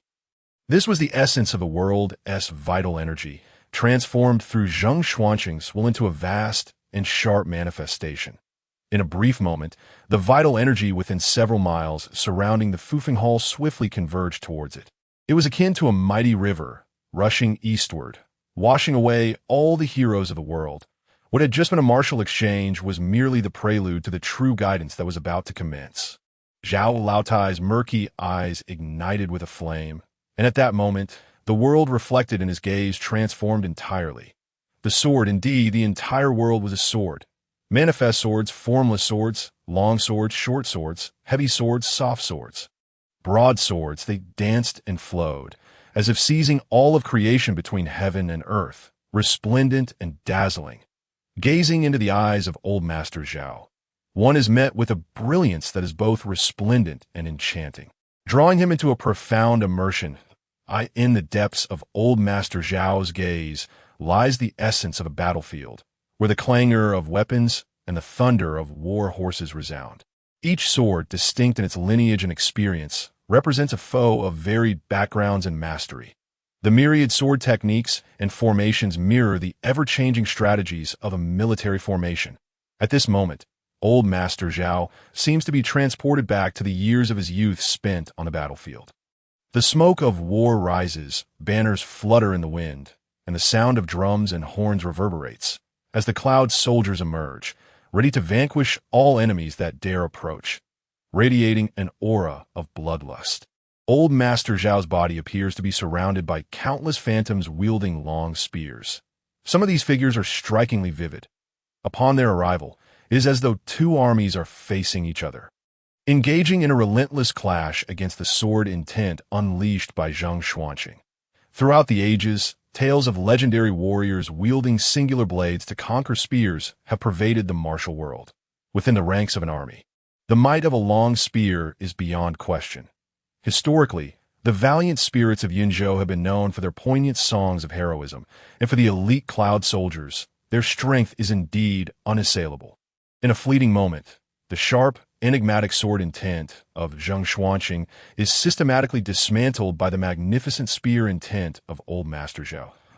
It is perhaps due to Old Master Zhao's military upbringing that his very essence is imbued with the indomitable spirit of a soldier, reflected in his spear techniques and intent, which resonate with the iron-blooded ethos of an army, inflicting 1,000 wounds upon the enemy while suffering 800 in return. though he remains within the confines of Fufeng Hall. The air is thick with the blood and desolation of the battlefield. For Zheng Xuanqing, who stands beside the spectral figures of Old Master Zhao, the majority of faces remain obscured, yet through subtle details, he discerns that these unfamiliar visages represent the very cloud soldiers who once followed Old Master Zhao into battle. They embody the legacy of his life, his triumphs and failures, as well as his sins. The glory of a general often comes at the cost of countless lives. It is evident that Old Master Zhao's life experiences and cultivation path are starkly different from his own. He resembles the archetype of a sword cultivator from mundane fantasies, soaring into the heavens after feasting on pine nuts and drinking the nectar of yellow blossoms, his swordsmanship commanding respect, ready to strike down dragons wherever they may be, traversing the realms of existence with an elusive grace. Even though he has once tread the battlefield, his heart ultimately remains that of a cultivator. In contrast, Old Master Zhao epitomizes the quintessential, unorthodox practitioner, whose mindset aligns more closely with that of a seasoned general commanding countless cloud soldiers. With honor in his heart, his spear intent exudes a sense of glory, unwavering and invincible, with aspirations of establishing a legacy that would endure through the ages. His spear embodies a powerful aura of sovereignty, rising to prominence and securing dominion over the world. With a sense of guilt for fallen comrades, his techniques carry an essence of regret, ever-changing and evolving with the passage of time. Thus, his spear techniques manifest a harmonious blend of rigidity and flexibility, an endless cycle of reality and illusion. It is not merely a combat style, but rather a summation of Old Master Zhao's lifetime of achievements and failures. As for the act of cultivation itself, it appears to be a natural byproduct of his accomplishments as a general. This reflects the very essence of existence. Both the worldly and the transcendent possess their own paths, yet they are inextricably interconnected. More specifically, the wealth and history of the world may well be forged by the hands of ordinary individuals, but the trajectory of world history has always been steered by the practitioners. Zheng Xuanqing cannot help but be awestruck. Even if he does not entirely endorse Old Master Zhao's approach to cultivation, the heights he has reached through this path clearly indicate that it is indeed a substantial one. His eyes gleam ever brighter, as the excitement within him burgeons into a profound delight. Engaging with the Cloud Soldiers has undoubtedly been one of his most prudent decisions, as Zheng Xuanqing's elation surges. The atmosphere within Fufeng Hall becomes charged with a torrent of swirling sword energy. Unlike the previous influx of abundant elemental energy, this surge transforms abruptly. It resembles fire, water, and mist, appearing tangible yet remaining intangible. Akin to an infinite ocean whose depths are unfathomable and boundaries unseen, is this the legendary sea of 10,000 swords of the Zheng clan. For the first time, Old Master Zhao's expression shifts, as the mere glimpse of the sea of 10,000 swords evokes a tinge of fear within him. What is a sea? It is the might of the heavens. Even the strongest beings, including practitioners, feel an unprecedented insignificance in the face of overwhelming heavenly power. Thus, he must shatter this sea before it engulfs him. And then, Old Master Zhao strikes. It is a long spear, imbued with a mottled, ancient aura, bearing the scars and bloodstains of countless battles. Despite the owner's utmost care and meticulous maintenance, the ravages of time and the trials of warfare have left indelible marks upon this spear. These marks are akin to the scars on a man's body, each a testament to honor. This is indeed the famed spear of the Zhao clan of Yinzhou, often enshrined in the ancestral hall. Serving as the spiritual pillar of the Zhao family, revered as the ancestral weapon. Compared to Zheng's sword, the spear of the Zhao clan emerged into the world first. Outside Fufeng Hall, the onlookers find it difficult to comprehend the unfolding battle. For the vast majority of practitioners, they can only perceive the ceaseless flow of elemental energy surging into Fufeng Hall, occasionally hearing the resonant clash of spear and sword. It is only those like Yu Yuquan, with exceptionally keen perception and even the ability to cultivate divine consciousness, who can appreciate more. However, sensing too much can sometimes be a double-edged sword. Yu Yuquan first perceives the omnipresent swords, and then, In a moment of dazed clarity, he hears the sound of drums and horns echoing. These swords resemble a torrential rain of arrows or the exquisite handiwork of a master embroiderer, intricate and delicate in every stitch. Meanwhile, the spear formations exude a grandeur that allows Yu Quan to grasp the essence of martial might. Yet, even at this level, the intensity of his experience leaves his head feeling as if it were being split asunder. Realizing the situation, Yu Quan swiftly focuses his thoughts, ceasing his perceptions that he is acutely aware that this closed-door battle is a momentous event in the cultivation world, rare and precious. If he can glean any insights, the rewards could be immense. However, such endeavors are fraught with uncertainty and risk. How great the benefits may be remains to be seen. Should any dangers arise that jeopardize his fragile consciousness, the cost would far outweigh the gains. Yu Quan promptly halts his observations and begins to contemplate the true dragon diagram. Soon, his divine consciousness stabilizes, akin to silver grains of sand, regaining its radiant brilliance. It must be noted that the true dragon diagram is perfectly tailored for him. A unique fit for one who has merged with dragon blood and pearls. At this moment, however, several muffled groans emanate from the Zhao clan members. The most severe reaction comes from the clan head, Zhao Zhan, along with several elderly men and women of considerable age, likely the clan's pillars of support. Clearly, their perceptions rank among the most elite within this gathering of practitioners, and they're the most qualified to witness the grandeur of this battle. Unable to resist the temptation, they have gazed a moment too long.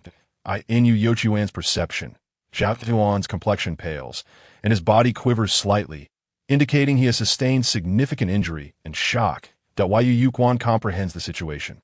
Zhao Zuan has likely believed that, as fellow clan heads, he and Zheng Xuanqing occupy the same echelon. Yet, the truth proves old Master Zhao correct. These two are not on the same level at all. In the mundane world, a slight miscalculation can lead to a vast divergence. And within the realm of cultivation, a mere thread of difference can be as significant as 1,000 miles. It would take but one strike to eliminate him. A sense of melancholy washes over Zhao Zuan, a sentiment echoed among the elder members of the Zhao clan. However, perhaps due to Yu Yuan's presence, those who had quietly sustained injuries maintain their strong will and do not reveal any signs of distress. Nevertheless, Yu Quan perceives through his divine consciousness that an elder discreetly conveys a few words to several young men and women.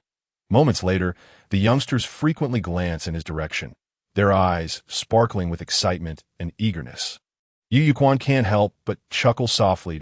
It seems the Zhao clan's uncles are intent on finding him something to do to prevent him from uncovering too much. The desire to save face while enduring hardship is rather amusing. Yet, Yu Quan harbors no inclination to refuse. It is not to seek glory or to belittle anyone, but rather to find partners to spar with. Practicing martial arts necessitates mutual verification. Disassembling and exchanging techniques is an essential component of teaching and learning.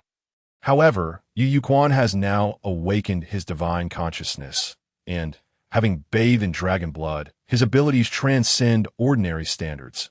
Should one be unaware of his true capabilities, approaching him recklessly would be unwise. Even practitioners of the realm of temperance may find themselves reduced to a state of introspection by his overwhelming prowess. This is not mere boasting from Yu Quan, but rather a testament endorsed by his master, Zheng Xuanqing. After the opening of the heavenly gate, his physical advantages were further magnified, engaging with the likes of the Zhao family, youngsters felt. To be frank, somewhat like bullying. After some contemplation, Yu Quan resolved to put on a commendable performance, if not an exhibition of grand proportions, at least enough to grant both parties some semblance of dignity. The world of martial arts encompasses more than mere combat. It also involves the intricacies of human relationships. The encounter between his master and the venerable Zhao Laogong clearly indicated that neither side harbored intentions of severing ties. So why should he take things too seriously? If even the CEO of the Zheng Group maintained such a demeanor, it would be prudent for a mere employee like him to temper his enthusiasm. After all, harboring excessive animosity only serves to create adversaries for oneself. As Yu Quan had anticipated, it wasn't long before several young members of the Zhao clan approached, armed with long spears. There were approximately 20. A mix of both men and women. illustrating the Zhao family's thriving lineage. Leading them was a young man adorned in resplendent garments, embellished with jewels, yet without a hint of vulgarity. He clasped his fists in a courteous gesture and introduced himself. "Young sir, I am Zhao Yaoshe." Courtesy name Yijing It is said that great masters produce exceptional disciples. I trust that you too have received the true teachings of your esteemed mentor. As spirited youths, we often find ourselves unable to suppress our competitive natures. So I humbly request your guidance. Rather than immediately acquiescing, Yu Yuquan politely declined, engaging in a bit of playful banter. Given his youth, with rosy lips and pearly teeth, and his frequent use of the term Zhao Gij, he inadvertently caused quite a few of the Zhao youngsters to blush with embarrassment. However, not all were swayed by his charm. That a few stubborn Zhao youths, fueled by a sense of pride and familial obligation, refused to relent, extending fervent invitations and even employing provocation tactics. Eventually, feeling overwhelmed by their enthusiasm, Yu Yuquan reluctantly agreed to the Zhao clan's challenge. The duel was intended not only to showcase Yu Yuquan's skills, but also to divert his attention. The chosen venue was a nearby training ground rather than the courtyard of Fufeng Hall.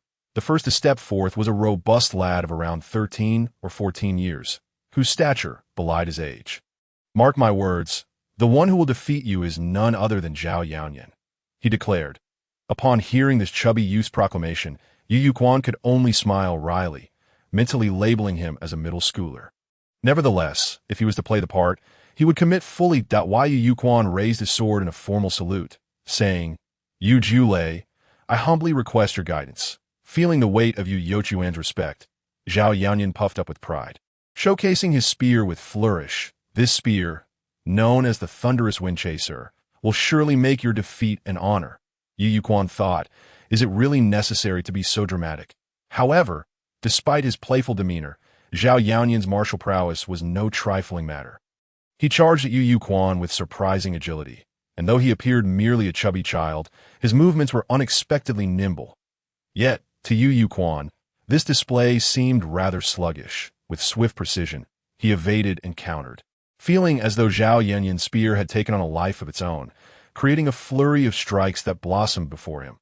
The young boy's agility and ferocity were formidable, and Yu Yuquan found himself in a position of defense, struggling to keep pace. Strangely, Zhao Yaoyan was unable to gain the upper hand. It was undeniable that Zhao Yaoyan, hailing from a prestigious lineage, possessed remarkable skill, particularly with the subtle infusion of elemental energy that lent his strikes both grace and power.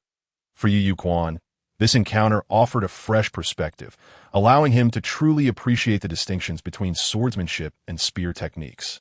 As time passed, the assembled Zhao clan members could not help but admire the skill displayed, particularly noting the impenetrable defense of Yu Yuquan's swordplay. Frustration mounted for Zhao Yaoyan as his attacks grew increasingly aggressive. Howling winds and swaying willows. Carp leaps over the Dragon Gate. Point 4 barbarians submit. Shattering gold, splitting stone. Roaring dragon breaks the formation. In perfect harmony with his spear, Zhao Yaoyan's techniques became sharper and more dynamic, as he loudly proclaimed the names of his moves. After what felt like half a tea's worth of time, Yu Yuquan had thoroughly deciphered Zhao Yaoyan's spear play, seizing an opening during one of Zhao Yaoyan's fierce assaults. Yu Yuquan executed a swift maneuver, forcing the boy to relinquish his grip in response to the pressure. This reaction, while not inherently flawed, showcased a miscalculation engaging Yu Yuquan's strength and speed. With a deft twist of his sword, Yu Yuquan gently struck, sending Zhao Yaoyan's spear crashing to the ground, and before the boy could regain his composure, Yu Yuquan had positioned his sword at his throat. The scene was met with astonished glances from the Zhao clan, the gravity of the situation far exceeding expectations.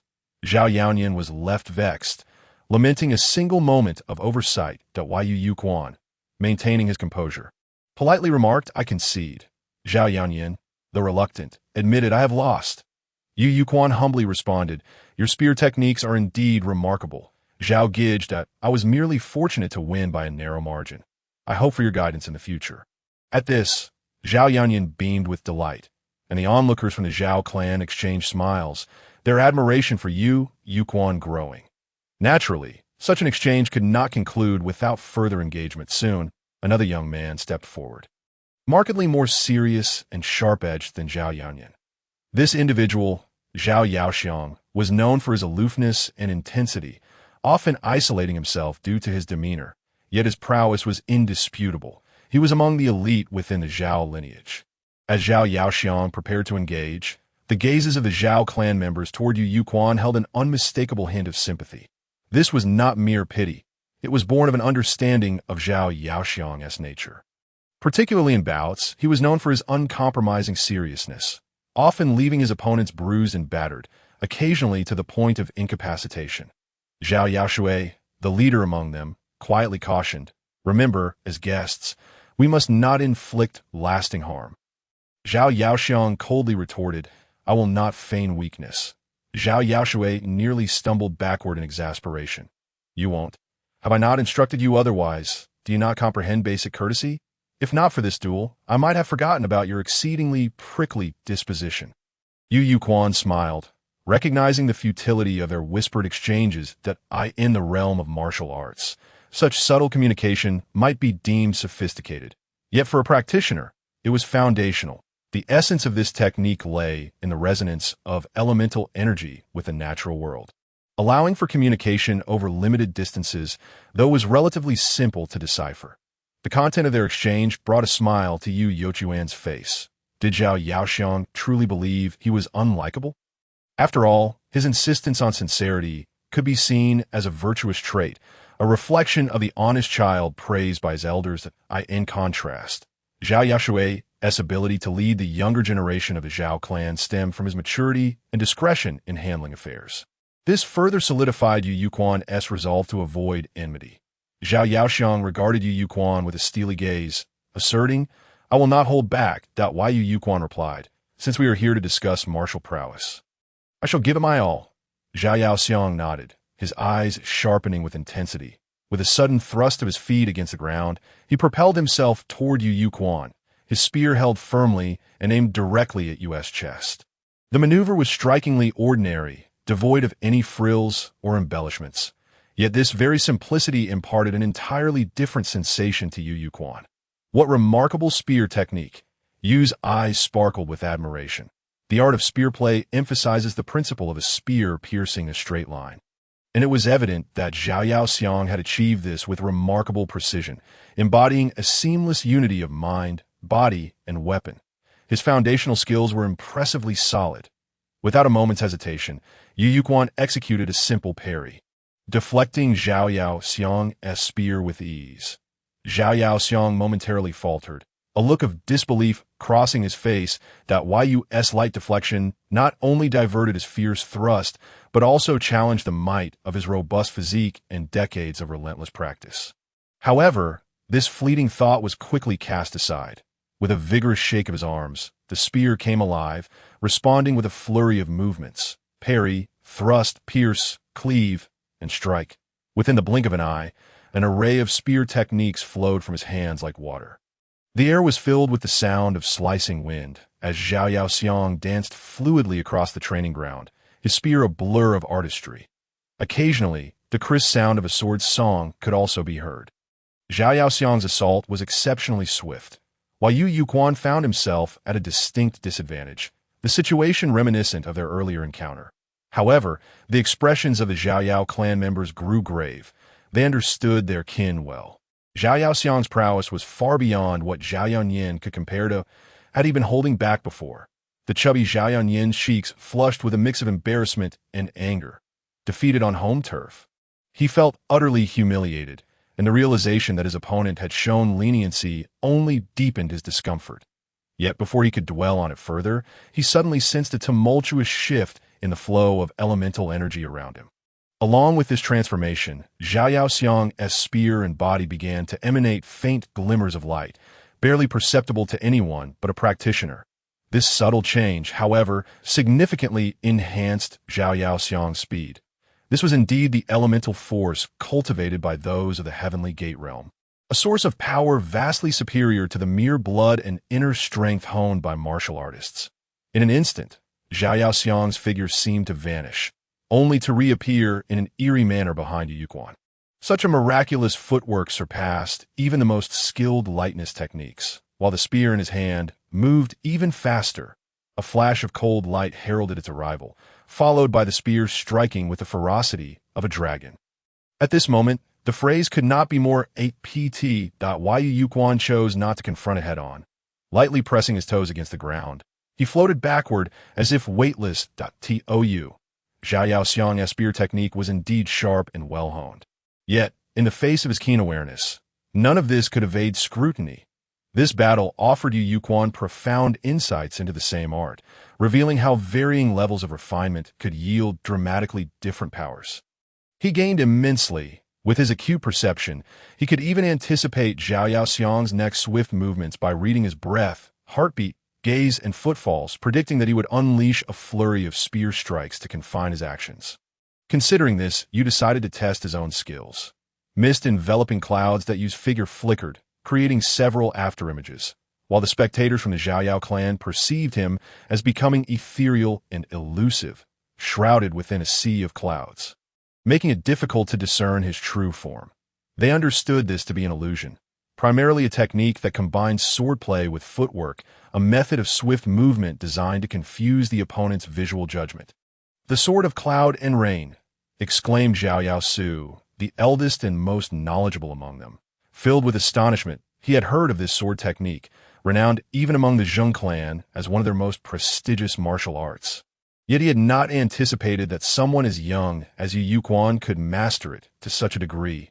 Nevertheless, Zhao Yaoxiang's response was nothing short of remarkable.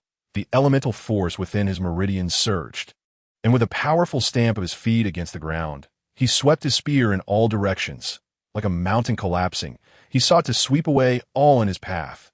Yu Yuquan's face lit up with excitement. Indeed, Zhao Yaoxiang was no ordinary youth from a prominent family. His reaction and determination were truly impressive. Even with his keen awareness, you could perceive the might and sharpness behind this move. Yet, there remained a degree of imperfection. Particularly in terms of power, it was somewhat over-reliant on brute force, leaving it rigid and vulnerable. They could have pressed forward instead of retreating, seizing the opportunity during Zhao Yaoxiang's moment of fatigue to take him down. However, Yu chose not to do so. It was exceedingly rare to encounter an opponent of Zhao Yaoxiang's caliber. Letting him slip away would be a great loss. Moreover, winning so easily would only cast doubt on his prowess as a performer. Additionally, you noticed that he had become overly dependent on his awareness, which, while granting him considerable convenience, also caused him to miss many opportunities. Thus, he decided to consciously close off his awareness, engaging Zhao Yaoxiang purely through his own perception, judgment, and vision. The contrast was immediate. You felt a significant disparity. In the ensuing moments, he found himself somewhat disoriented to the onlookers and Zhao Yaoxiang. This seemed like Yu Yuquan had lost his composure, which only bolstered their confidence. The battle continued with fervor, and Zhao Yaoxiang grew increasingly exhilarated. Fighting Yu Yuquan was a liberating experience. Though he had yet to land a decisive blow, he felt remarkably invigorated. As time slipped away, and the battle approached the duration of a single tea ceremony, Yu Yuquan resolved to no longer prolong the contest. Unlike his earlier encounter with the chubby Zhao Yunyan, you seize an opportune moment to unleash a series of ultimate moves, which barely allowed him to breach Zhao Yaoxiang's south spear defenses and close him beside him. Ultimately, with a narrow margin, you pointed his sword at Zhao Yaoxiang's throat. The Zhao Yao clan members exchanged glances. Incredulous, Zhao Yaoxiang had lost? The very Zhao Yaoxiang, before the battle began, they had sympathized with Yu Yuquan, believing he might be battered by someone so socially inept. Yet, none had anticipated this outcome. Truly, it was evident that the disciple of the Zheng clan's master had indeed risen to the occasion. Yu Yuquan sheathed his sword humbly, saying, "I am honored." Zhao Yaoxiang remained aloof, yet his gaze toward you was imbued with newfound respect as he bluntly acknowledged, "You have won. Most of us from the Zhao Yao clan cannot compare to you." The crowd was left speechless. Well said, but perhaps refrain from repeating it next time. Yu Yuquan sincerely remarked, "Your spear technique is formidable, esteemed brother Zhao Yao. It was merely a stroke of fortune that I managed to win this round. I look forward to your guidance in the future." The audience collectively thought, "Haven't we heard this before?" However, upon reviewing the battle, it seemed that Yu Yuquan had indeed spoken the truth. The final victory over Zhao Yaoxiang was truly a result of his ultimate techniques. As for Zhao Yanyan, his mouth twitched, caught in a mixture of embarrassment and a slight flush. While he had been somewhat vexed earlier, witnessing Zhao Yaoxiang's defeat rendered his own humiliation far more palatable. After all, losing in a single strike was far easier to accept than being bested in just one move. Deep down, he even felt an inkling of appreciation for Yu Yuquan. Young men are often sensitive to pride, and Yu's consideration for his feelings left him genuinely grateful. Zhao Yaoxiang maintained his stoic demeanor, stating matter-of-factly, "No problem. Your swordplay is impressive. We shall duel again in the future." After a round of pleasantries, the previously tense atmosphere relaxed once more. It remained true that young men value camaraderie, yet they also readily acknowledge those with real skill. Through these two battles, Yu Yuquan had earned their respect. Many of the Zhao Yao clan members who had initially intended to challenge Yu Yuquan now hesitated. After all, while Zhao Yaoxiang might be insufferable, his skills were undeniably formidable. As subsequent challenges arose from the Zhao Yao clan, Yu Yuquan simply declined due to fatigue. His objective of validating martial arts had been achieved, and his relationships had also improved. Continuing further might lead to an excess. At that moment, Yu Yuquan sensed the fervent battle intent from the Fufeng Hall gradually dissipating. Had his master reached a conclusion as well? Excellent, splendid. Then, Yu Yuquan engaged in a lively discussion regarding martial arts and marksmanship with several members of the Zhao clan, enjoying a moment of camaraderie. Inside the Fufeng Hall, Zhang Xuanqing and Old Master Zhao shared hearty laughter, both feeling quite exhilarated. Neither bore any significant marks of injury, indicating that their sparring had not escalated into animosity. What they termed as a friendly exchange was indeed just that, a mere exchange. If it had devolved into a true battle, it would have been exceedingly difficult for either party to hold back, even at their level. However, upon reflection, such restraint was quite understandable. After all, they were all human, and life is precious. No one would risk it all for trivial gains. When the two finally opened the heavy door and re-emerged into the courtyard, they were momentarily taken aback. Old Master Zhao was the first to notice that several members of the Zhao clan were playing a game of deception.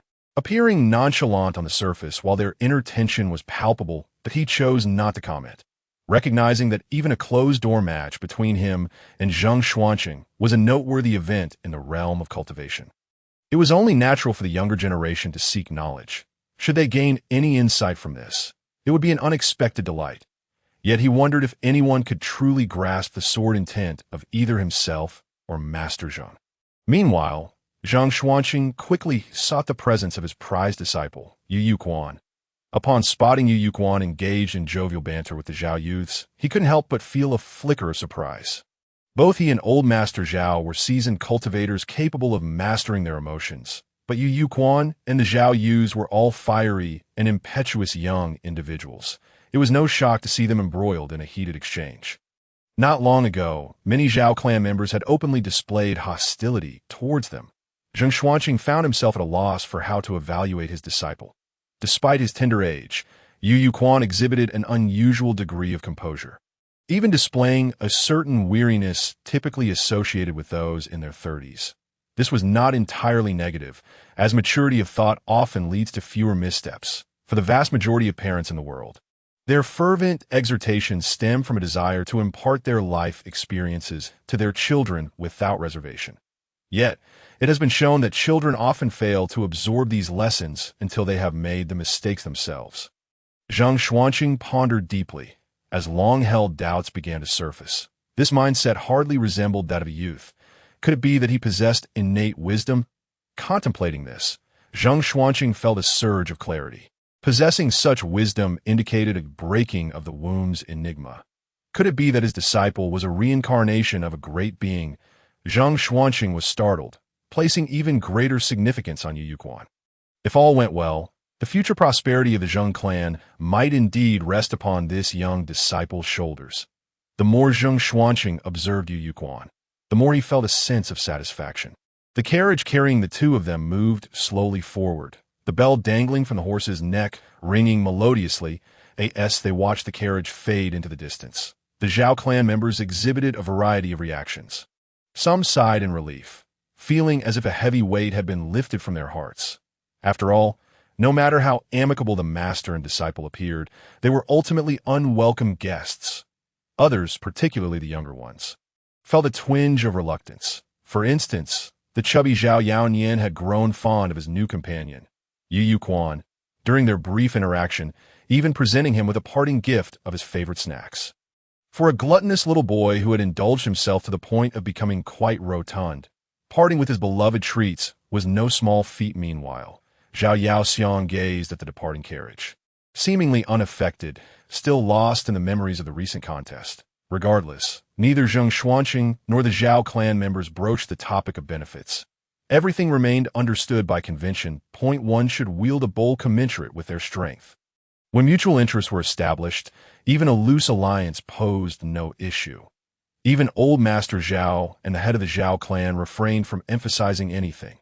However, during subsequent expansions of their enterprises, the subordinates would naturally discern the boundaries of their actions. Just as Zhao Yaosui's approach would undoubtedly become more measured than before, Zhao Yuan could not help but inquire, "Father, what do you think of Zheng Xuanqing?"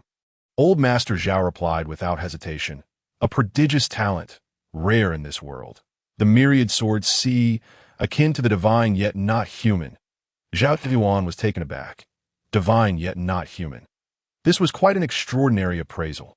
They were among the few favored by the heavenly path, capable of embarking on the journey of cultivation. In the eyes of ordinary mortals, they were almost indistinguishable from true immortals. Yet, precisely for this reason, it was challenging for a genuine cultivator to harbor any fear of spirits or deities. Old Master Zhao's use of divine, yet not human, to describe the Zheng family's ancestral martial art. The myriad swords see was unfathomable. Was the myriad swords see truly so remarkable? A look of admiration crossed old Master Zhao's eyes as he speculated. No wonder the Zheng clan can transmit their sword techniques through the ages. This sword art must be related to the events of the Three Saints Gate from a millennium ago. The Three Saints Gate. Zhao Ziyuan's expression shifted subtly.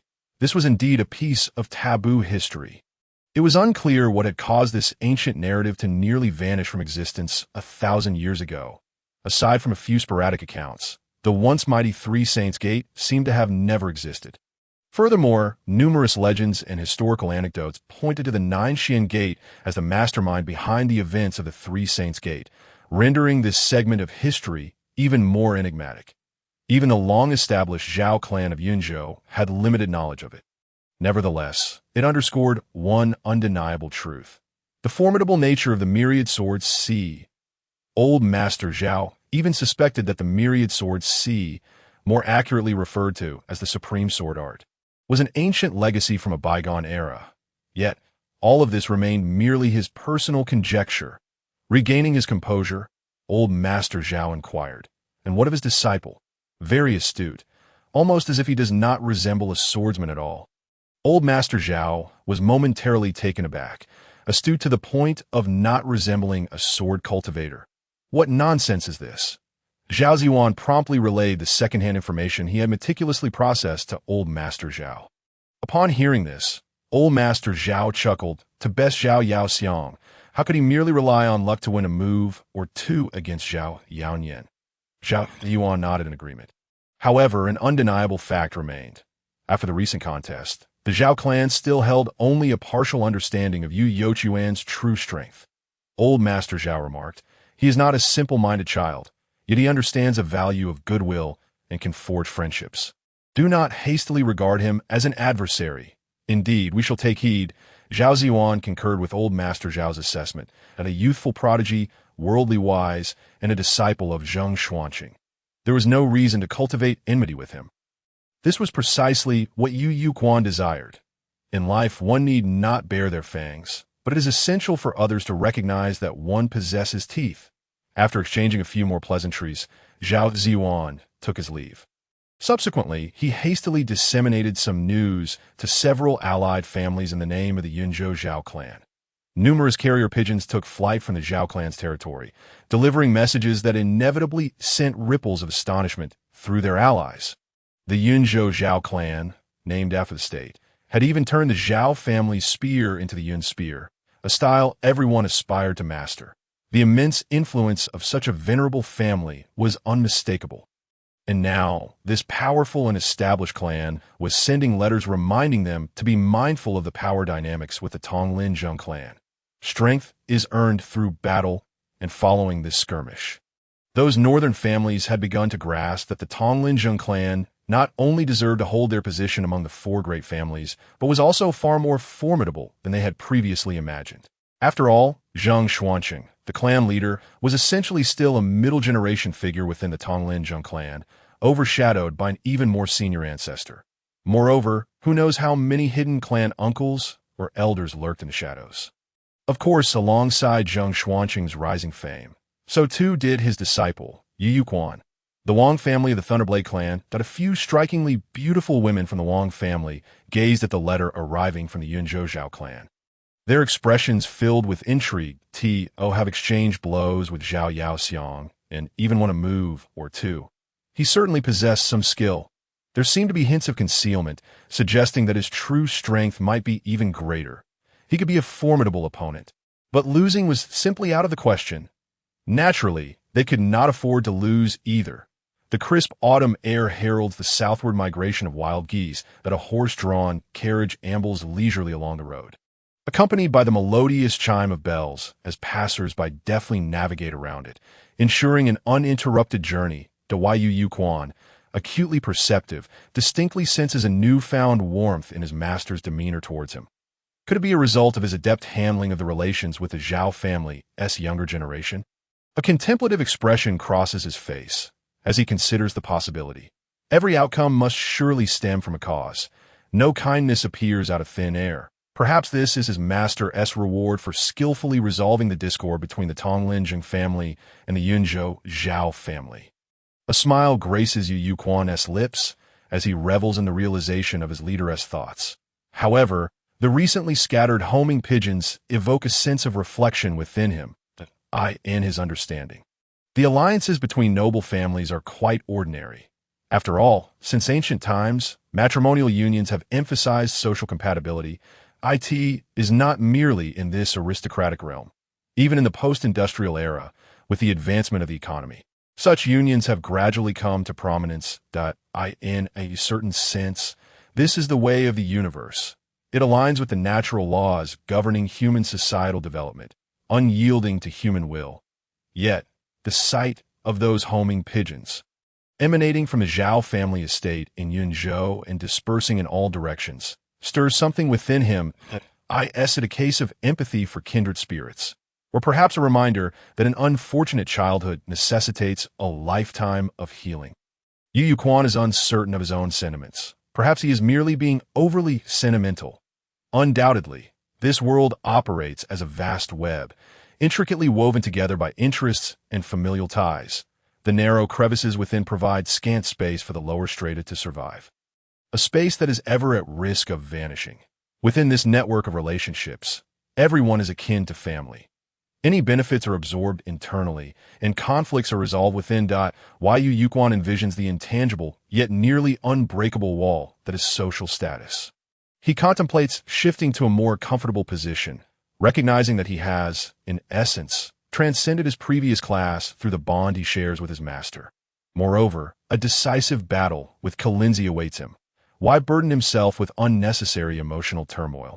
He resolves to abandon his self-pity and respect the natural order of the world. His life is precious, belonging not only to him, but also to his predecessor, Long, with a heart gradually clearing its confusion. Yu Yuquan resolves that after aiding his master in settling various troubles, he shall refrain from engaging with worldly matters and devote himself to quiet cultivation. Just then, he hears the voice of his master. Zheng Xuanqing, how was your battle with the Zhao family's peers? Truly commendable for a noble family. Their foundations are remarkably solid, and I gained considerable experience in dueling with long spears. That all? Yu Yuquan inquires, puzzled. Zheng Xuanqing replies, I heard you merely managed to win against Zhao Yaoxiang by a stroke of luck, without striving for a more resounding victory. Yu Yuquan understands that his master perceives his humility and merely smiles in silence.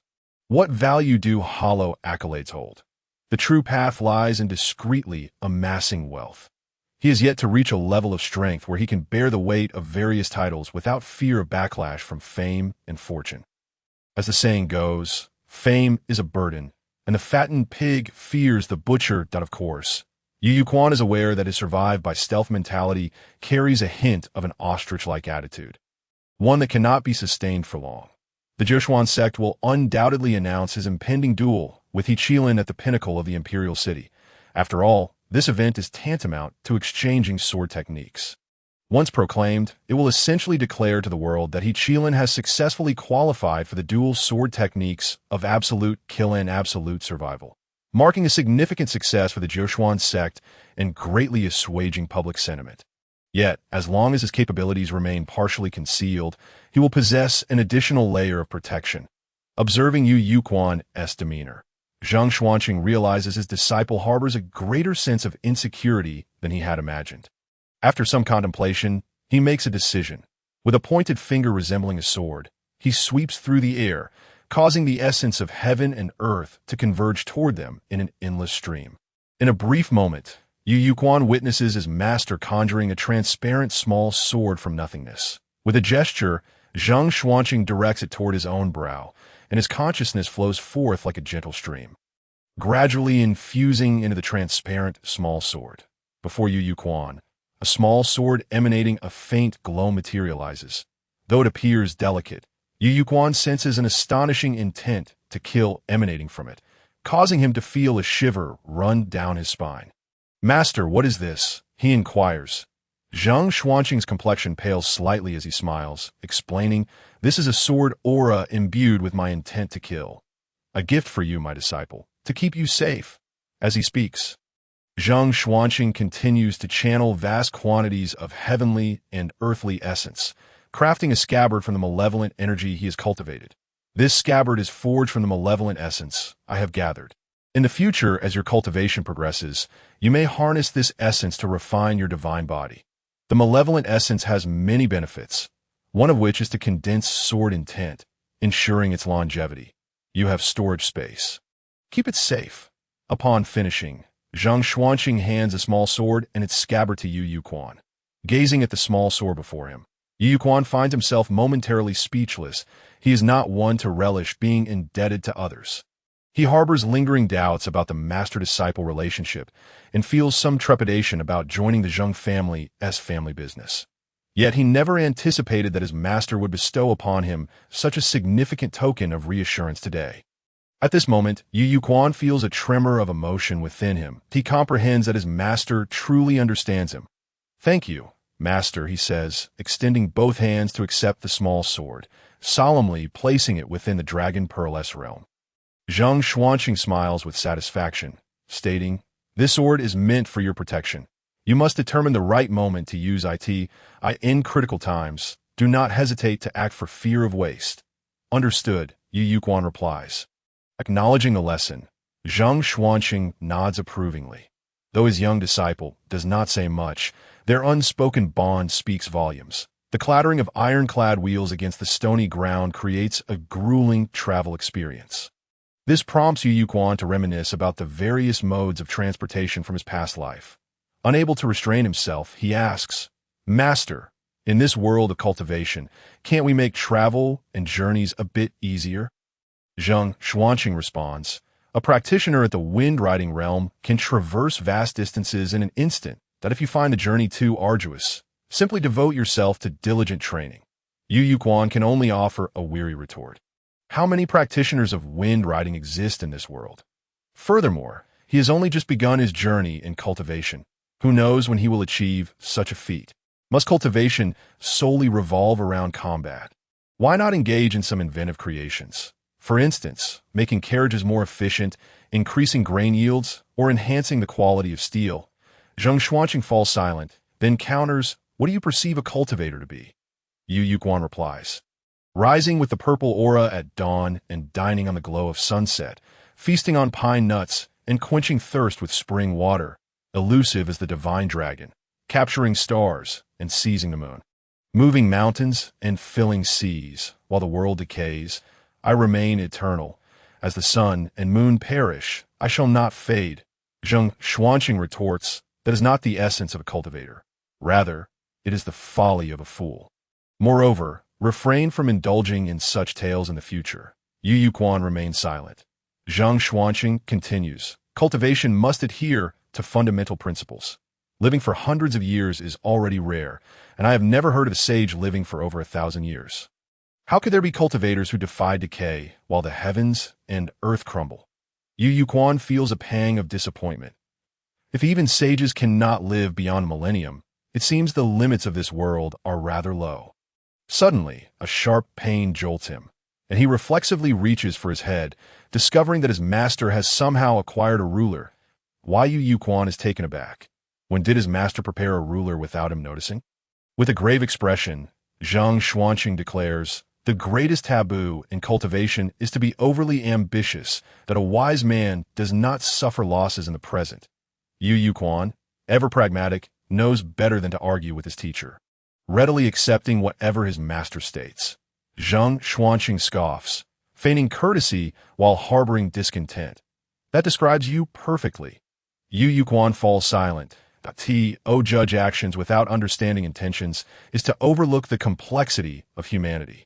Master, Zheng Xuanqing adds, let us not even mention such rebellious notions as while the heavens and earth decay, I shall remain eternal.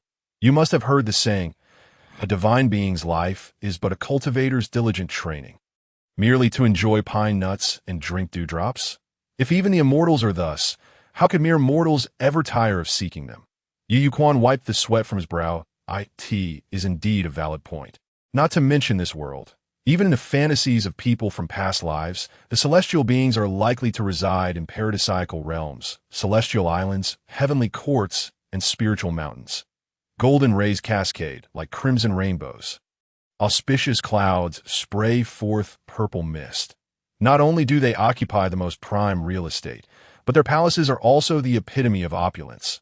They are adorned with the rarest treasures of the world, surrounded by the most exquisite auspicious herbs and famous flowers, clad in jade hairpins, jeweled shoes, and golden insignias, and they drink nothing less than jade, dew, and divine nectar.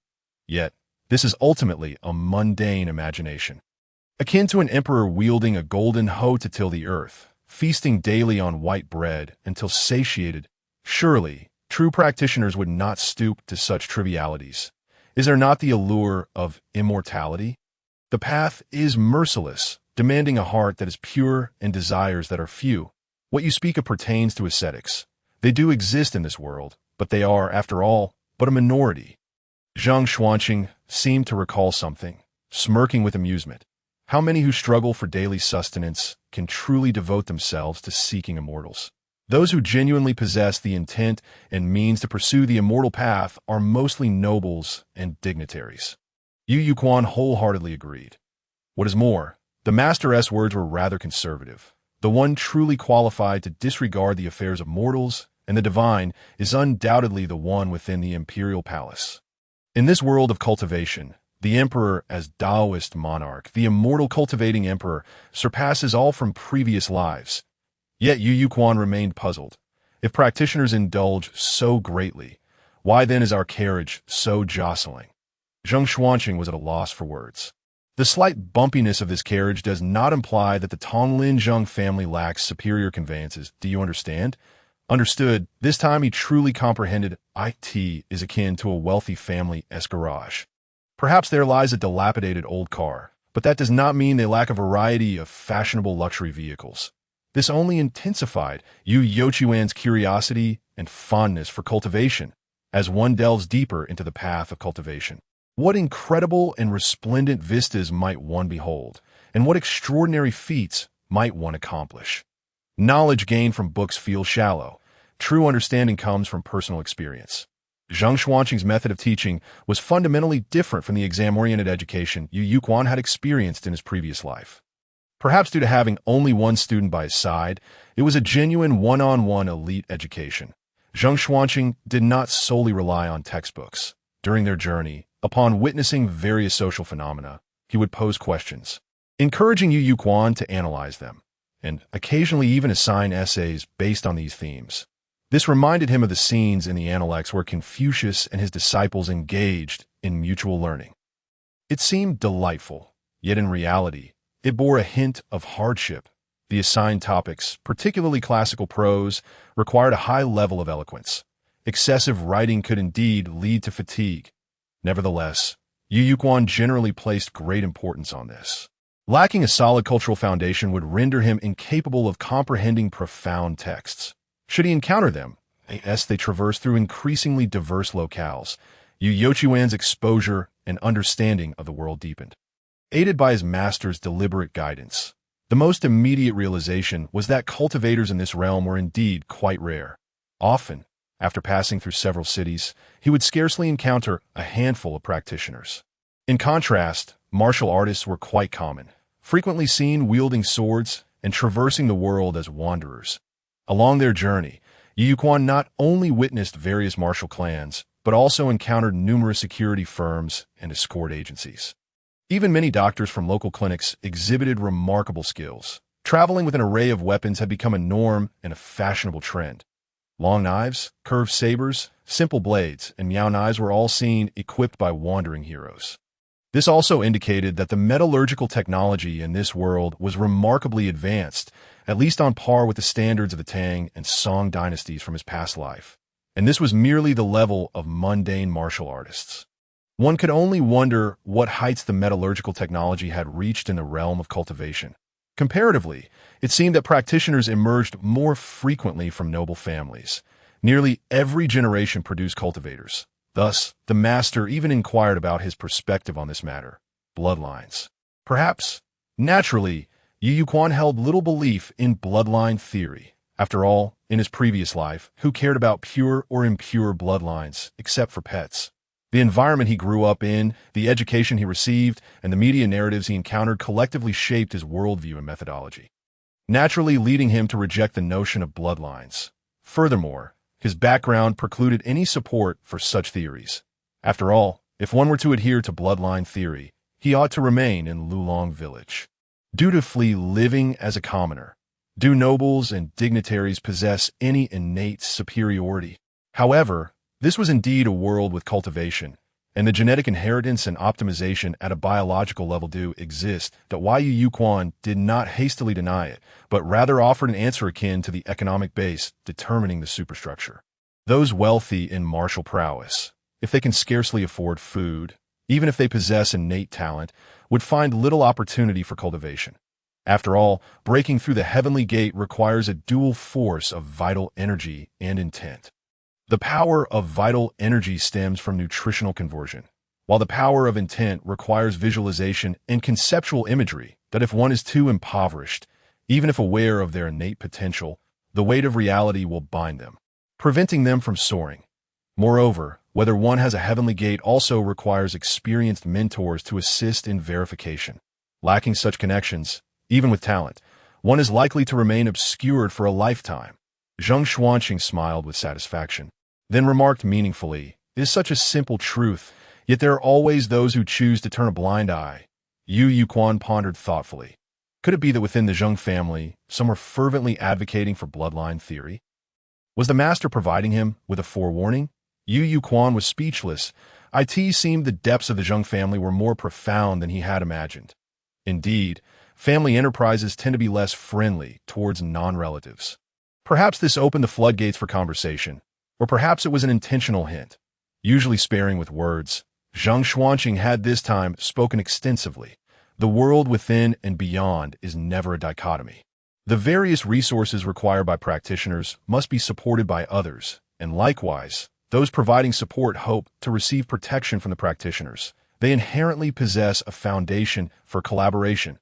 After all, which practitioner lacks a few relatives? Thus, families of cultivators arose. Even simply employing some servants would result in the transmission of relatively profound martial arts techniques. And it is these shallow techniques that have been sufficient to alter the fate of many smaller clans. Under the lofty guidance of practitioners, the martial arts of this world indeed flourished. Internal strength, vital energy, true qi, and even pure martial arts training have drawn numerous martial artists to delve into research and practice. There are even many martial artists whose sole aspiration is to enter the Tao through martial arts. They hope to utilize vital energy or internal strength to achieve the transformation of sinews, bones, and blood. This path is destined to be arduous, yet countless martial artists, driven by an unwillingness to concede and a deep yearning for the Tao, tirelessly navigate through thorns in search of enlightenment. In a fleeting moment, Yu Quan seemed to envision one brilliant martial artist after another, standing at the precipice of the Tao, lamenting their plight.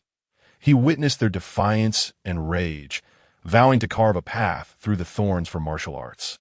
Yet, more martial artists, their hair turned white and vitality waning, ultimately found themselves unable to take that crucial first step, the very step that mattered most. Without a heavenly gate, one cannot cultivate. Unable to contain himself, Yu Quan exclaimed, "Master, has martial arts truly made no significant progress over the years?" Zhang Xuanqing had been anticipating this question, his eyes sparkling with intrigue as he replied, "How could that be? Martial artists rely solely on their own vital energy, and their natural limits are indeed fixed. Yet there are indeed some fortunate souls in this world, if one can discover certain heavenly materials and earthly treasures, allowing their vital energy to surpass certain thresholds. They may naturally elevate their martial arts limits. How high is the limit you speak of, Master?" Zhang Xuanqing chuckled. "There are practitioners of the divine concealment realm who have been slain by pure martial artists." Gasp! Yu Quan inhaled sharply. Such astonishing news. In common understanding, those at the heavenly gate realm can slay hundreds of armored warriors. As for those of the vital energy realm, in the eyes of ordinary folk, they could be deemed capable of slaying thousands. To vanquish a practitioner, one would need to sacrifice thousands of lives. Thus, the best way to deal with practitioners is to use practitioners against them. Pure martial artists can defy the heavens in such a manner. Zhang Xuanqing explained, it involved a degree of coincidence, but more so underestimation. They were previously poisoned. That martial artist had indeed mastered martial arts to an extraordinary level. As the master recounted the tale, Yu Quan felt as if he were witnessing the fleeting shadows of that battle point. Two key figures. One was hailed as invincible in martial arts for slaying a divine concealment practitioner. The other became a cautionary tale and a proverbial example due to their overwhelming frustration that it was akin to a Waterloo, becoming synonymous with failure. And this unfortunate soul was named Luo Jingmen. The calamity was monumental, and even Yu Quan could not help but mourn for Luo Jingmen. Simultaneously, this incident served as a poignant reminder for him. Caution is the mother of safety. One must always exercise vigilance to avoid capsizing in the mire. However, Yu Quan was still perplexed as to how Wu Wuti managed to slay Luo Jingmen. After opening the divine vault and invoking the incantation, even if poisoned, it would be quite challenging for a pure martial artist to be killed. Wouldn't it? Zhang Xuanqing chuckled softly, asserting that there are always a few fortunate souls in this world. According to numerous assessments, it is highly likely that Wu Wuti comprehended the nuances of power and intent. How could this be? Yu Quan was utterly astonished. The concepts of power and intent are realms that the vast majority of cultivators cannot even glimpse in their lifetimes. How could a martial artist, who has yet to breach the heavenly gate, have reached such heights? This was indeed astonishingly extraordinary. Zhang Xuanqing remarked that it is quite plausible, for after slaying Luo Jingmen, Wu Wuti's entire being disintegrated. Yet his skull, imbued with divine intent, remained intact. His descendants successfully embarked on the path of cultivation via this skull, growing stronger with each generation, ultimately establishing a grand family that has endured for centuries. Yu Quan stood in stunned silence. "Master, you must be referring to the ancient tales of the Lei Dao Wang family." Zhang Xuanqing replied, not entirely foolish, that Yu Quan once again felt the terrifying might of a colossal family. If the rise of the Yunchang in the military inspired all the men of Yunzhou to learn the art of the spear, then the Lei Dao Wang family emerged from the martial world. From the inception of their lineage, they have been steeped in legend. Their next destination, rather remarkably, was indeed the Lei Dao Wang family. This revelation filled Yu Quan with both apprehension and eager curiosity. After migrating south, the core power of the Lei Dao Wang family settled in Wuzhou. Much like Yinzhou, this region is more accurately referred to as Jiangnan Wuzhou. Compared to their northern territory, the Jiangnan Wuzhou is considerably smaller, encompassing roughly the area of a small county. Even more uniquely, the estate constructed by the Lei Dao Wang family lies nestled within a valley shrouded in clouds and thunder. This is a result of the peculiar geography. Yet the Lei Dao Wang family has a particular affinity for such an environment, even exerting considerable effort to transform it into a semi-natural grand formation, facilitating the occurrence of thunderstorms. This herb, known as Jilikao, is exclusive to the Lei Dao Wang family, cultivated and refined through generations, and has now become their signature product. Upon hearing the master's account, Yu Yuquan envisioned seedlings of deep purple herbs sprouting in the fields, where numerous seasoned farmers toiled under the blazing sun, tilling the soil and weeding. Zheng Xuanqing continued, once Jilikao reaches a certain scale, it produces bursts of thunder. For instance, in the morning or evening, if dew condenses, it can easily lead to electrocution incidents. Yu Yuquan suddenly grasped the concept, feeling a surge of intrigue. This Jilikao could be classified as a true spiritual herb, capable of absorbing the essence of heaven and earth, and even converting it into thunderous marvels. Master, what is the current economic value of Jilikao? Economic value. In Zheng Xuanqing's understanding, the term economic was not employed in such a manner. Yet he had grown accustomed to the novel words that occasionally escaped Yu Youquan's lips. And within this context, he could comprehend. The finest Jilikao is utilized in the creation of elixirs and decoctions, while the tender portions are fit for consumption. The people of Wuzhou have become accustomed to the almost explosive flavor of Jilikao, and the older ones are primarily used to produce dyes, yielding purple hues. Yu Yuquan was immediately enlightened. Purple, indeed, is one of the rarest colors in nature. In the past, across cultures and epochs, purple has symbolized royalty and nobility. There exists a phrase, purple qi emerges from the east, which regards purple as an omen of good fortune. That in the Song dynasty, officials of lower ranks were restricted to wearing green. Those of slightly higher ranks could don red, while only officials of the fourth rank and above were permitted to wear purple. The phrase read to the point of purple and the family adorned in purple represented the lifelong aspirations of the vast majority of scholars and gentlemen. The Lei Dao Wang family has mastered the technique of extracting natural purple from Jilikao, leading one to ponder the immense profits they could reap. Zheng Xuanqing added, the applications of Jilikao extend far beyond this. Not only do humans favor it, but many ferocious beasts do as well. The Lei Dao Wang family has, on this foundation, tamed numerous beasts, thus their strength has surged. Is this the manner of a family that originated from the martial world? Their style is indeed starkly different from the Zhao family of Yinzhou that arose from military roots. Zheng Xuanqing remarked, this upcoming confrontation may not be as effortless as it was with the Zhao family. For the Thunder Valley strictly belongs to our Zheng family. While it may not hold significant value for us, the Lei Dao Wang family cannot simply appropriate it without acknowledgement. Yu Yuquan pondered. How vast is the Zheng family's territory, after all? This truly is uncultivated land, where once tilled, contention arises. Before embarking on this journey, Yu Yuquan was aware that the primary objective was to resolve the conflicts and frictions between the southern families and the Zheng family. Yet he had not anticipated that the valley at the heart of the Lei Dao Wang family's domain would also fall under the Zheng family's jurisdiction. Thunder Valley. The core members of the Wang family were all grim-faced. However, unlike the Zhao family of Yinzhou, the Lei Dao Wang family was almost entirely composed of women, many of whom donned mourning attire. The forced migration from their northern homeland had already dealt a severe blow to the Wang family. Should they fail to stabilize even this valley, their foundation might very well be shaken. The Wang family, unlike others, places immense emphasis on martial arts within their ancestral skills. After opening the heavenly gate, they must absorb the heavenly essence imbued with the power of thunder over an extended period, necessitating an environment that meets stringent criteria. Most importantly, the cultivation of Jilikao is exceedingly reliant on this thunderstorm-rich environment, which constitutes one of the family's primary sources of income. This Thunder Valley was meticulously selected by them over a lengthy period after their southern migration. Regarding this conflict and dispute, they had indeed prepared themselves mentally to some extent.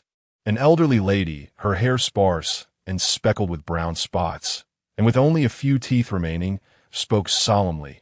This valley may not hold significance for the Zheng family, yet it is indispensable for us, the Lei Dao Wang family. The fact that the Zheng family head has only brought a single disciple suggests that he does not intend to sever ties completely. The members of the Wang family collectively sighed in relief.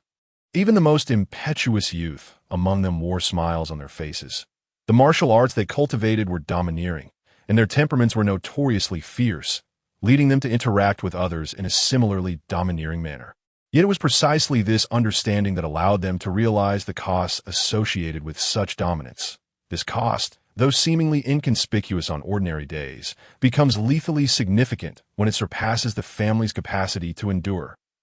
Their profound understanding stemmed primarily from a recent, heart-wrenching experience. Compared to other traditional grand families, the Lei Dao Wang family rose relatively late, and their distant ancestor bore the title Wu Wudi, which held a powerful allure for martial artists but also easily provoked the ire of other cultivation factions. This led to the Lei Dao Wang family spending considerable time before finally gaining the approval of the cultivation community, allowing them to truly integrate into the world of cultivation. Yet they never anticipated that just as their family was poised for ascendance, the Jiakong Rebellion would strike them a severe blow. First, there was a rebellion of the feudal lords, followed by the invasion of foreign tribes, resulting in the Lei Dao Wang family suffering significant losses, leaving behind numerous orphans and widows, and some even in dire straits. The elderly lady spoke gravely. Prepare yourselves mentally for the Zheng family's lion-like demands. Should a battle ensue, we must secure a resounding victory. Yes, grandmother, the members of the Lei Dao Wang family exclaimed in unison, their voices resonating with an unwavering determination to uphold the honor and interests of the Lei Dao Wang family. Su Yuquan approached the Thunder Valley. He felt the air thick with the almost palpable essence of thunder. The term essence is quite ambiguous and can be applied in various contexts. However, to articulate it clearly is not an easy endeavor. To cultivators, this term more accurately describes the breath of the world, the operation and attributes of the heavenly essence. Yu Yuquan closed his eyes, attuning himself to the flow of the heavenly essence. The sensation was indeed distinctly different. Compared to the outside world, the heavenly essence here was undoubtedly far more turbulent, as if it might explode at any moment, yet it continued to circulate in a remarkably peculiar manner. Defying common sense, the world as perceived by cultivators diverges significantly from that of ordinary individuals, in a certain sense, it is indeed a world apart. Just like this Thunder Valley, to an ordinary person, it appears as a wasteland, insufficient sunlight, excessive rainfall, and constant thunderclaps. Yet to a cultivator, the power of thunder here is extraordinarily dense. For those with an affinity for thunder attributes, this is truly a treasure trove among treasure troves. Zheng Xuanqing marveled, exclaiming that the methods of the Lei Dao Wang clan were indeed extraordinary. Having transformed this valley to such an extent, it must have taken considerable effort to dredge the rivers, fill the ravines, carve through the mountains, and bury the primordial stones, thus establishing a grand formation that constitutes the current layout. Yu Yuquan was suddenly enlightened, experiencing for the first time how this realm harnesses the power of formations. At that moment, however, Yu Yuquan couldn't help but furrow his brow, for in his perception, there was a youth fleeing rapidly, seemingly gravely wounded. Those pursuing him shouted loudly, cursing him for rebelling against his master, and vowed to leave his corpse exposed in the wilderness once captured. The youth remained silent, merely focusing on his desperate flight, but his severe injuries rendered his escape far from easy. After a brief moment, Yu Yuquan withdrew his senses, dismissing any desire to interfere. After some time, the master and disciple successfully entered the estate of the Lei Dao Wang clan, where they were greeted by several women. Among them, several donned white garments, unmistakably mourning attire. As the saying goes, a woman should wear mourning beautifully. Yet the sight of these women clad in such garments standing together inevitably evoked a sense of desolation. Additionally, as they were all daughters-in-law from prominent families, even the eldest among them appeared remarkably well-preserved, exuding a lingering charm reminiscent of a fading beauty. The youngest widows, on the other hand, looked particularly pitiful, their eyes slightly red as if they had been weeping, evoking sympathy that Yu Yuquan couldn't help but be taken aback, although he was aware that the Wang clan's actions carried a tinge of theatrics to garner sympathy. The tragedy was undeniable. The losses incurred before the southern migration had been severe, with many men perishing, leaving behind a multitude of orphans and widows. The arrival of the master and disciple inevitably felt rather ungracious in comparison, akin to kicking down the door of a widow or digging up a grave of the deceased, stealing a glance at his master. Yu Yuquan noted his expression remained unchanged, prompting him to restrain his thoughts and proceed as necessary. They were debt collectors, and the foremost principle was to avoid compassion. Repaying debts is a matter of principle. Just because your family is in despair does not mean I should forsake my own interests. Yu Yuquan could clearly sense that the several widows in mourning attire appeared somewhat dispirited. This display of sorrow failed to sway the middle-aged head of the Zheng family, let alone a mere young boy. Yet, this was merely a minor interlude. They continued to present themselves with utmost decorum, embodying a delicate and fragile elegance. Leading the way was Wang Dushi, the wife of Wang Dalong, who introduced herself as a widow. Under her guidance, Yu Yuquan finally witnessed the true state of the valley, where the traces of the grand engineering efforts had yet to fade completely. He could occasionally spot some servants engaged in maintenance of critical junctures. As for the Qilei grass, its growth was remarkably vibrant, a stark contrast to its counterparts outside the valley, that Yu Yuquan then realized just how demanding the environment was for this miraculous Qilei grass. He began to understand why Wang Dushi and the other elegant widows brought them here to observe these developments. This was a means of conveying that the current state of the Thunder Valley was the result of the Lei Dao Wang clan's immense investment of manpower, resources, and finances. Furthermore, the growth of Qilei grass was entirely dependent on the valley's environment. They would never abandon it. Should retreat be impossible, they would fight to the end. How intriguing! Yu Yuquan chuckled, feeling little more than amusement. As a worker, he felt no obligation to toil tirelessly for his employer's benefit. Moreover, did the Zheng clan truly lack for a valley, given their vast riches? The answer was clear. No. However, such thoughts were best kept to himself. Voicing them would be ill-advised that it was akin to Tang Seng's predicament at the Shaolin Temple, where he knew there was something amiss, yet stubbornly insisted on entering, ignoring warnings and proceeding. He faced mere physical discomfort, whereas refraining from entering would imply a failure to pay homage to the Buddha, a matter of principle. Simply put, it was a matter of political correctness. Yu Yuquan believed his master would not recklessly choose to engage in conflict with the Lei Dao Wang clan. After all, they were not some isolated clan. They had migrated south, but their relatives had followed suit. As they continued deeper into the valley, the aura of thunder grew increasingly intense, with occasional flashes of lightning and the booming sounds of thunder reverberating around them. Most notably, the arrangement and distribution of the Qilei grass were meticulously organized, resembling a matrix of lines, some appearing convoluted, yet fundamentally following a pattern. But Yu Yuquan, intrigued, carefully sensed the atmosphere, discovering that the aura emitted by the Qilei grass, upon reaching a certain scale, subtly coalesced into a unified field.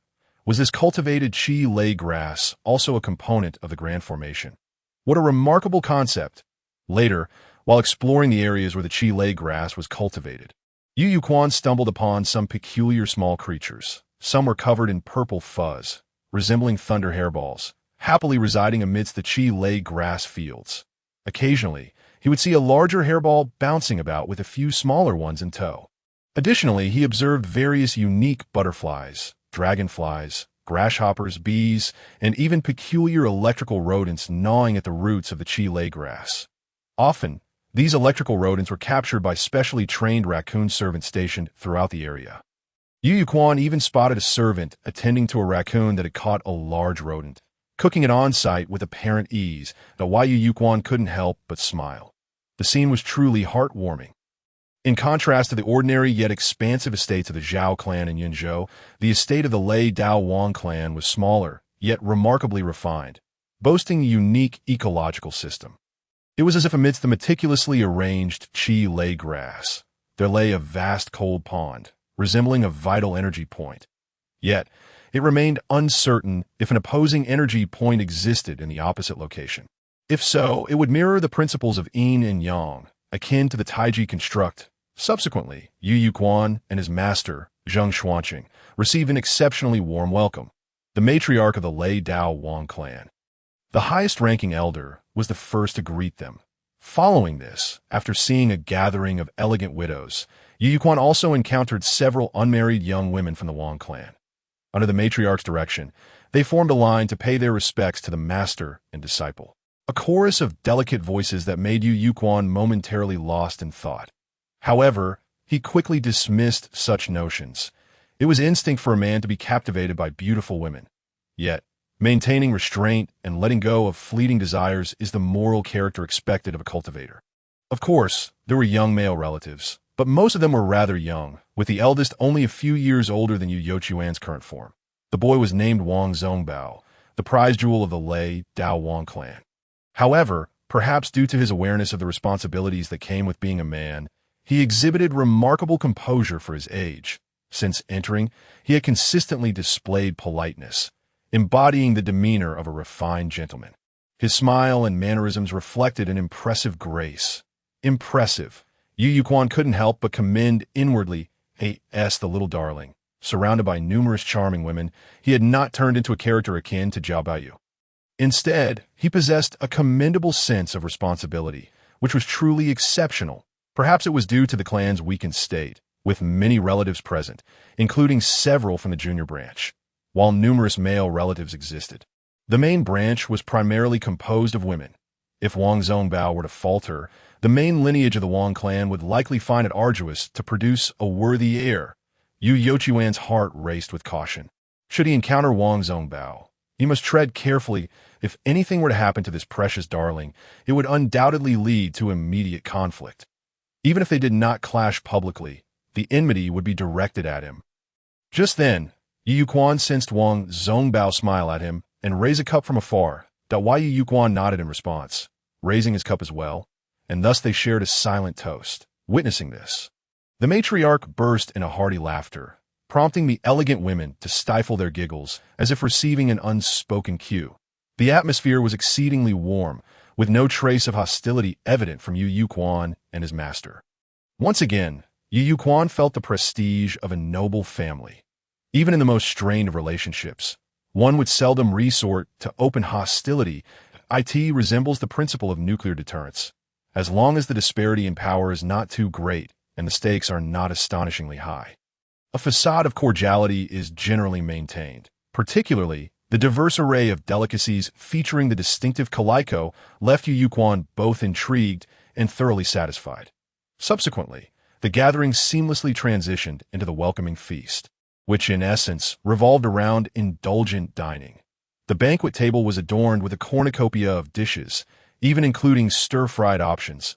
This delighted Yu Yuquan immensely, for stir-frying was still a relatively novel culinary technique in this world.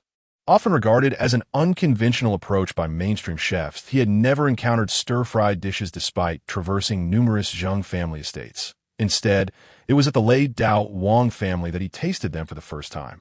One cannot help but acknowledge that the Lei Dao Wang clan, having risen from the rivers and lakes, indeed possesses a more grounded approach in certain aspects. The hallmark of the feast, undoubtedly, was the calico dishes.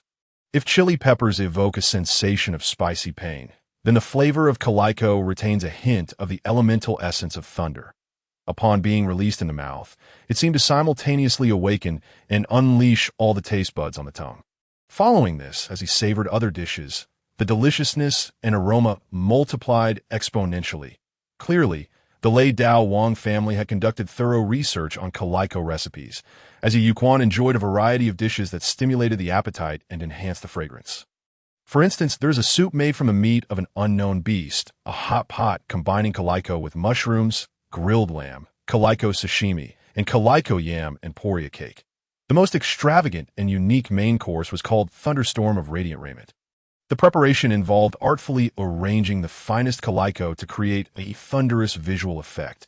Bathing the entire dish in a violet glowed tea was accompanied by the skin of the meticulously cultivated Nizhong beast from the Lei Dao Wang family.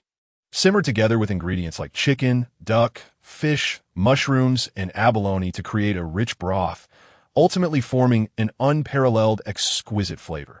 The reason it was dubbed Quick Rain was due to its unconventional consumption method. One does not eat the meat, but rather the rain cloud-like topping that embodies the essence of thunderous storms. That Yu Yuquan was taken aback. This was undoubtedly a considerable extravagance. This peculiar method of consumption was not intended for the ordinary folk, but specifically designed for practitioners. Only those with sufficient cultivation could partake in the thundercloud.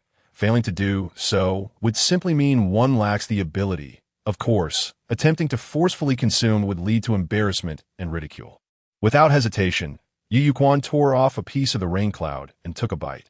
The sensation of thunder echoed in his mouth, followed by a rush of flavors, akin to a thunderstorm descending within.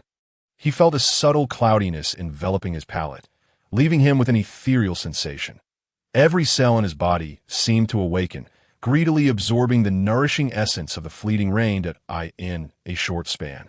He even sensed a slight increase in his elemental energy. This was truly a celestial indulgence.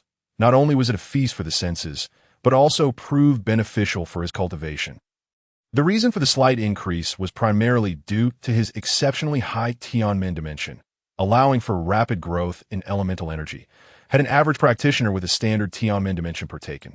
The increase would have been nothing short of explosive, an invaluable experience. Yu Yuquan, feeling no need for restraint, eagerly savored more of the Nizhong thunderstorm. His satisfaction mirrored that of the Lei Dao Wang family, as this single culinary delight had effectively gauged his prowess, yielding substantial rewards. The atmosphere of the banquet surged once more. After several rounds of toasting and sampling various dishes, the matriarch, Lady Wang, unexpectedly suggested that given her advanced age, engaging in battles was no longer suitable for someone of her stature. Instead, she proposed that the younger generation engage in some friendly sparring, which would be lively and festive to witness. Yu Yuquan and his master, Zheng Xuanqing, immediately realized that this was the true main event of the gathering. Zheng Xuanqing saw no reason to object, and a wave of delight washed over everyone. Unlike the grand training grounds of the Zhao family, the Wang family had chosen a platform for the competition. Exuding their unique heritage. One could easily envision the influence of the founding ancestor on a clan, akin to that of a founding monarch, essentially establishing the cultural lineage of the family. The platform was not large, but it was surrounded by numerous spectator stands, resembling a coliseum in style. Once Zheng Xuanqing and Lady Wang took their seats, the younger generation began to settle in. The first to take the stage was a young girl, not yet of age, her hairstyle indicating she had not yet reached maturity, dressed in a modified peach-pink cross-collared embroidered skirt. Her sleeves, once voluminous, had been tailored into sleek, practical narrow sleeves. It was evident that this young lady was well prepared for their duel. With a demeanor befitting a little adult, she clasped her hands and introduced herself. I am ranked 7th in the Wang family lineage, and everyone calls me 7th sister. I humbly request your guidance. Yu Yuquan promptly returned the gesture, stating, I am Yu Julei, and I look forward to learning from you. 7th Miss. Yu Yochuan's address of the young girl as 7th Miss was deemed perfectly acceptable by those present. In this world, males are typically referred to as Lang followed by their name, while females are addressed as Nyang or Inlang. Both terms evolve from the word Liang. When the character Liang is altered by adding on the right, it becomes Lang. Conversely, adding on the left transforms it into Nyang. However, addressing them solely as Lang or Nyang could seem overly intimate.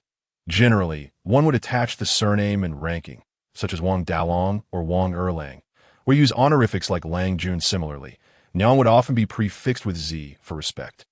As for Yu Yuquan, being the youngest in his family, he was often called Little Six, but outsiders, especially those less familiar with him, would refer to him as Yu Lu Lang. In closer relationships, one might directly address each other as brother or sister, as he did with the Zhao family in Yunzhou. Naturally, if one belonged to a noble lineage, different titles like Gongzi or In-Gongzi would apply. Currently, this title remained relatively prestigious, popular only within a select circle, though it was gradually losing its exclusivity. While the sons of officials were often referred to as Gongzi, it was not widely recognized in mainstream society.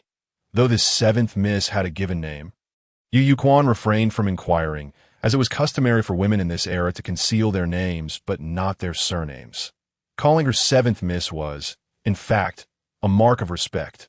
Having spoken, Wang Qimei slowly drew her curved blade, its shape reminiscent of a willow leaf, with flowing lines that exuded elegance. With a sharp gaze, she issued a soft command, and her body transformed into a fleeting shadow, resembling a pink flash of lightning, suddenly closing in on Yu Yuquan. More rapid than her movement was the blade in her hand, glimmering with cold light as it traced a graceful arc. Yu Yuquan leaned back slightly, his eyes darting as he narrowly perceived the blade slicing past his face from below. Following this, a flurry of fluid and seamless strikes ensued, golden dragon emerging from its lair, celestial maidens scattering flowers, single blade meeting the challenge, and misty visions obscured in the blink of an eye. Wang Qimei unleashed a series of exquisite techniques, advancing and retreating with grace, her movements akin to a blooming lotus. Captivating to behold. Bravo! Several members of the Wang clan applauded in approval, and indeed, Wang Qimei's performance was nothing short of splendid, earning even Zheng Xuanqing's admiration. Despite her tender age, she was undoubtedly a prodigious talent. Those who were deceived by her youth and appearance would surely suffer greatly. It was evident that Wang Qimei had been meticulously selected to be the first to compete, hoping to secure a resounding victory at the outset. Lady Wang's expression bore a smile, yet her grip on the dragon-headed cane tightened. She was astute. Despite Qimei's relentless offense, Yu Julei exhibited remarkable composure throughout. While Qimei pressed forward with rapid attacks, Yu Julei's form remained elusive, evading, countering, and blocking with remarkable fluidity. Where had this little marvel come from? Just as Yu Yuquan had surmised, Wang Qimei was indeed a rare talent discovered by the Wang family in recent years. Possessing a Tianmen dimension of 49 inches, significant resources had been invested in her development over the years. Were it not for her relatively youthful age, she would likely rank among the top 5 of the younger generation in the Wang family. However, Lady Wang was not overly concerned, for Qimei's ultimate technique had yet to be revealed. And then it came. A glimmer of brilliance ignited in Lady Wang's aged eyes. Suddenly, Wang Qimei's demeanor altered dramatically. And for Yu Yuquan, the sensation was profoundly direct and intense. He could even perceive the faint flicker of purple lightning emanating from Wang Qimei, and he found himself firmly locked in her gaze. An ineffable sense of danger and trepidation enveloped the air. Yu Yuquan's gaze was firmly fixed on Wang Qimei, as he sensed an explosive surge of energy emanating from her, transforming not only her own aura, but also the surrounding elemental forces into a tempestuous power reminiscent of thunder. Boom! Wang Qimei suddenly accelerated, darting forth like a lightning bolt aimed directly at Yu Yuquan. With powerful strides and a formidable presence, her momentum was akin to a whale breaching the surface, unstoppable in its ferocity. Yu Yuquan realized he must respond with utmost seriousness. 1 strike, 2 strikes, 3 strikes. Wang Qimei unleashed a flurry of blows, her speed intensifying, creating a whirlwind of blade shadows in the of the onlookers. Her figure appeared shrouded in a purple tempest, exuding an extraordinary ferocity. Zheng Xuanqing couldn't help but marvel slightly. The technique Wang Qimei was employing, known as the Purple Thunder 7 Strikes, was one of the most renowned secrets of the Thunderblade Wang clan. Much like the prestigious Cloud and Rain Sword of the Zheng family, with each swing of the Yanling knife, Wang Qimei's strikes grew increasingly rapid, her confidence swelling. The family legacy of Purple Thunder 7 Strikes operated on a principle that once momentum was gained, it surged higher and higher, ultimately locking onto the opponent with an irresistible force. Having already executed 4 strikes, she needed only 3 more to secure her victory. Mist envelopes the clouds, Yu Yuquan's figure flickered, and the spectators felt as if the skies were dispersing. Wang Qimei, Yu Yochuan's presence vanished in an instant, leaving only a haze of ethereal mist. What? Wang Qimei gasped in shock. How could he move so swiftly?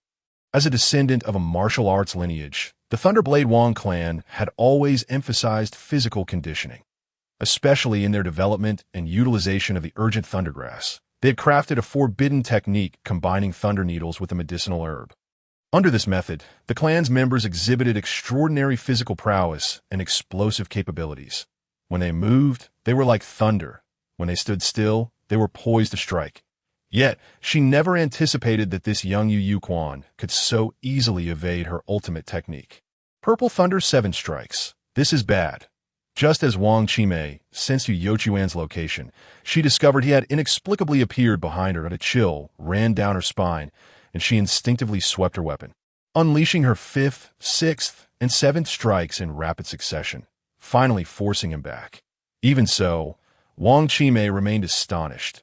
Was the Cloud and Rain Sword of the Zheng family truly this formidable? She had heard mentions of it in letters from the Zhao family.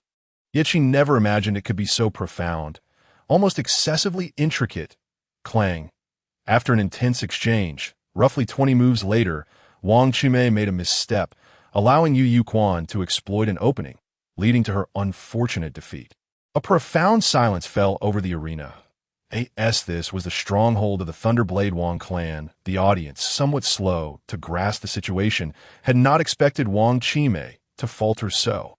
Elder Wang let out a long sigh. Unable to restrain her admiration, a great teacher indeed raises exceptional disciples. This young man truly possesses remarkable skills that it is fortunate he allowed little Qimei to save face. Otherwise, she would have lost without even fully executing the Purple Thunder 7 strikes. Zheng Xuanqing stroked his beard and chuckled heartily. Elder, you flatter him. I see that young man has merely been lax in his practice, always falling short at critical moments.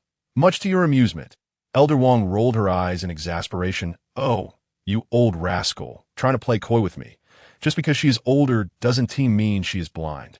Yu Yuquan handled himself with remarkable ease from start to finish. Do you think she couldn't see that? What a little monster! Elder Wang silently lamented her miscalculation. The dish lightning and rain had indeed tested this young man's foundational skills, but she had not expected him to be so unfathomably strong. In the arena, Wang Qimei regained her composure after her defeat, gracefully bowing. Young sir, your skills are astonishing, and I am thoroughly impressed.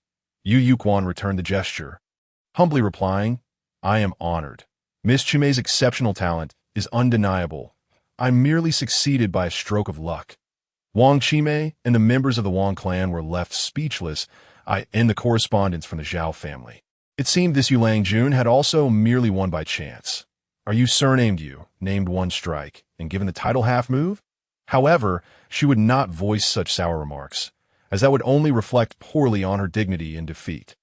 Wang Qimei adjusted her attire and lightly leaped off the stage, leaving behind a fleeting pink silhouette. Following her, a young lady clad in red gracefully ascended the arena. Upon seeing this woman in red, the members of the Thunderblade Wang clan erupted with excitement that IT's third sister had directly taken the stage, indicating that there was little room for suspense in this match. For her to intervene, Yu Yuquan must be exceptionally formidable indeed. Before the Wang clan's southward migration, they had thrived in numbers. Even in such circumstances, this third sister had managed to secure her place.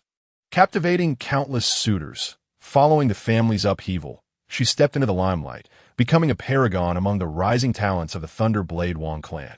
After re-establishing their roots in the south, she took charge.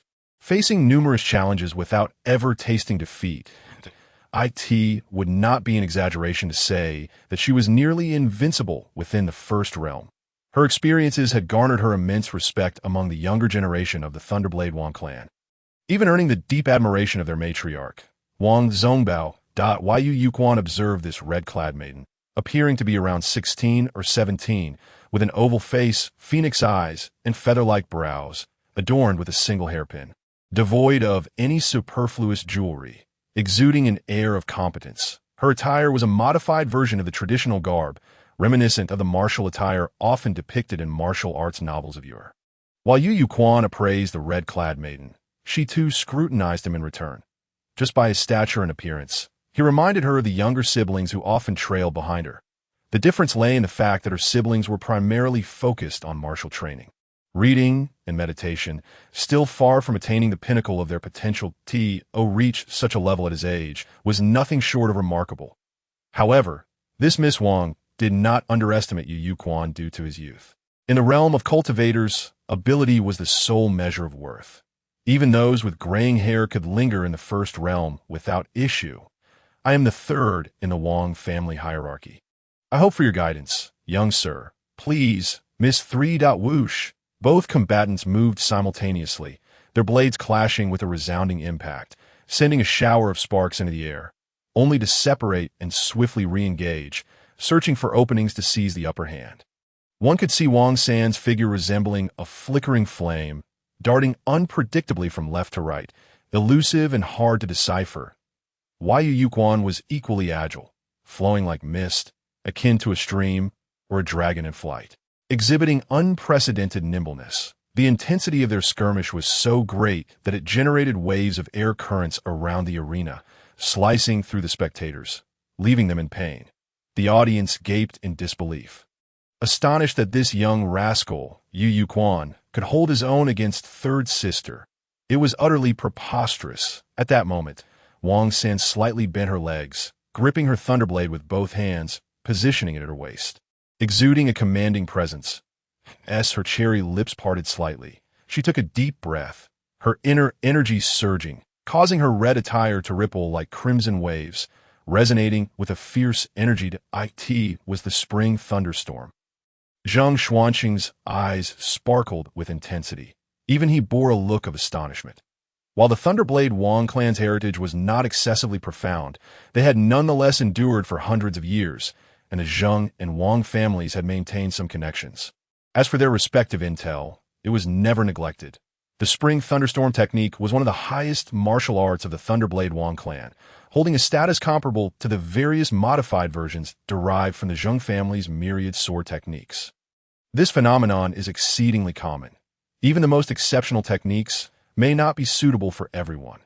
Upon reaching a certain pinnacle, practitioners often take it upon themselves to modify martial arts to better suit their individual needs. The more ancient a lineage, the more prevalent these adaptations of their esteemed ancestral techniques become. For instance, the Zheng family possesses an extensive repertoire of swordsmanship, including techniques such as the initial exploration of 10,000 swords and the minor practice of 10,000 swords, with some even undergoing complete renaming. The Spring Thunderstorm is a technique from the 5 Thunder Swords, refined by a certain uncle of the Lei Dao Wang clan based on their ancestral skill. The 9 Heavens Thunder Sword.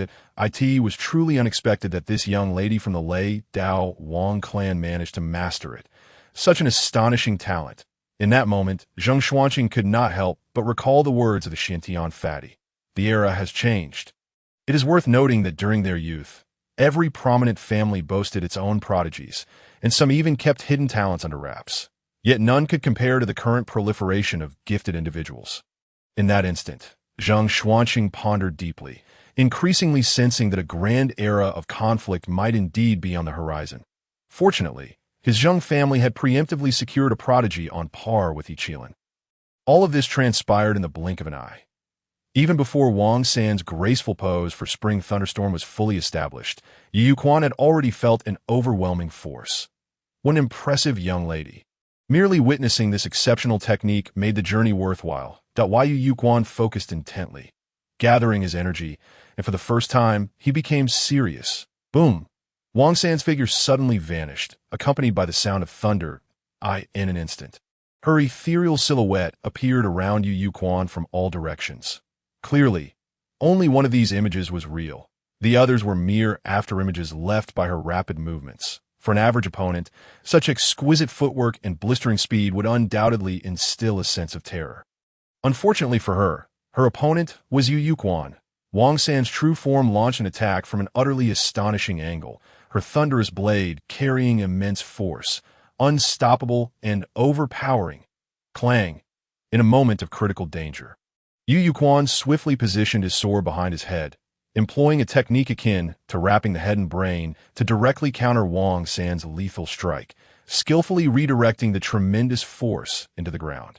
The arena beneath his feet instantly erupted with a myriad of spiderweb-like cracks. Wang San was momentarily taken aback, never having anticipated that her ultimate technique would be so effortlessly countered by Yu Quan.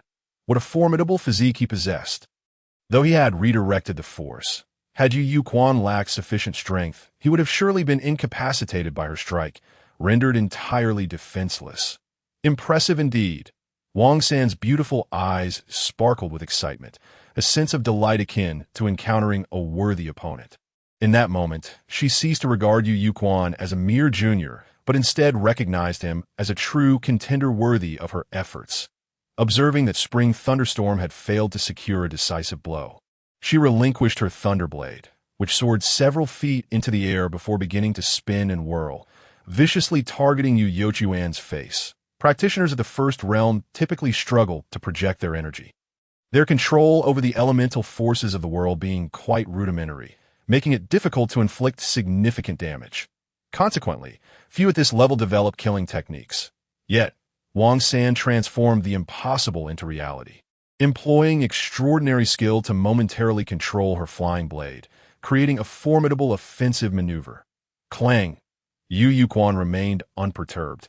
As the spinning Thunderblade descended toward his forehead, he deftly twisted his sword, utilizing minimal effort to deflect the blade, redirecting it back toward Wang San. Wang San's slender figure seemed almost ethereal as she gracefully leaned back, catching the rebounding Thunderblade with ease. In the same fluid motion, she swiftly raised her jade leg, her exquisitely adorned foot aimed directly at Yu Yochuan's chin. The chin is notoriously vulnerable. A misstep could lead to biting one's tongue, a pain that rivals the most formidable of strikes. What a ruthless maneuver. What a seamless combination. Yu Quan extended his left hand, timely shielding his neck, and with the force of Wang San's kick, his body was propelled across the arena. Meanwhile, in an astonishing display, Wang San executed a backflip, akin to a swallow skimming over water, and upon touching the ground, she sprang back with unmatched speed, launching herself toward Yu Quan like an arrow released from a bow. Her Thunderblade thrust directly toward Yu Yochuan's throat. Wonderful! In that moment, the audience erupted in applause for Wang San's stunning display. Her series of maneuvers was executed with such grace and adaptability that it was no wonder she had achieved such renown. Leaving all who witnessed it breathless with awe. Of course, Yu Yochuan's responses were equally astute. Considering their age difference, this battle was indeed one to be remembered. As Wang San advanced at a breathtaking pace toward Yu Yochuan's throat, both Grandmother Wang and Zheng Xuanqing felt a surge of anxiety. Grandmother Wang gripped her dragon-headed cane tightly, prepared to intervene and save Yu Quan at any moment. That instant, the tension was palpable throughout the arena, both on and off the stage, as all hearts hung in suspense. The crowd below held their breath, eagerly awaiting the outcome of the battle, for it seemed that Sister 3 had all but secured victory. If Yu Quan continued to retreat, he would inevitably fall from the arena. Yet if he did not, her blade would surely pierce his throat. The Wang clan members held unwavering faith in Sister 3's 5 Thunder Swords, a belief bordering on obsession.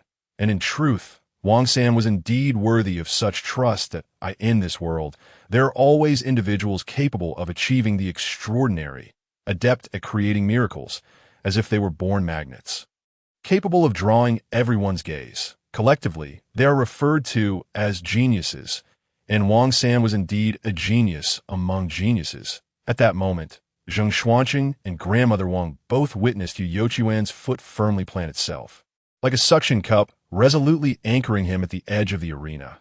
Was he not planning to retreat any longer? Grandmother Wang instantly grew anxious, just as the younger members of the Wang family held a fervent trust in Wang San. She too regarded her as the hope of the Lei Dao Wang clan. Regardless of the circumstances, she could not allow Yu Quan to come to harm, for he was the direct disciple of the Zheng family head. Yet at that moment, Grandmother Wang's intentions were thwarted by Zheng Xuanqing, leaving her momentarily bewildered. Did the Zheng family head believe his beloved disciple could conjure some unexpected miracle in such an unfavorable situation? All of this transpired in a flash. Yet in the realm of martial cultivation, the concept of time is relative. Su Yuquan activated his spiritual sense, perceiving everything within a 10-jong radius with exquisite clarity. It felt as though time had slowed to a crawl. For those like Grandmother Wang, the younger generation would always appear lacking, their speed and explosiveness insufficient. However, at that moment, Grandmother Wang suddenly beheld Yu Yuquan raising the Hanzhong sword before him, shimmering with a layer of azure light. This ethereal blue energy surged forth, enveloping the Hanzhong sword like a torrent, seemingly capable of devouring all in its path. Grandmother Wang's aged eyes widened in disbelief. Could it truly be that this amount of energy was typical for a practitioner at the First Realm? How could Yu Yuquan, still so young, achieve such a standard? What was the extent of his mastery over the Celestial Gate? Surely he could not possess the extraordinary talent of having opened the Celestial Gate to a width of over 81 inches. Grandmother Wang could no longer remain seated. She had never encountered anyone whose Celestial Gate exceeded 81 inches in her lifetime. The only rumor she had heard of such talent pertained to He Qilin, the true disciple of the Nine Xin sect. Yet there was only one He Qilin in the world. It was simply inconceivable. Meanwhile, Wang San's blade collided with the Hanzhong sword that Yu Yuquan had raised, as if everything had been meticulously calculated, filled with coincidence and drama. As the sword's blade bent under the pressure. Akin to a highly elastic spring, not only was Wang San's assault perfectly blocked, but she was also propelled backward uncontrollably. Wang San was momentarily taken aback. Due to the difference in their realms, she could not foresee the outcome as Grandmother Wang had, unable to predict the result before it transpired. Witnessing her ultimate strike not only thwarted but rebounded against her, shock filled her beautiful eyes. Nevertheless, being a prodigy, her reflexes surpassed ordinary comprehension. She swiftly stepped back, dissipating the terrifying force of the rebound, and immediately resumed a defensive stance. Flower rain killing. As a sharp reprimand echoed, a thunderous sound reverberated in Wang San's ears, causing a fleeting moment of blankness in her mind. Yet, her willpower was remarkably formidable. She swiftly dispelled all negative influences. Suddenly, however, she perceived a faint, cool dampness caressing her cheeks and skin, as if a gentle rain were falling upon her countenance. In the haze of her vision, it appeared as though countless petals were drifting down. How exquisite! This enchanting thought blossomed in Wang San's mind, yet an instinctive sense of unease accompanied it. After all, she was engaged in a martial contest. How could she witness such a breathtaking scene? With a graceful motion of her delicate arms, Wang San intended to unleash the profound technique of the 5 Thunder Sabers, known as Thunder Strike's 9 lands, to indiscriminately sweep in all directions. However, before she could execute her plan, she suddenly felt a chill on her shoulders. To her astonishment, she discovered that 2 gashes had mysteriously appeared on her garments, exposing her fair skin and revealing glimpses of her undergarments. Wang San couldn't help but raise an eyebrow, her pupils narrowing slightly. If someone could stealthily make 2 slashes on her shoulders, did that not imply that Yu Shao had managed to behead her without her awareness? A ripple of indescribable emotions surged within her heart. Was this the essence of defeat? She savored the complex flavor of this defeat, and from that moment on, she would gain a deeper understanding of her younger siblings and the challengers who had fallen before her. Turning her gaze to the opposite side of the arena, she noticed that Yu Yuquan had, at some point, sheathed his sword and stood poised.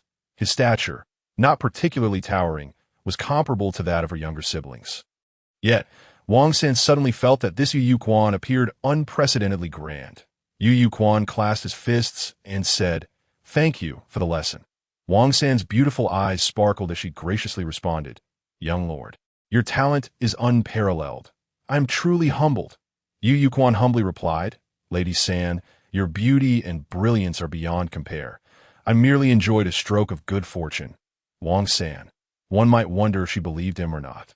That recent move, Petal Rain Dance, was executed with such blinding speed that it was nearly impossible for her naked eye to perceive. Could it merely be summarized as good fortune? Wang San smiled silently, not wishing to pursue the matter further. Her thoughts were solely occupied with how to counter that Petal Rain Dance the next time they met. The onlookers below the stage were left dumbfounded. What was happening? the illustrious and talented third sister of the Wang clan, had actually lost. The Wang family members found it hard to accept, feeling as though a sacred domain within their hearts had been desecrated. Wang Zongbao couldn't help but gasp in his memory. Aside from instances of overwhelming disparity in realms, this was the first time he had witnessed third sister's defeat. Was Yu Julai's talent truly of such historic proportions? Wang Zongbao inhaled sharply. While the world knew of He Qilin, they were oblivious to the hidden gem that was Yu Julai, who was not about to let He Qilin monopolize the limelight. The notion of a formidable duo, the dual sabers of life and death, was indeed unexpected. As Wang Xin descended from the arena, Yu Quan gazed at the crowd and humbly inquired, "Are there any other brothers or sisters who wish to step forth for guidance?" Below the stage, the Wang clan members were filled with both indignation and embarrassment. Although Yu Youquan's demeanor was nothing short of humble, devoid of any arrogance, to the Wang family, it appeared as the utmost insolence. It was akin to a blatant declaration in the Wang household, challenging, "Is there anyone else? I am not targeting anyone. I am merely stating that all present are beneath me." For the first time, they felt an urge to reprimand the seemingly endearing face of Yu Julai. They were infuriated. The ladies of the clan could hardly contain their frustration, stamping their feet in anger. Yet, with third sister's defeat, who among them could hope to triumph? The Thunder Sabers of the Wang clan, for the moment, found no one brave enough to ascend the stage. Both the matriarch and Wang San furrowed their brows, realizing at this moment that they had perhaps been overly protective of the daughters of the Wang family. Indeed, exceptional young men were often found in other families. The Thunder Saber Wang clan, known for their hospitality, graciously invited Yu Youquan and his master to stay as guests for 2 or 3 days following the contest. During this time, Master Zheng Xuanqing briefly discussed a partnership with the Wang clan.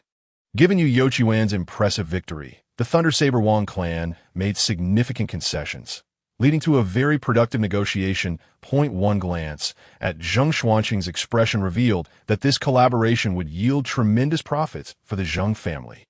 Once an agreement was reached, the atmosphere between the two parties transformed into one of complete congeniality. During this interval, Yu Youquan encountered a scene reminiscent of the Zhao family estate in Yinzhou. A flurry of carrier pigeons took flight, and within a short span, news of this battle spread through various families via kin and friends, especially after Yu Youquan's good fortune in overcoming Wang San. Numerous prominent families felt a profound shock. Very few were aware of Wang San's actual skill, but those who were qualified to know could not overlook her presence, even if she had long since achieved fame. After the upheaval within the Thunder Saber Wang clan, Wang San took it upon herself to bear the banner of the younger generation, challenging countless geniuses. Some even regarded her as the second Wu Wuti. This did not imply they believed she could truly achieve invincibility, but rather that they thought she could lead the Thunder Saber Wang clan to new heights, akin to Wu Wuti. Little did they anticipate her defeat at the hands of Yu Julai. When they learned that Yu Julai was significantly younger than Wang San, those in the know fell into a contemplative silence. Another prodigy? The prominent families could not help but sigh, for the number of emerging prodigious talents had become overwhelming. He Qilin aside, it was no longer sufficient to merely label them as geniuses.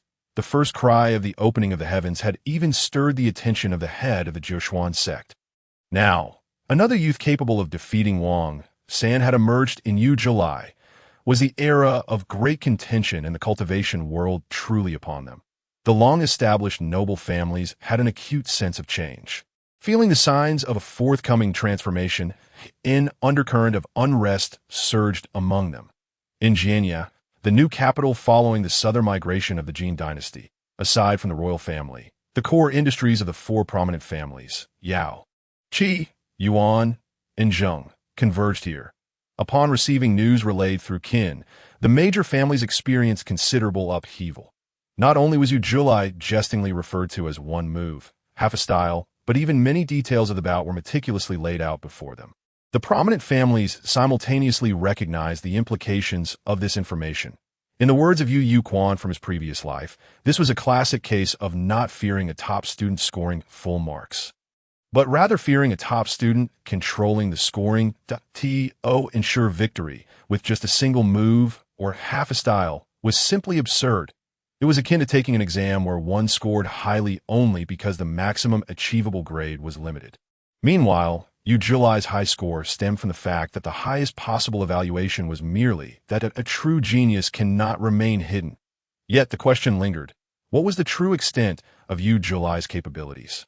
In this brief journey, the name Yu Julai had already become renowned in Jianya, or perhaps it was more accurate to say that although he was not present in the martial world, legends of him circulated widely.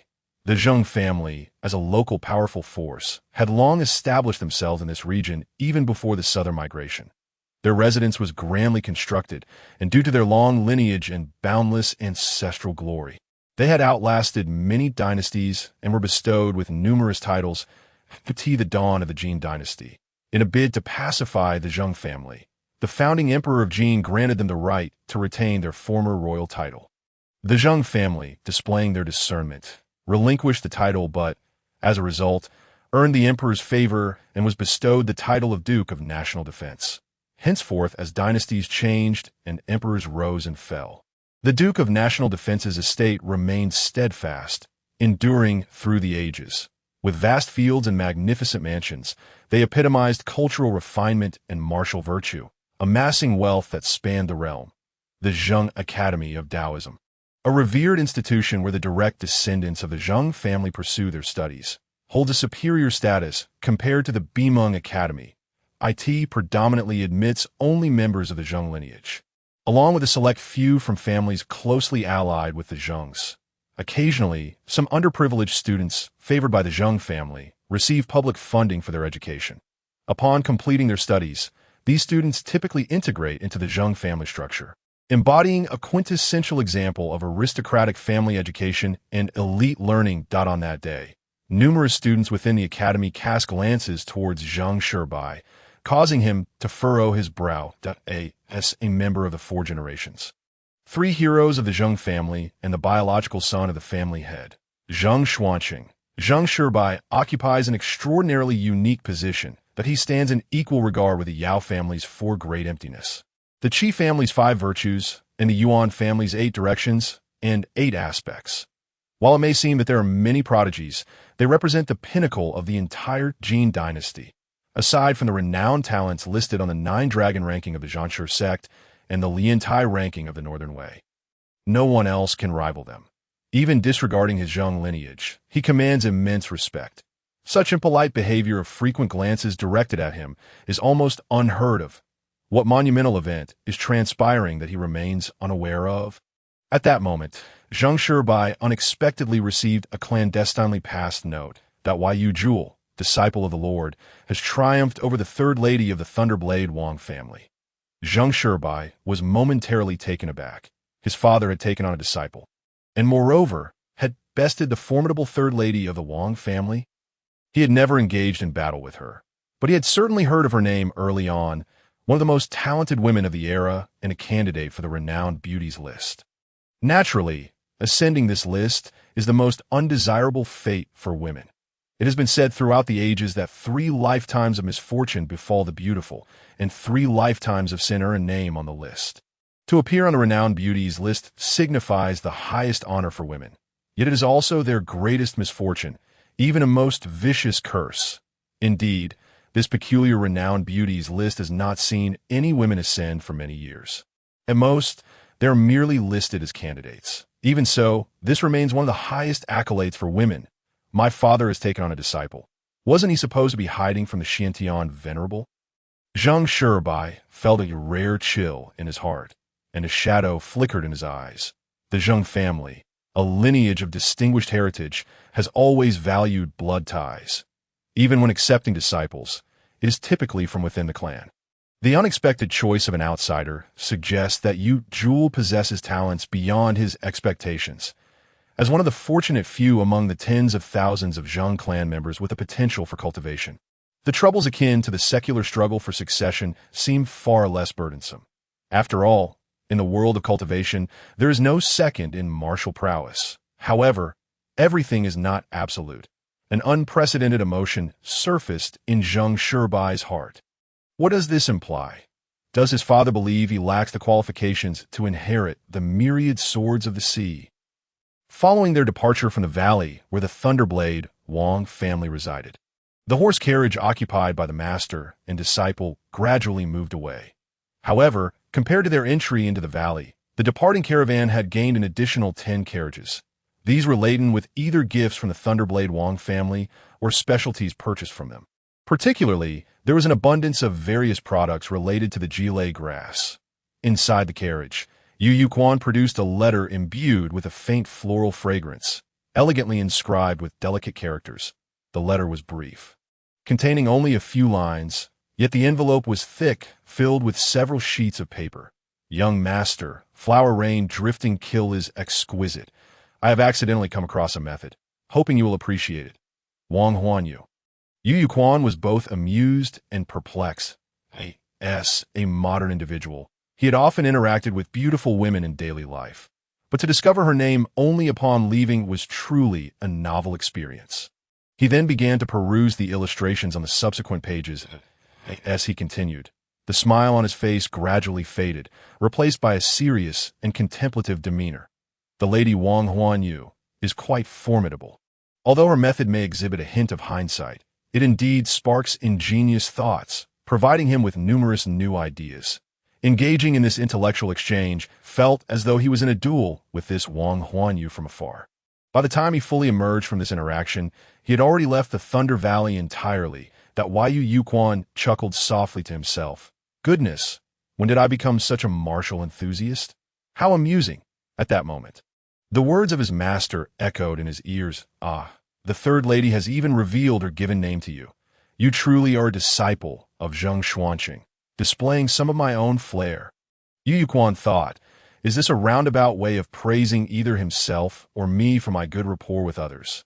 However, knowing a woman's name hardly seems remarkable, does it? Zheng Xuanqing chuckled. Young men should be cautious. While the third lady is admirable, do not become infatuated. The Thunderblade Wang family would never allow her to marry outside, so best to abandon that thought for now. Yu Quan was left speechless. Merely knowing a name and suddenly discussing marriage. What a peculiar line of reasoning from his master. What is this? Yu Quan inquired, gazing at the purple gourd his master handed him, looking utterly bewildered. Zheng Xuanqing replied, this is the unique Jilei energy of the Thunderblade Wang family. The annual yield is merely a handful of gourds. Even considering the accumulated stock over the years, the total is limited. After much persuasion, I managed to procure one for you. Keep it well and refine it when the time is right. Observing the purple gourd before him, Yu Quan felt an unexpected weight in his heart. Nevertheless, he did not refuse. The second stage of cultivation is known as the qi feeding realm, where the quality of the qi consumed significantly influences future potential. That Yu Quan had not anticipated that. So early in his cultivation journey, his master would secure such Jilei energy for him, an exclusive treasure of the Thunderblade Wang family. A family of such stature produces only a few gourds annually, and they are seldom available on the market. Were it not for his master's intervention and the transactional nature of the exchange, he would have had no chance of acquiring it. His master truly shows him immense kindness. Rising to his feet, Yu Quan performed a deep bow of respect. Zheng Xuanqing graciously accepted this gesture, then smiled as he presented him with over 100 bottles and jars, leaving Yu Quan utterly astonished. After a thorough explanation, he learned that these containers held secret medicines and precious pills sourced from the Thunderblade Wang family. For instance, the purple liquid grass rejuvenation pill and the spring thunder vitality pill. While these may not be as precious as the single gourd of Jilei energy, they are undoubtedly treasures in their own right. Just one of these could lead to rivers of bloodshed among the various sects of the Jianghu. As gratitude filled his heart, Yu Quan also recognized the significance of powerful affiliations. While the Zheng family's family enterprise might not be particularly welcoming to an outsider like him, the platform is undeniably vast and elevated, providing him with benefits and opportunities he had never dared to imagine. Joining the Zheng family was indeed a wise choice. Subsequently, Yu Quan learned that the core effect of the Spring Thunder Vitality Pill is to greatly enhance physical strength, promoting blood vitality, refining the body, and rejuvenating muscles and bones. This is one reason why the descendants of the Thunderblade Wang family excel in physical prowess. As for the purple liquid grass rejuvenation pill, its primary function lies in enhancing the accumulation of primordial energy, saving countless hours of arduous effort. While he felt grateful, Yu Yu Quan was also slightly troubled. Having already bathed in dragon blood, his physique was already extraordinarily robust. Would these two pills even be beneficial? Perhaps sensing Yu Yuan's unique situation and concerns, Zheng Xuanqing directly handed him 50 bottles of various pills in one go. Yu Yu Quan was left speechless. Such rare and precious pills are being dispensed in dozens of bottles? Unbelievable! It seemed his master had some inkling of his secret, but had never directly inquired, which warmed Yu Yuan's heart. He pondered, how much did all this cost? Surely his master didn't trade all the collaboration with the Thunderblade Wang family for these two types of pills, did he? Yu Yuan's speculation was indeed correct. Yet, for Zheng Xuanqing, every bit of it was worth it. To cultivate a prodigy comparable to Yiqilan, how could he possibly skimp on resources? His treasured disciple certainly needed to be nurtured with ample resources.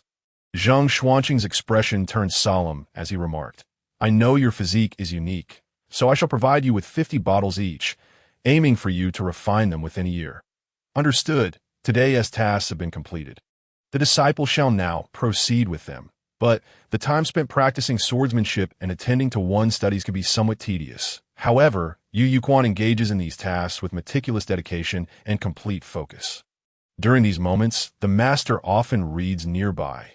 Time flows peacefully. The assignments are not particularly numerous, merely routine exercises. Yet, to complete them with full concentration requires at least 2 hours. Consequently, the pace of travel for both master and disciple remains consistently slow. On this day, shortly after finishing his studies and having just received a flatbread from the driver, Yu Yu Quan heard a loud cry. After a brief moment of chaos, he realized that someone had floated down the river. To save a life is more meritorious than building a 7-story pagoda, and without any orders given, a few servants frantically worked together to pull the person ashore. It was a corpse. The individual was already dead. One of the servants checked for breath and, startled, jumped back. Rescuing a living person and retrieving a dead body are two entirely different matters. Yu Yu Quan took a quick glance and noted that aside from the aftereffects of drowning, the person bore multiple stab wounds. In that instant, he recognized that this individual was the servant he had seen being pursued outside the Thunder Knife clan's Thunder Valley. Frowning slightly, Yu Yu Quan approached to check the person's pulse.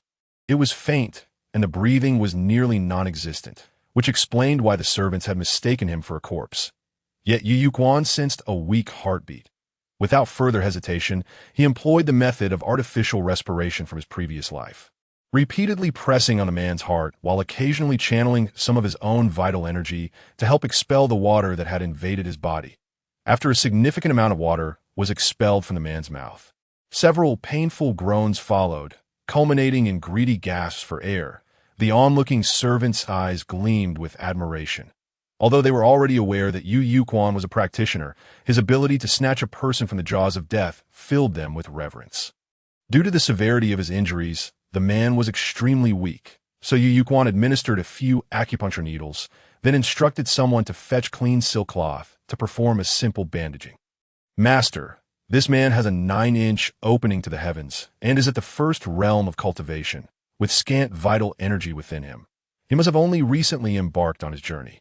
However, his potential is nearly at the innate limit, indicating considerable willpower, Yu Yu Quan reported without reservation, detailing everything he had just discovered. Furthermore, he believed that his master might be more familiar with the details of the man's pursuit outside the Thunder Valley. Zheng Xuanqing showed little interest. Even if the man was being chased by the Thunder Knife clan, what concern was it of theirs? Even Yu Yu Quan's method of artificial respiration failed to pique Zheng Xuanqing's curiosity. In a world of cultivation, self-examination had become a possibility that humanity's exploration and understanding of the body were far deeper than one might imagine. Zheng Xuanqing dismissed the matter, stating it was trivial and that he would handle it himself. Understood that Yu Yu Quan immediately resolved to save the man's life, fulfilling his humanitarian duty.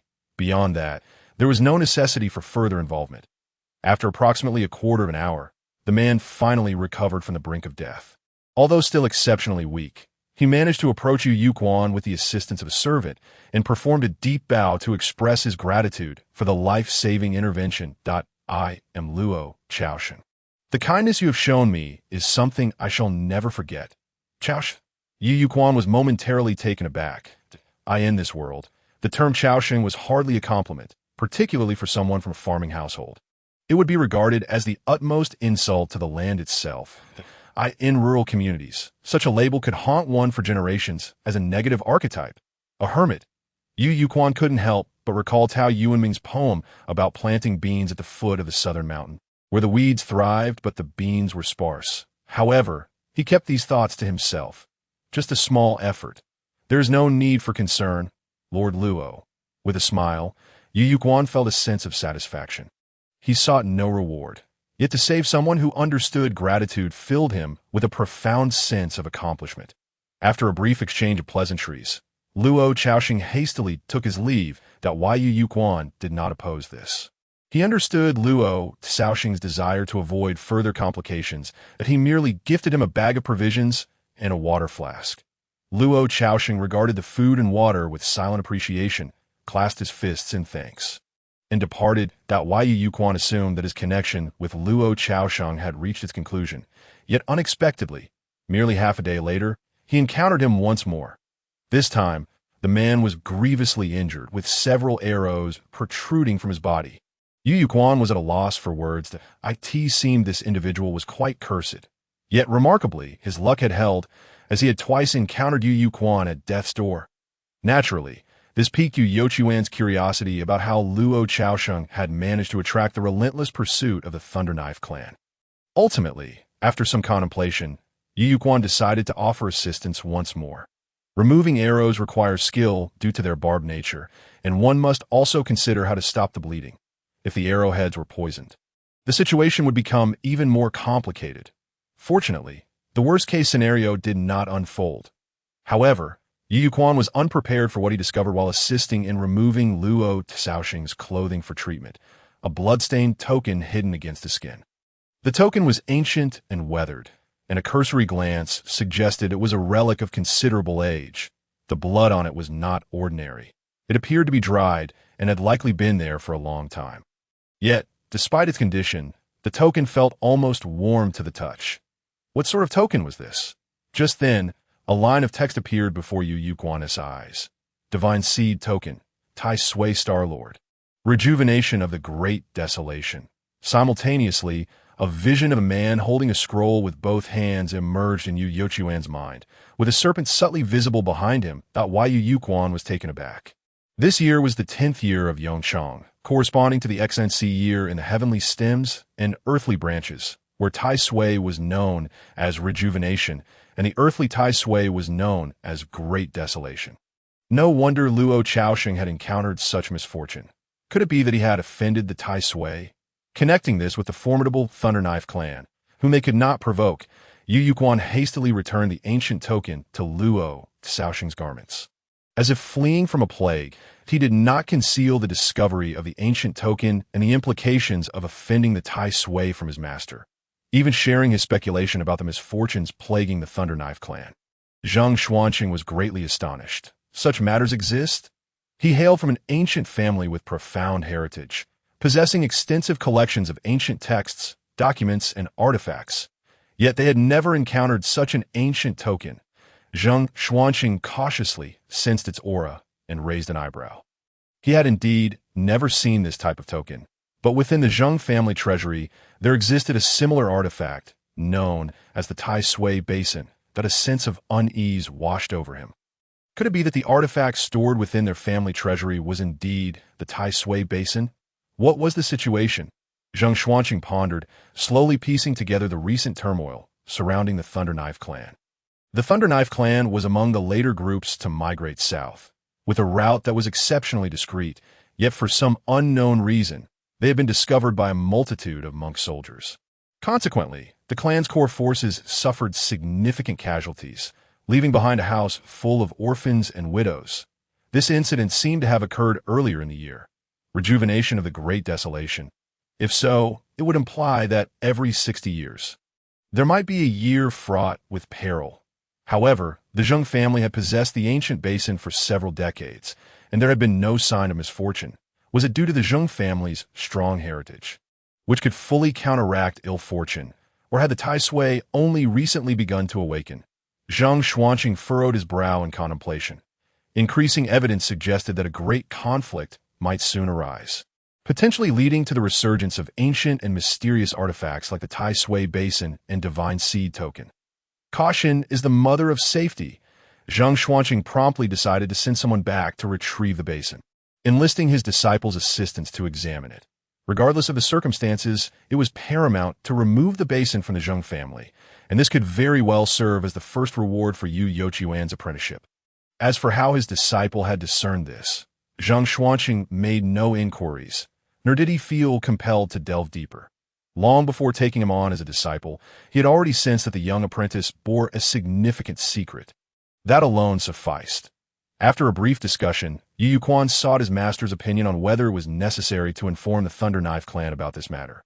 Zhang Xuanqing chuckled, teasingly suggesting that if Yu Yuquan wished to correspond with the third lady, he need not inform him. Why Yu Yuquan was momentarily left speechless.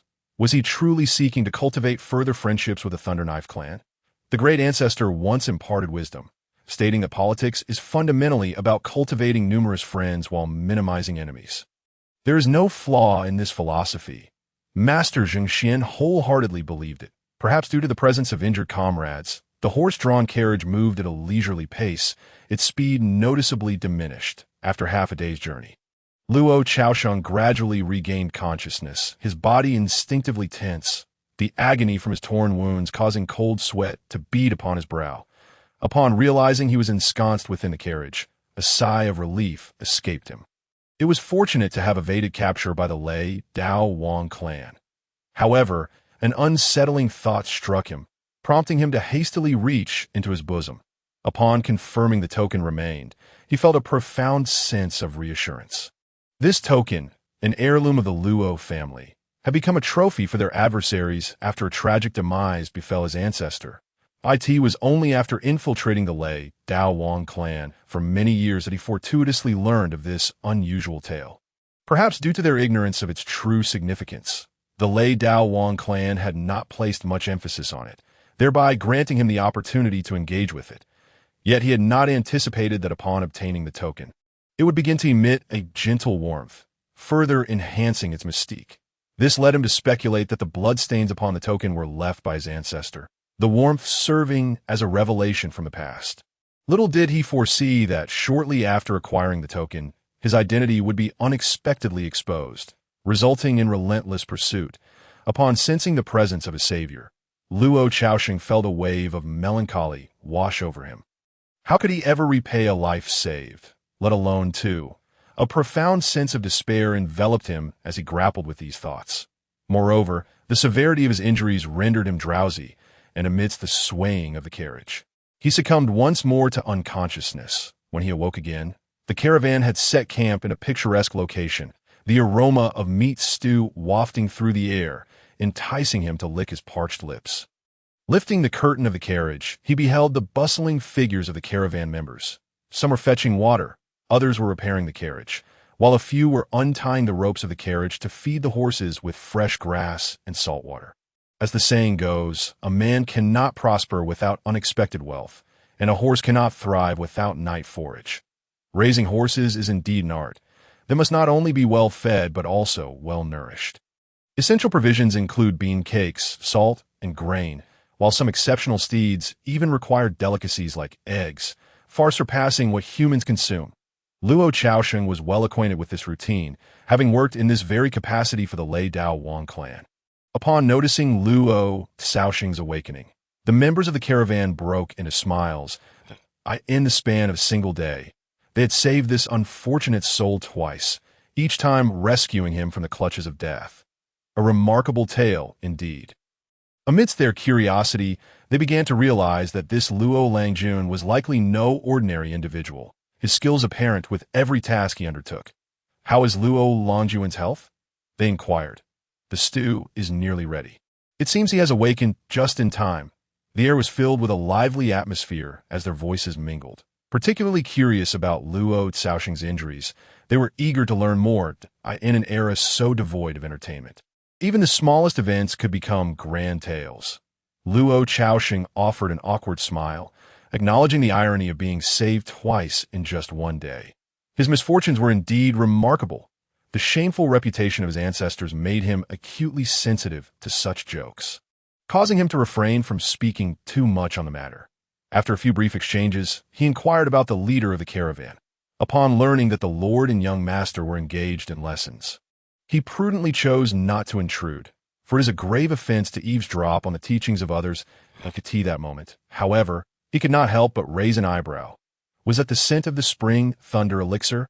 Having spent so many years within the Lei Dao Wang clan, Luo Caoxing had never tasted such an exorbitant elixir, but he had been fortunate enough to witness one before. This had occurred 6 months prior, during a period of upheaval within the clan, when the inner court distributed such precious elixirs to various stewards to stabilize morale. The results had been astonishing, with the successive distribution of these elixirs. The spirits of the clan members quickly stabilized.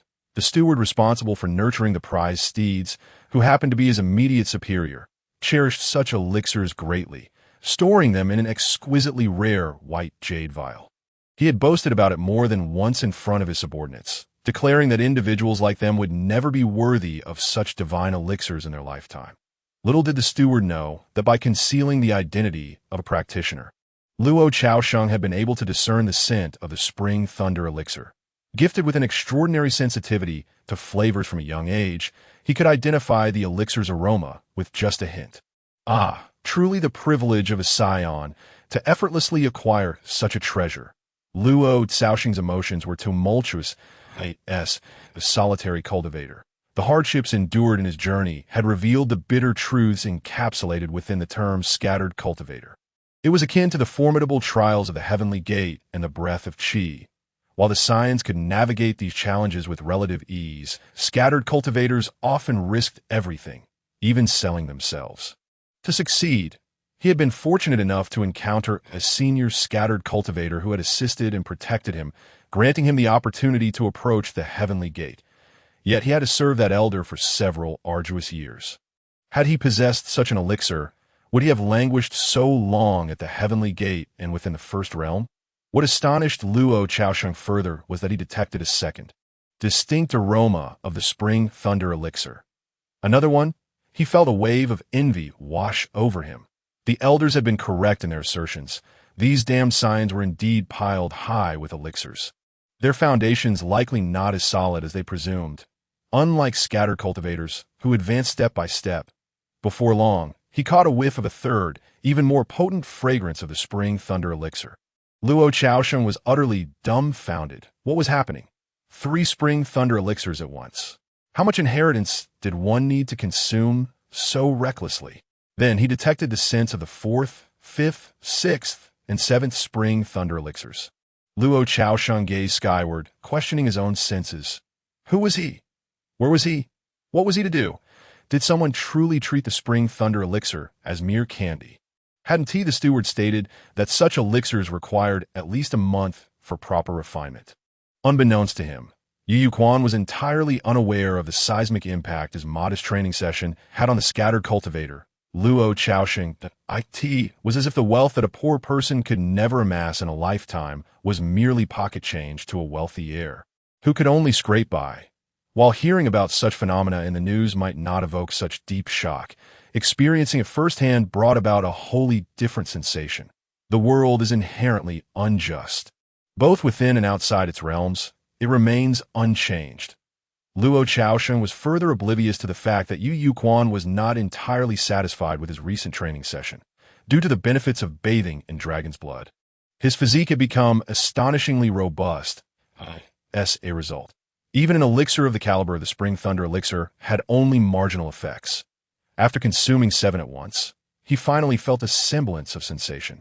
Yet the immense resource consumption left him aghast. It is known that a single Spring Thunder elixir requires an entire month for other practitioners to assimilate. He felt capable of consuming more. But his master, fearing he lacked restraint, insisted he wait until the following day. Thus, Yu Yuquan reluctantly concluded his session. Subsequently, the practice of continuously consuming precious elixirs became a part of his daily life. Yu Yuquan was not one to be stingy. He consumed elixirs as necessary. Even though he understood that indulging in such precious medicines was akin to burning money, he remained steadfast in his approach. It was not that he felt no pangs of regret, as the expenditure was not his own. Rather, he recognized that time would not halt for him. As he progressed, He Qilin was also advancing, and there was no possibility of remaining stagnant. Moreover, the resources of the Nine Xin sect, the renowned sect, were readily available to He Qilin, compelling Yu Yuquan to invest even more. How could one grow stronger without investing? And then, Luo Chaosheng was utterly flabbergasted. He felt as though his not-so-lengthy life had just been completely upended. In the realm of scattered cultivators, there existed a common belief. Scions relied entirely on elixirs, leading to unstable foundations, unlike their scattered counterparts who forged their paths step by step. Yet, looking at Yu Langjun, there was no semblance of instability to be found. What left him in despair was that while Yu Langjun consumed elixirs as if they were mere candies, he also received guidance from esteemed masters, dedicating himself wholeheartedly to the arduous practice, sparing no moment to waste. Not to mention the daily 2-hour practice sessions, where Yu Langjun was fully immersed, leaving Luo Chaosheng in utter astonishment. Was this cultivation? Could it truly be approached in such a manner? Luo Chaosheng once flourished, only to find himself plunged into utter despair, his heart shattered like a mere filling for dumplings, the so-called scions of noble families. With their unstable foundations, were merely indulging in self-deception, comforting themselves with illusions.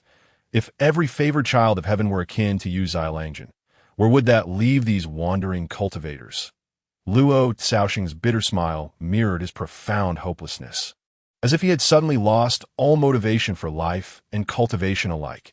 If the offspring of prominent families consumed elixirs as casually as candy, benefiting from one-on-one guidance from esteemed masters while being diligent and dedicated to their studies, how could these wandering practitioners ever hope to catch up?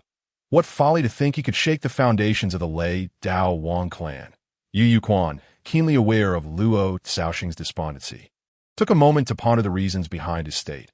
After some reflection, he chose silence, recognizing his own nascent journey in the realm of cultivation, feeling unqualified to guide others. Guide meant to bear the weight of another's karma, a task reserved for divine beings, an awareness he had yet to attain. Roman Roland once proclaimed that true heroism lies in the unwavering love of life, even after recognizing its harsh realities. Yu Yuquan resonated deeply with this sentiment. Having struggled at the bottom, he grasped the heavy pull of reality all too well. Just as during his days in Lulong Village, he had experienced despair repeatedly, yet ultimately chose to fight with all his might. His current endeavor to defy fate was not a benevolent gift from anyone, nor a mere act of charity.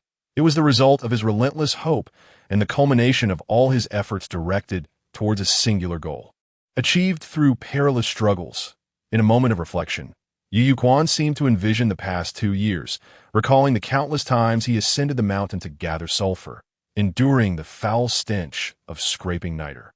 The past, present, and future selves appeared to intertwine, gazing upon one another. Despite the overwhelming difficulties of life, almost devoid of hope, he had never surrendered, filling his heart with pride. He was once incredibly brave, resilient, and persistent, and he felt a profound sense of pride and joy in the person he had become. As this thought crossed his mind, Yu Yuquan's eyes sparkled with brilliance, mirroring the jubilance within him, illuminating the darkness that had lingered in his brow. The once dim grains of consciousness had multiplied significantly, almost exponentially, and undergone a transformation in quality, becoming increasingly crystalline. If each grain had once been tainted with impurities, lacking in purity, this introspective journey had refined them, rendering them even more pristine. Most importantly, Yu Yuquan felt an intangible force burgeoning within his brow space. Unlike before, this force now existed tangibly, permeating every corner of his body. With a sudden rush, as this intangible force flowed through him, Yu Yuquan distinctly heard the rushing of his blood, the beating of his heart, the expansion and contraction of his fascia, and even the clarity of every sinew and muscle within. In an instant, he sensed a remarkable enhancement in his awareness, control, and strength, magnified several times over. Throughout this process, he even perceived the lingering potency of the Chunlei Shengfa Dan within him, and glimpsed the flow of the heavenly essence, gaining insight into its trajectories. Moreover, he noted that his previously meticulous 10-zhang realm of perception had expanded to 30 zhang, with his probing distance extending impressively to around 10 li, such astonishing progress. When Master Zheng Xuanqing had imparted the cloud-overturning sword technique to him, he had spoken of the initial signs of mastery being the synchronization of heart, body, and sword. Previously, Yu Quan believed he was far from this state. Yet now he sensed the opportunity for his swordsmanship to reach its nascent form. With a smile gracing his lips, he focused his thoughts, allowing the power of his consciousness to infiltrate every aspect of his being. Subsequently, he felt as though he had entered a state of tranquil enlightenment akin to the Dragon Pearl's realm. His thoughts were crystal clear, operating at high velocity, as his blood flowed with the vigor of a cascading waterfall, and his physical prowess surged dramatically. This sensation was nothing short of exquisite. It felt as though the hardware of his body remained as it was, yet the integration of consciousness had led to a comprehensive optimization and upgrade of his mental faculties. He had transcended from one tier to another, with all performance metrics skyrocketing. Such a remarkable enhancement. His combat prowess had surely multiplied tenfold or more in an instant, in the realm of cultivation. Each step taken could lead to countless strides forward. This intangible force of consciousness transformed the impossible into the possible, creating a miracle for him. Yet, the consumption of this conscious energy was astonishingly taxing. In a fleeting moment, Yu Quan felt a buzzing in his head. Within a single breath, discomfort began to settle in. After 3 breaths, a ringing in his ears emerged, as if endless whispers invaded his senses. Alarmed, Yu Quan quickly ceased the expenditure of his conscious energy. Even so, he remained profoundly uncomfortable, akin to the throbbing headache of a hangover. Without hesitation, he began to visualize the true form of Elder Long. After the duration of a stick of incense, Yu Quan regained his vitality, his eyes gleaming with golden brilliance. The true form of Elder Long resonated with him profoundly, and its restorative effects on his consciousness were remarkable. In just 1 stick of incense, the energy he had consumed was completely replenished. Did this not imply he had acquired a powerful technique that combined the explosive force of his internal energy with conscious energy? And the cooldown time for this technique was merely the duration of a stick of incense. Yu Quan was elated. This unprecedented transformation signified that his consciousness was shifting from the ethereal to the tangible. Although he could only influence his own corporeal form at this stage, this initial step from the abstract to the concrete was of paramount importance. Zheng Xuanqing, sensing the metamorphosis of his disciple, safeguarded his path while stroking his beard, a smile of satisfaction gracing his features. Accepting and loving oneself may seem simple, yet it is an exceedingly challenging endeavor. There exists a succinct saying that captures this notion: to be content with one's destiny. Unlike the blind overconfidence that leads to inevitable self-doubt when shattered, the one who is content with their fate remains untroubled. At the same time, Zheng Xuanqing could not help but reflect. Was this the sentiment experienced by the portly Xiantian when faced with the formidable figure of his later peer? No wonder he bore such bitterness, an unshakable sense of frustration lingering within him. The extraordinary talent of this ancient endowment was indeed beyond the comprehension of ordinary folk. As for Yu Youquan's transformation, mere mortals were unqualified to comprehend it. Thus they remained carefree. Zheng Xuanqing, while aware, found his joy as a teacher overshadowed any concerns. Yet Luo Chaosheng, who was privy to the situation but could scarcely empathize with Yu Quan, could only manage a bittersweet smile. Was this what cultivation entailed? Was this truly the essence of cultivation? What had he been practicing all this time? Only Luo Chaosheng's wounded world had reached completion. Through gritted teeth, Luo Chaosheng gazed upon the resplendent figure of his benefactor, unable to resist the urge to seek answers from this unparalleled genius, expressing his gratitude for the life-saving grace bestowed upon him. He offered a token of his appreciation, a blood-stained divine seed. It was his most cherished treasure, yet even this seemed insufficient to repay the 2 life debts owed. Yu Yochuan's expression shifted in alarm as he quickly replied, "I am unworthy of such a gift. Luo Langjun, it is best for you to keep this for yourself." Though merely a groom within the Lei Dao Wang clan, Luo Chaosheng had navigated the complexities of life for many years. And he possessed a keen acumen for discerning emotions. Observing his benefactor's aversion, he was taken aback. He had never anticipated that this ancestral relic, stolen from the Lei Dao Wang clan's treasury, would be met with such disdain. Of course, this also indicated that his benefactor recognized the item's significance. Truly, it was a testament to the discerning nature of those from the Tonglin Zheng clan. It was known that ancestral relics had remained within the Lei Dao Wang clan for hundreds of years, yet they had failed to derive any insights from them. This disparity highlighted the chasm between second-rate noble families and the colossal entities like the Tonglin Zheng clan. Moreover, his benefactor's reaction made Luo Chaosheng acutely aware of the seriousness of the matter. This item was ill-fated, coupled with the fact that he had narrowly escaped death multiple times in such a short span. Luo Caosheng's complexion drained of color. Unbeknownst to Yu Yuquan, Luo Caosheng's second rescue was no mere coincidence. Shortly after he departed from the caravan, he had been pursued once more by the Lei Dao Wang clan, and in his desperate bid for survival, he had rushed to an intersection where he hoped Yu Yochuan's caravan might pass. Fortunately, he had gambled correctly, and thanks to his benefactor, he had once again escaped the clutches of death. Even more astonishingly, he had come to understand the reasons behind his unfortunate predicament.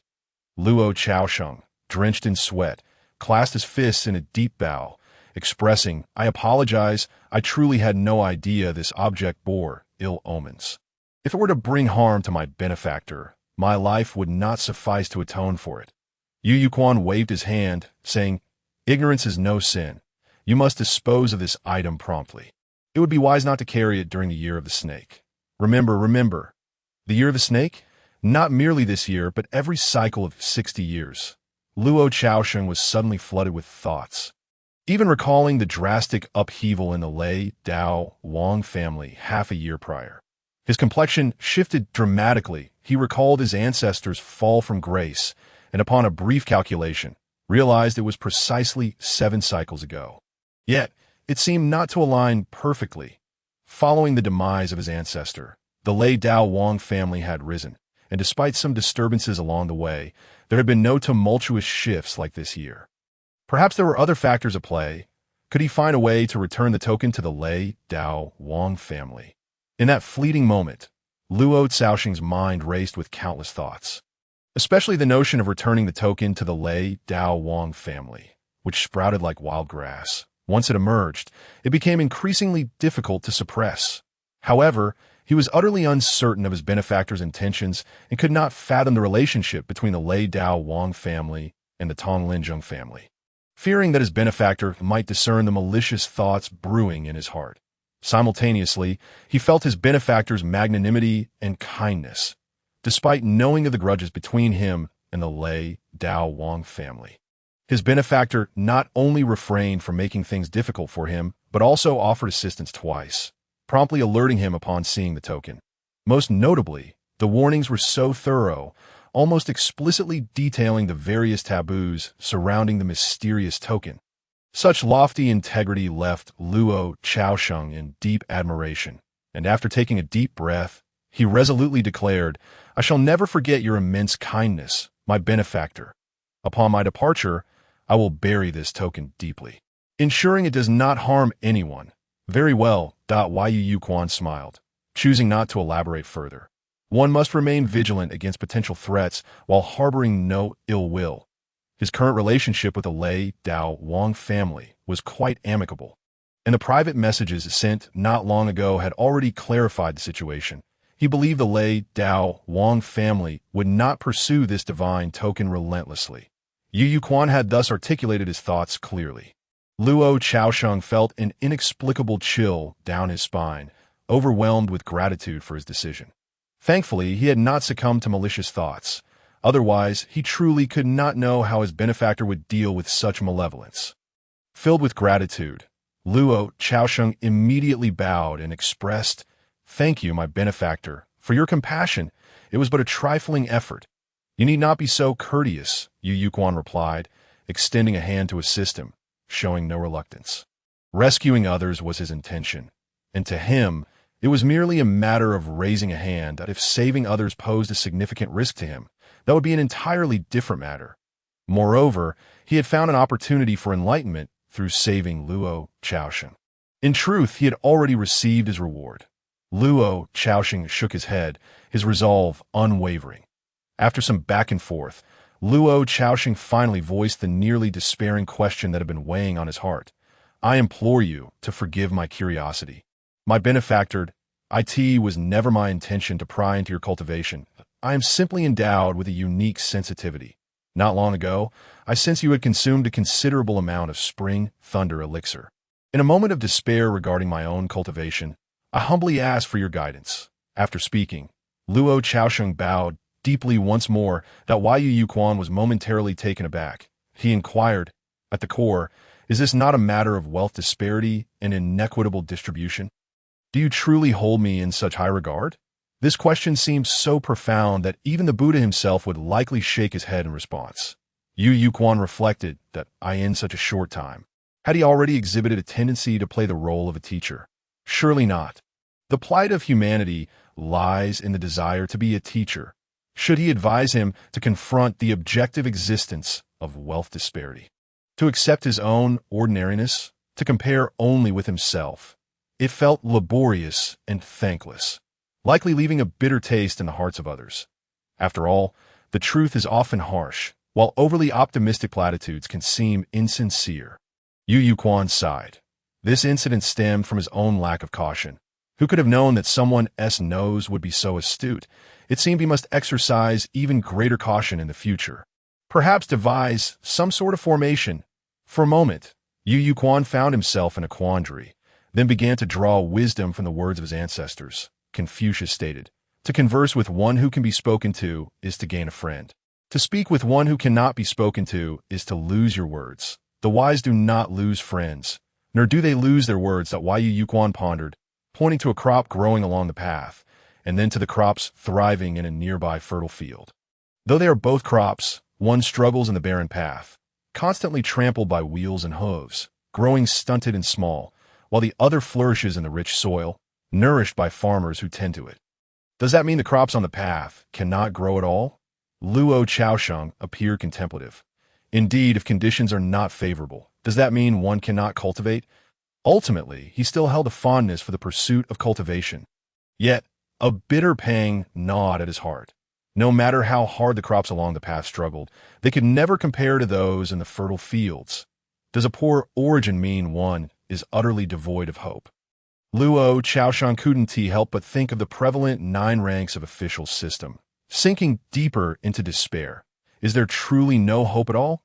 He lamented that Yu Yuquan replied, "Whether there is hope depends on yourself."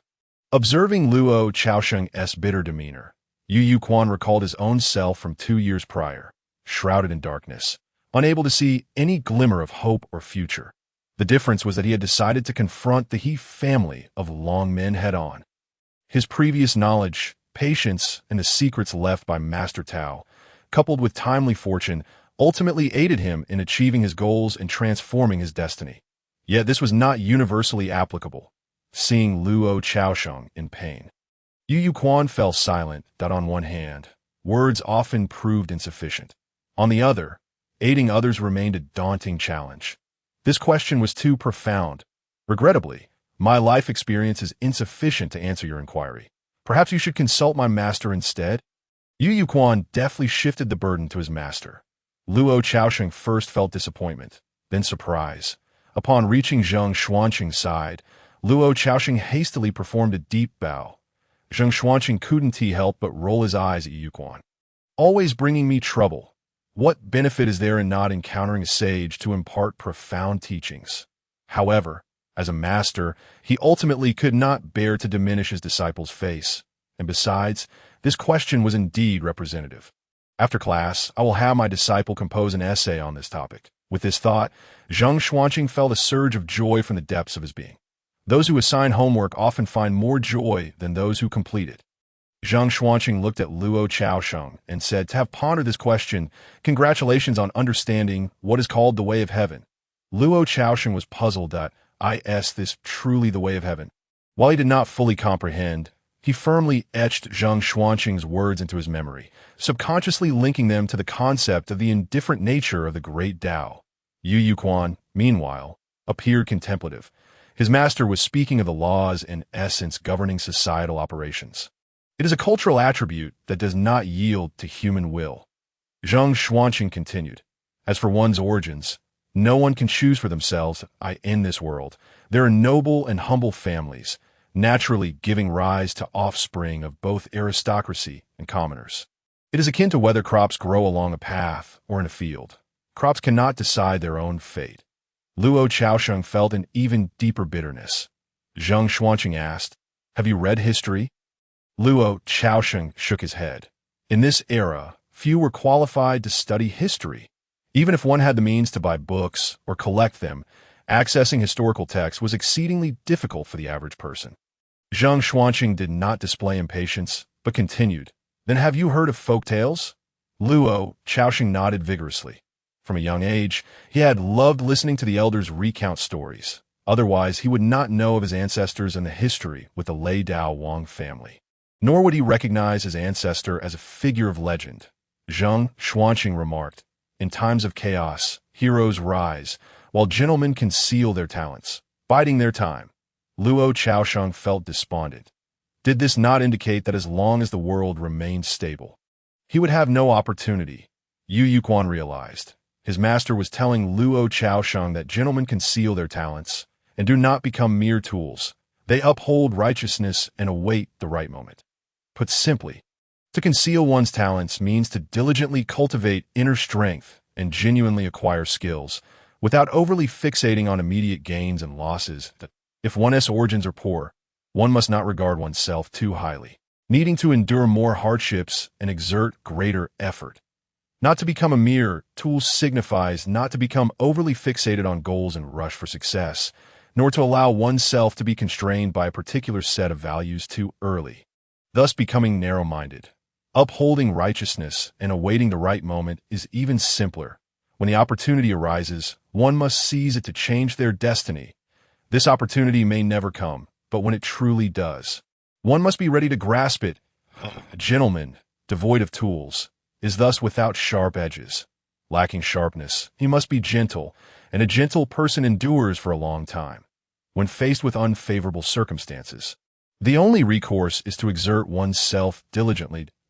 Not perceive this toil as burdensome, nor regard it as unjust. The rise of a family necessitates the efforts of at least several generations.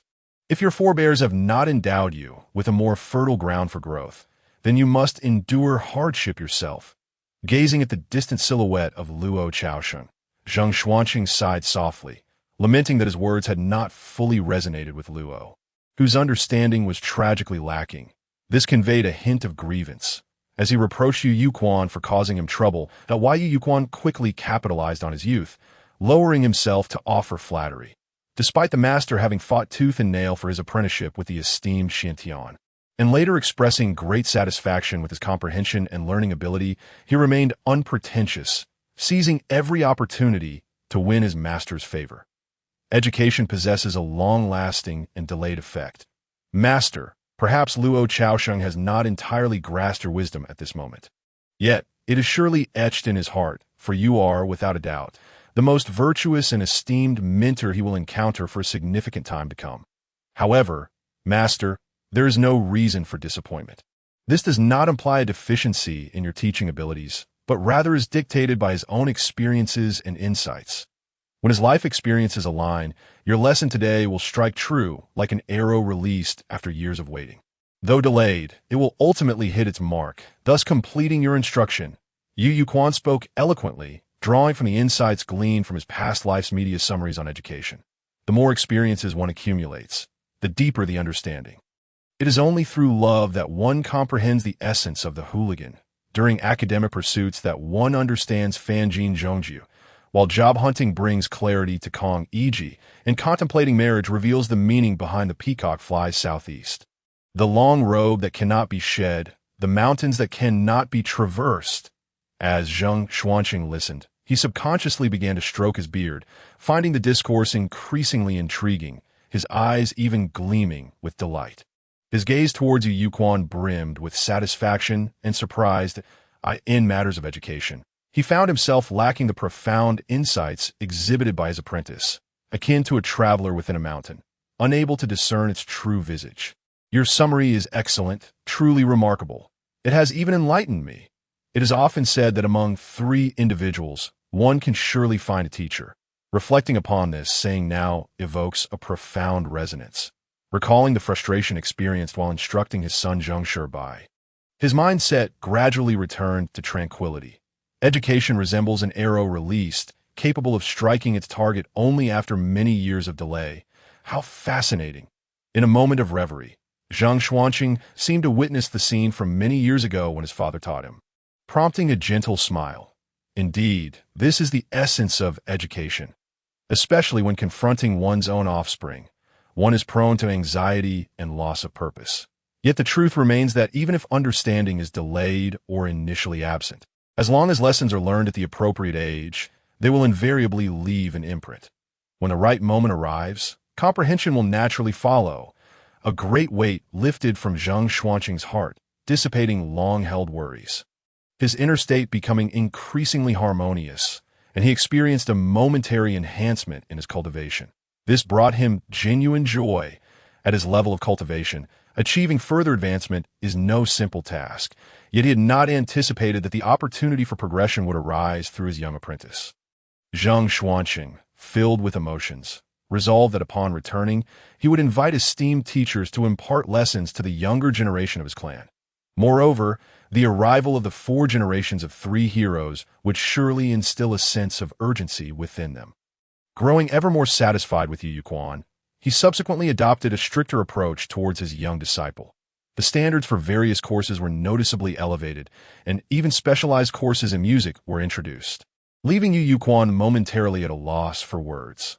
The ancient and peculiar theories of music were somewhat beyond his appreciation, particularly as they were forcibly linked to governance and cultivation, rendering them perplexing and obscure. Time flew by. Amidst the rhythmic sounds of the cartwheels, Yu Yuquan journeyed alongside his master through several states and counties. Most of these territories were under the policy of resettlement, where the northern aristocracy had various frictions with the Tonglin Zheng family. For instance, the Sun family of the Waterfire Staff, the Jin family of the Iron Fist, the Wu family of the Sky-Cutting Sword, and the Niu family of Great Strength, among others. The world is akin to a grand chessboard, and the prominent families serve as the most dynamic pieces upon it, each interconnected. After Master Zheng Xuanqing triumphed over the esteemed Zhao Patriarch of Yinzhou, these southern aristocrats no longer dared to underestimate the family they had deemed barbarians. Beginning to genuinely respect the weight of a sword transcends the ages, the Wang family of the Thunderblade ceased their martial contests against Zheng Xuanqing, allowing only a few younger members to spar. When Yu Yuquan bested Miss Wang San, the leaders of the Sun family and the Jin family, the pillars of their respective families, exhibited no desire to engage further, even if sparring were to occur. It was conducted in a spirit of camaraderie, genuinely a contest of skill. Wherever they traveled within the territories of the southern aristocracy, they were met with enthusiastic welcomes and an abundance of flattery. Some influential members of these families began to reminisce fondly about their past camaraderie with the Tonglin Zheng family, as if they had been steadfast allies for centuries. Smaller families were even more proactive, resolving disputes with the Zheng family before Yu Yuquan and his master had even arrived, extending numerous courtesies. It was reminiscent of the sentiment that a letter from 1,000 miles is worth the wall. What harm is a 3-foot distance? Yet regardless, encounters in martial arts were inevitable. Even with displays of humility and amicability, the younger generation would undoubtedly be bold enough to draw their swords, of course. The underlying reason was the manageable level of risk. Throughout this process, Yu Yuquan's horizons were greatly broadened. The Sun family of the Waterfire Staff exhibited an astute combat style, their strikes powerful and unyielding. reminiscent of the golden monkey wielding a 1,000-gene staff, their presence imposing and unstoppable. In this context, swordsmanship found it difficult to gain the upper hand. This marked Yu Youquan's second realization of the immense differences among various weaponry. As long as one has yet to comprehend the forces, intentions, and distinctions between weapons, they cannot be overlooked. Even if one grasps the forces and intentions, the nuances between weapons still require meticulous examination. Perhaps this is the true significance of sparring and exchanging techniques. After once more achieving luck and good fortune by defeating several young talents of the Waterfire staff with a single technique, the youth of the Sun family found themselves speechless. Indeed, it was a single technique from Yu. They wondered how he managed to control the flow of combat to such an extent. Some regarded Yu Yuquan as disingenuous. Yet more felt a sense of awe and admiration. Everyone harbors an admiration for strength. Confronted with a scholar capable of manipulating the flow of combat, they wished they could become Yu Yuquan. Furthermore, it must be noted that this ability to control the flow was undeniably impressive. Did they not wish to possess such skills? They simply could not. As more and more young talents found themselves bested by Yu Youquan's single technique, they ultimately found peace in their defeat. After all, they had only been bested by a single technique, and the talents who fell to Yu Yuquan while traversing the world would not be diminished in stature. The pride of the talented was preserved, and it gradually transformed into a tale of admiration. Everything Yu Yuquan accomplished along the way, as they neared their destination, struck the target with precision. Following the completion of their sparring, discussions of collaboration and development naturally ensued. Under his master's guidance, they exchanged resources with the Sun family of the Waterfire staff. The Longhu Dan and the Kamli Jiji-san were among the Sun family's secret elixirs, each significantly enhancing bodily functions. The most precious, however, was the Waterfire Kamli Chi, whose status equated to the urgent Thunder Chi of the Wang family, with limited availability, and was a closely guarded secret of the Sun family. To acquire this prize elixir, Master made substantial concessions during the negotiations. Similar narratives unfolded with the Jin family of the Iron Fist, the Wu family of the Sky-Cutting Sword, and the Niu family of Great Strength. They engaged in amicable contests followed by resource exchanges. The original tensions seemed to have dissipated entirely. The Jin family's unique elixirs, such as the Jinshi Dan and the Shiqi Dan, were particularly noteworthy. Meanwhile, the Wu family of the Sky-Cutting Sword exuded a Taoist authenticity. Their swordsmanship was exceptionally refined and profound, with lightness techniques that were unparalleled. This was the most enigmatic school of movement that Yu Yuquan encountered on this journey, rendering him greatly enriched in the realm of martial arts. Where nothing can withstand the might of speed, this truth remained valid in this world. Certainly, in the face of the already awakened consciousness of Yu Yuquan, the exquisite techniques of movement naturally diminished in efficacy. Ultimately, the master and disciple transitioned to the dragon and snake pills of the Jitian sword martial family, along with the Xiangui pill, Hishui Xianxi Qi, and Hishui Xiangui Qi.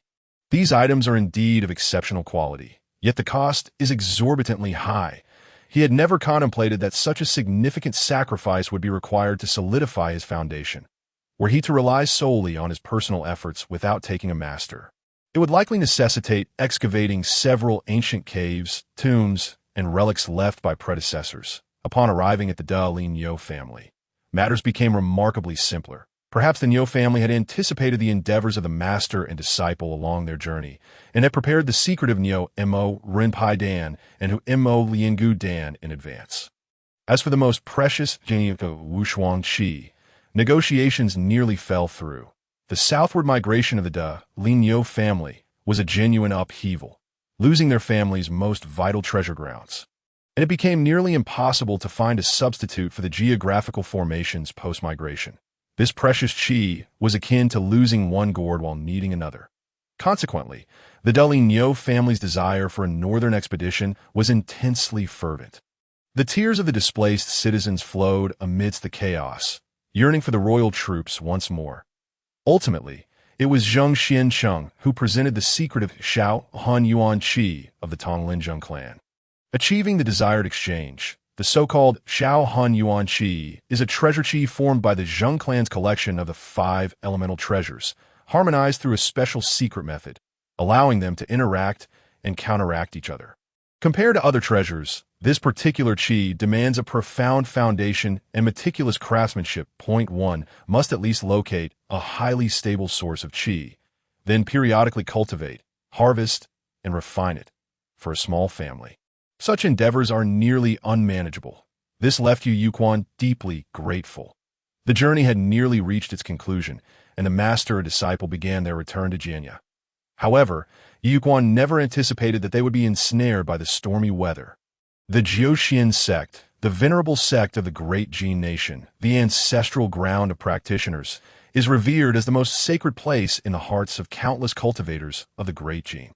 Yet, the current Jiuxian sect can only be considered the southern gate of the Jiuxian sect. This is solely due to the ancestral ground of the Jiuxian sect, which had been lost long before during the Great Wei's sweeping dominance over the world. Had it not been for the timely intervention of the sect leader, Yi Hongyuan, who broke through to the saint level in a moment of crisis, perhaps even the southern gate would not have been preserved. Likewise, had the outsiders not withstood the pressure from the practitioners, the great Jin court might have found it challenging to retreat to the south.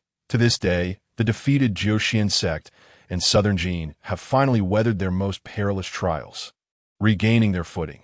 However, the losses were still severe, with a significant depletion of their foundational resources. Thus, the entirety of the Jiuxian sect considers this a disgrace, their minds fixated on reclaiming their ancestral grounds. Yet, this is destined to be a daunting challenge. Although the sect leader has ascended to the saint realm, he still falls short in comparison to the saint of the Northern Way. However, since the sect leader took in the prodigious Kalinzi as a disciple, the situation has transformed entirely. The members of the Jiuxian sect have grown increasingly confident in their quest to reclaim their ancestral grounds, believing that once Kalinzi matures, the sect leader will surely sever the last ties of constraint and achieve a breakthrough in consciousness, ultimately triumphing over the saint of a Northern Way. The location of the southern gate of the Jiuxian sect is in essence not desolate. It is situated atop the Yunjin Mountain, the highest elevation in southern Jin with the most favorable geomantic configuration. Long before the southward migration, this area was already one of the most renowned entrances of the Jiuxian sect. The Yu Peak, a modestly sized mountain of the southern gate, appears unremarkable, devoid of any extraordinary features. Yet, this peak is among the most famous of the southern gate, solely because it houses the cave of the revered Yutian. The mountain's stature is inconsequential. Its fame is derived from the presence of a celestial being. Rivers need not be deep if they harbor dragons. Yutian has unequivocally validated the truth of this adage. Since the rise of Yutian, who amassed strength and defied odds, he swiftly became the most inspirational model of the Jiuxian sect, attracting a continuous stream of disciples seeking to learn from him, among whom were even talents of remarkable aptitude. Yet Yutian refused them all. This is not to imply that Yutian is overly demanding. On the contrary, he is quite amiable and approachable. The sole reason for his refusal is the exceptional potential of the candidates.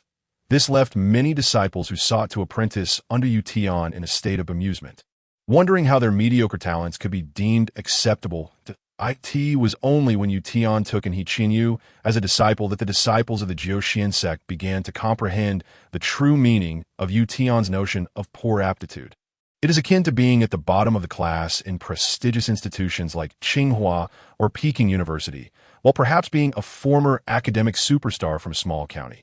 The Jiuxian sect's requirements for disciples are notoriously high, particularly for the inner sect. Apart from a few direct descendants of the sect's elders, there are rarely any disciples with a celestial gate less than 36 inches, even among the outer sect disciples. Few possess a celestial gate measurement below 20 inches. Any lower, and they would merely serve as menial labor. In such an environment abundant with prodigies, the disciples of the Jiuxian sect instinctively believe that the minimum celestial gate size begins at 20 inches. Upon hearing that He Qinyu's celestial gate measured only 11 inches, the disciples of the Jiuxian sect were left utterly astonished. Indeed, there exists someone with such poor aptitude among the Jiuxian sect? Naturally, they harbored some skepticism, questioning whether Yutian's direct disciples must be related to He Zhenchuan in some way. This is reminiscent of the secular selection of officials. where those of the upper echelon hail from noble families, while those of the lower echelon come from commoners, relying solely on bloodlines and maternal lineage. However, such thoughts were only whispered among themselves, as they dared not express them in public. For He Qinyu, life within the Jiuxian sect presented a starkly different experience. The hardship was truly unbearable. Firstly, physically, the training regimen assigned by his master was nothing short of brutal. Since ascending the mountain, He Qinyu has been covered in wounds, having secretly wept on more than one occasion. Each night, he must endure the damp and dark-cold cave, constantly employing his yuan power to fend off the chill, scarcely managing to sleep soundly. Fortunately, his master exhibits remarkable patience, always timely alleviating his pain with yuan power, providing an abundance of exquisite medicinal wines and pills. Yet, just when he finally drifts to sleep, he awakens to repeat the agonizing ordeal of the previous day. Secondly, in terms of living conditions, he has been deprived of delicacies and comforts, forced to do everything himself. For one who has been raised in luxury, this is a torment, making him feel as though his dignity has been trampled upon. The greatest suffering, however, lies within his spirit. Each time he hears the name of his third brother, He Qinyu cannot help but feel a fresh wound inflicted upon him. Among many of his fellow disciples who come to befriend him, he is eternally regarded merely as the brother of He Jinchuan, rather than an individual named He Qinyu. Even more bitter is the fact that he is surrounded by geniuses. The goals they can effortlessly achieve are insurmountable for him. This has led He Qinyu to question his desire to cultivate, even doubting the very meaning of his existence, until the news of Yu Youquan's arrival, heralded by the Xiantian Zun, reached him. He Qinyu remained in a daze. The first cry after opening the celestial gate resonated with the heavens and the earth, marking a talent of unprecedented caliber, with a celestial gate measurement of at least 81 inches. The Xiantian Zun and the head of the Zheng family contended for his apprenticeship. He was pursued by the formidable giant horn viper that had attained great demonhood. He had established a decade-long agreement with his third brother to battle atop the imperial city. And, like his third brother, he was qualified to practice the unparalleled sword techniques of slaying life and annihilating existence. Subsequently, a series of sporadic news about this adversary reached him, such as defeating Zhao Yaoxiang of the Zhao family in Yinzhou, overcoming the daughter of the Thunderblade Wang family, and being mockingly referred to as Yu Yizhao Ji Banshi. The more he heard, the more despair enveloped He Qinyu. Is this what it means to possess ancient talent? The pace of cultivation is simply disheartening. Moreover, the news that continually echoed in his mind was that Yu Youquan had opened the celestial gate atop the Panlong mountain. In other words, when Yu Youquan broke his leg, he had not yet truly opened the celestial gate, at best qualifying as an ordinary martial artist. This revelation shattered He Qinyu's worldview. Indeed, one would never comprehend the depth of despair without striving. Witnessing his disciple's gaunt and haggard appearance, with bloodshot eyes, the seasoned Yu Tian silently sighed. Only one who has undergone such trials, like him, understands how inherently counterintuitive the notion of aspiration can be. He had devoted half a lifetime to arduous study and cultivation, and even then, he could merely sit among a few other venerable figures, sharing a drink, a feat they had accomplished decades prior. To guard simplicity, do you know why I am willing to take you as my disciple? Guarding simplicity is the phrase bestowed upon He Qinyu by Yu Tian, with an unspoken intention for the disciple to comprehend his own clumsiness while maintaining the original aspiration of embracing simplicity and guarding clumsiness. Upon hearing this, He Qinyu quickly gathered his spirits and bowed deeply to Yu Tian. His third brother is his third brother. He cannot afford to be disrespectful. As for his master's question, he pondered for a moment and replied, "Is it because of the request made by my third brother?" The esteemed Yuan Zunzhang spoke candidly, acknowledging that there are indeed reasons for this, and it is even one of the most significant ones. He Qinyu could only manage a bitter smile. Although he understood that it was due to the influence of his third brother, hearing his master express such a straightforward sentiment left him feeling somewhat embarrassed. Was it truly shameful? There was no need for such a feeling, Yu Tian Zunzhang remarked, lamenting that a good background is indeed one of the greatest assets, akin to possessing exceptional talent. He Qinyu remained silent, his lips pressed together, The truth was he had already come to terms with this notion, a realization aided by Yu Yu Quan. Ever since his leg was broken by Yu Yu Quan, leading him to relinquish the last shred of pride and determination to become a disciple of the Jiuquan sect. He had grasped this understanding. However, comprehending the principle and being able to accept it calmly are fundamentally two different matters. Yutian Xinjiang continued, "The reason I agreed to take you as my disciple, aside from the reputation of Yijin Chuan, is that your ineptitude is indeed remarkable." He Jin Yu was even more perplexed. Did he not desire talent, instead favoring the foolish? Yutian Xinjiang's gaze was profound. Imbued with the wisdom of one who sees through the world's intricacies, those with slightly better gifts inevitably have better choices, while fools like you and I can only tread a single, arduous path. He Jin Yu could only respond with a silent acknowledgement. As for the third reason, it was that you bear a deep-seated grudge against Yu Yu Quan. Hatred is a formidable force, capable of propelling you further. He Jin Yu was taken aback. He had never anticipated that his enmity with Yu Yu Quan would be one of the pivotal reasons for his master's decision to accept him as a disciple. How absurd, he inquired. Once I inherit my master's teachings, will I be able to confront Yu Yu Quan? Yutian Xinjiang replied calmly. No what? He Jin Yu was stunned. If even a complete inheritance of teachings could not enable him to confront him, then he dared not contemplate further, as doing so would be an act of utter disrespect towards his master. Yutian Xinjiang remarked, individuals like us, who are but fledglings in the grand scheme, even if we reach the same stage as I have, can only be considered the weakest of the esteemed, while Yu Yu Quan may very well become a great practitioner, perhaps even stepping into the sacred realm. He Jin Yu felt tears welling up. Master, couldn't you spare me a small deception? His master seemed utterly incapable of offering comfort. He silently wished that next time he would refrain from attempting to console him. Yutian Xinjiang queried, does this feel harsh? Unbearable? He Jin Yu stubbornly nodded at last. Yutian Xinjiang spoke softly, such is the reality of an inspiring tale. Does that mean I will never have the chance to seek vengeance against Yu Yu Quan? He Jin Yu asked. Under normal circumstances, that is indeed the case. However, there will always be a sliver of unpredictability in this world, just as I, unexpectedly inheriting the path of puppetry from an ancient immortal's cave, have largely shed the title of the weakest esteemed. He Jin Yu pondered deeply, beginning to grasp the implications. Those of poor natural endowment must strive to catch up to the favored children of destiny. Upon reaching their own level, they must also seize other opportunities to compensate. To grasp such chances, one must be diligent and perpetually prepared.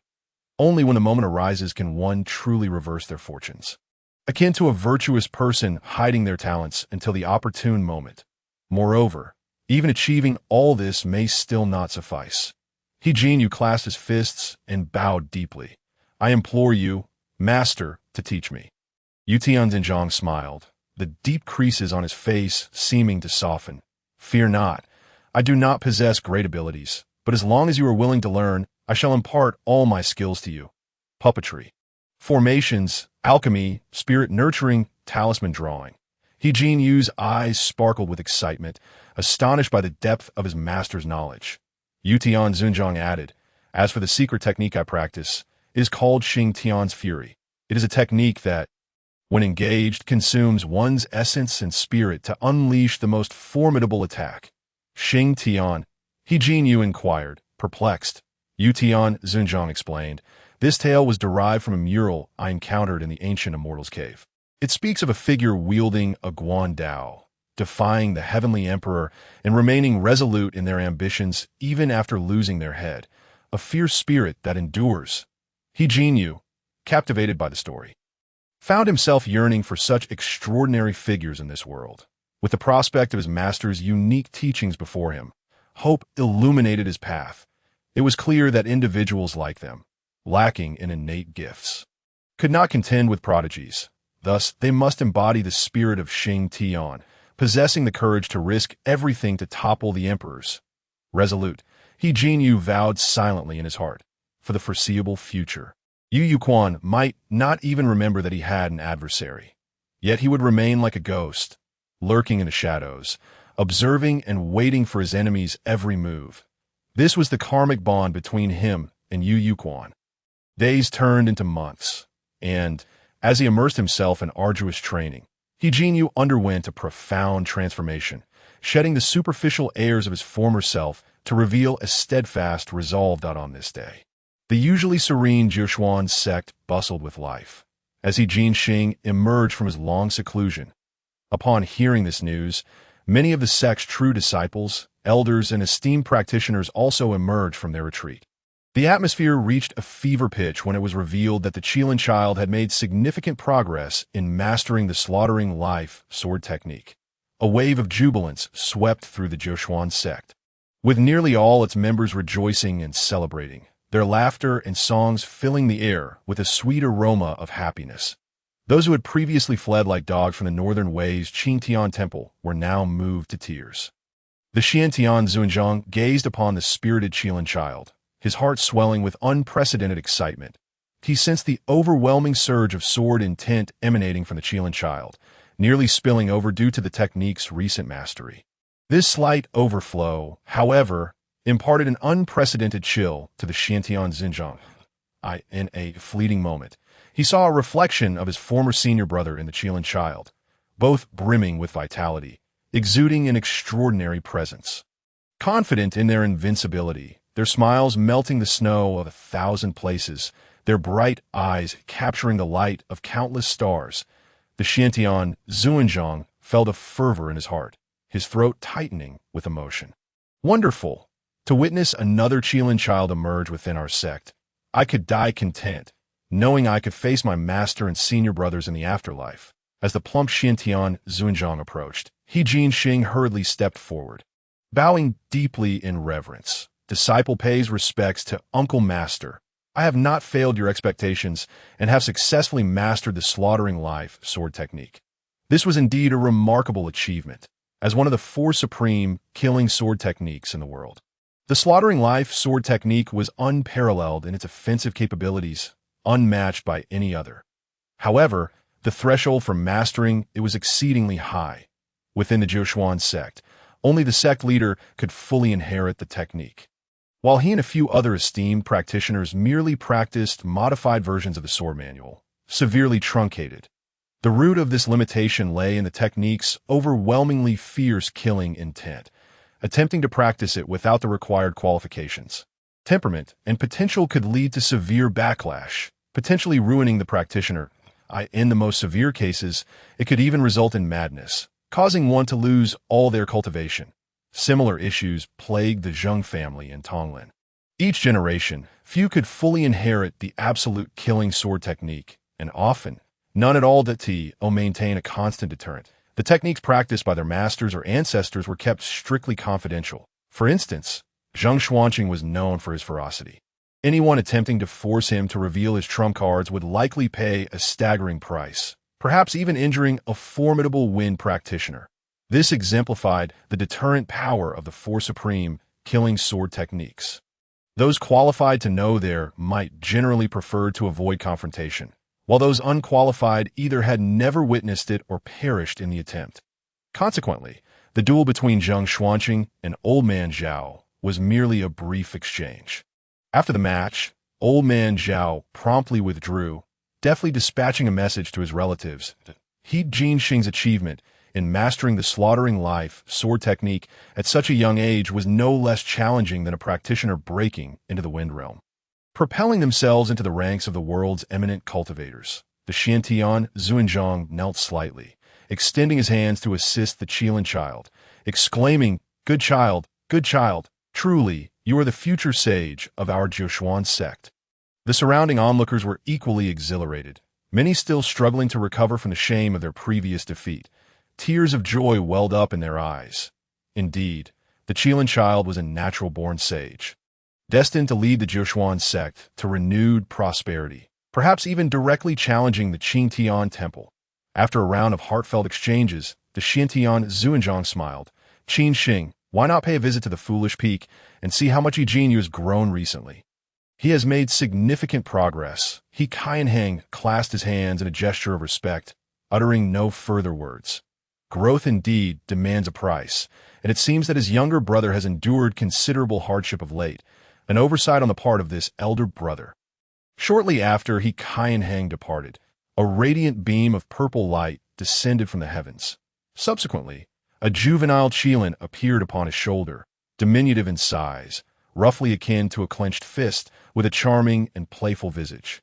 Not long after the appearance of this Qilin, auspicious clouds began to gather above He Qinyu, within which one could faintly discern the glimmer of precious banners and beaded ornaments. Witnessing this spectacle, the members of the Zhoushuan sect were filled with profound reverence. Such unparalleled phenomena had seemingly never graced their sect's leader in years past. Truly, he is a peerless genius worthy of attracting the attention of a Qilin. Who among the contemporary would dare to rival him? Reflecting on the recent words of their esteemed uncle Xintian, He Qinyu recalled the Zheng family of Tonglin, who possessed a snake child capable of summoning the resonance of heaven and earth, accompanied by a formidable giant horned viper. This very child had even traversed the Copper Mountain Valley alone, seizing the rare demonic monarch flower. While they had previously harbored some concerns, now with elder brother Qianheng's emergence. Though he spoke not a word, the disparity was unmistakable. At the foolish peak, He Qianheng felt a swell of emotions at the sight of his younger brother He Qinyu. Yet He Qinyu found himself on the verge of breaking down. Upon hearing of the upheaval within the He family in Longmen Town, he had not shed a tear. Instead, he had devoted himself wholeheartedly to restoring the family's reputation. Even after suffering a crushing defeat at Panlong Mountain, his legs broken and his treasured sword seized, reducing all his aspirations to ash, he had not wept. While enduring endless tribulations at the foolish peak of the Zhoushuan sect, he still had not cried. Yet now, upon seeing his third brother, He Qinyu's eyes brimmed with tears he had desperately tried to hold back. He wished to convey to his elder brother that he had truly matured, no longer the dandy he once was, yet his eyes betrayed him.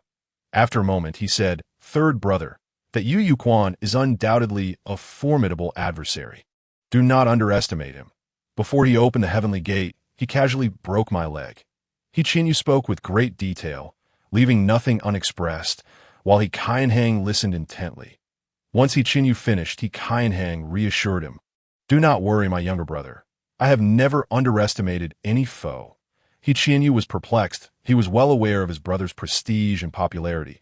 Anyone who encountered him could not help but offer praise and adulation. Could his brother truly remain humble amidst such adoration?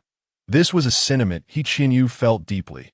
When a person is constantly surrounded by flattery, it is inevitable that they may become complacent and arrogant.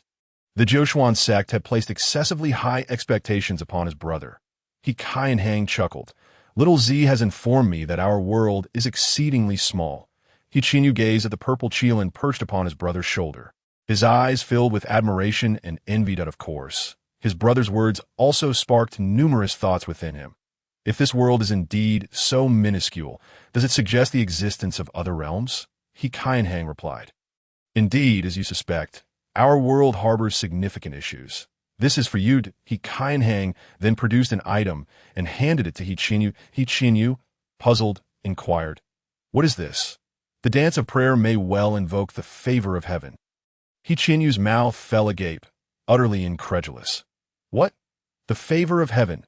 Could it be that third brother has acquired this technique, thereby winning the favor of the Qilin?" His eyes suddenly sparkled with excitement. "In myth and legend, dragons, phoenixes, and Qilins are equally renowned. If there is a Qilin, surely a true dragon and phoenix must also exist. If he were to master the dance of prayer, might he gain the favor of a true dragon?" He Qinyu exclaimed, "Thank you, third brother. I will not disappoint you." He Qianheng, feeling a tinge of guilt, responded, "There is no question of disappointment. You are my kin, and it is only right that I support you. Moreover, you are currently my only blood relative. I should have guided your cultivation sooner." He Qinyu's eyes grew misty once more. He bore no resentment towards his brother. All of this stemmed from his own poor aptitude and character in the past. Having only indulged in frivolities, He Qianheng gazed towards the direction of Jianya, his tone turning slightly cold as he declared, "Our He family in Longmen has been lax in governance, allowing deceitful servants to wreak havoc upon our community. It is indeed a path to destruction. Yu Quan seeks vengeance, and rightly so. However, justice is clear. It is only fitting that we brothers avenge ourselves. He Chinyu nodded solemnly. He had grown weary of judging the rights and wrongs of both sides. All he could do was repay blood with blood, and tooth for tooth. The matters concerning He Zhong, He Quan, and he had already been properly addressed. He Qianheng nodded. He did not inquire how his brother had handled the situation.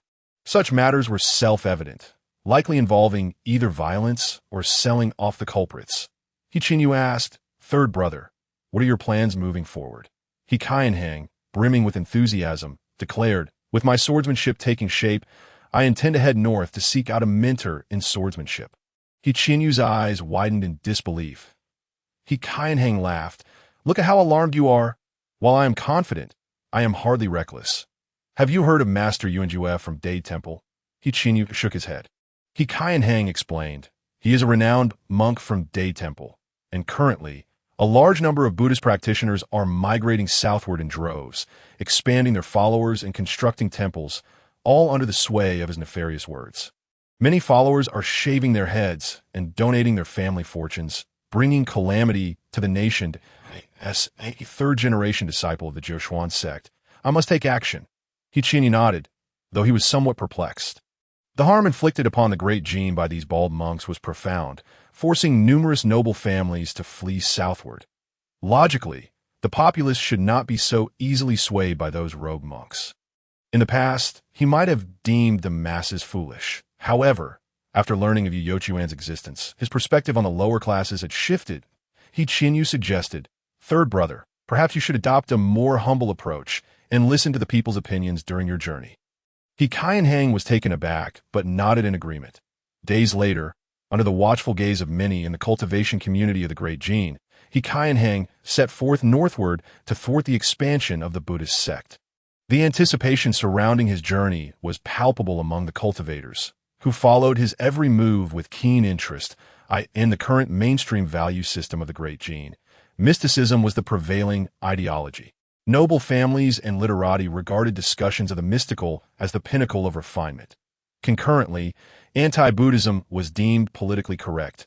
Unfortunately, the Buddhist sect of this era was overwhelmingly dominant, particularly the abbot of Qingtian Temple, the national protector Zen master of the Northern Way, whose strength was utterly unparalleled. While high-tier combat power could barely maintain a balance, the middle and lower tiers suffered significantly within short span. The Great Jin had faced multiple defeats, relegating them to a precarious position. Truly, He Qilin was worthy of his name. Despite ranking 11th among the inner disciples of the Jiushuan sect, he was already capable of bearing the mantle of leadership at such a tender age. The recent widely circulated 10-year agreement for a decisive battle at the Imperial City Summit stirred disdain among many cultivators. Such a person, to whom shall I belong? We cannot forsake the Qilin for a villainous snake child. Many aristocrats seethed at the thought of Yu Yochuan's nefarious deeds, which had tainted the entire Great Jin. His previous transgressions were akin to a source of all evil, polluting the very waters of the realm. Even more infuriating was the fact that, in the short term, they seemed powerless against that rogue. As long as Yu Quan claimed the name Yu Juli, it had become an open secret, and few dared to unveil the truth. This was all because Yu Juli was an outsider, a disciple of Zheng Xuanqing, the master of the Tonglin Zheng family, who was revered as the exalted one of the 9 heavens. Amidst the autumn rain, as leaves fell and the world turned cold, the frosty wind howled, and evening rain drizzled upon the river and sky, Hecate the maple forest fairy, gazing at the drizzling twilight and the carpet of crimson maple leaves. Yu Quan could not help but reflect. Ever since merging with the Dragon Pearl, he had grown increasingly attuned to the elements of wind and rain. This fairy was not particularly large, far smaller than the dock of the Zheng family's waterside manor. The flow of customers was relatively modest, with transportation limited to a single, not overly large wooden boat. Yet, due to its remote and treacherous location, there were few alternative ferry points within dozens of miles. And patrons continued to arrive. The sudden autumn rain had even caused rare congestion at the ferry. He and his master had been trapped at this ferry for merely 2 or 3 days when a convoy of guards, a young monk, an uncouth newly appointed magistrate, and his beautiful concubine arrived one after another. The convoy of guards was unremarkable, composed of skilled individuals from the martial world, each possessing considerable prowess. It is suspected that the convoy is guarded by extremely confidential and high-stakes goods, with all participants exhibiting a demeanor of utmost caution, as if each one were a bandit from the green woods poised to seize the treasures. This has led the patrons within the inn to refrain from engaging with the convoy's guards. Accompanying the inspector are numerous attendants and bodyguards, creating an impressive spectacle. Among them stands a particularly striking young man, seemingly a scholar from a humble background who has sought refuge with the inspector. With a feathered fan and a silk cap, he exudes charm and grace, and to Yu Yuchuan's discerning eye, there appears to be a hint of affection towards the inspector's concubine. Most intriguing, however, is a young monk whose delicate features evoke a sense of purity, kindness, and compassion. Clad in somewhat tattered hemp robes, he presents the image of a poor monk lacking any significant status. Yet, unbeknownst to many, this monk possesses remarkable spiritual prowess that Yu Yuquan speculates that he is likely a wandering ascetic dispatched from a temple in northern Wei to propagate Buddhist teachings in the south. One cannot help but marvel at the profound impact of faith, especially when a religion is in its pioneering phase. These missionaries are imbued with grand ideals and unwavering determination, willingly enduring hardships for the sake of their beliefs. This sentiment mirrors the legendary journeys of Xuanzang and Jianjin, who overcame insurmountable obstacles, embodying a spirit of meaningful pursuit. Considering their master-disciple bond, this small ferry at Fenglin Crossing surprisingly bears a high spiritual quotient. The arrival of these diverse individuals from various social strata gradually enlivened the otherwise quiet ferry. Naturally, had it not been for the indifference of the master and disciple to their predicament, the wind and rain would not have truly confined them. Master Zheng Xuanqing perceives that Yu Youchuan's cultivation of the cloud-overturning sword naturally aligns him with the elements of wind and rain, making this crossing an exceptional training opportunity. Thus, the master and disciple willingly allowed themselves to be trapped by the tempest at Fenglin Crossing. Due to their early arrival, they secured a favorable guest room, offering a panoramic view of the boundless river shrouded in mist. As autumn approached, an added chill descended upon the scene. That moment, Yu Youchuan's ears caught the melodious recitation of poetry. Evening rain sets the boat afloat. Gentle winds stir the waves slow. Bamboo groves shelter the guest. Maple leaves fall, coolness bequest. The young master stirs the icy water. The fair maiden weaves snow lotus madder. The single cloud darkens overhead. Surely the rain inspires poetry instead. Following the sound, Yu Yuquan was astonished to see the rotund and diminutive Pang Bai, the inspector, swaying as he recited poetry, with his intended audience being the slender, delicate concubine beside him, who held an oiled paper umbrella. Her lustrous hair was styled in a languid bun, adorned with a delicate hairpin, accentuating her graceful neck. The fitted upper portion of her attire contrasted with the flowing lower part, creating an enchanting silhouette that ignited boundless imagination. Upon hearing her lord's heartfelt recitation, her captivating eyes sparkled with unspoken affection. Witnessing this, Yu Yuquan felt a wave of exasperation as he lamented the inspector's boundless pretentiousness, utterly oblivious to his own mediocrity, while simultaneously admiring the concubine's remarkable acting skills. Did she truly believe her lord's poetic abilities were commendable? No. She was well aware, just recently, this very inspector had penned an outrageously poor poem. Fenglin Crossing. Crossing Fenglin, at the ferry, a broken boat sits. On the boat, an old man, lame and half-bald. He flits. Upon hearing this, Yu Yuquan had questioned his very existence. The quality of this poetry was on par with the works of Zhang Zongchang from the Republic era.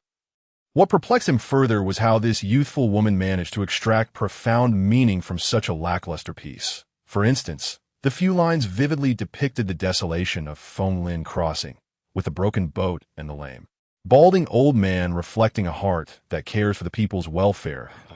As the young lady uttered her insights, the inspector was momentarily taken aback. After some contemplation, he found himself deeply impressed.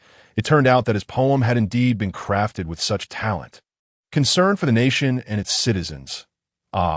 Indeed, the young beauty had deciphered it accurately. The inspector promptly rewarded the old ferryman with a silver ingot, bringing tears of gratitude to the man's eyes.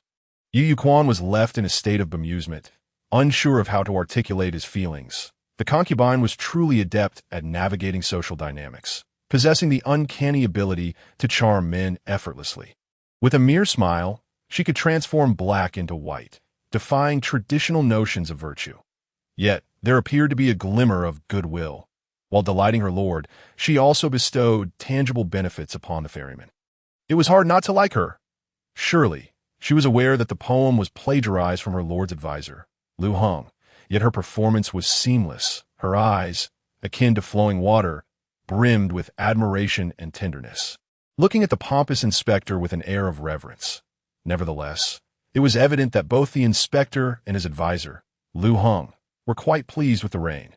For Lu Heng, this rain that compels poetry provided an exceptional opportunity to showcase his talents. As the spirits lifted, the inspector drew his beloved into the shelter, leading to a spontaneous romantic interlude. Spring tides bring urgent rains at dusk. Clouds and rain weave tales of passion. Yet, Lu Heng found himself in a dire predicament.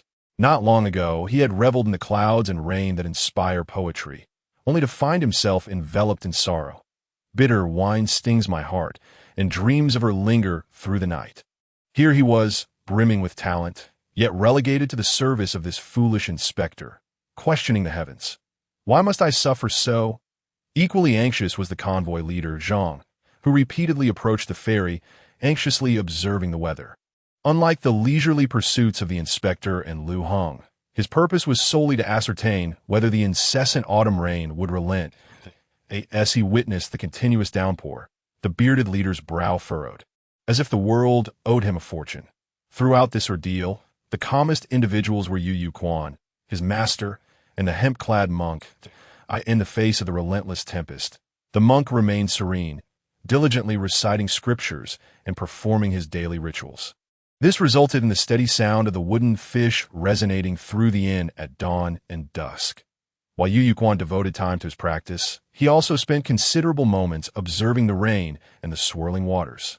To him, the tumultuous storm represented an opportunity for enlightenment. It must be said, the connections between individuals are often elusive. When might you comprehend force? At any moment, Yu Yuquan replied confidently. Understanding force is a crucial threshold for the majority of practitioners, marking the transition from the heavenly gate realm to the chi-nourishing realm. It is akin to breaking through the heavenly gate of the first realm, while the key to the second realm lies in harnessing force to refine the myriad energies consumed. For Yu Yuquan, who possesses the ability to introspect and perceive his own consciousness, the processes of energy inhalation and exhalation, transformation, and the flow within the meridians pose no secrets. Zhang Xuanqing remarked, "Then let us not shatter that thin veil just yet. Begin refining the energies acquired along the journey. Shall we commence the chi-nourishing phase now, without utilizing force for refinement?" Yu Yuquan found himself momentarily perplexed by his master's directive, as it fundamentally contradicted common knowledge of cultivation. "Do not concern yourself with my words. I trust you possess an unwavering resolve to vanquish He Qilin. Do you not?" Indeed, there was little more to be said. The fate between him and He Qilin was destined to culminate with only one remaining in this world. Yu Yuquan was uncertain of He Qianqing's current endeavors, but knew he was advancing resolutely as a latecomer. If Yu Yuquan wished to catch up, he must run even longer and faster. Zhang Xuanqing remarked, "He Qilin's opening of the heavenly gate has attracted the personal attention of the sage from the Nine Xian sect to take on disciples. The precise dimensions of the heavenly gate remain unknown, but it is at least 100 inches, perhaps even reaching the astonishing height of 108 inches. Yu Yuquan's expression grew solemn.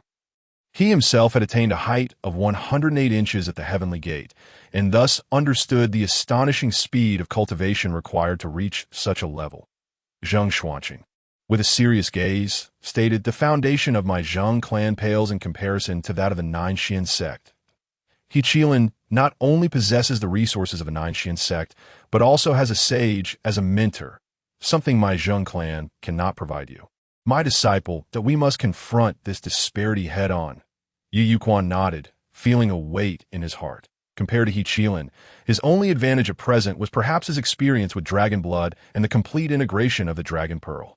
However, it was clear that the Elder Dragon was not inclined to rush the process. The release of the Dragon Pearl's potential was a slow and prolonged endeavor that could not forcibly elevate his stature in a short span of time. Currently, it served more as a treasure to assist in enlightenment.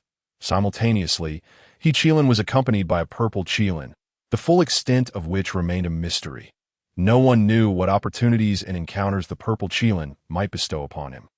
Furthermore, the disparity in combat strength was not solely determined by one's own abilities, but also by the weapons they possessed. The so-called fated treasure became critically important in the realm of divine concealment. Surely, the Nine Xian sect would find a way to equip He Qilin with the very best. In this aspect, Yu Yuquan could only rely on himself. He ultimately could not depend too heavily on the Zheng clan. The distinction between a family bound by blood and a sect bound by doctrine is fundamentally significant. The gap between him and He Qilin was even greater than he had imagined.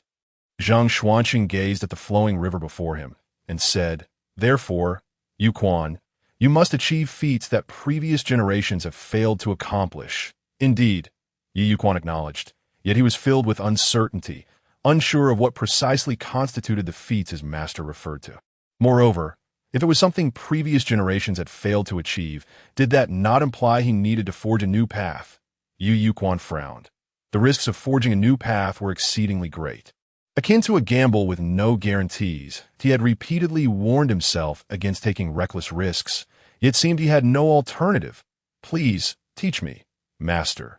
Zhang Xuanqing smiled. This plan had been considered after a thorough evaluation of his disciple's character. Wisdom and perseverance to it was a gamble of utmost significance, not only for Yu Yuquan, but also for him and the Zheng clan, as the resources required were immense. The master and disciple had traversed this path together, scrutinizing each other, both assessing and persuading themselves. Zhang Xuanqing's gaze was sharp and unwavering as he continued. After the collapse of the Three Saints sect, ancient steles began to appear sporadically across the world, inscribed with the narrative of an invincible path, which created quite a stir at the time. Yu Yuquan was aware of the Three Saints sect. His master had mentioned it during their travels.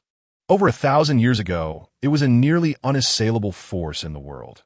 The present Nine Xian sect and Qingtian Temple paled in comparison. Yet for reasons unknown, it collapsed overnight, and even records of it became scarce. Apart from a few ancient powers, few knew of the Three Saints sect today. Some rumors even pointed to the Nine Xian sect as the cause of its downfall, shrouded in layers of mystery. Was the invincible path left behind by the Three Saints sect, or was this very path the reason for its collapse? At that moment, Yu Yuquan pondered deeply, especially recalling the trapped Elder Dragon and the immortal woman who once granted the Elder Dragon life and form. The waters of this world might be deeper than he had anticipated, and thus, in his cultivation, he needed to earnestly walk the path of strength, ensuring that he would never be swayed and always possess the power of choice. Zhang Xuanqing continued. On this legendary path, one must refine a breath of heaven and earth source Qi at the heavenly gate, thereby imprinting the mark of self upon the heavenly gate and allowing the primordial energy within to form a true imprint of oneself. Yu Yuquan furrowed his brow in his mind. He instinctively recalled the Nine Xian sect's golden-toed moon gazing breathing technique, the Zheng clan's ancestral 6 Qi longevity technique, and the 9 Ru body cultivation manual unexpectedly acquired by Master Zhang Xuanqing. Each of these techniques emphasized different aspects. The golden-toed moon gazing breathing technique centers on the notion of swallowing the moon, combining breath cultivation with energy refinement while nurturing the spirit, offering unique insights into solidifying one's foundation, a profoundly intricate practice. The Zheng clan's 6 Qi longevity technique aligns with the rhythms of the seasons and lunar phases, incorporating 6 variations of Qi, making it comparatively easier to advance, especially after entering the divine concealment realm, where it becomes easier to perceive the larger and smaller worlds. As for the 9 Ru body cultivation manual, it emphasized nurturing the body and understanding momentum, appearing narrower in focus but possessing its own remarkable merits. However, None of the manuals Yu Yu Quan had encountered contained any records pertaining to Source Q. I doubt why Yu Yu Quan mused. If this invincible path is indeed historically verifiable and seemingly linked to the once mighty Three Saints sect, why has no one truly traversed it? The conditions recorded are exceedingly stringent. Zhang Xuanqing replied with a hint of exasperation. First, the dimensions of the heavenly gate must be at least 81 inches. Second, one must completely refine various treasures without comprehending momentum. Third, theoretically, this source qi must be conjured from nothing, and we have yet to uncover how to achieve creation from nothing. Yu Yu Quan remained silent. The conditions were indeed harsh and somewhat nebulous. Could it be that someone was misleading future generations with mere conjecture? It was akin to the great universe shift, where even the creator could not accomplish it, leaving subsequent realms to rely on unverifiable theories. Zhang Xuanqing quickly discerned Yu Yochuan's thoughts and said, "Theoretically, there is no issue. Many talents have attempted this path, achieving commendable progress, yet they have all faltered at the final step." Zhang Xuanqing admitted that he would not deceive his disciple. The exploration of this path had been undertaken by many cultivators throughout history, some of whom were on the brink of success. Old Zheng had once told him that a sage from the Nine Xian sect lingered in a particular realm for an extended period, likely attempting to traverse this invincible path. He Qilin had also spent considerable time under the sage's tutelage in the Nine Xian sect. Even if He Qilin had not fully succeeded, he had undoubtedly made significant progress. Zhang Xuanqing informed Yu Yu Quan that a workaround had been discovered in exploring this path. This involved reaching the final step of refining the heaven and earth source qi, and then refining a breath of exceptionally high-grade source qi, thereby causing one's cultivation to surge dramatically. He mentioned that He Qilin was likely to refine a breath of source qi from the purple Qilin, thus completely associating himself with such an auspicious beast. There were also lesser examples, such as a certain uncle from the Zheng clan, known as Mingshan Jiaoso, who successfully refined a breath of source qi from a mountain demon, thereby establishing an invincible foundation and experiencing a dramatic increase in cultivation. In that era, few dared to challenge him, and he was even referred to as the foremost individual beneath the sages. Yu Yu Quan was taken aback that T.O. achieve such heights merely by refining a breath of mountain demon's source qi. What if I could refine a breath of true dragon's source qi? Even if I cannot take the final step, I could still contend with He Qilin. With resolute determination, Yu Yu Quan declared, "Master, I have decided to pursue this path." Zhang Xuanqing smiled and nodded. To seek the highest is to attain the middle. To seek the middle is to attain the lower. To seek the lower results in nothing gained, regardless of whether success is achieved. One must at least aspire to lofty ideals. In his view, even if Yu Yu Quan could not truly refine a breath of heaven and earth source qi, he could at least refine a breath of source qi from a giant horn viper, significantly enhancing his combat prowess and narrowing the gap with He Qilin. As for the remaining disparities, they would have to be addressed through other means. Then, Zhang Xuanqing presented Yu Yu Quan with a vast array of books. Among them were ancient turtle shells, jade books, animal skin texts of uncertain origin, bamboo slips, silk, and several yellowed ancient tomes. In total, there were dozens of volumes, the majority of which were originals, showcasing a significant span of time, many of which could be considered rare and invaluable antiques. Like the most primitive of tortoise shells, the jade texts of Yu Yu Quan are fundamentally difficult to comprehend. Although the script shares a lineage with contemporary characters, it inevitably exhibits certain distinctions. Fortunately, there exists a plethora of annotations and commentaries on the original manuscripts. By juxtaposing the original text with these elucidations, Yu Yu Quan has managed to glean a rudimentary understanding of the meanings embedded within these ancient writings. Nonetheless, the closer one approaches modern texts, the more comprehensible they become. For instance, the time-worn yellowed pages of ancient tomes primarily articulate the author's insights regarding the refinement of the primal energies of heaven and earth. He even posits that the essence of these primordial energies, when traced back to their origins, is fundamentally uniform. It all boils down to a certain exceedingly minuscule particle. The apparent diversity among these energies arises from their exposure to the myriad influences of the world. The path of refining the primal energy of heaven and earth essentially involves a process of absorption and refinement, gradually leading it back to its source that it resembles an act of assimilation, compression, and purification, albeit on a scale so vast that it seems beyond the capabilities of an ordinary person. The first threshold of this path mandates the opening of the celestial gate to a height of at least 81 inches, with the core requirement centered around the volume of energy involved.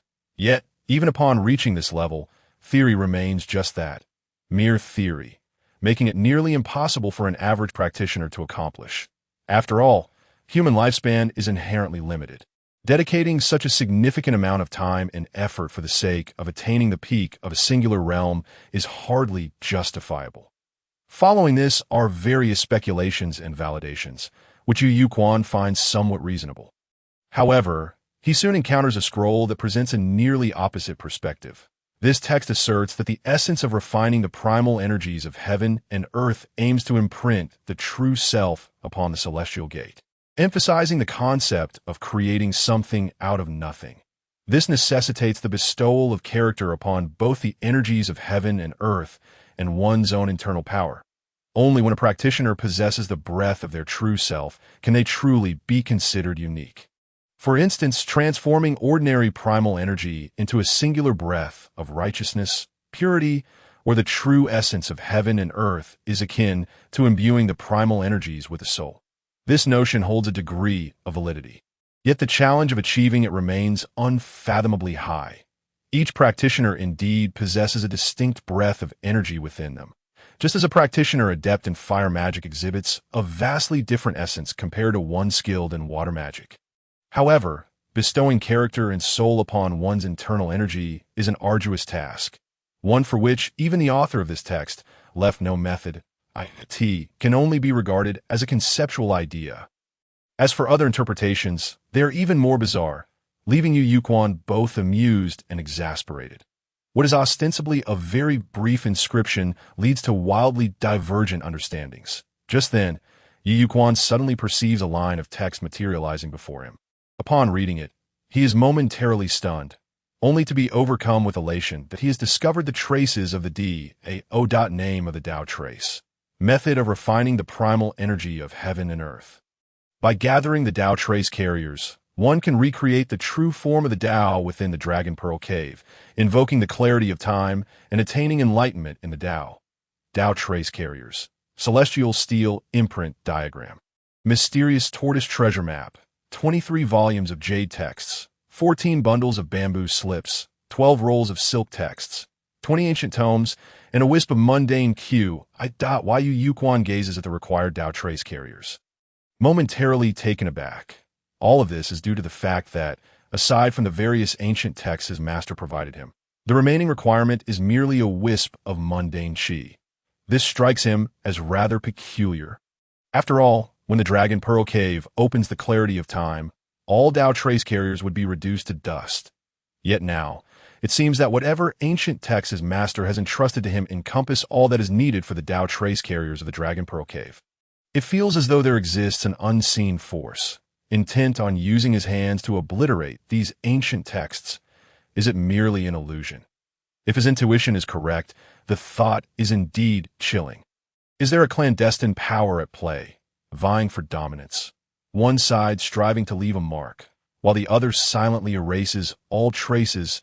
Observing Yu Yuquan's furrowed brow, Zhang Xuanqing inquires, "Is there something troubling you?"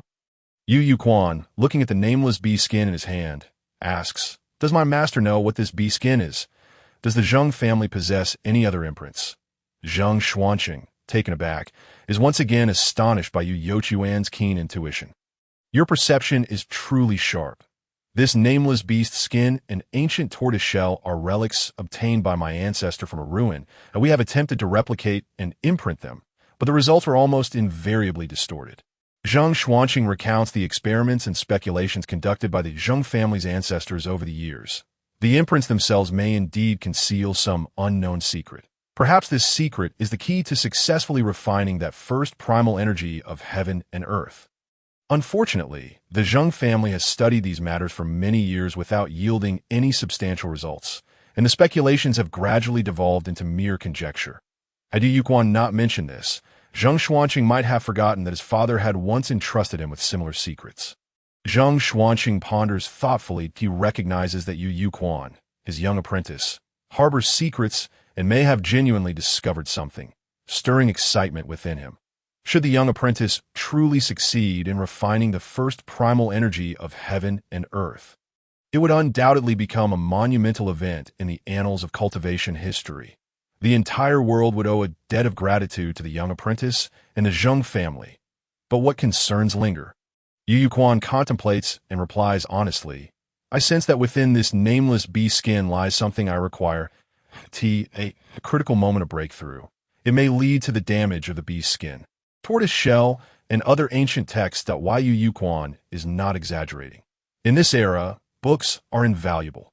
Anyone who damages or sells family heirlooms would undoubtedly be forever branded with shame. Moreover, these texts are treasures that the Tonglin Zheng family has passed down for countless generations. Especially items like the nameless beast skin and ancient tortoise shell, which are worth their weight in gold and constitute an essential part of the family's heritage. Zheng Xuanqing's expression momentarily falters, his brow furrowing tightly.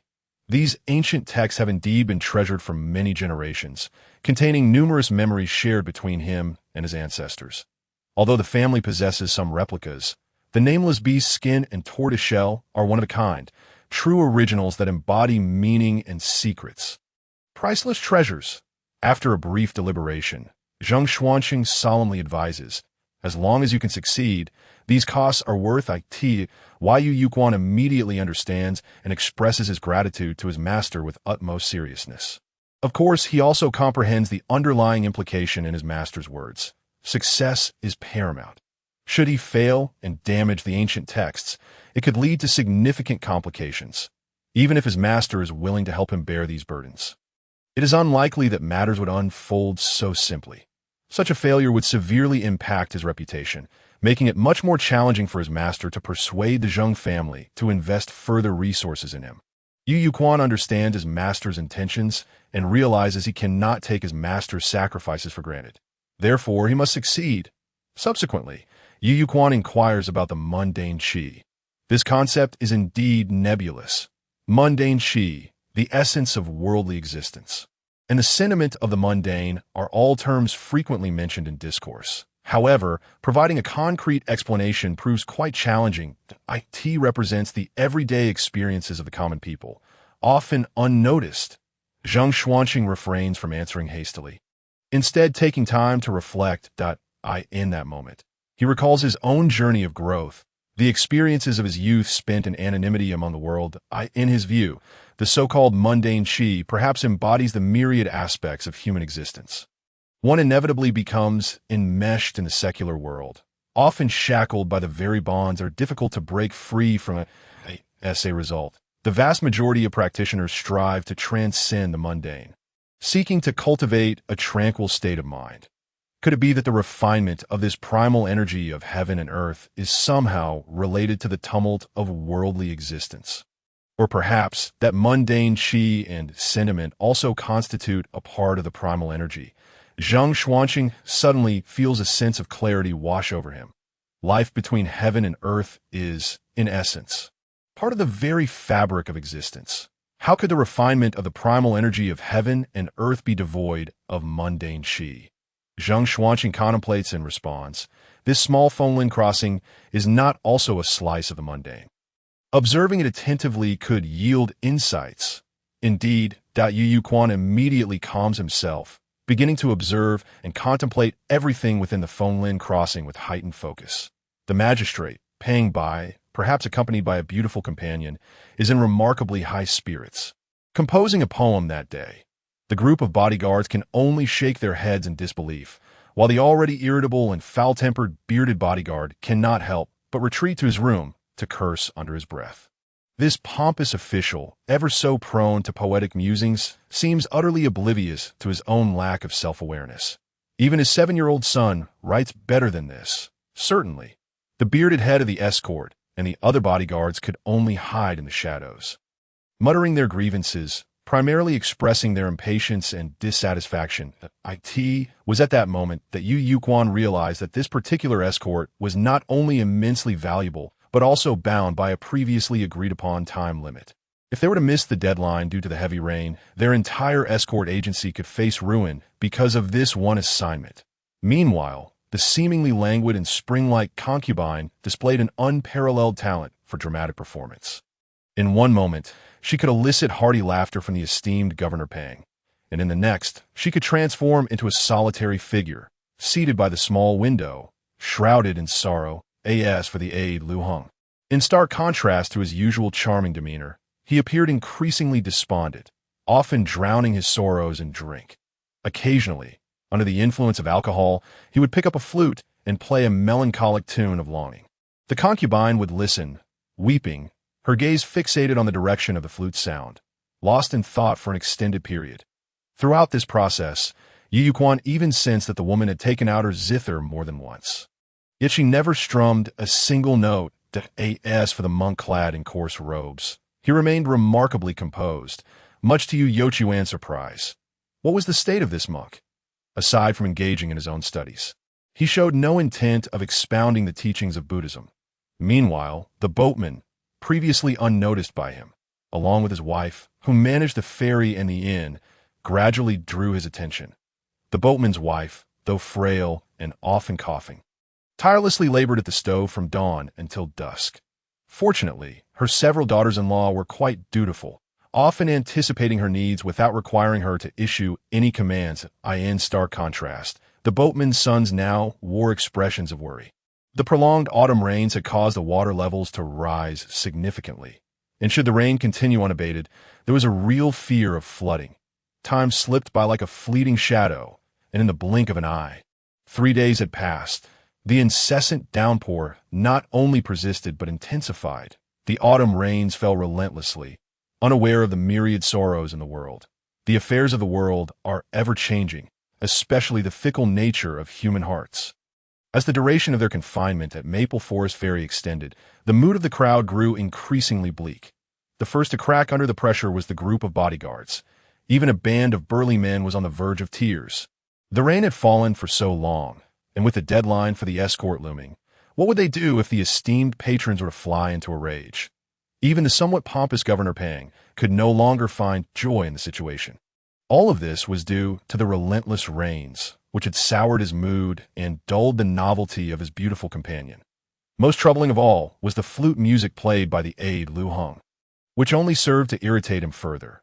Did he truly think him a fool, incapable of discerning the underlying tensions? With a burst of inspiration, Governor Pang could not resist composing another poem. Why does it rain so heavily? Because the rain god has sneezed. Why is it so torrential? Because he wet the bed. Upon hearing this verse, Huanyang, the aide Lu Heng, and the various stewards were left speechless, their thoughts too tangled to articulate.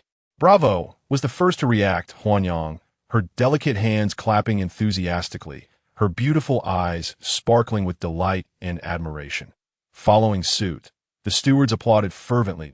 It was only Lu Heng who, somewhat reluctantly, joined in the applause, albeit half-heartedly. Soon, a small poetry appreciation gathering erupted in the vicinity.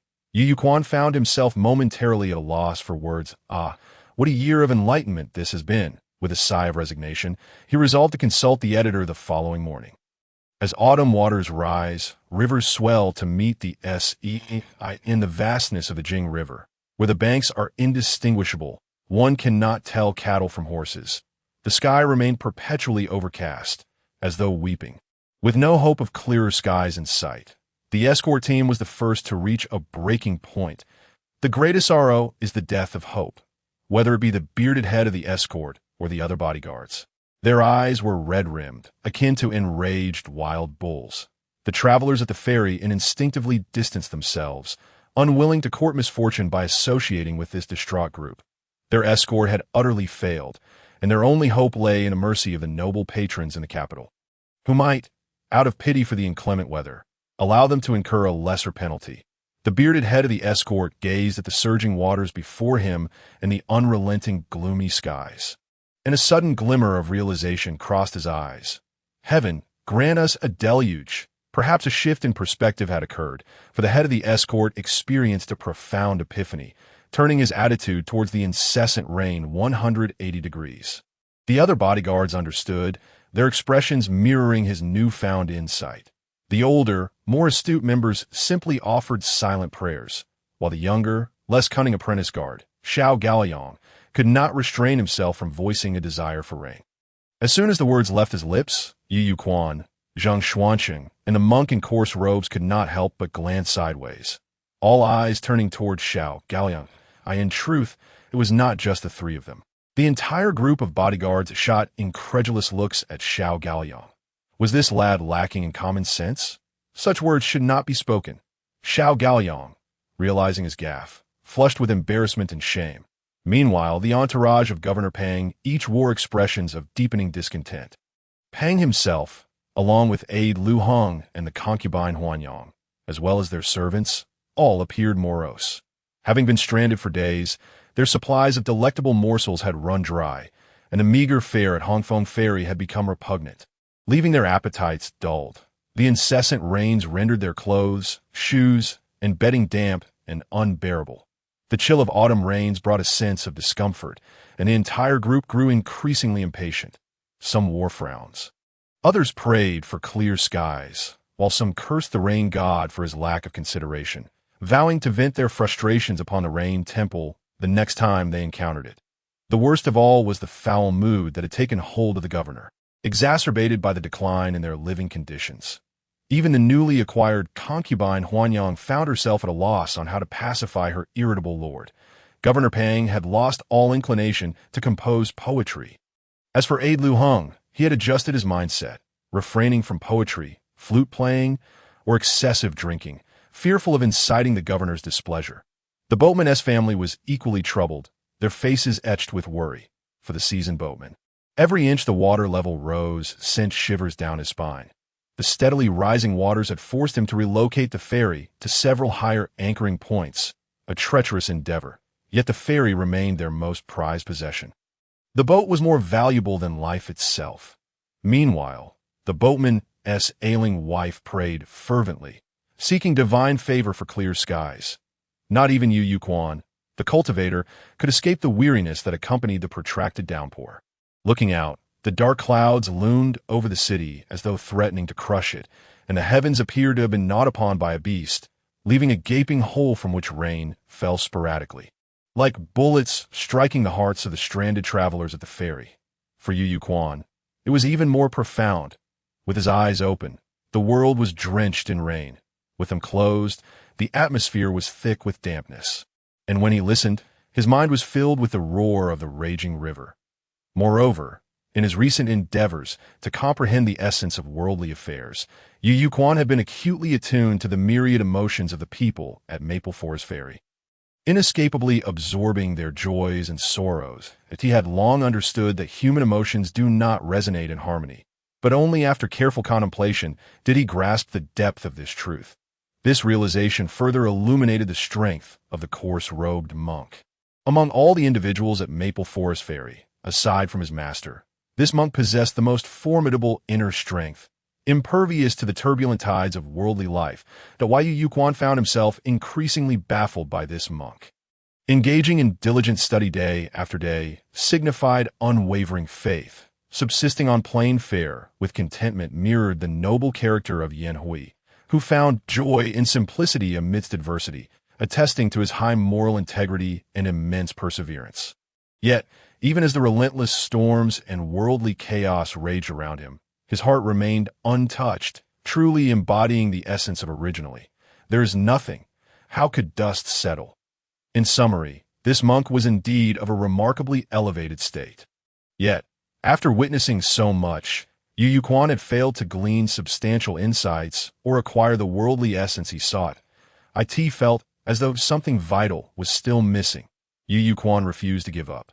Instead, he observed more attentively and contemplated more patiently. Akin to retaking an examination when one lacked a clear approach, was it possible that his level of engagement was insufficient? As Yu Quan pondered deeply, myriad tales of practitioners navigating the worldly tribulations came to mind. For many cultivators, The path to refining one's heart amidst the mundane often necessitates a deliberate suppression of their cultivation, fully immersing themselves in the secular realm. In Yu Yochuan's view, however, this notion remains a fallacy. The act of suppressing one's cultivation does not equate to its absence. One always possesses an inherent strength, inevitably fostering a mindset that is somewhat detached from the worldly concerns. Nevertheless, it is still a commendable approach. When faced with insurmountable challenges, the last resort often proves to be the most effective. Yu Yochuan's formidable spiritual awareness far surpasses that of ordinary individuals, allowing him to perceive much more broadly. Before him, the mighty river was choked with murky waters, laden with a vast amount of silt, its level having risen several feet and continuing to swell, threatening to engulf Feng Lin Crossing. Most critically, amidst the surging waters, Yu Yuquan discerned an alarming array of debris: trees, grains, furniture, livestock, and even human corpses. It was evident that upstream or from other waterways, a cataclysmic flood had erupted. This realization weighed heavily on Yu Yochuan's heart. As the water level continued to rise, he resolved to take action and truly engage with the situation at hand. Master, the water level is still increasing. The crossing will be submerged by tonight at the latest. We need to prepare at once.